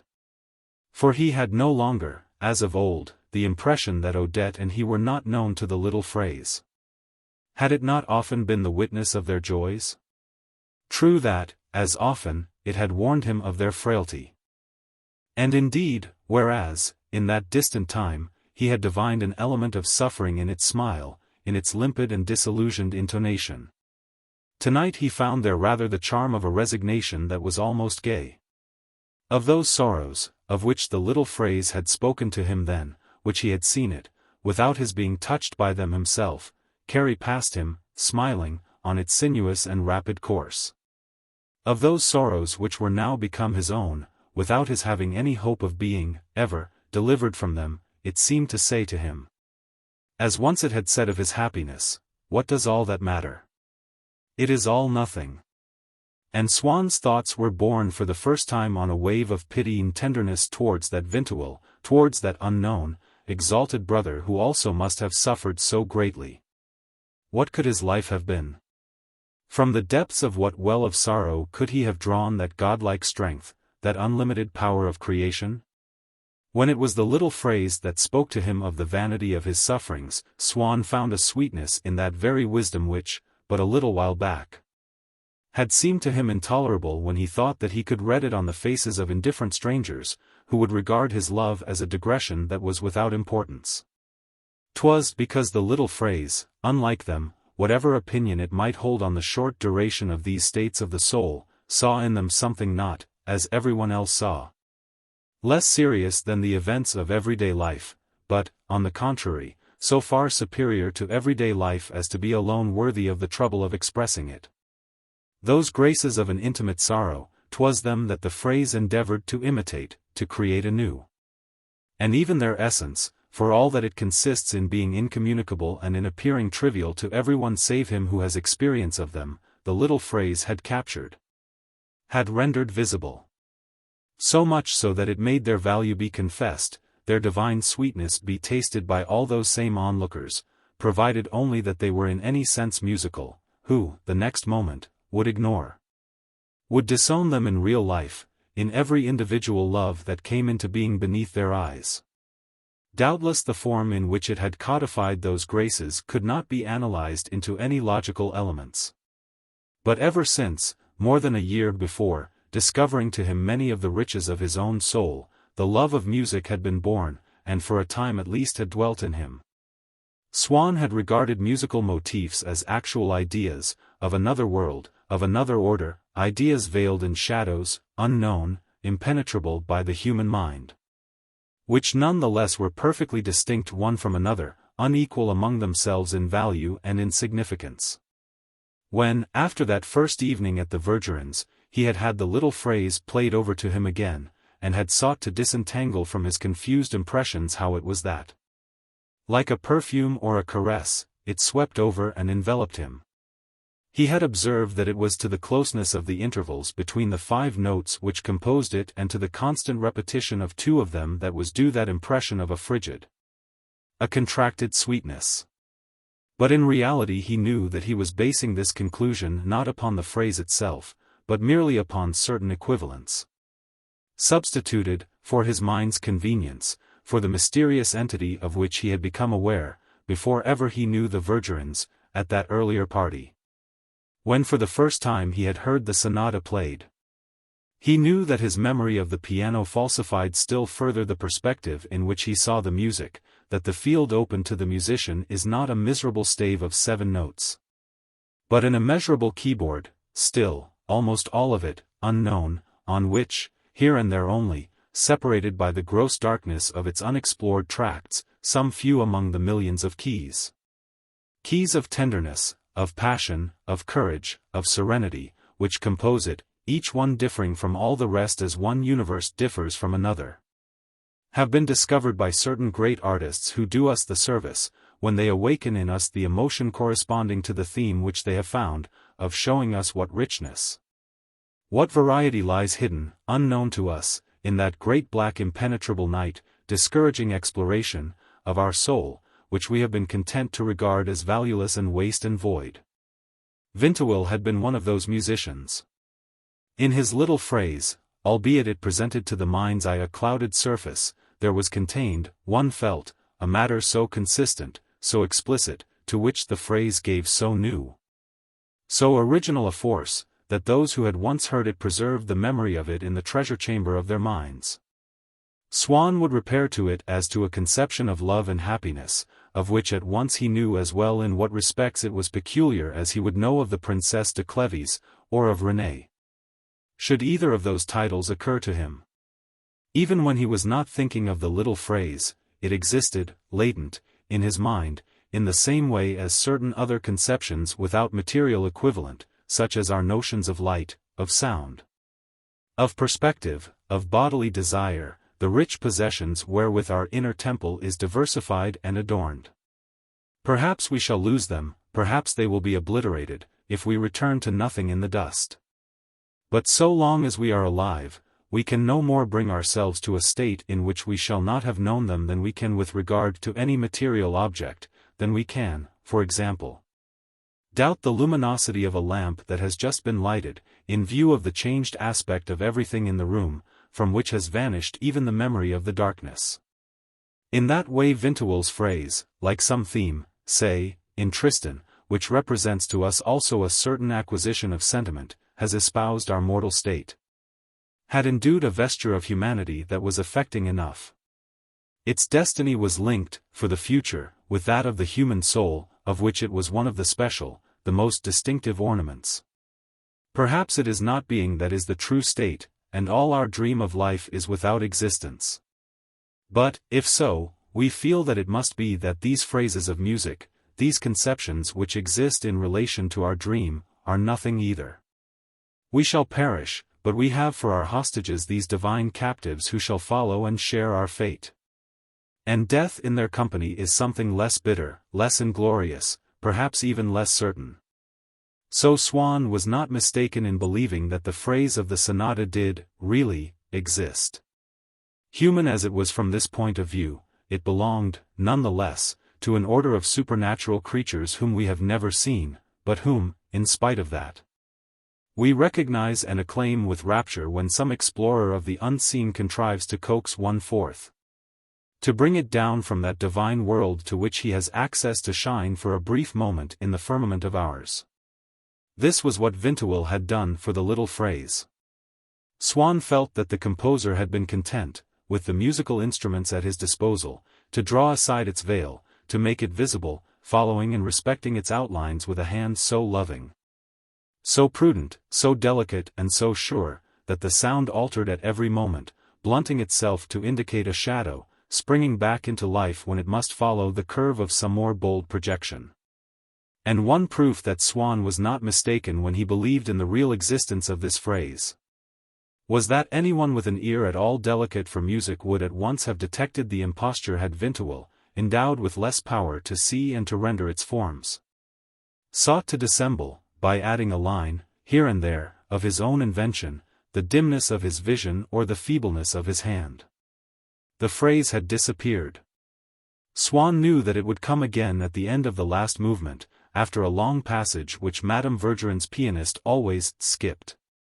There were in this passage some admirable ideas which Swann had not distinguished on first hearing the sonata, and which he now perceived, as if they had, in the cloakroom of his memory, divested themselves of their uniform disguise of novelty. Swann listened to all the scattered themes which entered into the composition of the phrase, as its premises enter into the inevitable conclusion of a syllogism. He was assisting at the mystery of its birth. Audacity, he exclaimed to himself, as inspired, perhaps, as a Lavoisier's or an Ampere's, the audacity of a Vinteuil making experiment, discovering the secret laws that govern an unknown force, driving across a region unexplored towards the one possible goal, the invisible team in which he has placed his trust and which he never may discern. How charming the dialogue which Swann now heard between piano and violin, at the beginning of the last passage.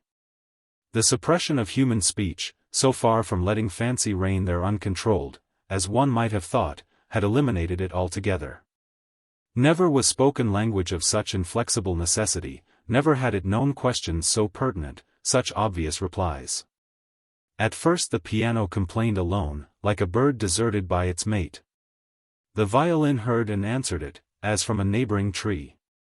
It was as at the first beginning of the world, as if there were not yet but these twain upon the earth, or rather in this world closed against all the rest, so fashioned by the logic of its creator that in it there should never be any but themselves. The world of this sonata. Was it a bird, was it the soul, not yet made perfect, of the little phrase, was it a fairy, invisibly somewhere lamenting, whose plaint the piano heard and tenderly repeated? Its cries were so sudden that the violinist must snatch up his bow and race to catch them as they came. Marvelous bird! The violinist seemed to wish to charm, to tame, to woo, to win it. Already it had passed into his soul, already the little phrase which it evoked shook like a medium's the body of the violinist, possessed, indeed. Swann knew that the phrase was going to speak to him once again.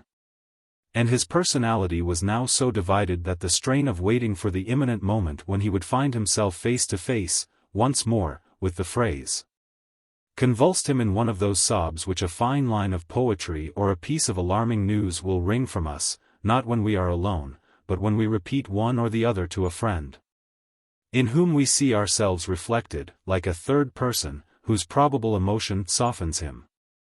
It reappeared, but this time to remain poised in the air, and to sport there for a moment only, as though immobile, and shortly to expire. And so Swann lost nothing of the precious time for which it lingered. It was still there, like an iridescent bubble that floats for a while unbroken.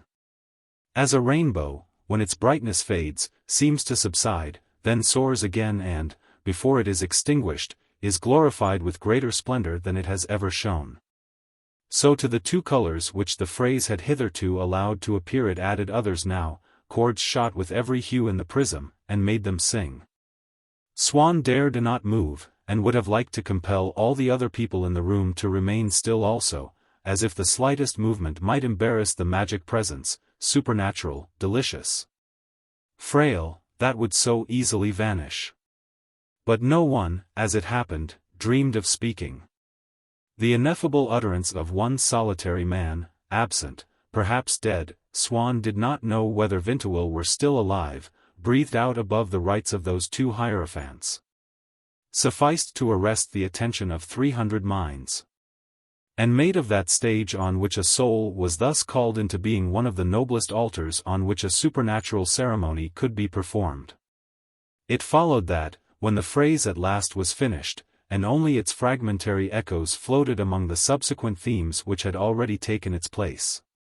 If Swann at first was annoyed to see the Comtesse de Monteriender, famed for her imbecilities, lean over towards him to confide in him her impressions, before even the sonata had come to an end, he could not refrain from smiling, and perhaps also found an underlying sense, which she was incapable of perceiving, in the words that she used. Dazzled by the virtuosity of the performers, the Comtesse exclaimed to Swann, "It's astonishing. I have never seen anything to beat it," but a scrupulous regard for accuracy making her correct her first assertion, she added the reservation, "anything to beat it, since the table turning." From that evening, Swann understood that the feeling which Odette had once had for him would never revive, that his hopes of happiness would not be realized now. And the days on which, by a lucky chance, she had once more shown herself kind and loving to him, or if she had paid him any attention. He recorded those apparent and misleading signs of a slight movement on her part towards him with the same tender and skeptical solicitude, the desperate joy that people reveal who, when they are nursing a friend in the last days of an incurable malady, relate, as significant facts of infinite value. Yesterday he went through his accounts himself, and actually corrected a mistake that we had made in adding them up. He ate an egg today and seemed quite to enjoy it. If he digests it properly we shall try him with a cutlet tomorrow. Although they themselves know that these things are meaningless on the eve of an inevitable death. No doubt Swann was assured that if he had now been living at a distance from Odette he would gradually have lost all interest in her, so that he would have been glad to learn that she was leaving Paris forever. He would have had the courage to remain there, but he had not the courage to go. He had often thought of going. Now that he was once again at work upon his essay on Vermeer, he wanted to return, for a few days at least, to The Hague, to Dresden, to Brunswick. He was certain that a toilet of Diana which had been acquired by the Mauritshuis at the Goldschmidt sale as a Nicholas Mays was in reality a Vermeer. And he would have liked to be able to examine the picture on the spot, so as to strengthen his conviction. But to leave Paris while Odette was there, and even when she was not there, for in strange places where our sensations have not been numbed by habit, we refresh, we revive an old pain, was for him so cruel a project that he felt himself to be capable of entertaining it incessantly in his mind only because he knew himself to be resolute in his determination never to put it into effect. But it would happen that, while he was asleep, the intention to travel would reawaken in him, without his remembering that this particular tour was impossible, and would be realized. One night he dreamed that he was going away for a year. Leaning from the window of the train towards a young man on the platform who wept as he bade him farewell, he was seeking to persuade this young man to come away also. The train began to move. He awoke in alarm and remembered that he was not going away, that he would see Odette that evening, and next day and almost every day. And then, being still deeply moved by his dream, he would thank heaven for those special circumstances which made him independent, thanks to which he could remain in Odette's vicinity. And could even succeed in making her allow him to see her sometimes. And, counting over the list of his advantages, his social position, his fortune, from which she stood too often in need of assistance not to shrink from the prospect of a definite rupture, having even, so people said, an ulterior plan of getting him to marry her, his friendship with M. de Charles, which, it must be confessed, had never won him any very great favor from Odette, but which gave him the pleasant feeling that she was always hearing complimentary things said about him by this common friend for whom she had so great an esteem, and even his own intelligence. The whole of which he employed in weaving, every day, a fresh plot which would make his presence, if not agreeable, at any rate necessary to Odette. He thought of what might have happened to him if all these advantages had been lacking. He thought that, if he had been, like so many other men, poor and humble, without resources, forced to undertake any task that might be offered to him, or tied down by parents or by a wife, he might have been obliged to part from Odette, that dream, the terror of which was still so recent, might well have been true. And he said to himself, people don't know when they are happy. They're never so unhappy as they think they are. But he reflected that this existence had lasted already for several years, that all that he could now hope for was that it should last forever, that he would sacrifice his work, his pleasures, his friends, in fact the whole of his life to the daily expectation of a meeting which, when it occurred, would bring him no happiness. And he asked himself whether he was not mistaken, whether the circumstances that had favored their relations and had prevented a final rupture had not done a disservice to his career. Whether the outcome to be desired was not that as to which he rejoiced that it happened only in dreams, his own departure. And he said to himself that people did not know when they were unhappy, that they were never so happy as they supposed. Sometimes he hoped that she would die, painlessly, in some accident, she who was out of doors in the streets, crossing busy thoroughfares, from morning to night. And as she always returned safe and sound, he marveled at the strength, at the suppleness of the human body, which was able continually to hold in check, to outweat all the perils that environed it, which to Swann seemed innumerable, since his own secret desire had strewn them in her path, and so allowed its occupant, the soul, to abandon itself, day after day, and almost with impunity, to its career of mendacity, to the pursuit of pleasure. And Swann felt a very cordial sympathy with that Mohammed II whose portrait by Bellini he admired, who, on finding that he had fallen madly in love with one of his wives, stabbed her, in order, as his Venetian biographer artlessly relates, to recover his spiritual freedom. Then he would be ashamed of thinking thus only of himself, and his own sufferings would seem to deserve no pity now that he himself was disposing so cheaply of Odette's very life. Since he was unable to separate himself from her without a subsequent return, if at least he had seen her continuously and without separations, his grief would ultimately have been assuaged. And his love would, perhaps, have died. And from the moment when she did not wish to leave Paris forever he had hoped that she would never go. As he knew that her one prolonged absence, every year, was in August and September, he had abundant opportunity, several months in advance, to dissociate from it the grim picture of her absence throughout eternity which was lodged in him by anticipation, and which, consisting of days closely akin to the days through which he was then passing, floated in a cold transparency in his mind, which it saddened and depressed. though without causing him any intolerable pain. But that conception of the future, that flowing stream, colorless and unconfined, a single word from Odette sufficed to penetrate through all Swann's defenses. And like a block of ice immobilized it, congealed its fluidity, made it freeze altogether. And Swann felt himself suddenly filled with an enormous and unbreakable mass which pressed on the inner walls of his consciousness until he was fain to burst asunder. For Odette had said casually, watching him with a malicious smile, "Forcheville is going for a fine trip at Whitsuntide. He's going to Egypt." And Swann had at once understood that this meant, "I am going to Egypt at Whitsuntide with Forcheville." And, in fact, if, a few days later, Swann began, "About that trip that you told me you were going to take with Forcheville," she would answer carelessly, "Yes, my dear boy. We're starting on the 19th. We'll send you a view of the pyramids." Then he was determined to know whether she was Forcheville's mistress, to ask her point blank, to insist upon her telling him. He knew that there were some perjuries which, being so superstitious, she would not commit, and besides, the fear, which had hitherto restrained his curiosity, of making Odette angry if he questioned her, of making himself odious, had ceased to exist now that he had lost all hope of ever being loved by her. One day he received an anonymous letter which told him that Odette had been the mistress of countless men, several of whom it named, among them Forcheville, M. de Brut and the painter, and women, and that she frequented houses of ill fame.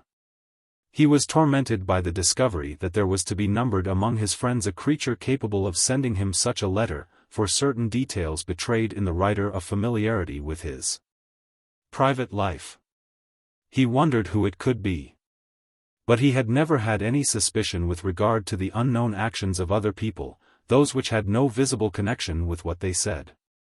And when he wanted to know whether it was rather beneath the apparent character of M. de Charles, or of M. de Lambs, or of M. d'Orson that he must place the entraveled region in which this ignoble action might have had its birth. As none of these men had ever, in conversation with Swann, suggested that he approved of anonymous letters, and as everything that they had ever said to him implied that they strongly disapproved, he saw no further reason for associating this infamy with the character of any one of them more than with the rest. M. de Charles was somewhat inclined to eccentricity, but he was fundamentally good and kind. M. de Lambs was a trifle dry, but wholesome and straight. As for M. d'Orson, Swann had never met anyone who, even in the most depressing circumstances, would come to him with a more heartfelt utterance, would act more properly or with more discretion. So much so that he was unable to understand the rather indelicate part commonly attributed to M. d'Orson in his relations with a certain wealthy woman, and that whenever he thought of him he was obliged to set that evil reputation on one side, as irreconcilable with so many unmistakable proofs of his genuine sincerity and refinement. For a moment Swann felt that his mind was becoming clouded, and he thought of something else so as to recover a little light, until he had the courage to return to those other reflections. But then, after not having been able to suspect anyone, he was forced to suspect everyone that he knew. After all, M. de Charles might be most fond of him, might be most good-natured. But he was a neuropath. Tomorrow, perhaps, he would burst into tears on hearing that Swann was ill. And today, from jealousy, or in anger, or carried away by some sudden idea, he might have wished to do him a deliberate injury. Really, that kind of man was the worst of all. The Prince de Lambs was, certainly, far less devoted to Swann than was M. de Charles.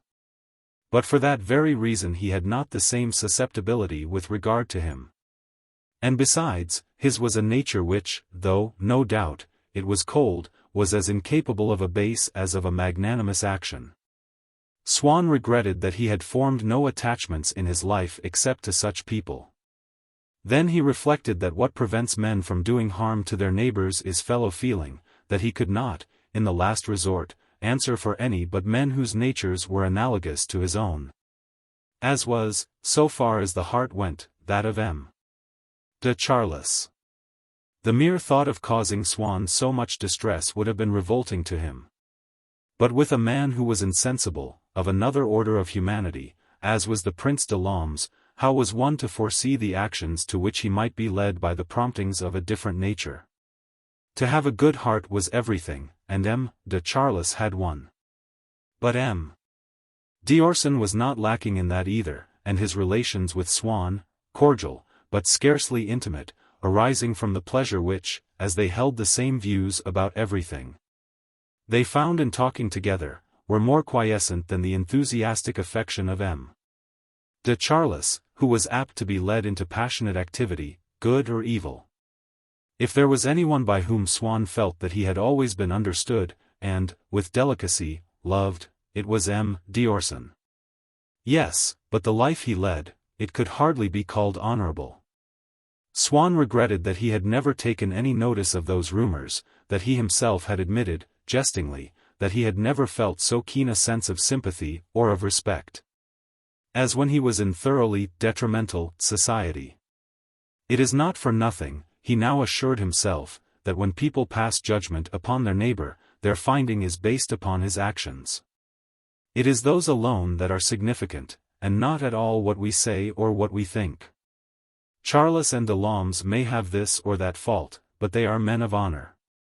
Orson, perhaps, has not the same faults, but he is not a man of honor. He may have acted dishonorably once again. Then he suspected Remy, who, it was true, could only have inspired the letter, but he now felt himself, for a moment, to be on the right track. To begin with, Loredan had his own reasons for wishing harm to Odette. And then, how were we not to suppose that our servants, living in a situation inferior to our own, adding to our fortunes and to our frailties imaginary riches and vices for which they at once envied and despised us, should not find themselves led by fate to act in a manner abhorrent to people of our own class? He also suspected my grandfather. On every occasion when Swann had asked him to do him any service, had he not invariably declined? Besides, with his ideas of middle-class respectability, he might have thought that he was acting for Swann's good. He suspected, in turn, Bergot, the painter, the Vergerins. Paused for a moment to admire once again the wisdom of people in society, who refused to mix in the artistic circles in which such things were possible, were, perhaps, even openly avowed as excellent jokes. But then he recalled the marks of honesty that were to be observed in those bohemians, and contrasted them with the life of expedience, often bordering on fraudulence, to which the want of money, the craving for luxury, the corrupting influence of their pleasures often drove members of the aristocracy. In a word, this anonymous letter proved that he himself knew a human being capable of the most infamous conduct. But he could see no reason why that infamy should lurk in the depths, which no strange eye might explore, of the warm heart rather than the cold, the artist's rather than the businessman's, the nobles rather than the flunkies. What criterion ought one to adopt, in order to judge one's fellows?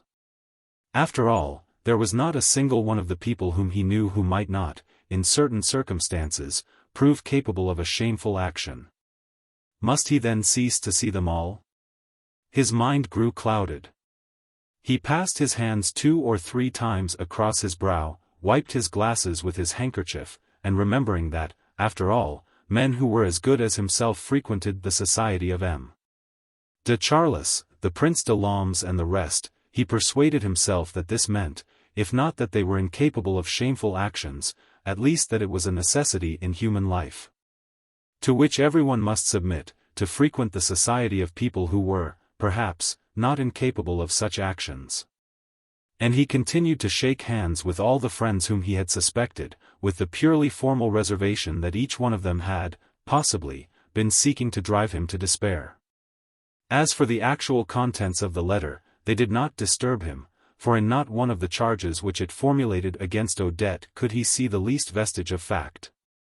Like many other men, Swann had a naturally lazy mind, and was slow in invention. He knew quite well as a general truth, that human life is full of contrasts.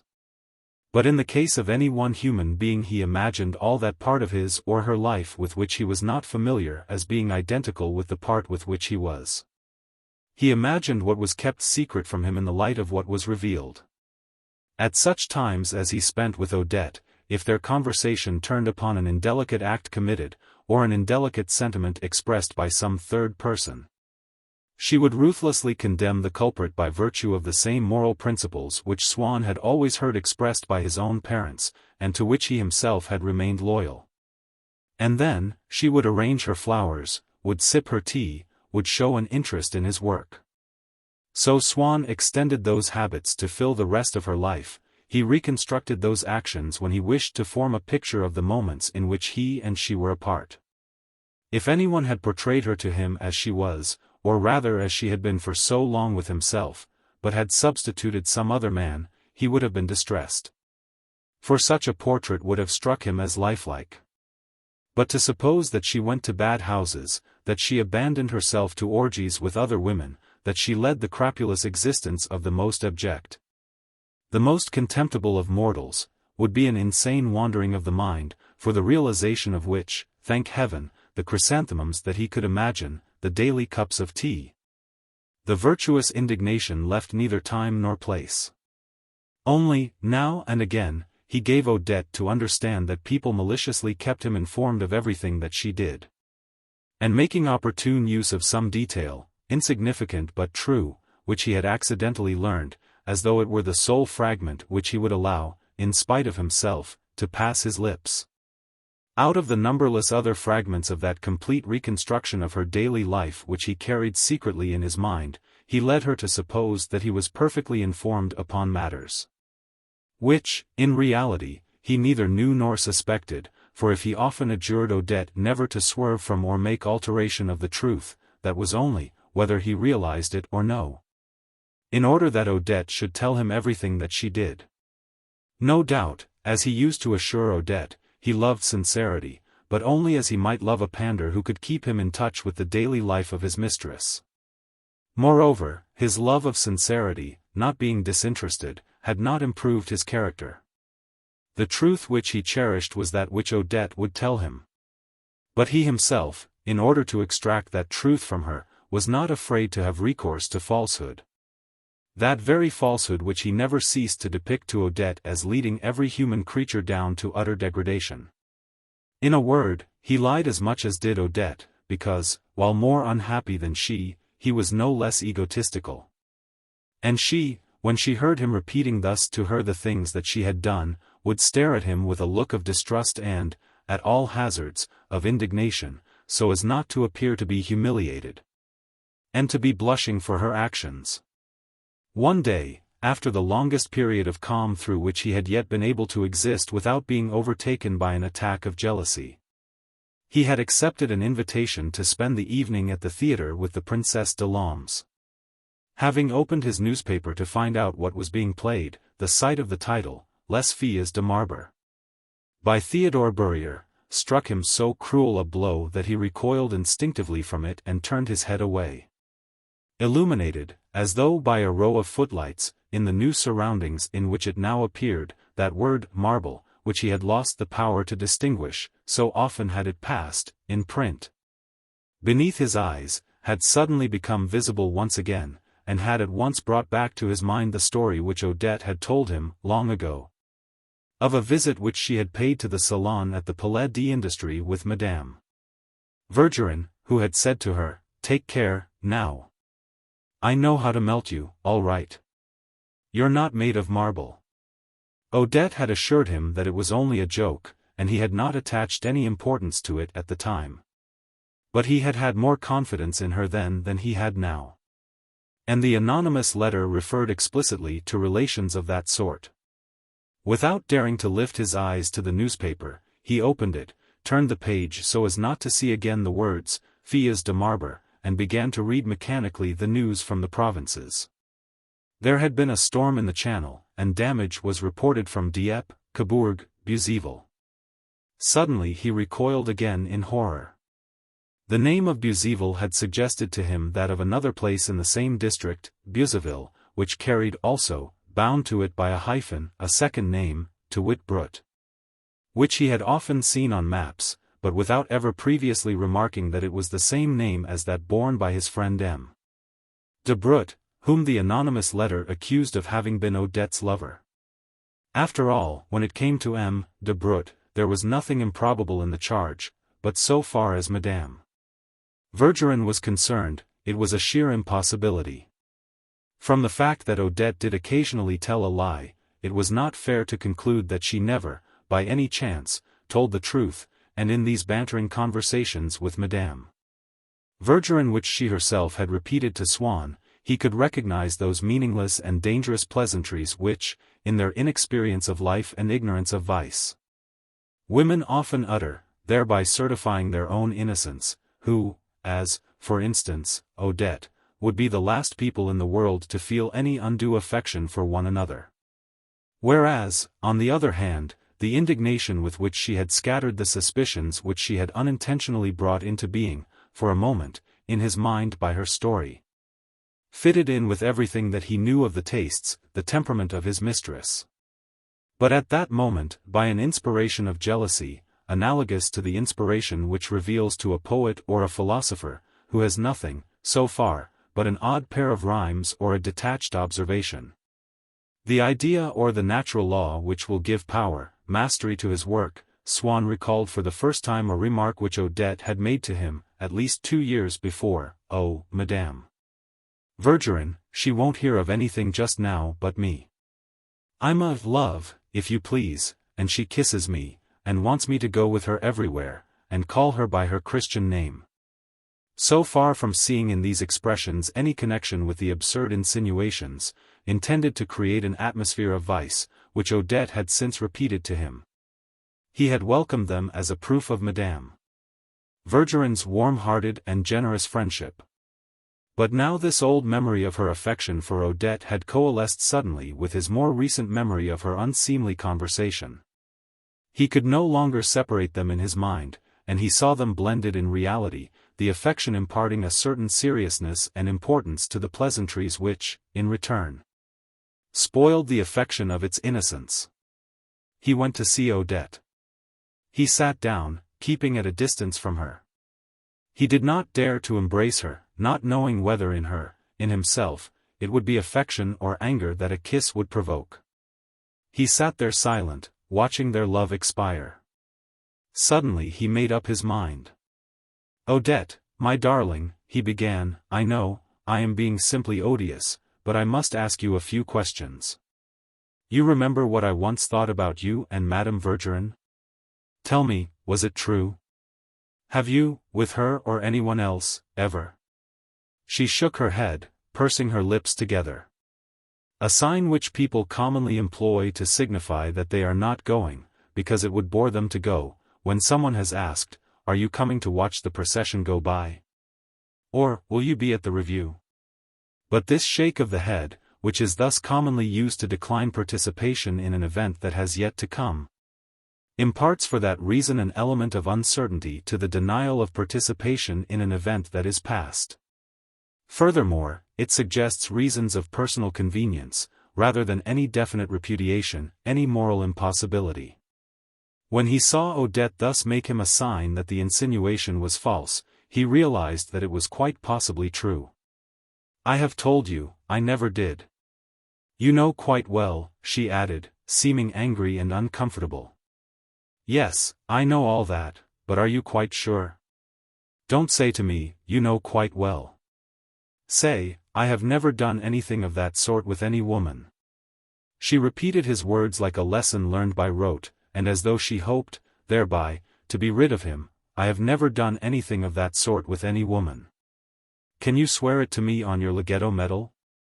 Swann knew that Odette would never perjure herself on that.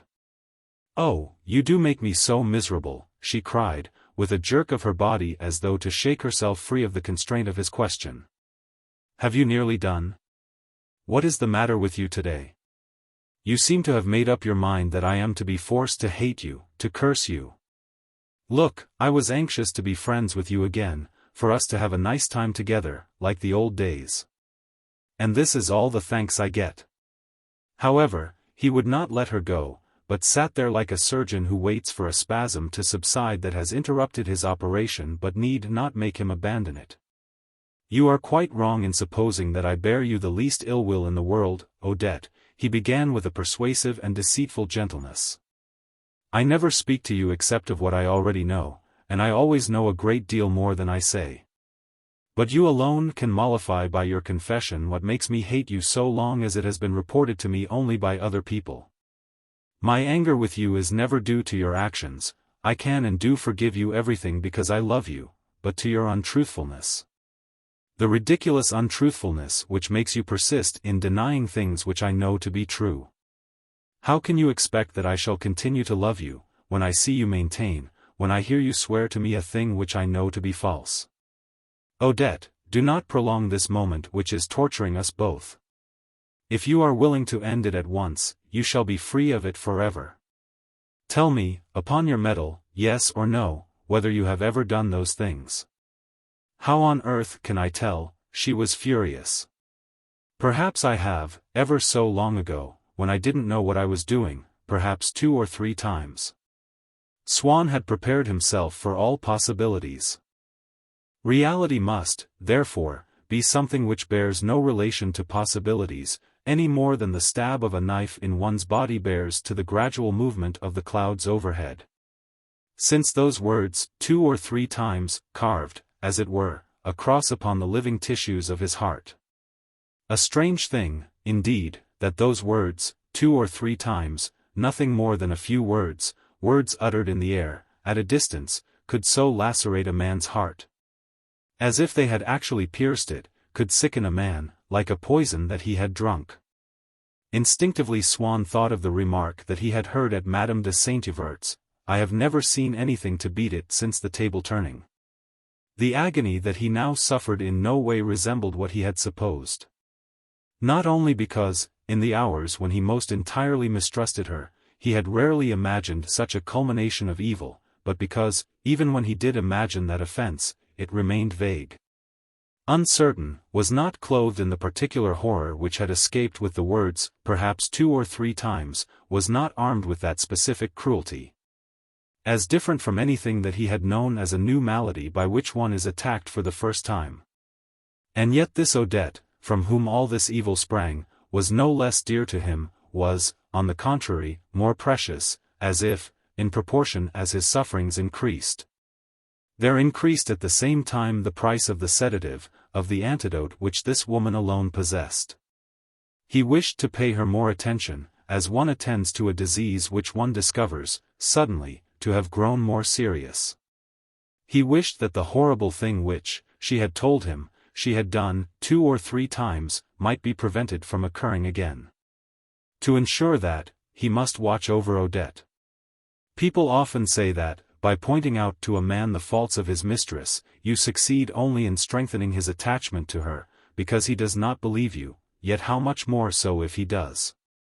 But, Swann asked himself, how could he manage to protect her? He might perhaps be able to preserve her from the contamination of any one woman, but there were hundreds of other women. And he realized how insane had been his ambition when he had begun, on the evening when he had failed to find Odette at the Vergerins, to desire the possession, as if that were ever possible, of another person. Happily for Swann, beneath the mass of suffering which had invaded his soul like a conquering horde of barbarians, there lay a natural foundation, older, more placid, and silently laborious. Like the cells of an injured organ which at once set to work to repair the damaged tissues, or the muscles of a paralyzed limb which tend to recover their former movements. These autochthonous indwellers in his soul absorbed all Swann's strength, for a while. In that obscure task of reparation which gives one an illusory sense of repose during convalescence, or after an operation. This time it was not so much, as it ordinarily was, in Swann's brain that the slackening of tension due to exhaustion took effect, it was rather in his heart. But all the things in life that have once existed tend to recur, and, like a dying animal that is once more stirred by the throes of a convulsion which was, apparently, ended, upon Swann's heart. Spared for a moment only, the same agony returned of its own accord to trace the same cross again. He remembered those moonlit evenings, when, leaning back in the victoria that was taking him to the Rue La Pérouse, he would cultivate with voluptuous enjoyment the emotions of a man in love. Ignorant of the poisoned fruit that such emotions must inevitably bear. But all those thoughts lasted for no more than a second, the time that it took him to raise his hand to his heart, to draw breath again and to contrive to smile, so as to dissemble his torment. Already he had begun to put further questions. For his jealousy, which had taken an amount of trouble, such as no enemy would have incurred, to strike him this mortal blow. To make him forcibly acquainted with the most cruel pain that he had ever known, his jealousy was not satisfied that he had yet suffered enough, and sought to expose his bosom to an even deeper wound. Like an evil deity, his jealousy was inspiring Swann, was thrusting him on towards destruction. It was not his fault, but Odette's alone, if at first his punishment was not more severe. "My darling," he began again, "it's all over now. Was it with anyone I know?" "No, I swear it wasn't. Besides, I think I exaggerated. I never really went as far as that." He smiled, and resumed with, "Just as you like. It doesn't really matter, but it's unfortunate that you can't give me any name. If I were able to form an idea of the person, that would prevent my ever thinking of her again. I say it for your own sake, because then I shouldn't bother you any more about it. It's so soothing to be able to form a clear picture of things in one's mind. What is really terrible is what one cannot imagine. But you've been so sweet to me, I don't want to tire you. I do thank you, with all my heart, for all the good that you have done me. I've quite finished now. Only one word more. How many times? Oh, Charles. Can't you see, you're killing me?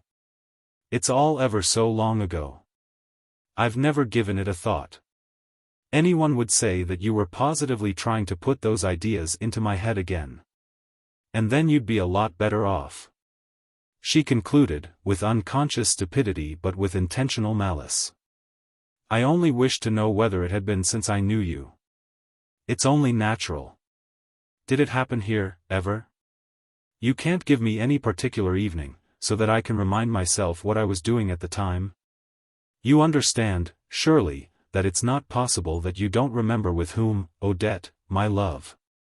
But I don't know, really, I don't. I think it was in the Bois, one evening when you came to meet us on the island. You had been dining with the Princesse de Lambs," she added, happy to be able to furnish him with an exact detail, which testified to her veracity. "At the next table there was a woman whom I hadn't seen for ever so long. She said to me, 'Come along round behind the rock, there, and look at the moonlight on the water.' At first I just yawned, and said, 'No, I'm too tired, and I'm quite happy where I am, thank you.' She swore there'd never been anything like it in the way of moonlight. 'I've heard that tale before,' I said to her. You see, I knew quite well what she was after." Odette narrated this episode almost as if it were a joke, either because it appeared to her to be quite natural, or because she thought that she was thereby minimizing its importance. Or else so as not to appear ashamed. But, catching sight of Swann's face, she changed her tone, and, "You are a fiend," she flung at him, "you enjoy tormenting me, making me tell you lies, just so that you'll leave me in peace." This second blow struck at Swann was even more excruciating than the first.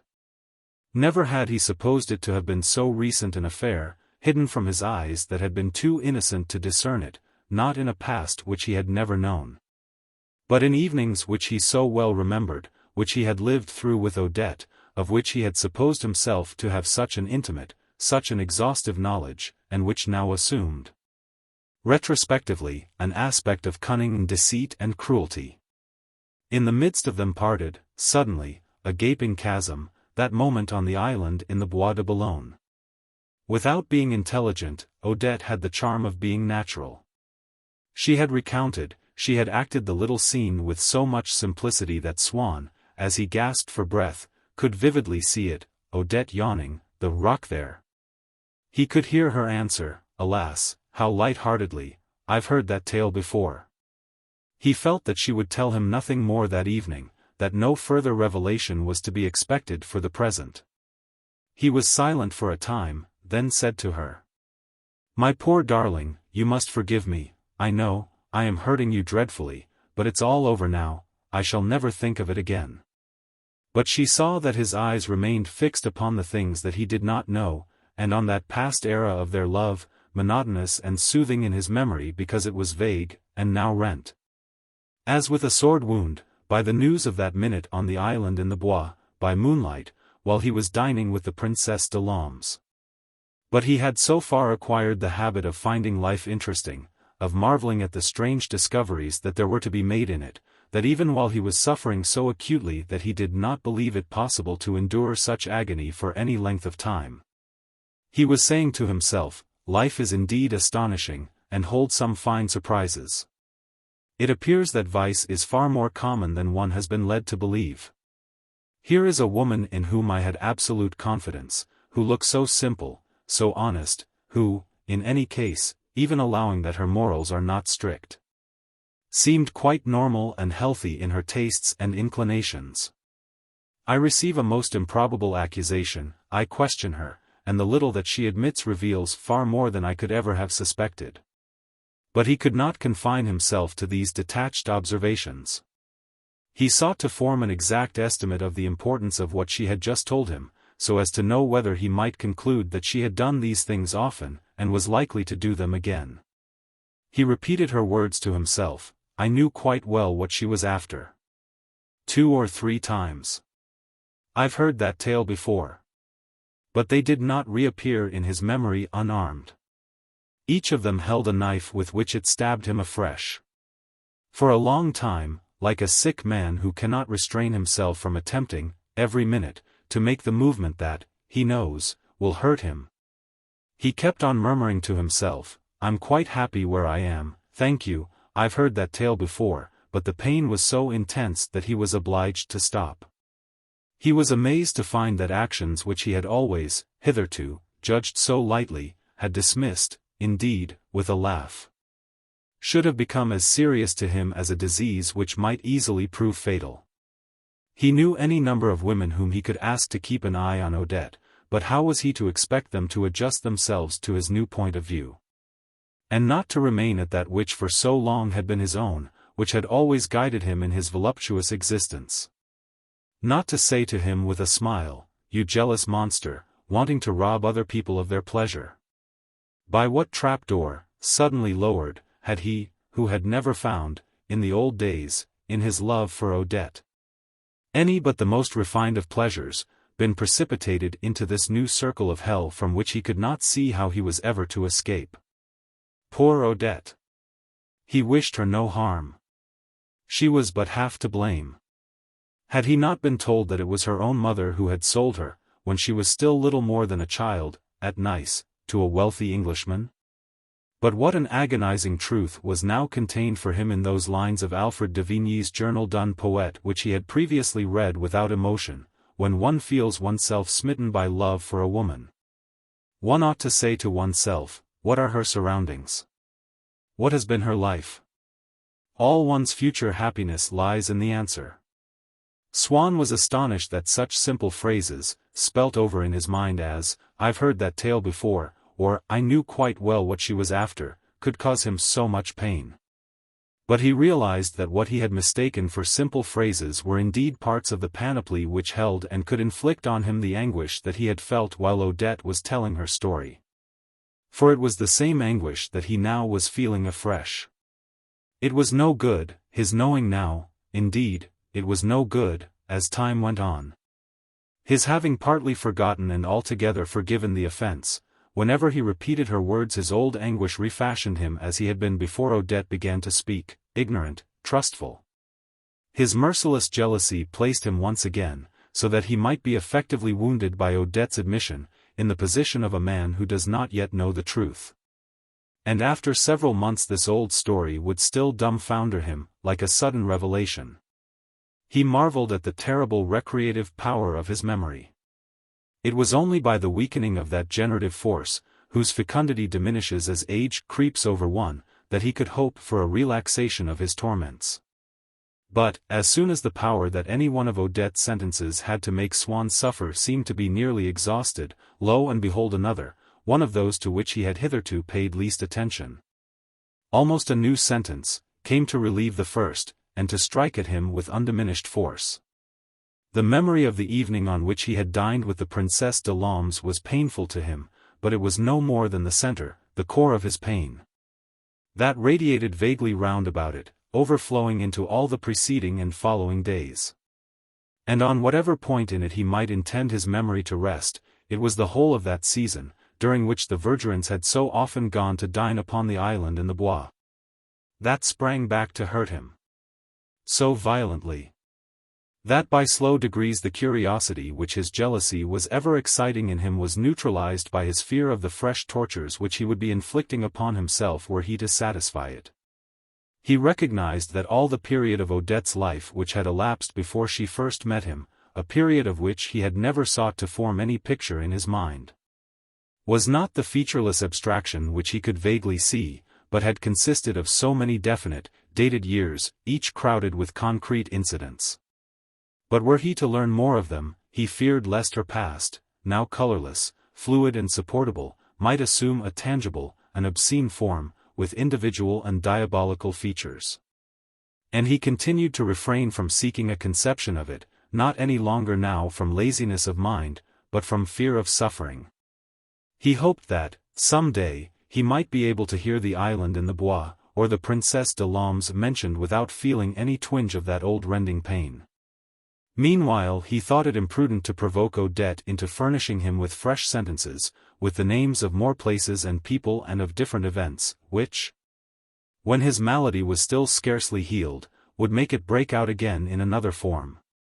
But, often enough, the things that he did not know, that he dreaded, now, to learn, it was Odette herself who, spontaneously and without thought of what she did, revealed them to him. For the gap which her vices made between her actual life and the comparatively innocent life which Swann had believed, and often still believed his mistress to lead, was far wider than she knew. A vicious person, always affecting the same air of virtue before people whom he is anxious to keep from having any suspicion of his vices, has no register, no gauge at hand from which he may ascertain how far those vices, their continuous growth being imperceptible by himself, have gradually segregated him from the normal ways of life. In the course of their cohabitation, in Odette's mind, with the memory of those of her actions which she concealed from Swann, her innocuous actions were gradually colored. Infected by these, without her being able to detect anything strange in them, without their causing any explosion in the particular region of herself in which she made them live. But when she related them to Swann, he was overwhelmed by the revelation of the duplicity to which they pointed. One day, he was trying, without hurting Odette, to discover from her whether she had ever had any dealings with procuresses. He was, as a matter of fact, convinced that she had not. The anonymous letter had put the idea into his mind, but in a purely mechanical way. It had been received there with no credulity, but it had, for all that, remained there, and Swann, wishing to be rid of the burden, a dead weight, but none the less disturbing, of this suspicion, hoped that Odette would now extirpate it forever. Oh dear, no. Not that they don't simply persecute me to go to them. Her smile revealed a gratified vanity which she no longer saw that it was impossible should appear legitimate to Swann. There was one of them waited more than 2 hours for me yesterday, said she would give me any money I asked. It seems, there's an ambassador who said to her, I'll kill myself if you don't bring her to me, meaning me. They told her I'd gone out, but she waited and waited, and in the end I had to go myself and speak to her, before she'd go away. I do wish you could have seen the way I tackled her. My maid was in the next room, listening, and told me I shouted fit to bring the house down, but when you hear me say that I don't want to. The idea of such a thing, I don't like it at all. I should hope I'm still free to do as I please and when I please and where I please. If I needed the money, I could understand. The porter has orders not to let her in again. He will tell her that I am out of town. Oh, I do wish I could have had you hidden somewhere in the room while I was talking to her. I know, you'd have been pleased, my dear. There's some good in your little Odette, you see, after all, though people do say such dreadful things about her. Besides, her very admissions, when she made any, of faults which she supposed him to have discovered, rather served Swann as a starting point for fresh doubts than they put an end to the old. For her admissions never exactly coincided with his doubts. In vain might Odette expurgate her confession of all its essential part, there would remain in the accessories something which Swann had never yet imagined, which crushed him anew, and was to enable him to alter the terms of the problem of his jealousy. And these admissions he could never forget. His spirit carried them along, cast them aside, then cradled them again in its bosom, like corpses in a river. And they poisoned it. She spoke to him once of a visit that Forcheville had paid her on the day of the Paris Mercy fete. What? You knew him as long ago as that? Oh, yes, of course you did, he corrected himself, so as not to show that he had been ignorant of the fact. And suddenly he began to tremble at the thought that, on the day of the Paris Mercy fete, when he had received that letter which he had so carefully preserved, she had been having luncheon, perhaps, with Forcheville at the Maison d'Or. She swore that she had not. Still, the Maison d'Or reminds me of something or other which, I knew at the time, wasn't true, he pursued, hoping to frighten her. Yes, that I hadn't been there at all that evening when I told you I had just come from there, and you had been looking for me at Prévost's. She replied, judging by his manner that he knew, with a firmness that was based not so much upon cynicism as upon timidity, a fear of crossing Swann, which her own self-respect made her anxious to conceal, and a desire to show him that she could be perfectly frank if she chose. And so she struck him with all the sharpness and force of a headsman wielding his axe, and yet could not be charged with cruelty, since she was quite unconscious of hurting him. She even began to laugh, though this may perhaps, it is true, have been chiefly to keep him from thinking that she was ashamed, at all, or confused. It's quite true, I hadn't been to the Maison d'Or. I was coming away from Forcheville's. I had, really, been to Prévost's, that wasn't a story, and he met me there and asked me to come in and look at his prints. But someone else came to see him. I told you that I was coming from the Maison d'Or because I was afraid you might be angry with me. It was rather nice of me, really, don't you see? I admit, I did wrong, but at least I'm telling you all about it now, ain't I? What have I to gain by not telling you, straight, that I lunched with him on the day of the Paris Mercy fete, if it were true? Especially as at that time we didn't know one another quite so well as we do now, did we, dear? He smiled back at her with the sudden, craven weakness of the utterly spiritless creature which these crushing words had made of him. And so, even in the months of which he had never dared to think again, because they had been too happy, in those months when she had loved him, she was already lying to him. Besides that moment, that first evening on which they had done a Cattleya, when she had told him that she was coming from the Maison d'Or, how many others must there have been? Each of them covering a falsehood of which Swann had had no suspicion. He recalled how she had said to him once, I need only tell Madame Verdurin that my dress wasn't ready, or that my cab came late. There is always some excuse.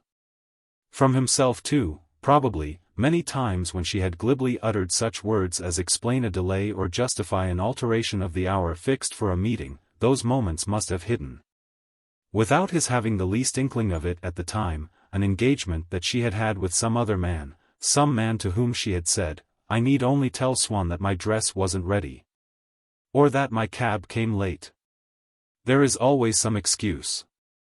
And beneath all his most pleasant memories, beneath the simplest words that Odette had ever spoken to him in those old days, words which he had believed as though they were the words of a gospel, beneath her daily actions which she had recounted to him, beneath the most ordinary places, her dressmaker's flat, the Avenue du Bois, the Hippodrome, he could feel, dissembled there, by virtue of that temporal superfluity which, after the most detailed account of how a day has been spent, always leaves something over, that may serve as a hiding place for certain unconfessed actions, he could feel the insinuation of a possible undercurrent of falsehood which debased for him all that had remained most precious. His happiest evenings, the Rue La Pérouse itself, which Odette must constantly have been leaving at other hours than those of which she told him, extending the power of the dark horror that had gripped him when he had heard her admission with regard to the Maison d'Or, and, like the obscene creatures in the desolation of Nineveh, shattering stone by stone, the whole edifice of his past. If, now, he turned aside whenever his memory repeated the cruel name of the Maison Dorée, it was because that name recalled to him, no longer, as, such a little time since, at Madame de Saint-Euverte's party, the good fortune which he long had lost, but a misfortune of which he was now first aware. Then it befell the Maison Dorée, as it had befallen the island in the Bois, that gradually its name ceased to trouble him. For what we suppose to be our love, our jealousy are, neither of them, single, continuous and individual passions. They are composed of an infinity of successive loves, of different jealousies, each of which is ephemeral, although by their uninterrupted multitude they give us the impression of continuity, the illusion of unity. The life of Swann's love, the fidelity of his jealousy, were formed out of death, of infidelity, of innumerable desires, innumerable doubts, all of which had Odette for their object. If he had remained for any length of time without seeing her, those that died would not have been replaced by others. But the presence of Odette continued to sow in Swann's heart alternate seeds of love and suspicion. On certain evenings she would suddenly resume towards him a kindness of which she would warn him sternly that he must take immediate advantage, under penalty of not seeing it repeated for years to come. He must instantly accompany her home, to do a Cattleya, and the desire which she pretended to have for him was so sudden, so inexplicable, so imperious. The kisses which she lavished on him were so demonstrative and so unfamiliar, that this brutal and unnatural fondness made Swann just as unhappy as any lie or unkind action. One evening when he had thus, in obedience to her command, gone home with her, and while she was interspersing her kisses with passionate words, in strange contrast to her habitual coldness, he thought suddenly that he heard a sound. He rose, searched everywhere and found nobody, but he had not the courage to return to his place by her side. Whereupon she, in a towering rage, broke a vase, with, "I never can do anything right with you, you impossible person."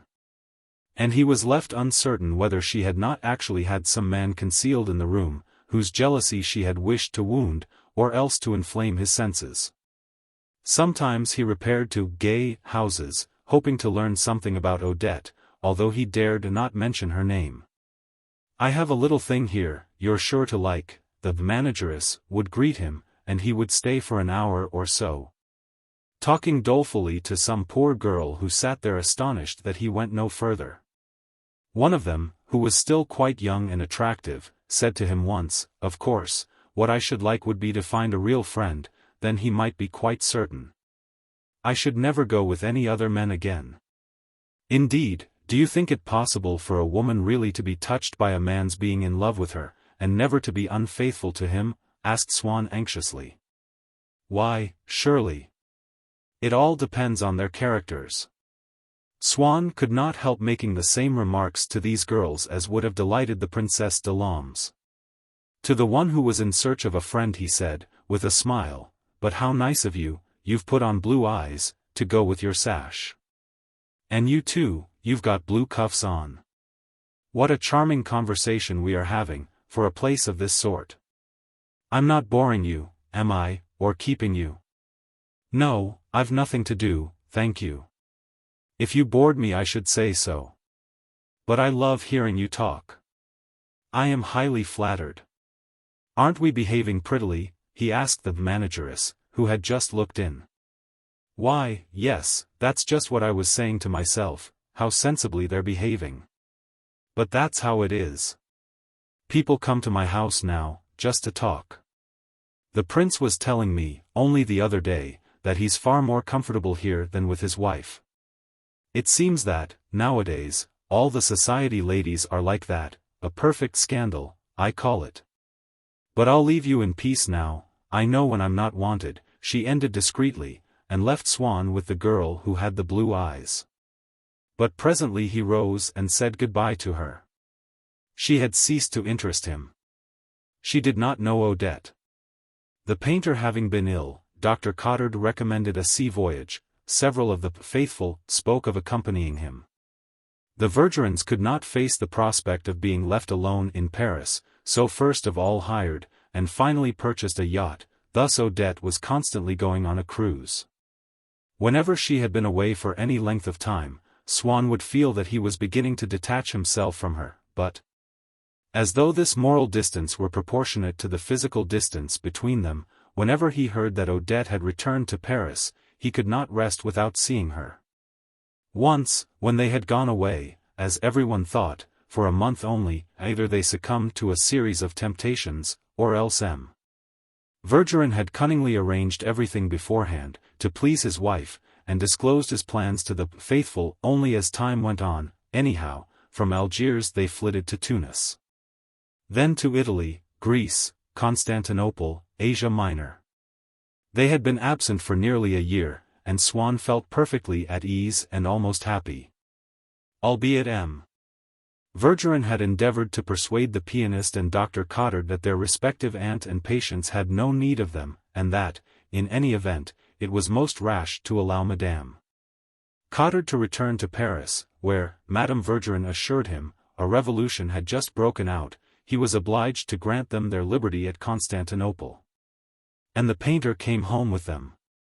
One day, shortly after the return of these 4 travelers, Swann, seeing an omnibus approach him, labeled Luxembourg, and having some business there, had jumped onto it and had found himself sitting opposite Madame Cottard, who was paying a round of visits to people whose day it was, in full review order, with a plume in her hat, a silk dress, a muff, an umbrella, which would do for a parasol if the rain kept off, a card case, and a pair of white gloves fresh from the cleaners.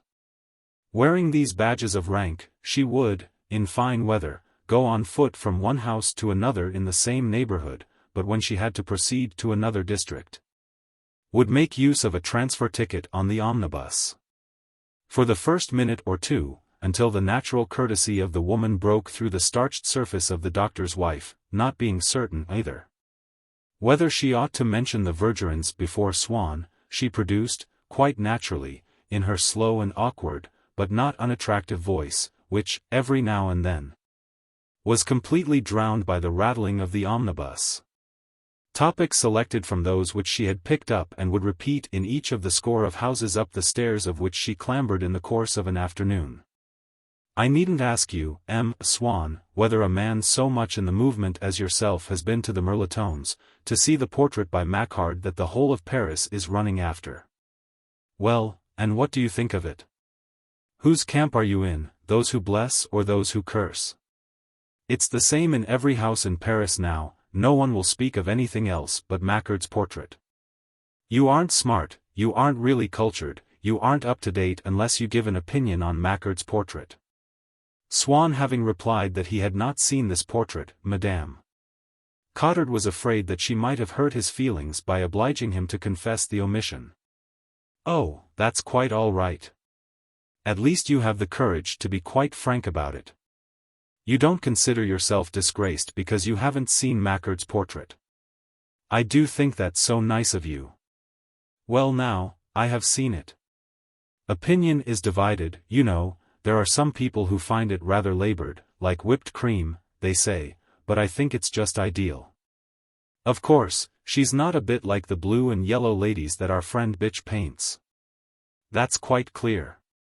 But I must tell you, perfectly frankly, you'll think me dreadfully old-fashioned, but I always say just what I think, that I don't understand his work. I can quite see the good points there are in his portrait of my husband, oh, dear me, yes. And it's certainly less odd than most of what he does, but even then he had to give the poor man a blue mustache. But Macquart. Just listen to this now, the husband of my friend, I am on my way to see at this very moment, which has given me the very great pleasure of your company, has promised her that if he is elected to the Academy, he is one of the doctor's colleagues, he will get Macquart to paint her portrait. So she's got something to look forward to. I have another friend who insists that she'd rather have Leloir. I'm only a wretched Philistine, and I've no doubt Leloir has perhaps more knowledge of painting even than Macquart. But I do think that the most important thing about a portrait, especially when it's going to cost 10,000 francs, is that it should be like, and a pleasant likeness, if you know what I mean. Having exhausted this topic, to which she had been inspired by the loftiness of her plume, the monogram on her card case, the little number inked inside each of her gloves by the cleaner. And the difficulty of speaking to Swann about the Vergerins, Madame Cottard, seeing that they had still a long way to go before they would reach the corner of the Rue Bonaparte, where the conductor was to set her down, listened to the promptings of her heart, which counselled other words than these. "Your ears must have been burning," she ventured, "while we were on the yacht with Madame Vergerin. We were talking about you all the time." Swann was genuinely astonished, for he supposed that his name was never uttered in the Vergerin's presence. "You see," Madame Cottard went on, "Madame de Crécy was there, need I say more? When Odette is anywhere it's never long before she begins talking about you. And you know quite well, it isn't nasty things she says." "What? You don't believe me?" she went on, noticing that Swann looked skeptical. And, carried away by the sincerity of her conviction, without putting any evil meaning into the word, which she used purely in the sense in which one employs it to speak of the affection that unites a pair of friends, "Why, she adores you." "No, indeed, I'm sure it would never do to say anything against you when she was about, one would soon be taught one's place. Whatever we might be doing, if we were looking at a picture, for instance, she would say, if only we had him here, he's the man who could tell us whether it's genuine or not. There's no one like him for that." And all day long she would be saying, "What can he be doing just now? I do hope he's doing a little work. It's too dreadful that a fellow with such gifts as he has should be so lazy. Forgive me, won't you? I can see him this very moment, he's thinking of us, he's wondering where we are." Indeed, she used an expression which I thought very pretty at the time. Vergerin asked her, "How in the world can you see what he's doing, when he's 1,000 miles away?" And Odette answered, "Nothing is impossible to the eye of a friend." No, I assure you, I'm not saying it just to flatter you, you have a true friend in her, such as one doesn't often find. I can tell you, besides, in case you don't know it, that you're the only one. Madame Vergerin told me as much herself on our last day with them. One talks more freely, don't you know, before a parting. I don't say that Odette isn't fond of us. But anything that we may say to her counts for very little beside what Swann might say. Oh, mercy, there's the conductor stopping for me. Here have I been chatting away to you, and would have gone right past the Rue Bonaparte, and never noticed. Will you be so very kind as to tell me whether my plume is straight?" And Madame Cottard withdrew from her muff, to offer it to Swann, a white-gloved hand from which there floated, with a transfer ticket, an atmosphere of fashionable life that pervaded the omnibus, blended with the harsher fragrance of newly cleaned kid. And Swann felt himself overflowing with gratitude to her, as well as to Madame Vergerin, and almost to Odette, for the feeling that he now entertained for her was no longer tinged with pain, was scarcely even to be described, now, as love.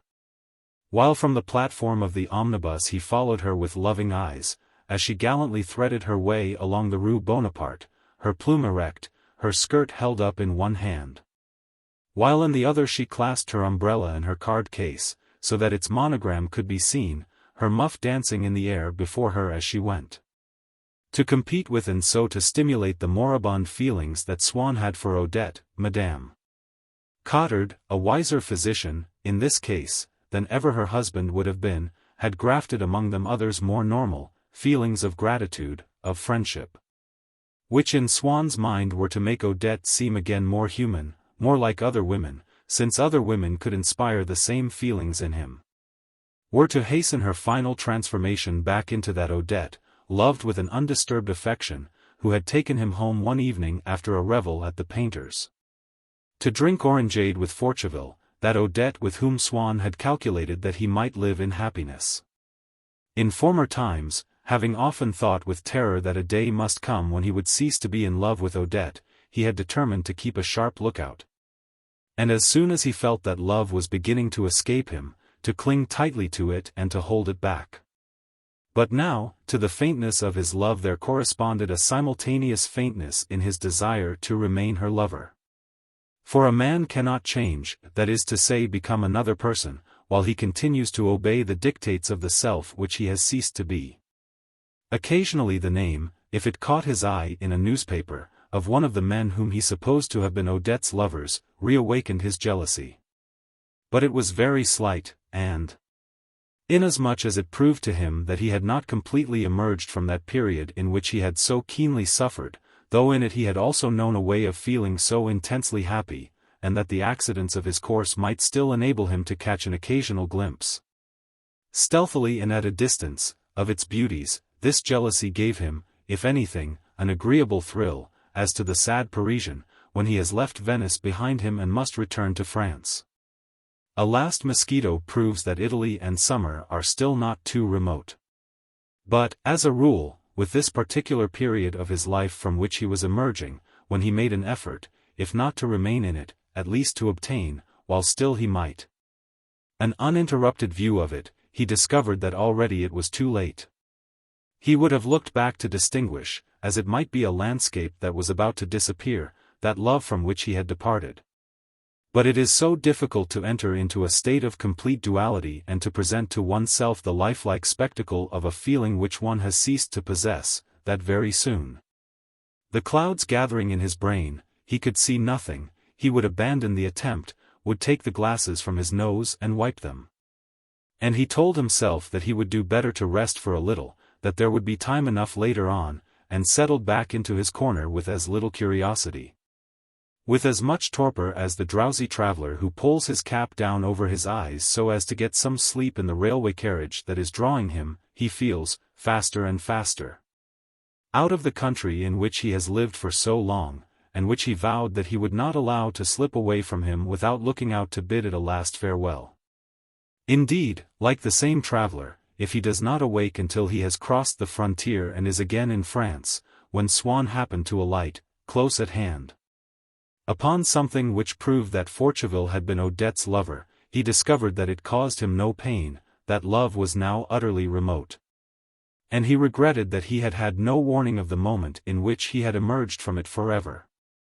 And just as, before kissing Odette for the first time, he had sought to imprint upon his memory the face that for so long had been familiar, before it was altered by the additional memory of their kiss, so he could have wished, in thought at least, to have been in a position to bid farewell, while she still existed, to that Odette who had inspired love in him and jealousy, to that Odette who had caused him so to suffer, and whom now he would never see again.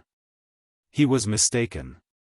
He was destined to see her once again, a few weeks later. It was while he was asleep, in the twilight of a dream. He was walking with Madame Vergerin, Dr. Cottard, a young man in a fez whom he failed to identify, the painter, Odette, Napoleon III and my grandfather, along a path which followed the line of the coast, and overhung the sea. Now at a great height, now by a few feet only, so that they were continually going up and down. Those of the party who had reached the downward slope were no longer visible to those who were still climbing. What little daylight yet remained was failing, and it seemed as though a black night was immediately to fall on them. Now and then the waves dashed against the cliff, and Swann could feel on his cheek a shower of freezing spray.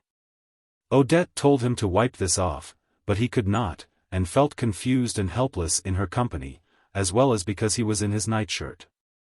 He hoped that, in the darkness, this might pass unnoticed. Madame Vergerin, however, fixed her astonished gaze upon him for an endless moment, in which he saw her face change its shape, her nose grow longer, while beneath it there sprouted a heavy mustache. He turned away to examine Odette. Her cheeks were pale, with little fiery spots, her features drawn and ringed with shadows. But she looked back at him with eyes welling with affection, ready to detach themselves like tears and to fall upon his face. And he felt that he loved her so much that he would have liked to carry her off with him at once. Suddenly Odette turned her wrist, glanced at a tiny watch, and said, "I must go." She took leave of everyone, in the same formal manner, without taking Swann aside, without telling him where they were to meet that evening, or next day. He dared not ask, he would have liked to follow her, he was obliged, without turning back in her direction, to answer with a smile some question by Madame Vergerin. But his heart was frantically beating. He felt that he now hated Odette. He would gladly have crushed those eyes which, a moment ago, he had loved so dearly. Have torn the blood into those lifeless cheeks. He continued to climb with Madame Vergerin, that is to say that each step took him farther from Odette, who was going downhill, and in the other direction. A second passed and it was many hours since she had left him. The painter remarked to Swann that Napoleon III had eclipsed himself immediately after Odette. They had obviously arranged it between them, he added. They must have agreed to meet at the foot of the cliff, but they wouldn't say goodbye together. It might have looked odd. She is his mistress. The strange young man burst into tears. Swann endeavored to console him. After all, she is quite right, he said to the young man, drying his eyes for him and taking off the fez to make him feel more at ease. I've advised her to do that, myself, a dozen times. Why be so distressed? He was obviously the man to understand her. So Swann reasoned with himself, for the young man whom he had failed, at first, to identify, was himself also. Like certain novelists, he had distributed his own personality between two characters, him who was the first person, in the dream, and another whom he saw before him, capped with a fez. As for Napoleon III, it was to Forcheville that some vague association of ideas, then a certain modification of the Baron's usual physiognomy. And lastly the broad ribbon of the Legion of Honor across his breast, had made Swann give that name.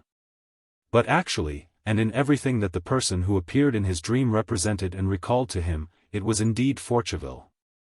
For, from an incomplete and changing set of images, Swann in his sleep drew false deductions, enjoying, at the same time, such creative power that he was able to reproduce himself by a simple act of division, like certain lower organisms. With the warmth that he felt in his own palm he modeled the hollow of a strange hand which he thought that he was clasping, and out of feelings and impressions of which he was not yet conscious. He brought about sudden vicissitudes which, by a chain of logical sequences, would produce, at definite points in his dream, the person required to receive his love or to startle him awake. In an instant night grew black about him, an alarm rang, the inhabitants ran past him, escaping from their blazing houses.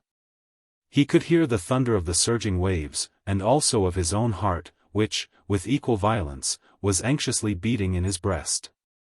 Suddenly the speed of these palpitations redoubled, he felt a pain, a nausea that were inexplicable. A peasant, dreadfully burned, flung at him as he passed, "Come and ask Charles where Odette spent the night with her friend. He used to go about with her, and she tells him everything. It was they that started the fire." It was his valet, come to awaken him, and saying, "Sir, it is 8 o'clock, and the barber is here. I have told him to call again in an hour." But these words, as they dived down through the waves of sleep in which Swann was submerged, did not reach his consciousness without undergoing that refraction which turns a ray of light at the bottom of a bowl of water, into another sun. Just as, a moment earlier, the sound of the doorbell, swelling in the depths of his abyss of sleep into the clangor of an alarm, had engendered the episode of the fire. Meanwhile the scenery of his dream stage scattered in dust, he opened his eyes, heard for the last time the boom of a wave in the sea, grown very distant. He touched his cheek. It was dry. And yet he could feel the sting of the cold spray, and the taste of salt on his lips. He rose, and dressed himself. He had made the barber come early because he had written, the day before, to my grandfather, to say that he was going, that afternoon, to Cambrai, having learned that Madame de Cambremer, Mlle. Legrandin that had been, was spending a few days there. The association in his memory of her young and charming face with a place in the country which he had not visited for so long offered him a combined attraction which had made him decide at last to leave Paris for a while. As the different changes and chances that bring us into the company of certain other people in this life do not coincide with the periods in which we are in love with those people, but, overlapping them, may occur before love has begun, and may be repeated after love is ended, the earliest appearances, in our life, of a creature who is destined to afford us pleasure later on. Assume retrospectively in our eyes a certain value as an indication, a warning, a presage. It was in this fashion that Swann had often carried back his mind to the image of Odette, encountered in the theatre. On that first evening when he had no thought of ever seeing her again, and that he now recalled the party at Madame de Saint-Yvert's, at which he had introduced General de Froberville to Madame de Cambremer. So manifold are our interests in life that it is not uncommon that, on a single occasion, the foundations of a happiness which does not yet exist are laid down simultaneously with aggravations of a grief from which we are still suffering. And, no doubt, that might have occurred to Swann elsewhere than at Madame de Saint-Yvert's. Who, indeed, can say whether, in the event of his having gone, that evening, somewhere else, other happinesses, other griefs would not have come to him, which, later, would have appeared to have been inevitable?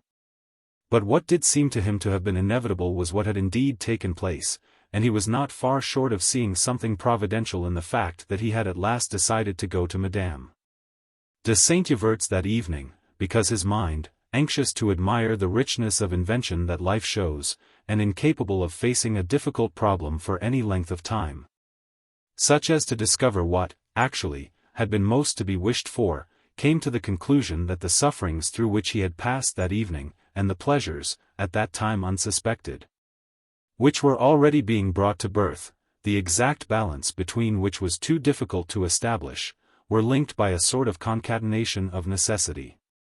But while, an hour after his awakening, he was giving instructions to the barber, so that his stiffly brushed hair should not become disarranged on the journey, he thought once again of his dream.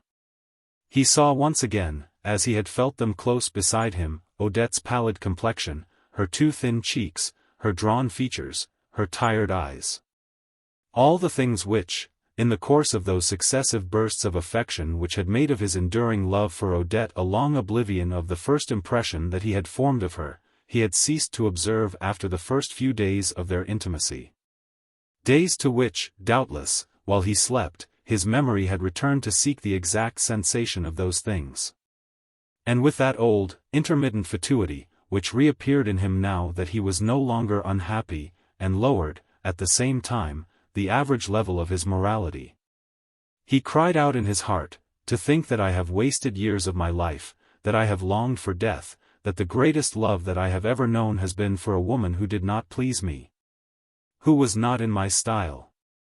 Place names, the name. Among the rooms which used most commonly to take shape in my mind during my long nights of sleeplessness, there was none that differed more utterly from the rooms at Cambrai.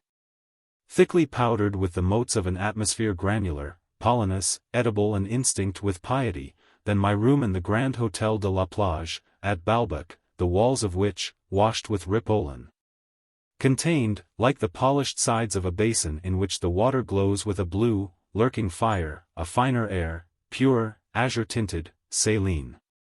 The Bavarian upholsterer who had been entrusted with the furnishing of this hotel had varied his scheme of decoration in different rooms. And in that which I found myself occupying had set against the walls, on three sides of it, a series of low bookcases with glass fronts, in which, according to where they stood, by a law of nature which he had, perhaps, forgotten to take into account, was reflected this or that section of the ever-changing view of the sea. So that the walls were lined with a frieze of seascapes, interrupted only by the polished mahogany of the actual shelves.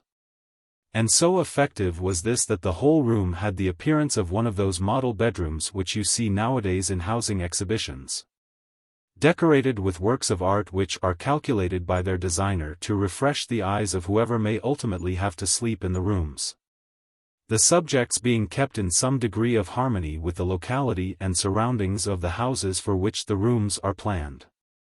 And yet nothing could have differed more utterly, either, from the real Balbec than that other Balbec of which I had often dreamed, on stormy days, when the wind was so strong that Françoise, as she took me to the Champs-Élysées, would warn me not to walk too near the side of the street, or I might have my head knocked off by a falling slate, and would recount to me, with many lamentations, the terrible disasters and shipwrecks that were reported in the newspaper.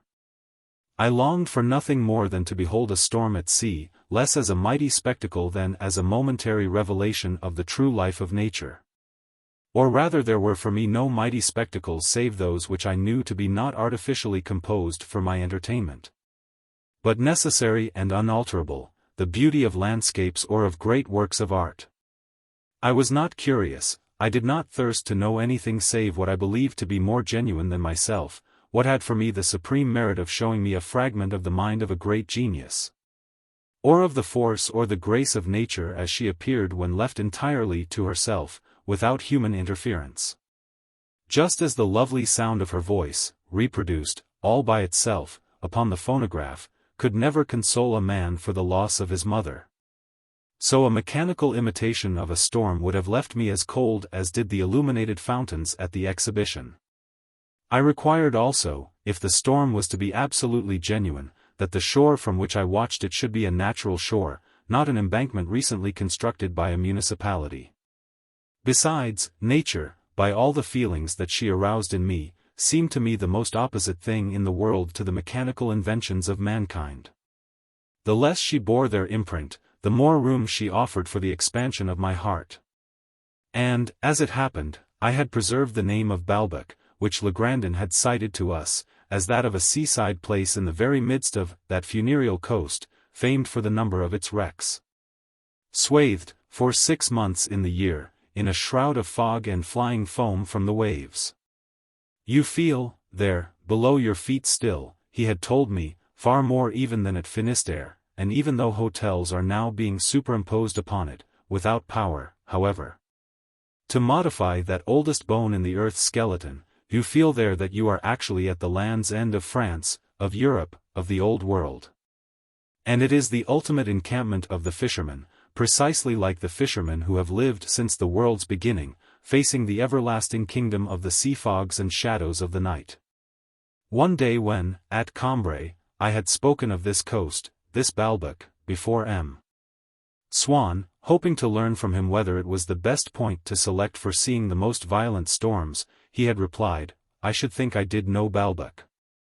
The church at Balbec, built in the 12th and 13th centuries, and still half Romanesque, is perhaps the most curious example to be found of our Norman Gothic, and so exceptional that one is tempted to describe it as Persian in its inspiration. And that region, which, until then, had seemed to me to be nothing else than a part of immemorial nature, that had remained contemporaneous with the great phenomena of geology, and as remote from human history as the ocean itself, or the Great Bear, with its wild race of fishermen for whom, no more than for their whales, had there been any Middle Ages, it had been a great joy to me to see it suddenly take its place in the order of the centuries, with a stored consciousness of the Romanesque epoch, and to know that the Gothic trefoil had come to diversify those wild rocks also, at the appointed hour, like those frail but hardy plants which, in the polar regions, when the spring returns, scatter their stars about the eternal snows. And if Gothic art brought to those places and people a classification which, otherwise, they lacked, they too conferred one upon it in return. I tried to form a picture in my mind of how those fishermen had lived, the timid and unsuspected essay towards social intercourse which they had attempted there, clustered upon a promontory of the shores of hell, at the foot of the cliffs of death. And Gothic art seemed to me a more living thing now that, detaching it from the towns in which, until then, I had always imagined it, I could see how, in a particular instance, upon a reef of savage rocks, it had taken root and grown until it flowered in a tapering spire. I was taken to see reproductions of the most famous of the statues at Balbec, shaggy, blunt-faced apostles, the Virgin from the porch, and I could scarcely breathe for joy at the thought that I might myself, one day, see them take a solid form against their eternal background of salt fog. Thereafter, on dear, tempestuous February nights, the wind, breathing into my heart, which it shook no less violently than the chimney of my bedroom, the project of a visit to Balbec, blended in me the desire for Gothic architecture with that for a storm upon the sea. I should have liked to take, the very next day, the good, the generous train at 1:22, of which never without a palpitating heart could I read. In the railway company's bills or in advertisements of circular tours, the hour of departure, it seemed to me to cut, at a precise point in every afternoon, a most fascinating groove. A mysterious mark, from which the diverted hours still led one on, of course, towards evening, towards tomorrow morning, but to an evening and morning which one would behold. Not in Paris but in one of those towns through which the train passed and among which it allowed one to choose. For it stopped at Bayeux, at Coutances, at Vitry, at Questembert, at Pont-Orson, at Balbec, at Lannion, at Lamballe, at Benedet, at Pont-Aven, at Quimperle. And progressed magnificently surcharged with names which it offered me, so that, among them all, I did not know which to choose, so impossible was it to sacrifice any. But even without waiting for the train next day, I could, by rising and dressing myself with all speed, leave Paris that very evening, should my parents permit. And arrive at Balbec as dawn spread westward over the raging sea, from whose driven foam I would seek shelter in that church in the Persian manner. But at the approach of the Easter holidays, when my parents had promised to let me spend them, for once, in the north of Italy, lo! In place of those dreams of tempests, by which I had been entirely possessed, not wishing to see anything but waves dashing in from all sides, mounting always higher, upon the wildest of coasts. Beside churches as rugged and precipitous as cliffs, in whose towers the seabirds would be wailing. Suddenly, effacing them, taking away all their charm, excluding them because they were its opposite and could only have weakened its effect, was substituted in me the converse dream of the most variegated of springs, not the spring of Cambrai, still pricking with all the needlepoints of the winter's frost, but that which already covered with lilies and anemones the meadows of Fiesole, and gave Florence a dazzling golden background, like those in Fra Angelico's pictures. From that moment, only sunlight, perfumes, colors, seemed to me to have any value. For this alternation of images had effected a change of front in my desire, and, as abrupt as those that occur sometimes in music, a complete change of tone in my sensibility. Thus it came about that a mere atmospheric variation would be sufficient to provoke in me that modulation, without there being any need for me to await the return of a season. For often we find a day, in one, that has strayed from another season, and makes us live in that other, summons at once into our presence and makes us long for its peculiar pleasures, and interrupts the dreams that we were in process of weaving, by inserting, out of its turn, too early or too late, this leaf, torn from another chapter, in the interpolated calendar of happiness. But soon it happened that, like those natural phenomena from which our comfort or our health can derive but an accidental and all too modest benefit, until the day when science takes control of them, and, producing them at will, places in our hands the power to order their appearance, withdrawn from the tutelage and independent of the consent of chance. Similarly, the production of these dreams of the Atlantic and of Italy ceased to depend entirely upon the changes of the seasons and of the weather. I need only, to make them reappear, pronounce the names, Balbec, Venice, Florence, within whose syllables had gradually accumulated all the longing inspired in me by the places for which they stood. Even in spring, to come in a book upon the name of Balbec sufficed to awaken in me the desire for storms at sea and for the Norman Gothic. Even on a stormy day the name of Florence or of Venice would awaken the desire for sunshine, for lilies, for the palace of the Doges and for Santa Maria del Fiore. But if their names thus permanently absorbed the image that I had formed of these towns, it was only by transforming that image, by subordinating its reappearance in me to their own special laws. And in consequence of this they made it more beautiful, but at the same time more different from anything that the towns of Normandy or Tuscany could in reality be, and, by increasing the arbitrary delights of my imagination, aggravated the disenchantment that was in store for me when I set out upon my travels. They magnified the idea that I formed of certain points on the earth's surface, making them more special, and in consequence more real. I did not then represent to myself towns, landscapes, historic buildings, as pictures more or less attractive, cut out here and there of a substance that was common to them all, but looked on each of them as on an unknown thing, different from all the rest, a thing for which my soul was athirst, by the knowledge of which it would benefit. How much more individual still was the character that they assumed from being designated by names, names that were only for themselves, proper names such as people have. Words present to us little pictures of things, lucid and normal, like the pictures that are hung on the walls of schoolrooms to give children an illustration of what is meant by a carpenter's bench. A bird, an anthill. Things chosen as typical of everything else of the same sort. But names present to us, of persons and of towns which they accustom us to regard as individual, as unique, like persons, a confused picture, which draws from the names. From the brightness or darkness of their sound, the color in which it is uniformly painted, like one of those posters, entirely blue or entirely red, in which, on account of the limitations imposed by the process used in their reproduction, or by a whim on the designer's part, are blue or red not only the sky and the sea, but the ships and the church and the people in the streets.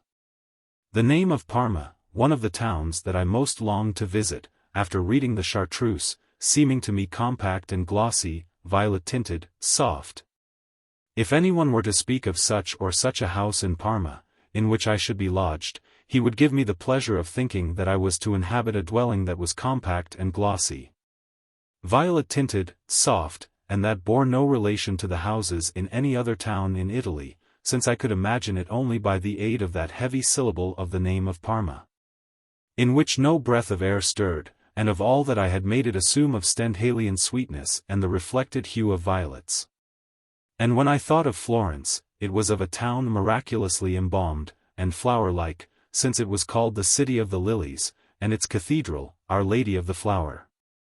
As for Baalbek, it was one of those names in which, as on an old piece of Norman pottery that still keeps the color of the earth from which it was fashioned, one sees depicted still the representation of some long-abolished custom, of some feudal rite, of the former condition of some place, of an obsolete way of pronouncing the language, which had shaped and wedded its incongruous syllables and which I never doubted that I should find spoken there at once, even by the innkeeper who would pour me out coffee and milk on my arrival, taking me down to watch the turbulent sea, unchained, before the church, to whom I lent the aspect, disputatious, solemn and medieval, of some character in one of the old romances. Had my health definitely improved, had my parents allowed me, if not actually to go down to stay at Baalbek, at least to take, just once, so as to become acquainted with the architecture and landscapes of Normandy or of Brittany, that 122 train into which I had so often clambered in imagination, I should have preferred to stop, and to alight from it, at the most beautiful of its towns. But in vain might I compare and contrast them. How was one to choose, any more than between individual people, who are not interchangeable, between Bayeux, so lofty in its noble coronet of rusty lace, whose highest point caught the light of the old gold of its second syllable, Vitry, whose acute accent barred its ancient glass with wooden lozenges, gentle Lamballe, whose whiteness ranged from eggshell yellow to a pearly grey, Coutances, a Norman cathedral, which its final consonants, rich and yellowing, crowned with a tower of butter, Lannion with the rumble and buzz, in the silence of its village street, of the fly on the wheel of the coach, Questambert, Pontorson, ridiculously silly and simple, white feathers and yellow beaks strewn along the road to those well-watered and poetic spots, Benedette, a name scarcely moored that seemed to be striving to draw the river down into the tangle of its seaweeds, Pont-Aven, the snowy, rosy flight of the wing of a lightly poised coif, tremulously reflected in the greenish waters of a canal, Quimperle, more firmly attached, this, and since the Middle Ages, among the rivulets with which it babbled, threading their pearls upon a grey background, like the pattern made through the cobwebs upon a window, by rays of sunlight changed into blunt points of tarnished silver? These images were false for another reason also, namely, that they were necessarily much simplified. Doubtless the object to which my imagination aspired, which my senses took in but incompletely and without any immediate pleasure, I had committed to the safe custody of names. Doubtless because I had accumulated there a store of dreams, those names now magnetized my desires, but names themselves are not very comprehensive. The most that I could do was to include in each of them 2 or 3 of the principal curiosities of the town, which would lie there side by side, without interval or partition. In the name of Baalbec, as in the magnifying glasses set in those penholders which one buys at seaside places, I could distinguish waves surging round a church built in the Persian manner. Perhaps, indeed, the enforced simplicity of these images was one of the reasons for the hold that they had over me. When my father had decided, one year, that we should go for the Easter holidays to Florence and Venice, not finding room to introduce into the name of Florence the elements that ordinarily constitute a town, I was obliged to let a supernatural city emerge from the impregnation by certain vernal scenes of what I suppose to be, in its essentials, the genius of Giotto. All the more, and because one cannot make a name extend much further in time than in space, like some of Giotto's paintings themselves which show us at 2 separate moments the same person engaged in different actions. Here lying on his bed, there just about to mount his horse, the name of Florence was divided into 2 compartments. In one, beneath an architectural dais, I gazed upon a fresco over which was partly drawn a curtain of morning sunlight, dusty, aslant, and gradually spreading. In the other, for, since I thought of names not as an inaccessible ideal but as a real and enveloping substance into which I was about to plunge, the life not yet lived, the life intact and pure which I enclosed in them, gave to the most material pleasures, to the simplest scenes, the same attraction that they have in the works of the primitives. I moved swiftly, so as to arrive, as soon as might be, at the table that was spread for me, with fruit and a flask of Chianti, across a Ponte Vecchio heaped with jonquils, narcissi and anemones. That, for all that I was still in Paris, was what I saw, and not what was actually round about me. Even from the simplest, the most realistic point of view, the countries for which we long occupy, at any given moment, a far larger place in our true life than the country in which we may happen to be. Doubtless, if, at that time, I had paid more attention to what was in my mind when I pronounced the words, going to Florence, to Parma, to Pisa, to Venice, I should have realized that what I saw was in no sense a town, but something as different from anything that I knew. Something as delicious as might be for a human race whose whole existence had passed in a series of late winter afternoons, that inconceivable marvel, a morning in spring. These images, unreal, fixed, always alike, filling all my nights and days, differentiated this period in my life from those which had gone before it, and might easily have been confused with it by an observer who saw things only from without, that is to say, who saw nothing. As in an opera, a fresh melody introduces a novel atmosphere which one could never have suspected if one had done no more than read the libretto.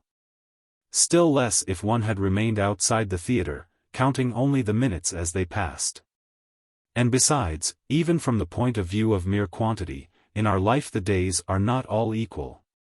To reach the end of a day, natures that are slightly nervous, as mine was, make use, like motorcars, of different speeds. There are mountainous, uncomfortable days, up which one takes an infinite time to pass, and days downward sloping, through which one can go at full tilt, singing as one goes. During this month, in which I went laboriously over, as over a tune, though never to my satisfaction, these visions of Florence, Venice, Pisa, from which the desire that they excited in me drew and kept something as profoundly personal as if it had been love. Love for another person, I never ceased to believe that they corresponded to a reality independent of myself. And they made me conscious of as glorious a hope as could have been cherished by a Christian in the primitive age of faith, on the eve of his entry into paradise. Moreover, without my paying any heed to the contradiction that there was in my wishing to look at and to touch with my organs of sense what had been elaborated by the spell of my dreams and not perceived by my senses at all, though all the more tempting to them. In consequence, more different from anything that they knew, it was that which recalled to me the reality of these visions, which inflamed my desire all the more by seeming to hint a promise that my desire should be satisfied. And for all that the motive force of my exaltation was a longing for aesthetic enjoyments, the guidebooks ministered even more to it than books on aesthetics, and, more again than the guidebooks. The railway timetables. What moved me was the thought that this Florence which I could see, so near and yet inaccessible, in my imagination, if the tract which separated it from me, in myself, was not one that I might cross, could yet be reached by a circuit, by a digression, were I to take the plain, terrestrial path. When I repeated to myself, giving thus a special value to what I was going to see, that Venice was the school of Giorgione, the home of Titian, the most complete museum of the domestic architecture of the Middle Ages, I felt happy indeed. As I was even more when, on one of my walks, as I stepped out briskly on account of the weather, which, after several days of a precocious spring, had relapsed into winter, like the weather that we had invariably found awaiting us at Cambrai, in Holy Week, seeing upon the boulevards that the chestnut trees, though plunged in a glacial atmosphere that soaked through them like a stream of water, were none the less beginning, punctual guests, arrayed already for the party, and admitting no discouragement, to shape and chisel and curve in its frozen lumps the irrepressible verdure whose steady growth the abortive power of the cold might hinder but could not succeed in restraining. I reflected that already the Ponte Vecchio was heaped high with an abundance of hyacinths and anemones, and that the spring sunshine was already tinging the waves of the Grand Canal with so dusky an azure, with emeralds so splendid that when they washed and were broken against the foot of one of Titian's paintings they could vie with it in the richness of their coloring. I could no longer contain my joy when my father, in the intervals of tapping the barometer and complaining of the cold, began to look out which were the best trains. And when I understood that by making one's way, after luncheon, into the coal-grimed laboratory, the wizard's cell that undertook to contrive a complete transmutation of its surroundings, one could awaken, next morning, in the city of marble and gold, in which the building of the wall was of jasper and the foundation of the wall an emerald, so that it and the city of the lilies were not just artificial scenes which I could set up at my pleasure in front of my imagination, but did actually exist at a certain distance from Paris which must inevitably be traversed if I wished to see them, at their appointed place on the earth's surface, and at no other. In a word, they were entirely real. They became even more real to me when my father, by saying, "Well, you can stay in Venice from the 20th to the 29th, and reach Florence on Easter morning," made them both emerge, no longer only from the abstraction of space, but from that imaginary time in which we place not one, merely, but several of our travels at once, which do not greatly tax us since they are but possibilities, that time which reconstructs itself so effectively that one can spend it again in one town after one has already spent it in another, and consecrated to them some of those actual calendar days which are certificates of the genuineness of what one does on them, for those unique days are consumed by being used, they do not return. One cannot live them again here when one has lived them elsewhere. I felt that it was towards the week that would begin with the Monday on which the laundress was to bring back the white waistcoat that I had stained with ink, that they were hastening to busy themselves with the duty of emerging from that ideal time in which they did not, as yet, exist, those two queen cities of which I was soon to be able, by the most absorbing kind of geometry, to inscribe the domes and towers on a page of my own life. But I was still on the way, only, to the supreme pinnacle of happiness. I reached it finally, for not until then did the revelation burst upon me that on the clattering streets, reddened by the light reflected from Giorgione's frescoes, it was not, as I had, despite so many promptings, continued to imagine, the men majestic and terrible as the sea, bearing armor that gleamed with bronze beneath the folds of their blood-red cloaks, who would be walking in Venice next week, on the Easter Vigil, but that I myself might be the minute personage whom, in an enlarged photograph of St. Mark's that had been lent to me, the operator had portrayed, in a bowler hat, in front of the portico, when I heard my father say, "It must be pretty cold, still, on the Grand Canal. Whatever you do, don't forget to pack your winter greatcoat and your thick suit." At these words I was raised to a sort of ecstasy. A thing that I had until then deemed impossible. I felt myself to be penetrating indeed between those rocks of amethyst, like a reef in the Indian Ocean. By a supreme muscular effort, a long way in excess of my real strength, stripping myself, as of a shell that served no purpose, of the air in my own room which surrounded me. I replaced it by an equal quantity of Venetian air, that marine atmosphere, indescribable and peculiar as the atmosphere of the dreams which my imagination had secreted in the name of Venice. I could feel at work within me a miraculous disincarnation. It was at once accompanied by that vague desire to vomit which one feels when one has a very sore throat. And they had to put me to bed with a fever so persistent that the doctor not only assured my parents that a visit, that spring, to Florence and Venice was absolutely out of the question, but warned them that, even when I should have completely recovered, I must, for at least a year, give up all idea of traveling, and be kept from anything that was liable to excite me. And, alas, he forbade also, most categorically, my being allowed to go to the theatre, to hear Burma. The sublime artist, whose genius Bergotte had proclaimed, might, by introducing me to something else that was, perhaps, as important and as beautiful, have consoled me for not having been to Florence and Venice, for not going to Balbec. My parents had to be content with sending me, every day, to the Champs-Élysées, in the custody of a person who would see that I did not tire myself. This person was none other than Françoise, who had entered our service after the death of my Aunt Léonie. Going to the Champs-Élysées I found unendurable. If only Bergotte had described the place in one of his books, I should, no doubt, have longed to see and to know it. Like so many things else of which a simulacrum had first found its way into my imagination. That kept things warm, made them live, gave them personality, and I sought then to find their counterpart in reality, but in this public garden there was nothing that attached itself to my dreams. One day, as I was weary of our usual place, beside the wooden horses, Françoise had taken me for an excursion, across the frontier guarded at regular intervals by the little bastions of the barley-sugar women, into those neighboring but foreign regions, where the faces of the passers-by were strange, where the goat carriage went past. Then she had gone away to lay down her things on a chair that stood with its back to a shrubbery of laurels. While I waited for her I was pacing the broad lawn, of meager close-cropped grass already faded by the sun, dominated, at its far end, by a statue rising from a fountain, in front of which a little girl with reddish hair was playing with a shuttlecock. When, from the path, another little girl, who was putting on her cloak and covering up her battledore, called out sharply, "Goodbye, Gilbert, I'm going home now. Don't forget, we're coming to you this evening, after dinner." The name Gilbert passed close by me, evoking all the more forcibly her whom it labeled in that it did not merely refer to her, as one speaks of a man in his absence, but was directly addressed to her.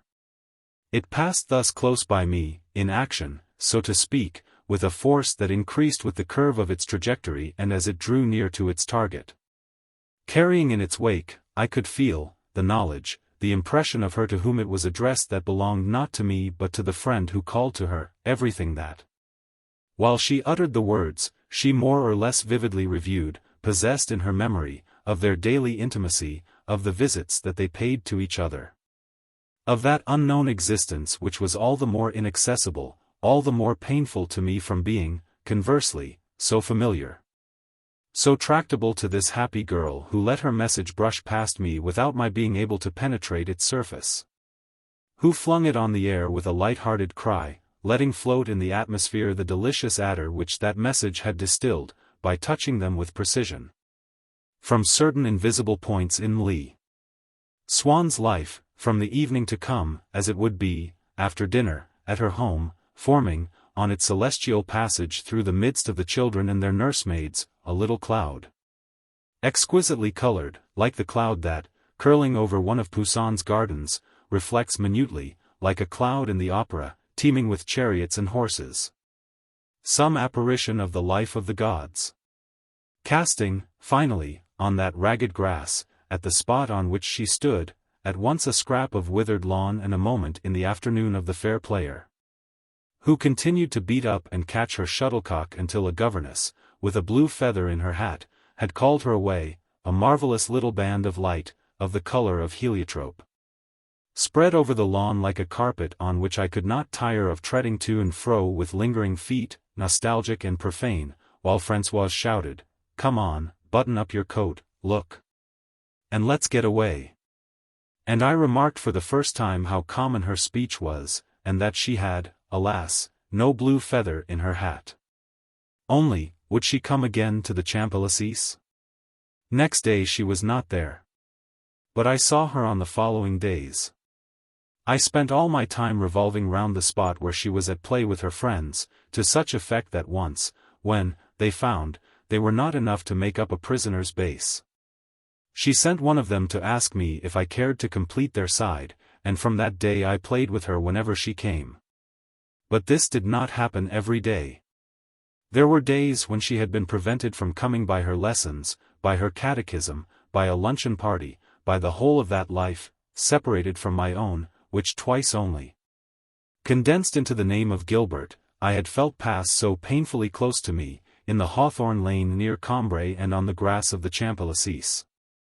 On such days she would have told us beforehand that we should not see her. If it were because of her lessons, she would say, "It is too tiresome, I shan't be able to come tomorrow.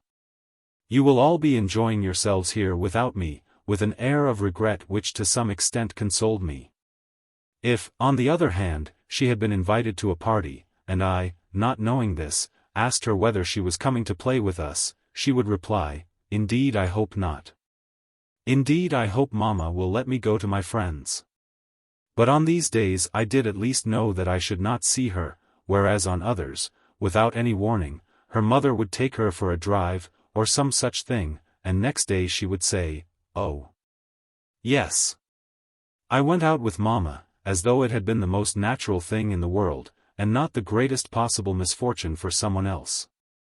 There were also the days of bad weather on which her governess, afraid, on her own account, of the rain, would not bring Gilbert to the Champs-Élysées. And so, if the heavens were doubtful, from early morning I would not cease to interrogate them, observing all the omens. If I saw the lady opposite, just inside her window, putting on her hat, I would say to myself, "That lady is going out, it must, therefore, be weather in which one can go out. Why should not Gilbert do the same as that lady?" But the day grew dark. My mother said that it might clear again, that one burst of sunshine would be enough, but that more probably it would rain. And if it rained, of what use would it be to go to the Champs-Élysées? And so, from breakfast time, my anxious eyes never left the uncertain, clouded sky. It remained dark. Outside the window, the balcony was grey. Suddenly, on its sullen stone, I did not indeed see a less negative color, but I felt as it were an effort towards a less negative color. The pulsation of a hesitating ray that struggled to discharge its light. A moment later the balcony was as pale and luminous as a standing water at dawn, and 1,000 shadows from the ironwork of its balustrade had come to rest on it. A breath of wind dispersed them. The stone grew dark again, but, like tamed creatures, they returned. They began, imperceptibly, to grow lighter, and by one of those continuous crescendos, such as, in music, at the end of an overture, carry a single note to the extreme fortissimo. Making it pass rapidly through all the intermediate stages, I saw it attain to that fixed, unalterable gold of fine days, on which the sharply cut shadows of the wrought iron of the balustrade were outlined in black like a capricious vegetation, with a fineness in the delineation of their smallest details which seemed to indicate a deliberate application, an artist's satisfaction, and with so much relief, so velvety a bloom in the restfulness of their somber and happy mass that in truth those large and leafy shadows which lay reflected on that lake of sunshine seemed aware that they were pledges of happiness and peace of mind. Brief, fading ivy, climbing, fugitive flora, the most colorless, the most depressing, to many minds, of all that creep on walls or decorate windows. To me the dearest of them all, from the day when it appeared upon our balcony, like the very shadow of the presence of Gilbert, who was perhaps already in the Champs-Élysées. And as soon as I arrived there would greet me with, "Let's begin at once. You are on my side." Frail, swept away by a breath, but at the same time in harmony, not with the season, with the hour. A promise of that immediate pleasure which the day will deny or fulfill, and thereby of the one paramount immediate pleasure, the pleasure of loving and of being loved. More soft, more warm upon the stone than even moss is, alive, a ray of sunshine sufficing for its birth, and for the birth of joy, even in the heart of winter. And on those days when all other vegetation had disappeared, when the fine jerkins of green leather which covered the trunks of the old trees were hidden beneath the snow. After the snow had ceased to fall, but when the sky was still too much overcast for me to hope that Gilbert would venture out, then suddenly, inspiring my mother to say, "Look, it's quite fine now. I think you might perhaps try going to the Champs-Élysées after all." On the mantle of snow that swathed the balcony, the sun had appeared and was stitching seams of gold, with embroidered patches of dark shadow. That day we found no one there, or else a solitary girl, on the point of departure, who assured me that Gilbert was not coming. The chairs, deserted by the imposing but uninspiring company of governesses, stood empty.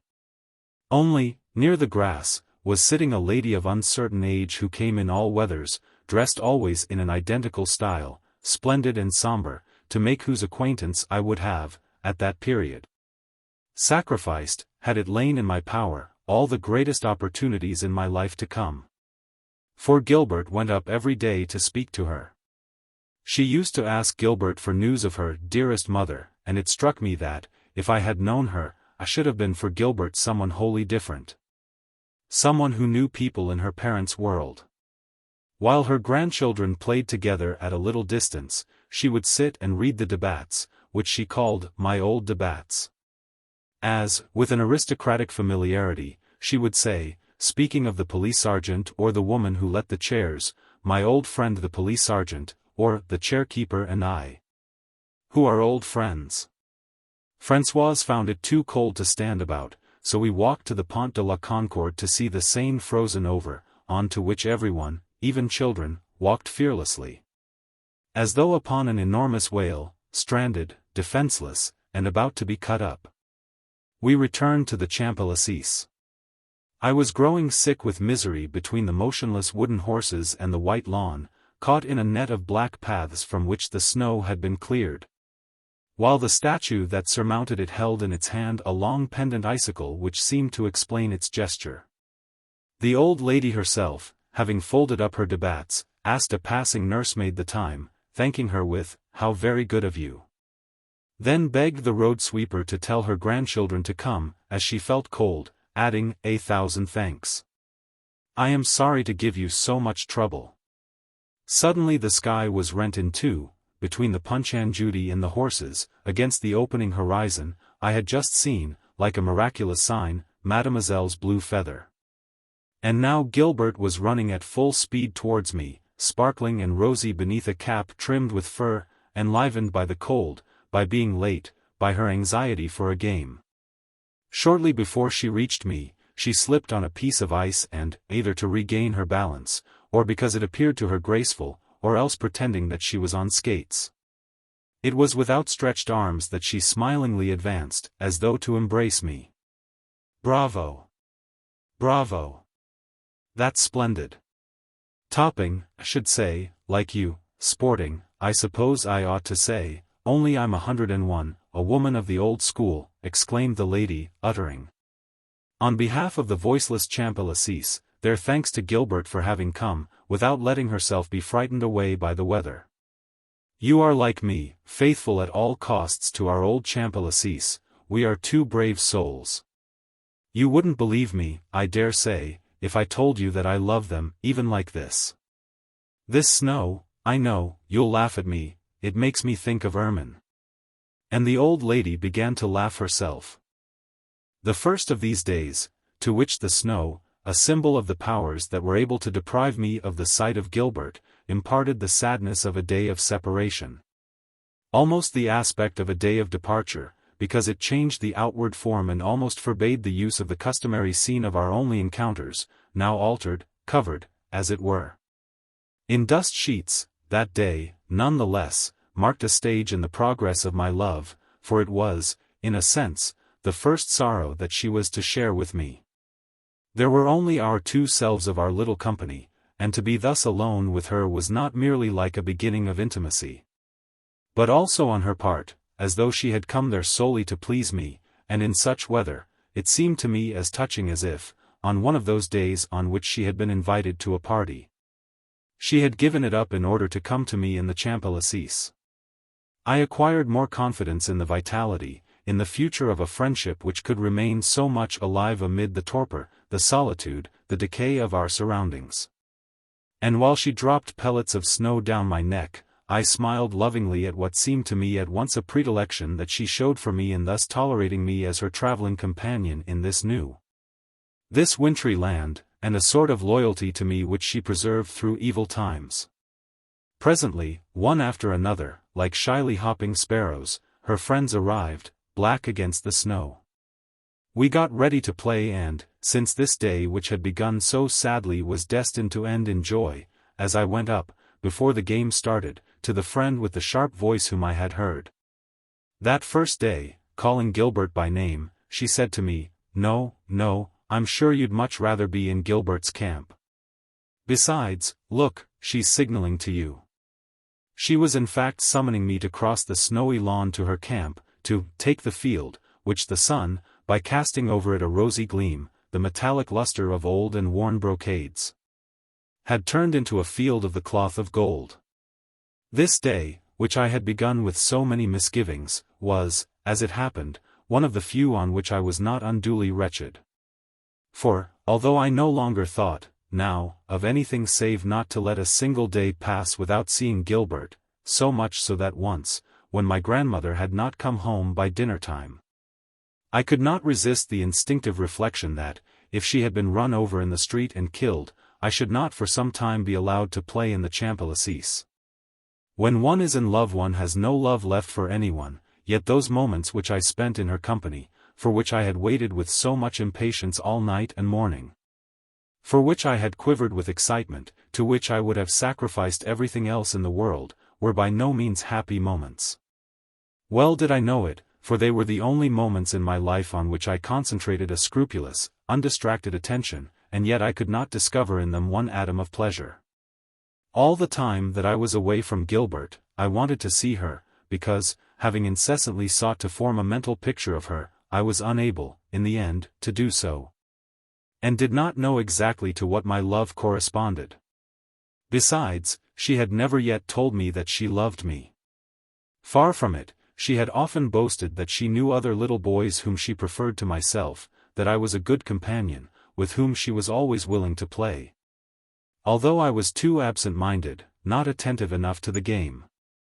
Moreover, she had often shown signs of apparent coldness towards me, which might have shaken my faith that I was for her a creature different from the rest. Had that faith been founded upon a love that Gilbert had felt for me, and not, as was the case, upon the love that I felt for her, which strengthened its resistance to the assaults of doubt by making it depend entirely upon the manner in which I was obliged, by an internal compulsion, to think of Gilbert. But my feelings with regard to her I had never yet ventured to express to her in words. Of course, on every page of my exercise books, I wrote out, in endless repetition, her name and address, but at the sight of those vague lines which I might trace, without her having to think on that account, of me, I felt discouraged, because they spoke to me, not of Gilbert, who would never so much as see them, but of my own desire, which they seemed to show me in its true colors, as something purely personal, unreal, tedious and ineffective. The most important thing was that we should see each other, Gilbert and I, and should have an opportunity of making a mutual confession of our love which, until then, would not officially, so to speak, have begun. Doubtless the various reasons which made me so impatient to see her would have appeared less urgent to a grown man. As life goes on, we acquire such adroitness in the culture of our pleasures, that we content ourselves with that which we derive from thinking of a woman, as I was thinking of Gilbert, without troubling ourselves to ascertain whether the image corresponds to the reality, and with the pleasure of loving her, without needing to be sure, also, that she loves us. Or again that we renounce the pleasure of confessing our passion for her, so as to preserve and enhance the passion that she has for us, like those Japanese gardeners who, to obtain one perfect blossom, will sacrifice the rest. But at the period when I was in love with Gilbert, I still believed that love did really exist, apart from ourselves.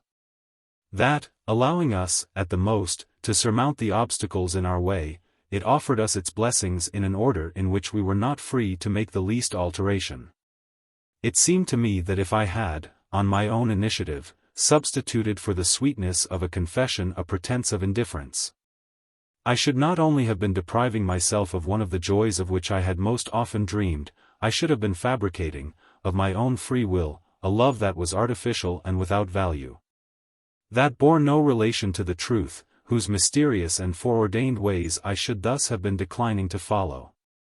But when I arrived at the Champs-Élysées, and, as at first sight it appeared, was in a position to confront my love, so as to make it undergo the necessary modifications, with its living and independent cause, as soon as I was in the presence of that Gilbert Swann on the sight of whom I had counted to revive the images that my tired memory had lost and could not find again.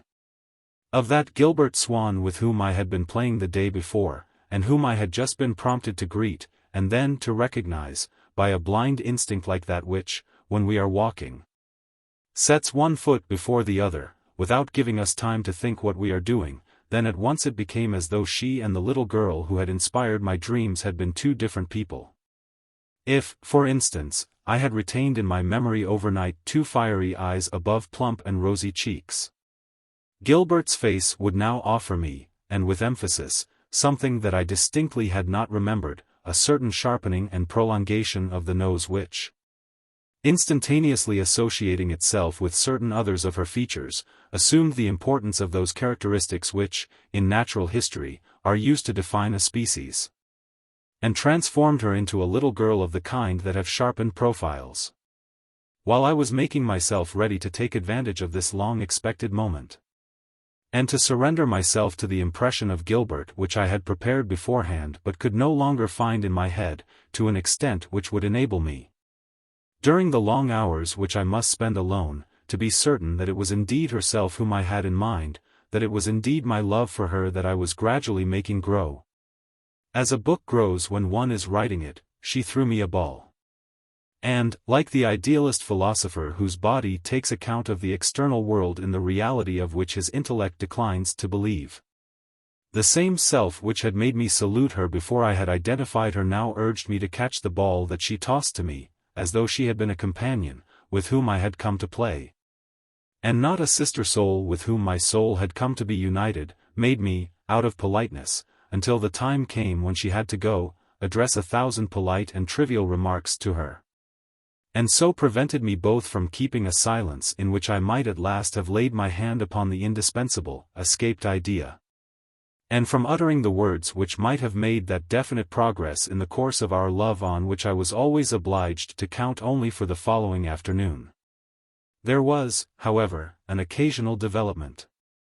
One day, we had gone with Gilbert to the stall of our own special vendor, who was always particularly nice to us, since it was to her that Swann used to send for his gingerbread, of which, for reasons of health, he suffered from a racial eczema, and from the constipation of the prophets. He consumed a great quantity. Gilbert pointed out to me with a laugh two little boys who were like the little artist and the little naturalist in the children's storybooks.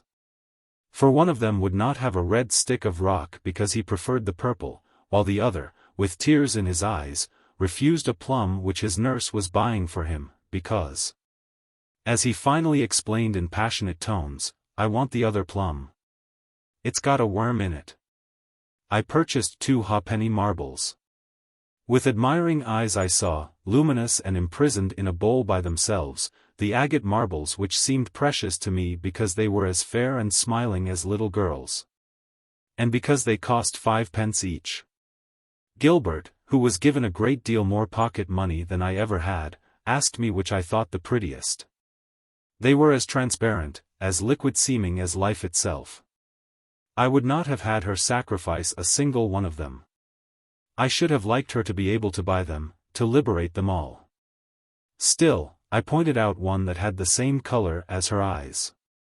Gilbert took it, turned it about until it shone with a ray of gold, fondled it, paid its ransom, but at once handed me her captive, saying, "Take it. It is for you, I give it to you, keep it to remind yourself of me." Another time, being still obsessed by the desire to hear Burma in classic drama, I had asked her whether she had not a copy of a pamphlet in which Bergot spoke of Racine, and which was now out of print. She had told me to let her know the exact title of it, and that evening I had sent her a little telegram, writing on its envelope the name, Gilbert Swann, which I had so often traced in my exercise books. Next day she brought me in a parcel tied with pink bows and sealed with white wax, the pamphlet, a copy of which she had managed to find. "You see, it is what you asked me for," she said, taking from her muff the telegram that I had sent her. But in the address on the pneumatic message, which, only yesterday, was nothing, was merely a little blue that I had written, and after a messenger had delivered it to Gilbert's porter and a servant had taken it to her in her room, had become a thing without value or distinction. One of the little blues that she had received in the course of the day, I had difficulty in recognizing the futile, straggling lines of my own handwriting beneath the circles stamped on it at the post office, the inscriptions added in pencil by a postman, signs of effectual realization. Seals of the external world, violet bands symbolical of life itself, which for the first time came to espouse, to maintain, to raise, to rejoice my dream. And there was another day on which she said to me, "You know, you may call me Gilbert, in any case, I'm going to call you by your first name. It's too silly not to." Yet she continued for a while to address me by the more formal vous, and, when I drew her attention to this, smiled, and composing, constructing a phrase like those that are put into the grammar books of foreign languages with no other object than to teach us to make use of a new word, ended it with my Christian name. And when I recalled, later, what I had felt at the time, I could distinguish the impression of having been held, for a moment, in her mouth, myself, naked, without, any longer, any of the social qualifications which belonged equally to her other companions and, when she used my surname, to my parents, accessories of which her lips, by the effort that she made, a little after her father's manner, to articulate the words to which she wished to give a special value, had the air of stripping, of divesting me, as one peels the skin from a fruit of which one is going to put only the pulp into one's mouth, while her glance, adapting itself to the same new degree of intimacy as her speech, fell on me also more directly, not without testifying to the consciousness, the pleasure, even the gratitude that it felt, accompanying itself with a smile. But at that actual moment, I was not able to appreciate the worth of these new pleasures. They were given, not by the little girl whom I loved, to me who loved her, but by the other, her with whom I used to play, to my other self, who possessed neither the memory of the true Gilbert, nor the fixed heart which alone could have known the value of a happiness for which it alone had longed. Even after I had returned home I did not taste them, since, every day, the necessity which made me hope that on the morrow I should arrive at the clear, calm, happy contemplation of Gilbert, that she would at last confess her love for me, explaining to me the reasons by which she had been obliged, hitherto, to conceal it, that same necessity forced me to regard the past as of no account, to look ahead of me only, to consider the little advantages that she had given me not in themselves and as if they were self-sufficient, but like fresh rungs of the ladder on which I might set my feet, which were going to allow me to advance a step further and finally to attain the happiness which I had not yet encountered. If, at times, she showed me these marks of her affection, she troubled me also by seeming not to be pleased to see me. And this happened often on the very days on which I had most counted for the realization of my hopes.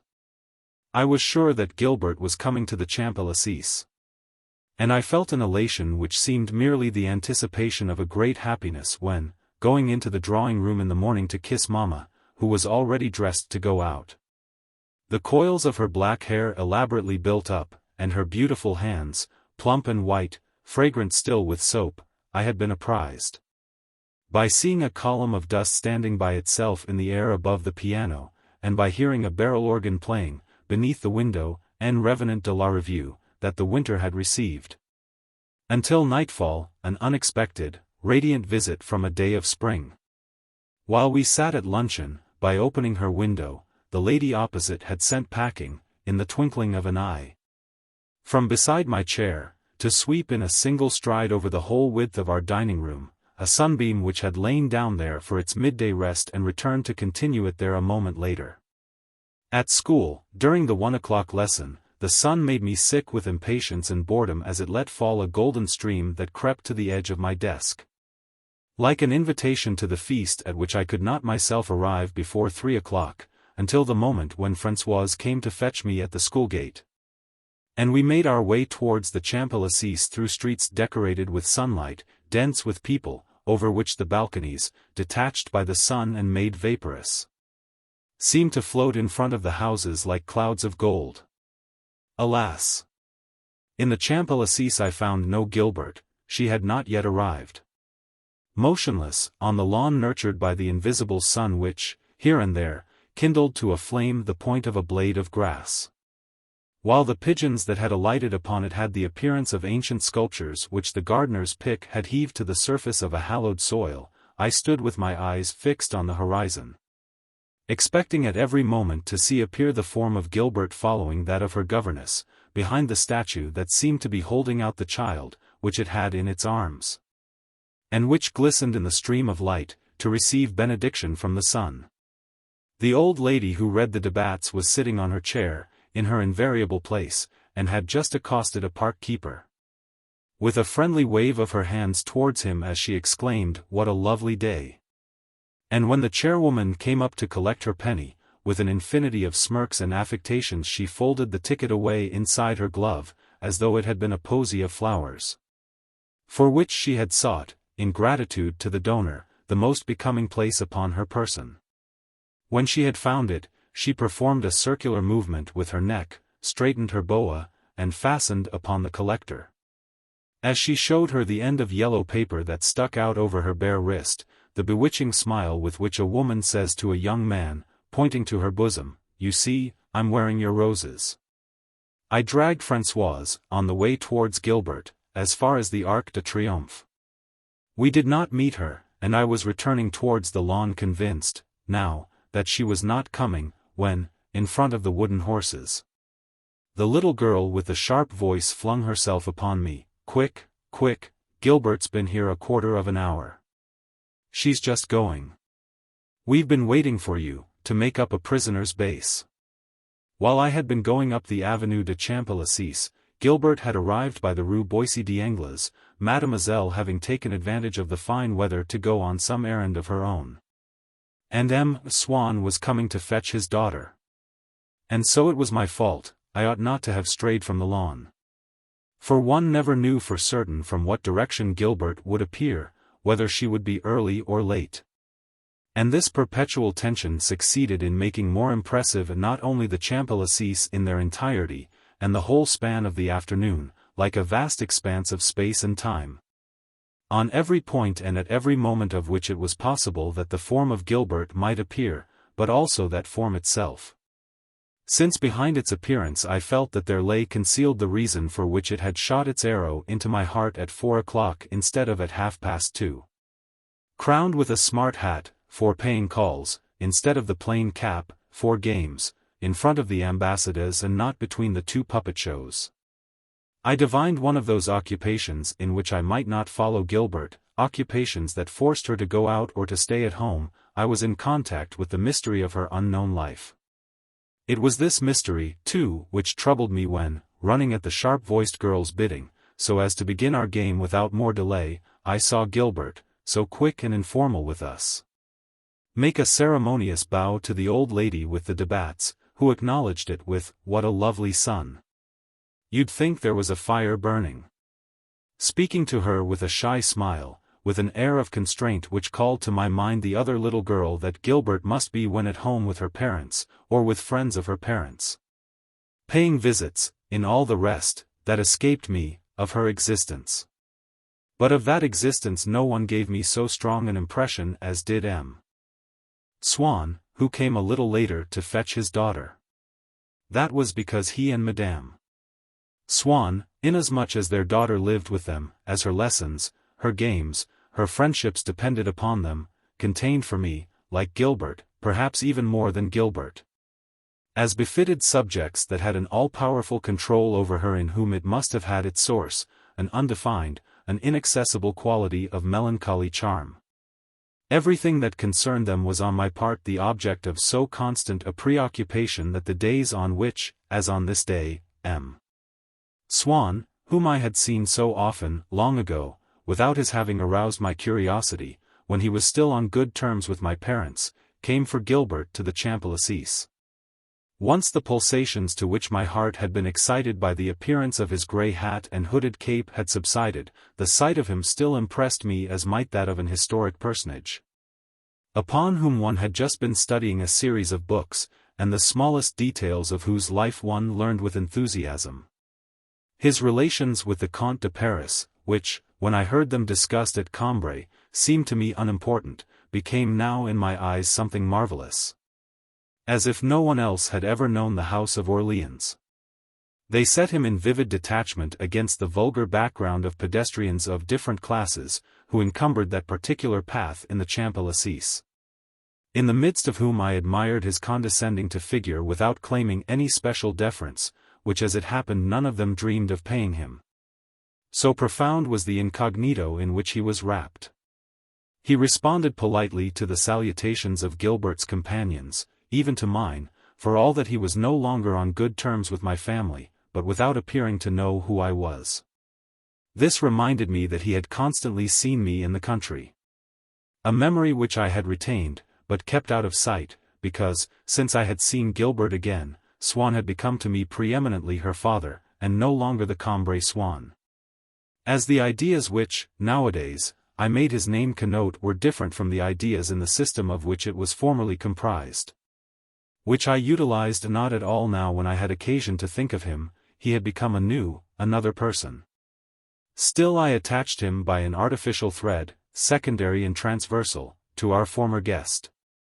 And as nothing had any longer any value for me save in the extent to which my love might profit by it, it was with a spasm of shame and of regret at not being able to erase them from my memory that I recaptured the years in which, in the eyes of this same Swann who was at this moment before me in the Champs-Élysées, and to whom, fortunately, Gilbert had perhaps not mentioned my name, I had so often, in the evenings, made myself ridiculous by sending to ask Mamma to come upstairs to my room to say good night to me, while she was drinking coffee with him and my father and my grandparents at the table in the garden. He told Gilbert that she might play one game, he could wait for a quarter of an hour. And, sitting down, just like anyone else, on an iron chair, paid for his ticket with that hand which Philippe VII had so often held in his own, while we began our game upon the lawn. Scattering the pigeons, whose beautiful, iridescent bodies, shaped like hearts and, surely, the lilacs of the feathered kingdom, took refuge as in so many sanctuaries. One on the great basin of stone, on which its beak, as it disappeared below the rim, conferred the part, assigned the purpose of offering to the bird in abundance the fruit or grain at which it appeared to be pecking, another on the head of the statue, which it seemed to crown with one of those enameled objects whose polychrome varies in certain classical works the monotony of the stone, and with an attribute which, when the goddess bears it, entitles her to a particular epithet and makes of her, as a different Christian name makes of a mortal, a fresh divinity. On one of these sunny days which had not realized my hopes, I had not the courage to conceal my disappointment from Gilbert. "I had ever so many things to ask you," I said to her. "I thought that today was going to mean so much in our friendship. And no sooner have you come than you go away.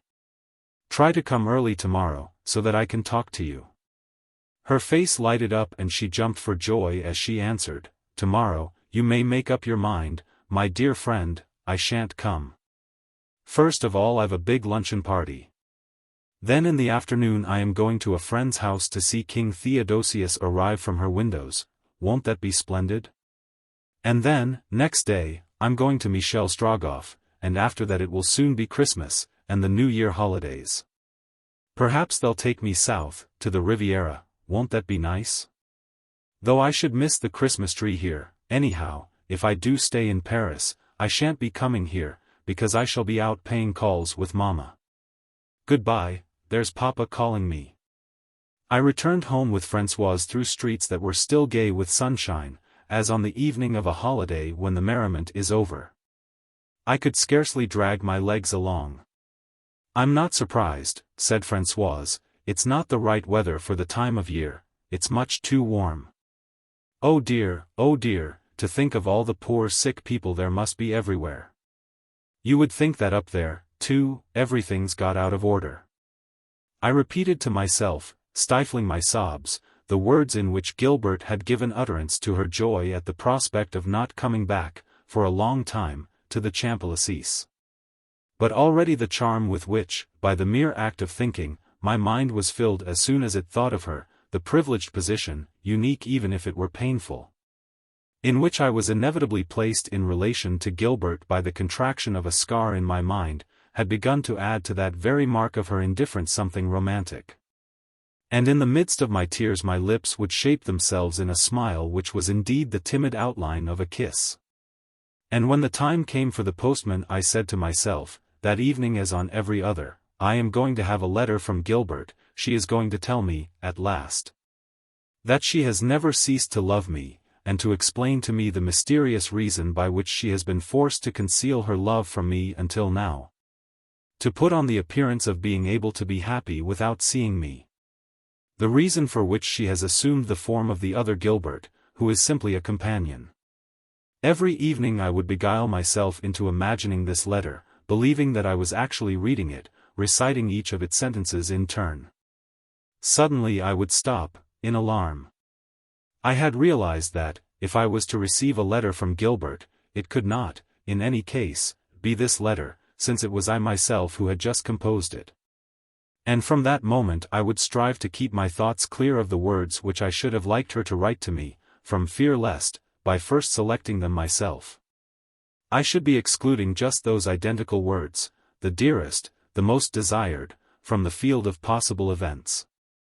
Even if, by an almost impossible coincidence, it had been precisely the letter of my invention that Gilbert had addressed to me of her own accord. Recognizing my own work in it, I should not have had the impression that I was receiving something that had not originated in myself, something real, something new, a happiness external to my mind, independent of my will, a gift indeed from love. While I waited I read over again a page which, although it had not been written to me by Gilbert, came to me, none the less, from her. That page by Bergotte upon the beauty of the old myths from which Racine drew his inspiration, which, with the agate marble, I always kept within reach. I was touched by my friend's kindness in having procured the book for me. And as everyone is obliged to find some reason for his passion. So much so that he is glad to find in the creature whom he loves qualities which, he has learned by reading or in conversation, are worthy to excite a man's love. That he assimilates them by imitation and makes out of them fresh reasons for his love, even although these qualities be diametrically opposed to those for which his love would have sought. So long as it was spontaneous, as Swann, before my day, had sought to establish the aesthetic basis of Odette's beauty, I, who had at first loved Gilbert, in Combray days, on account of all the unknown element in her life into which I would fain have plunged headlong, have undergone reincarnation, discarding my own separate existence as a thing that no longer mattered.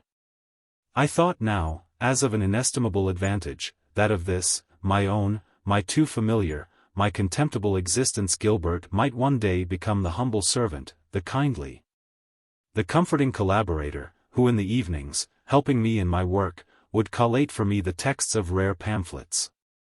As for Bergotte, that infinitely wise, almost divine old man, because of whom I had first, before I had even seen her, loved Gilbert, now it was for Gilbert's sake, chiefly, that I loved him. With as much pleasure as the pages that he had written about Racine, I studied the wrapper, folded under great seals of white wax and tied with billows of pink ribbon, in which she had brought those pages to me.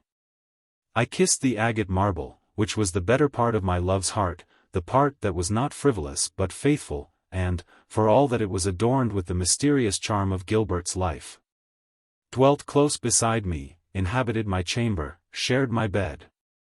But the beauty of that stone, and the beauty also of those pages of Bergotte which I was glad to associate with the idea of my love for Gilbert, as if In the moments when my love seemed no longer to have any existence, they gave it a kind of consistency, were, I perceived, anterior to that love, which they in no way resembled. Their elements had been determined by the writer's talent, or by geological laws. Before ever Gilbert had known me, nothing in book or stone would have been different if Gilbert had not loved me. And there was nothing, consequently, that authorized me to read in them a message of happiness. And while my love, incessantly waiting for the morrow to bring a confession of Gilbert's love for me, destroyed, unraveled every evening, the ill-done work of the day. In some shadowed part of my being was an unknown weaver who would not leave where they lay the severed threads, but collected and rearranged them, without any thought of pleasing me, or of toiling for my advantage, in the different order which she gave to all her handiwork. Without any special interest in my love, not beginning by deciding that I was loved, she placed, side by side, those of Gilbert's actions that had seemed to me inexplicable and her faults which I had excused. Then, one with another, they took on a meaning. It seemed to tell me, this new arrangement, that when I saw Gilbert, instead of coming to me in the Champs-Élysées, going to a party, or on errands with her governess. When I saw her prepared for an absence that would extend over the New Year holidays, I was wrong in thinking, in saying, it is because she is frivolous, or easily led. For she would have ceased to be either if she had loved me, and if she had been forced to obey it would have been with the same despair in her heart that I felt on the days when I did not see her. It showed me further, this new arrangement, that I ought, after all, to know what it was to love, since I loved Gilbert. It drew my attention to the constant anxiety that I had to show off before her. By reason of which I tried to persuade my mother to get for Françoise a waterproof coat and a hat with a blue feather, or, better still, to stop sending with me to the Champs-Élysées an attendant with whom I blushed to be seen, to all of which my mother replied that I was not fair to Françoise. That she was an excellent woman and devoted to us all, and also that sole, exclusive need to see Gilbert, the result of which was that, months in advance, I could think of nothing but how to find out at what date she would be leaving Paris and where she was going. Feeling that the most attractive country in the world would be but a place of exile if she were not to be there, and asking only to be allowed to stay forever in Paris, so long as I might see her in the Champs-Élysées. And it had little difficulty in making me see that neither my anxiety nor my need could be justified by anything in Gilbert's conduct. She, on the contrary, was genuinely fond of her governess, without troubling herself over what I might choose to think about it. It seemed quite natural to her not to come to the Champs-Élysées if she had to go shopping with Mademoiselle, delightful if she had to go out somewhere with her mother. And even supposing that she would ever have allowed me to spend my holidays in the same place as herself, when it came to choosing that place she considered her parents' wishes. 1,000 different amusements of which she had been told, and not at all that it should be the place to which my family were proposing to send me. When she assured me, as sometimes happened, that she liked me less than some other of her friends, less than she had liked me the day before, because by my clumsiness I had made her side lose a game, I would beg her pardon. I would beg her to tell me what I must do in order that she should begin again to like me as much as, or more than the rest. I hoped to hear her say that that was already my position. I besought her, as though she had been able to modify her affection for me as she or I chose, to give me pleasure, merely by the words that she would utter, as my good or bad conduct should deserve. Was I, then, not yet aware that what I felt, myself, for her, depended neither upon her actions nor upon my desires? It showed me finally, the new arrangement planned by my unseen weaver, that if we find ourselves hoping that the actions of a person who has hitherto caused us anxiety may prove not to have been sincere, they shed in their wake a light which our hopes are powerless to extinguish, a light to which, rather than to our hopes, we must put the question, what will be that person's actions on the morrow? These new counsels, my love listened and heard them. They persuaded it that the morrow would not be different from all the days that had gone before. That Gilbert's feeling for me, too long established now to be capable of alteration, was indifference, that in my friendship with Gilbert, it was I alone who loved. That is true, my love responded, there is nothing more to be made of that friendship. It will not alter now. And so the very next day, unless I were to wait for a public holiday, if there was one approaching, some anniversary, the New Year, perhaps, one of those days which are not like other days, on which time starts afresh, casting aside the heritage of the past, declining its legacy of sorrows, I would appeal to Gilbert to terminate our old and to join me in laying the foundations of a new friendship. I had always, within reach, a plan of Paris, which, because I could see drawn on it the street in which M. and Madame Swann lived, seemed to me to contain a secret treasure. And to please myself, as well as by a sort of chivalrous loyalty, in any connection or with no relevance at all, I would repeat the name of that street until my father, not being, like my mother and grandmother, in the secret of my love, would ask, "But why are you always talking about that street? There's nothing wonderful about it. It is an admirable street to live in because it's only a few minutes' walk from the Bois, but there are a dozen other streets just the same." I made every effort to introduce the name of Swann into my conversation with my parents. In my own mind, of course, I never ceased to murmur it. But I needed also to hear its exquisite sound, and to make myself play that chord, the voiceless rendering of which did not suffice me. Moreover, that name of Swann, with which I had for so long been familiar, was to me now, as happens at times to people suffering from aphasia, in the case of the most ordinary words, the name of something new. It was forever present in my mind, which could not, however, grow accustomed to it. I analyzed it, I spelt it, its orthography came to me as a surprise. And with its familiarity it had simultaneously lost its innocence. The pleasure that I derived from the sound of it I felt to be so guilty, that it seemed to me as though the others must read my thoughts, and would change the conversation if I endeavored to guide it in that direction. I fell back upon subjects which still brought me into touch with Gilbert.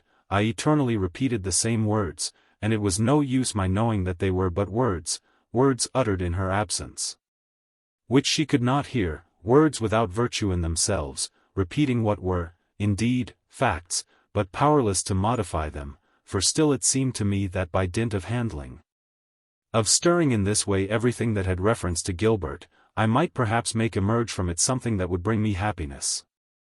I told my parents again that Gilbert was very fond of her governess, as if the statement, when repeated for the 100th time, would at last have the effect of making Gilbert suddenly burst into the room, "Come to live with us forever."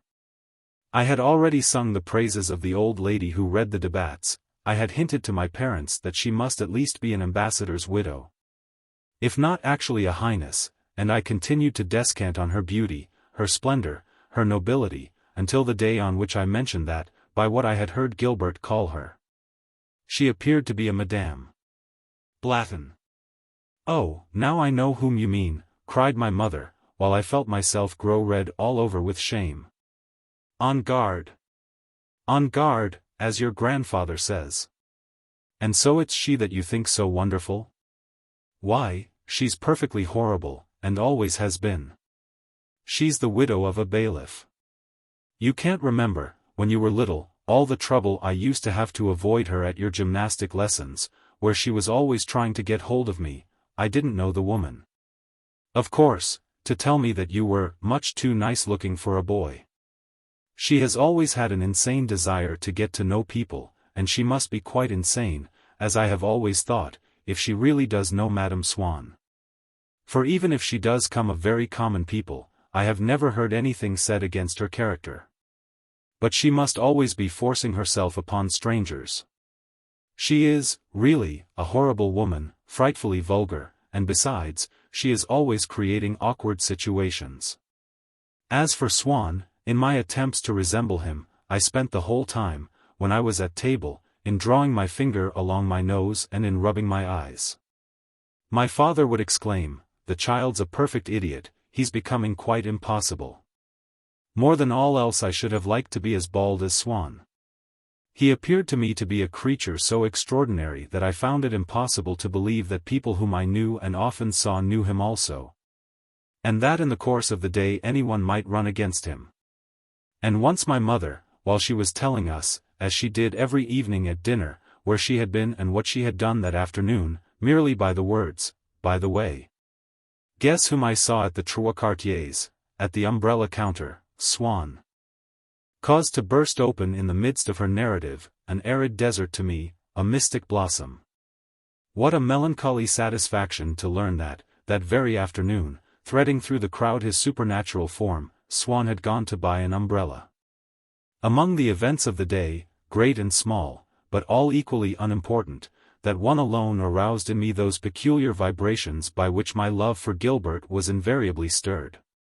My father complained that I took no interest in anything, because I did not listen while he was speaking of the political developments that might follow the visit of King Theodosius.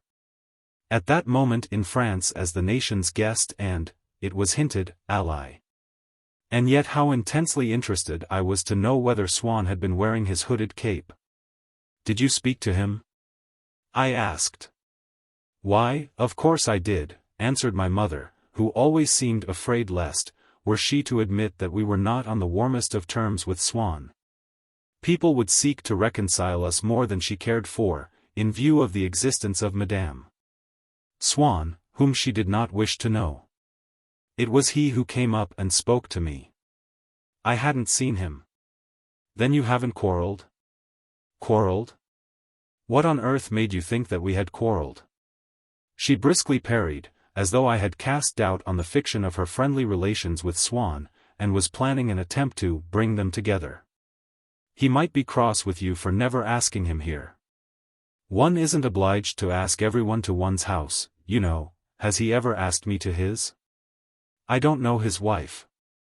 But he used often to come, at Cambrai. I should think he did. He used to come at Cambrai, and now, in Paris, he has something better to do, and so have I. But I can promise you, we didn't look in the least like people who had quarreled. We were kept waiting there for some time, while they brought him his parcel. He asked after you. He told me you had been playing with his daughter," my mother went on, amazing me with the portentous revelation of my own existence in Swann's mind. Far more than that, of my existence in so complete, so material a form that when I stood before him, trembling with love, in the Champs-Élysées, he had known my name, and who my mother was. And had been able to blend with my quality as his daughter's playmate certain facts with regard to my grandparents and their connections, the place in which we lived. Certain details of our past life, all of which I myself perhaps did not know.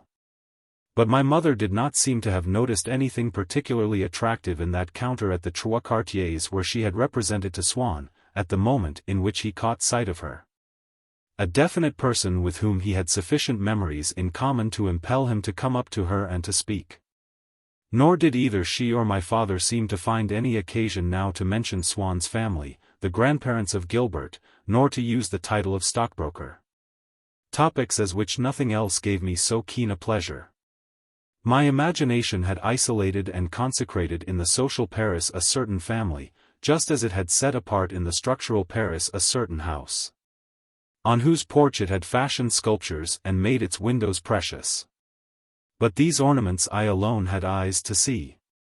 Just as my father and mother looked upon the house in which Swann lived as one that closely resembled the other houses built at the same period in the neighborhood of the Bois, so Swann's family seemed to them to be in the same category as many other families of stockbrokers.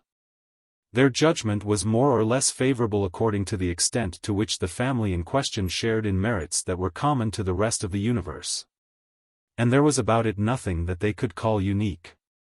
What, on the other hand, they did appreciate in the Swanns they found in equal, if not in greater measure elsewhere.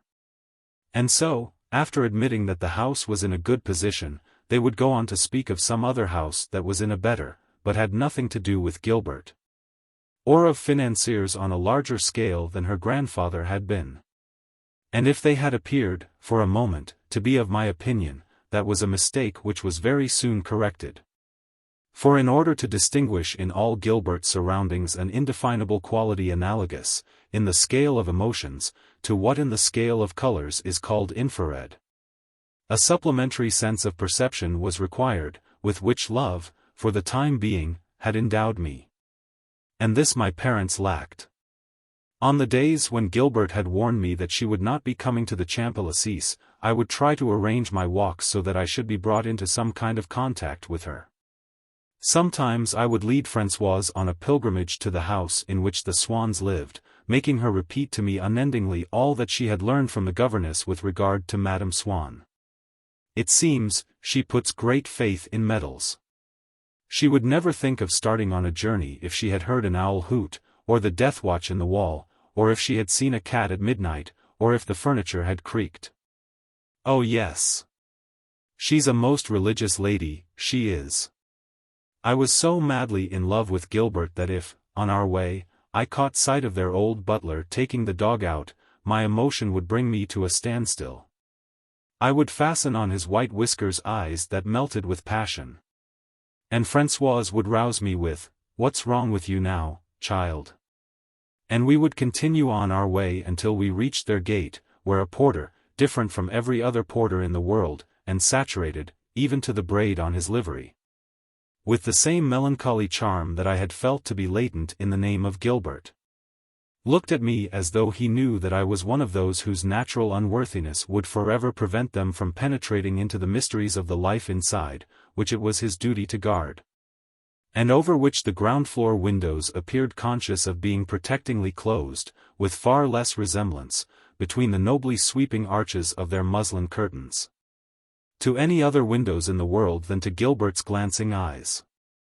On other days we would go along the boulevards, and I would post myself at the corner of the Rue Duffet. I had heard that Swann was often to be seen passing there, on his way to the dentist's.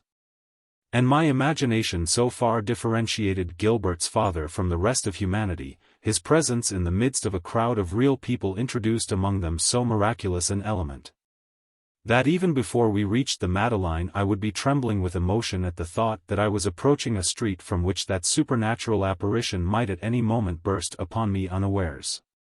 But most often of all, on days when I was not to see Gilbert, as I had heard that Madame Swann walked almost every day along the Allée des Acacias, round the big lake, and in the Allée de la Reine Marguerite, I would guide Françoise in the direction of the Bois de Boulogne. It was to me like one of those zoological gardens in which one sees assembled together a variety of flora, and contrasted effects in landscape, where from a hill one passes to a grotto, a meadow, rocks, a stream, a trench, another hill, a marsh, but knows that they are there only to enable the hippopotamus, zebra, crocodile, rabbit, bear and heron to disport themselves in a natural or a picturesque setting. This, the Bois, equally complex, uniting a multitude of little worlds, distinct and separate, placing a stage set with red trees, American oaks, like an experimental forest in Virginia, next to a fir wood by the edge of the lake, or to a forest grove from which would suddenly emerge, in her lissom covering of firs, with the large, appealing eyes of a dumb animal, a hastening walker, was the garden of woman. And like the myrtle alley in the Aeneid, planted for their delight with trees of one kind only, the Allée des Acacias was thronged by the famous beauties of the day. As, from a long way off, the sight of the jutting crag from which it dives into the pool thrills with joy the children who know that they are going to behold the seal. Long before I reached the acacia alley, their fragrance, scattered abroad, would make me feel that I was approaching the incomparable presence of a vegetable personality, strong and tender. Then, as I drew near, the sight of their topmost branches, their lightly tossing foliage, in its easy grace, its coquettish outline, its delicate fabric, over which hundreds of flowers were laid, like winged and throbbing colonies of precious insects. And finally their name itself, feminine, indolent and seductive, made my heart beat, but with a social longing, like those waltzes which remind us only of the names of the fair dancers, called aloud as they entered the ballroom. I had been told that I should see in the alley certain women of fashion, who, in spite of their not all having husbands, were constantly mentioned in conjunction with Madame Swann, but most often by their professional names. Their new names, when they had any, being but a sort of incognito, a veil which those who would speak of them were careful to draw aside, so as to make themselves understood. Thinking that beauty, in the order of feminine elegance, was governed by occult laws into the knowledge of which they had been initiated, and that they had the power to realize it. I accepted before seeing them, like the truth of a coming revelation, the appearance of their clothes, of their carriages and horses. Of 1,000 details among which I placed my faith as in an inner soul which gave the cohesion of a work of art to that ephemeral and changing pageant. But it was Madame Swann whom I wished to see, and I waited for her to go past, as deeply moved as though she were Gilbert, whose parents, saturated, like everything in her environment, with her own special charm, excited in me as keen a passion as she did herself, indeed a still more painful disturbance, since their point of contact with her was that intimate. That internal part of her life which was hidden from me, and furthermore, for I very soon learned, as we shall see in due course, that they did not like my playing with her. That feeling of veneration which we always have for those who hold, and exercise without restraint, the power to do us an injury. I assigned the first place, in the order of aesthetic merit and of social grandeur, to simplicity, when I saw Madame Swann on foot, in a polonaise of plain cloth, a little toque on her head trimmed with a pheasant's wing, a bunch of violets in her bosom, hastening along the Allée des Acacias as if it had been merely the shortest way back to her own house, and acknowledging with a rapid glance the courtesy of the gentlemen in carriages, who, recognizing her figure at a distance, were raising their hats to her and saying to one another that there was never anyone so well turned out as she. But instead of simplicity it was to ostentation that I must assign the first place if, after I had compelled Françoise, who could hold out no longer, and complained that her legs were giving beneath her, to stroll up and down with me for another hour, I saw at length, emerging from the Porte Dauphine, figuring for me a royal dignity, the passage of a sovereign, an impression such as no real queen has ever since been able to give me, because my notion of their power has been less vague, and more founded upon experience, borne along by the flight of a pair of fiery horses, slender and shapely as one sees them in the drawings of Constantine Guise, carrying on its box an enormous coachman, furred like a Cossack, and by his side a diminutive groom, like Toby, the late Butenord's tiger. I saw, or rather I felt its outlines engraved upon my heart by a clean and killing stab, a matchless Victoria, built rather high, and hinting, through the extreme modernity of its appointments, at the forms of an earlier day, deep down in which lay negligently back Madame Swann, her hair, now quite pale with one grey lock, girt with a narrow band of flowers, usually violets, from which floated down long veils, a lilac parasol in her hand. On her lips an ambiguous smile in which I read only the benign condescension of majesty, though it was preeminently the enticing smile of the courtesan, which she graciously bestowed upon the men who bowed to her. That smile was, in reality, saying to one, "Oh yes, I do remember, quite well, it was wonderful," to another, "How I should have loved to. We were unfortunate," to a third, "Yes, if you like. I must just keep in the line for a minute, then as soon as I can I will break away." When strangers passed she still allowed to linger about her lips a lazy smile, as though she expected or remembered some friend, which made them say, "What a lovely woman." And for certain men only she had a sour, strained, shy, cold smile which meant, "Yes, you old goat, I know that you've got a tongue like a viper, that you can't keep quiet for a moment. But do you suppose that I care what you say?" Coquelin passed, talking, in a group of listening friends, and with a sweeping wave of his hand bade a theatrical good day to the people in the carriages. But I thought only of Madame Swann, and pretended to have not yet seen her, for I knew that, when she reached the pigeon shooting ground, she would tell her coachman to break away and to stop the carriage, so that she might come back on foot. And on days when I felt that I had the courage to pass close by her I would drag Françoise off in that direction, until the moment came when I saw Madame Swann, letting trail behind her the long train of her lilac skirt, dressed, as the populace imagine queens to be dressed, in rich attire such as no other woman might wear. Lowering her eyes now and then to study the handle of her parasol, paying scant attention to the passers-by, as though the important thing for her, her one object in being there, was to take exercise. without thinking that she was seen, and that every head was turned towards her. Sometimes, however, when she had looked back to call her dog to her, she would cast, almost imperceptibly, a sweeping glance round about. Those even who did not know her were warned by something exceptional. Something beyond the normal in her, or perhaps by a telepathic suggestion such as would move an ignorant audience to a frenzy of applause when Burma was sublime, that she must be someone well known. They would ask one another, "Who is she?" Or sometimes would interrogate a passing stranger, or would make a mental note of how she was dressed so as to fix her identity, later, in the mind of a friend better informed than themselves, who would at once enlighten them. Another pair, half stopping in their walk, would exchange. "You know who that is? Madame Swann.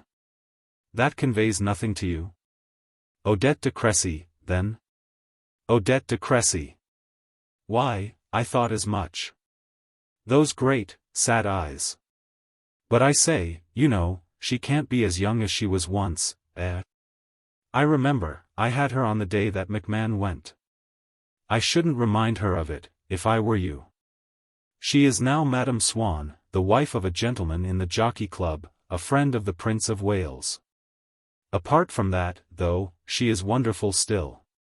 "Oh, but you ought to have known her then. Gad, she was lovely. She lived in a very odd little house with a lot of Chinese stuff. I remember, we were bothered all the time by the newsboys, shouting outside. In the end she made me get up and go." Without listening to these memories, I could feel all about her the indistinct murmur of fame. My heart leaped with impatience when I thought that a few seconds must still elapse before all these people, among whom I was dismayed not to find a certain mulatto banker who, or so I felt, had a contempt for me, were to see the unknown youth, to whom they had not, so far, been paying the slightest attention, salute, without knowing her, it was true. But I thought that I had sufficient authority since my parents knew her husband and I was her daughter's playmate, this woman whose reputation for beauty, for misconduct, and for elegance was universal. But I was now close to Madame Swann. I pulled off my hat with so lavish, so prolonged a gesture that she could not repress a smile. People laughed. As for her, she had never seen me with Gilbert, she did not know my name, but I was for her, like one of the keepers in the Bois, like the boatman, or the ducks on the lake, to which she threw scraps of bread, one of the minor personages, familiar, nameless, as devoid of individual character as a stagehand in a theatre, of her daily walks abroad. On certain days when I had missed her in the Allée des Acacias I would be so fortunate as to meet her in the Allée de la Reine Marguerite, where women went who wished to be alone, or to appear to be wishing to be alone. She would not be alone for long, being soon overtaken by some man or other, often in a grey tile hat, whom I did not know, and who would talk to her for some time, while their two carriages crawled behind. That sense of the complexity of the Bois de Boulogne which made it an artificial place and, in the zoological or mythological sense of the word, a garden, I captured again, this year. As I crossed it on my way to Trianon, on one of those mornings, early in November, when in Paris, if we stay indoors, being so near and yet prevented from witnessing the transformation scene of autumn, which is drawing so rapidly to a close without our assistance, we feel a regret for the fallen leaves that becomes a fever, and may even keep us awake at night. Into my closed room they had been drifting already for a month, summoned there by my desire to see them, slipping between my thoughts and the object, whatever it might be, upon which I was trying to concentrate them, whirling in front of me like those brown spots that sometimes, whatever we may be looking at, will seem to be dancing or swimming before our eyes. And on that morning, not hearing the splash of the rain as on the previous days, seeing the smile of fine weather at the corners of my drawn curtains, as from the corners of closed lips may escape the secret of their happiness, I had felt that I could actually see those yellow leaves, with the light shining through them, in their supreme beauty. And being no more able to restrain myself from going to look at the trees than, in my childhood's days, when the wind howled in the chimney, I had been able to resist the longing to visit the sea. I had risen and left the house to go to Trianon, passing through the Bois de Boulogne. It was the hour and the season in which the bois seems, perhaps, most multiform, not only because it is then most divided, but because it is divided in a different way. Even in the unwooded parts, where the horizon is large, here and there against the background of a dark and distant mass of trees, now leafless or still keeping their summer foliage unchanged. A double row of orange-red chestnuts seemed, as in a picture just begun, to be the only thing painted, so far, by an artist who had not yet laid any color on the rest. And to be offering their cloister, in full daylight, for the casual exercise of the human figures that would be added to the picture later on. Farther off, at a place where the trees were still all green, one alone, small, stunted, lopped, but stubborn in its resistance, was tossing in the breeze an ugly mane of red. Elsewhere, again, might be seen the first awakening of this Maytime of the leaves, and those of an ampelopsis, a smiling miracle, like a red hawthorn flowering in winter. Had that very morning all come out, so to speak, in blossom. And the bois had the temporary, unfinished, artificial look of a nursery garden or a park in which, either for some botanic purpose or in preparation for a festival, there have been embedded among the trees of commoner growth, which have not yet been uprooted and transplanted elsewhere, a few rare specimens, with fantastic foliage, which seem to be clearing all round themselves an empty space, making room, giving air, diffusing light. Thus it was the time of year at which the Bois de Boulogne displays more separate characteristics, assembles more distinct elements in a composite whole than at any other. It was also the time of day. In places where the trees still kept their leaves, they seemed to have undergone an alteration of their substance from the point at which they were touched by the sun's light, still. At this hour in the morning, almost horizontal, as it would be again, a few hours later, at the moment when, just as dusk began, it would flame up like a lamp, project afar over the leaves a warm and artificial glow, and set ablaze the few topmost boughs of a tree that would itself remain unchanged. A somber incombustible candelabrum beneath its flaming crest. At one spot the light grew solid as a brick wall, and like a piece of yellow Persian masonry, patterned in blue, daubed coarsely upon the sky the leaves of the chestnuts. At another, it cut them off from the sky towards which they stretched out their curling, golden fingers. Halfway up the trunk of a tree draped with wild vine, the light had grafted and brought to blossom, too dazzling to be clearly distinguished, an enormous posy, of red flowers apparently, perhaps of a new variety of carnation. The different parts of the bois, so easily confounded in summer in the density and monotony of their universal green, were now clearly divided. A patch of brightness indicated the approach to almost every one of them, or else a splendid mass of foliage stood out before it like an oriflamme. I could make out, as on a colored map, Armenonville, the Prix Catalan, Madrid, the race course and the shore of the lake. Here and there would appear some meaningless erection, a sham grotto, a mill, for which the trees made room by drawing away from it, or which was borne upon the soft green platform of a grassy lawn. I could feel that the bois was not really a wood, that it existed for a purpose alien to the life of its trees. My sense of exaltation was due not only to admiration of the autumn tints but to a bodily desire. Ample source of a joy which the heart feels at first without being conscious of its cause, without understanding that it results from no external impulse. Thus I gazed at the trees with an unsatisfied longing which went beyond them and, without my knowledge, directed itself towards that masterpiece of beautiful strolling women which the trees enframed for a few hours every day. I walked towards the Allée des Acacias. I passed through forest groves in which the morning light, breaking them into new sections, lopped and trimmed the trees, united different trunks in marriage, made nosegays of their branches. It would skillfully draw towards it a pair of trees. Making deft use of the sharp chisel of light and shade, it would cut away from each of them half of its trunk and branches, and, weaving together the two halves that remained, would make of them either a single pillar of shade, defined by the surrounding light, or a single luminous phantom whose artificial, quivering contour was encompassed in a network of inky shadows. When a ray of sunshine gilded the highest branches, they seemed, soaked and still dripping with a sparkling moisture, to have emerged alone from the liquid. emerald green atmosphere in which the whole grove was plunged as though beneath the sea. For the trees continued to live by their own vitality, and when they had no longer any leaves, that vitality gleamed more brightly still from the nap of green velvet that carpeted their trunks. Or in the white enamel of the globes of mistletoe that were scattered all the way up to the topmost branches of the poplars, rounded as are the sun and moon in Michelangelo's creation. But, forced for so many years now, by a sort of grafting process, to share the life of feminine humanity, they called to my mind the figure of the Dryad, the fair worldling, swiftly walking, brightly colored, whom they sheltered with their branches as she passed beneath them, and obliged to acknowledge, as they themselves acknowledged, the power of the season.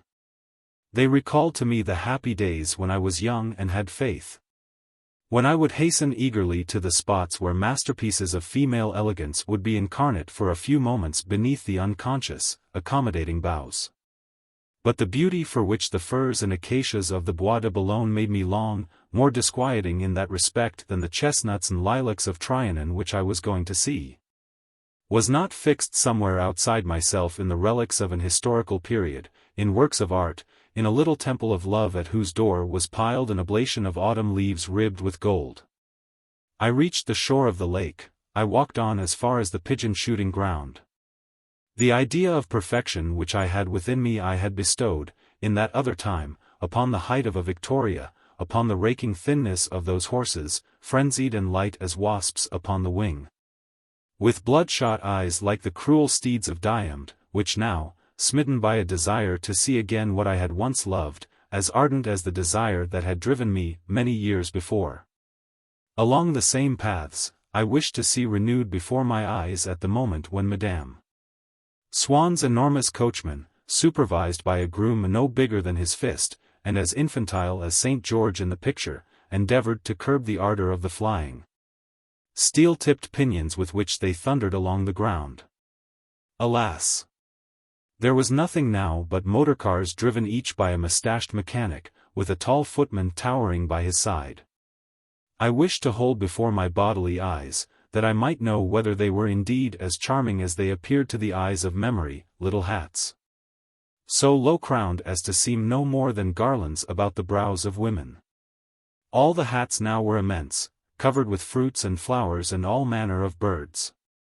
In place of the lovely gowns in which Madame Swann walked like a queen, appeared Greco-Saxon tunics, with tanagra folds, or sometimes, in the Directoire style, Liberty chiffons, sprinkled with flowers like sheets of wallpaper. On the heads of the gentlemen who might have been eligible to stroll with Madame Swann in the Allée de la Reine Marguerite, I found not the grey, tile, hats of old, nor any other kind. They walked the Bois bareheaded. And seeing all these new elements of the spectacle, I had no longer the faith which, applied to them, would have given them consistency, unity, life. They passed in a scattered sequence before me, at random, without reality, containing in themselves no beauty that my eyes might have endeavored as in the old days to extract from them and to compose in a picture. They were just women, in whose elegance I had no belief, and whose clothes seemed to me unimportant. But when a belief vanishes, there survives it, more and more ardently, so as to cloak the absence of the power, now lost to us, of imparting reality to new phenomena, an idolatrous attachment to the old things which our belief in them did once animate. As if it was in that belief and not in ourselves that the divine spark resided, and as if our present incredulity had a contingent cause, the death of the gods. Oh, horrible!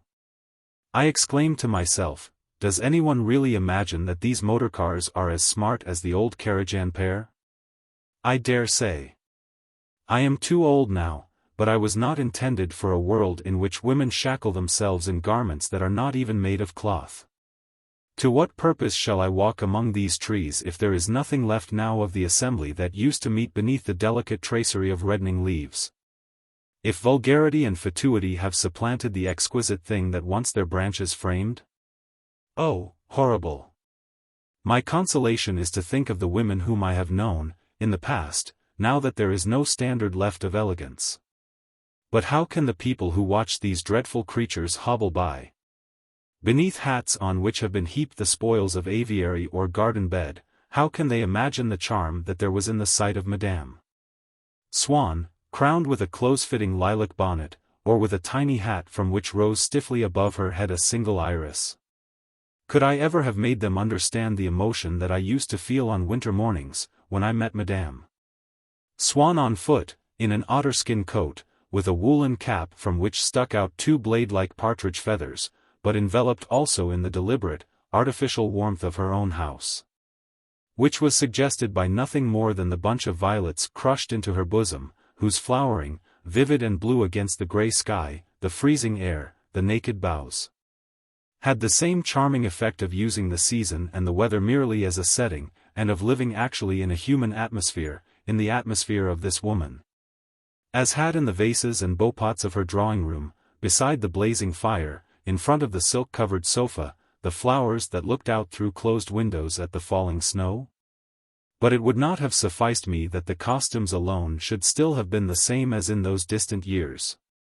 Because of the solidarity that binds together the different parts of a general impression, parts that our memory keeps in a balanced whole, of which we are not permitted to subtract or to decline any fraction, I should have liked to be able to pass the rest of the day with one of those women, over a cup of tea, in a little house with dark painted walls, as Madame Swann's were still in the year after that in which the first part of this story ends, against which would glow the orange flame, the red combustion, the pink and white flickering of her chrysanthemums in the twilight of a November evening.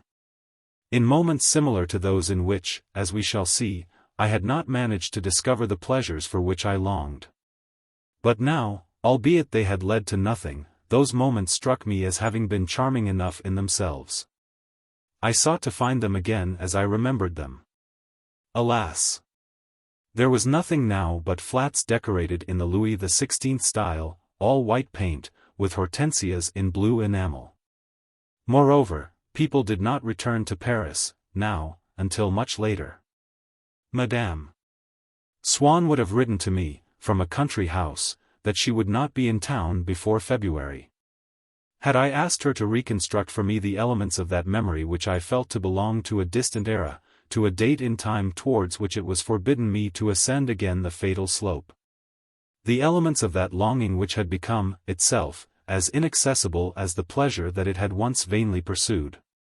And I should have required also that they be the same women, those whose costume interested me because, at a time when I still had faith, my imagination had individualized them and had provided each of them with a legend. Alas! In the Acacia Avenue, the Myrtle Alley, I did see some of them again, grown old, no more now than grim spectres of what once they had been, wandering to and fro, in desperate search of heaven knew what, through the Virgilian groves. They had long fled, and still I stood vainly questioning the deserted paths. The sun's face was hidden. Nature began again to reign over the Bois, from which had vanished all trace of the idea that it was the Elysian garden of woman. Above the gimcrack windmill the real sky was grey. The wind wrinkled the surface of the Grand Lac in little wavelets, like a real lake. Large birds passed swiftly over the Bois, as over a real wood, and with shrill cries perched, one after another, on the great oaks which, beneath their druidical crown, and with Dodonaic majesty, seemed to proclaim the unpeopled vacancy of this estranged forest, and helped me to understand how paradoxical it is to seek in reality for the pictures that are stored in one's memory, which must inevitably lose the charm that comes to them from memory itself and from their not being apprehended by the senses. The reality that I had known no longer existed. It sufficed that Madame Swann did not appear, in the same attire and at the same moment, for the whole avenue to be altered. The places that we have known belong now only to the little world of space on which we map them for our own convenience. None of them was ever more than a thin slice, held between the contiguous impressions that composed our life at that time. Remembrance of a particular form is but regret for a particular moment. And houses, roads, avenues are as fugitive, alas, as the years. Volume. Chapter 2. Within a budding grove. Translator's dedication. To K.S.S. that men in armor may be born. With serpents' teeth the field is sown. Rains mold, winds bend, suns gild the corn. Too quickly ripe, too early mown. I scan the quivering beads, behold.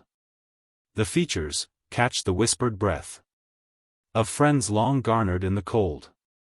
Unopening granaries of death, whose names in solemn cadence ring across my slow oblivious page. Their friendship was a finer thing than fame, or wealth, or honored age. And, while you live and I shall last, its tale of seasons with us yet, who cherish, in the undying, the men we never can forget.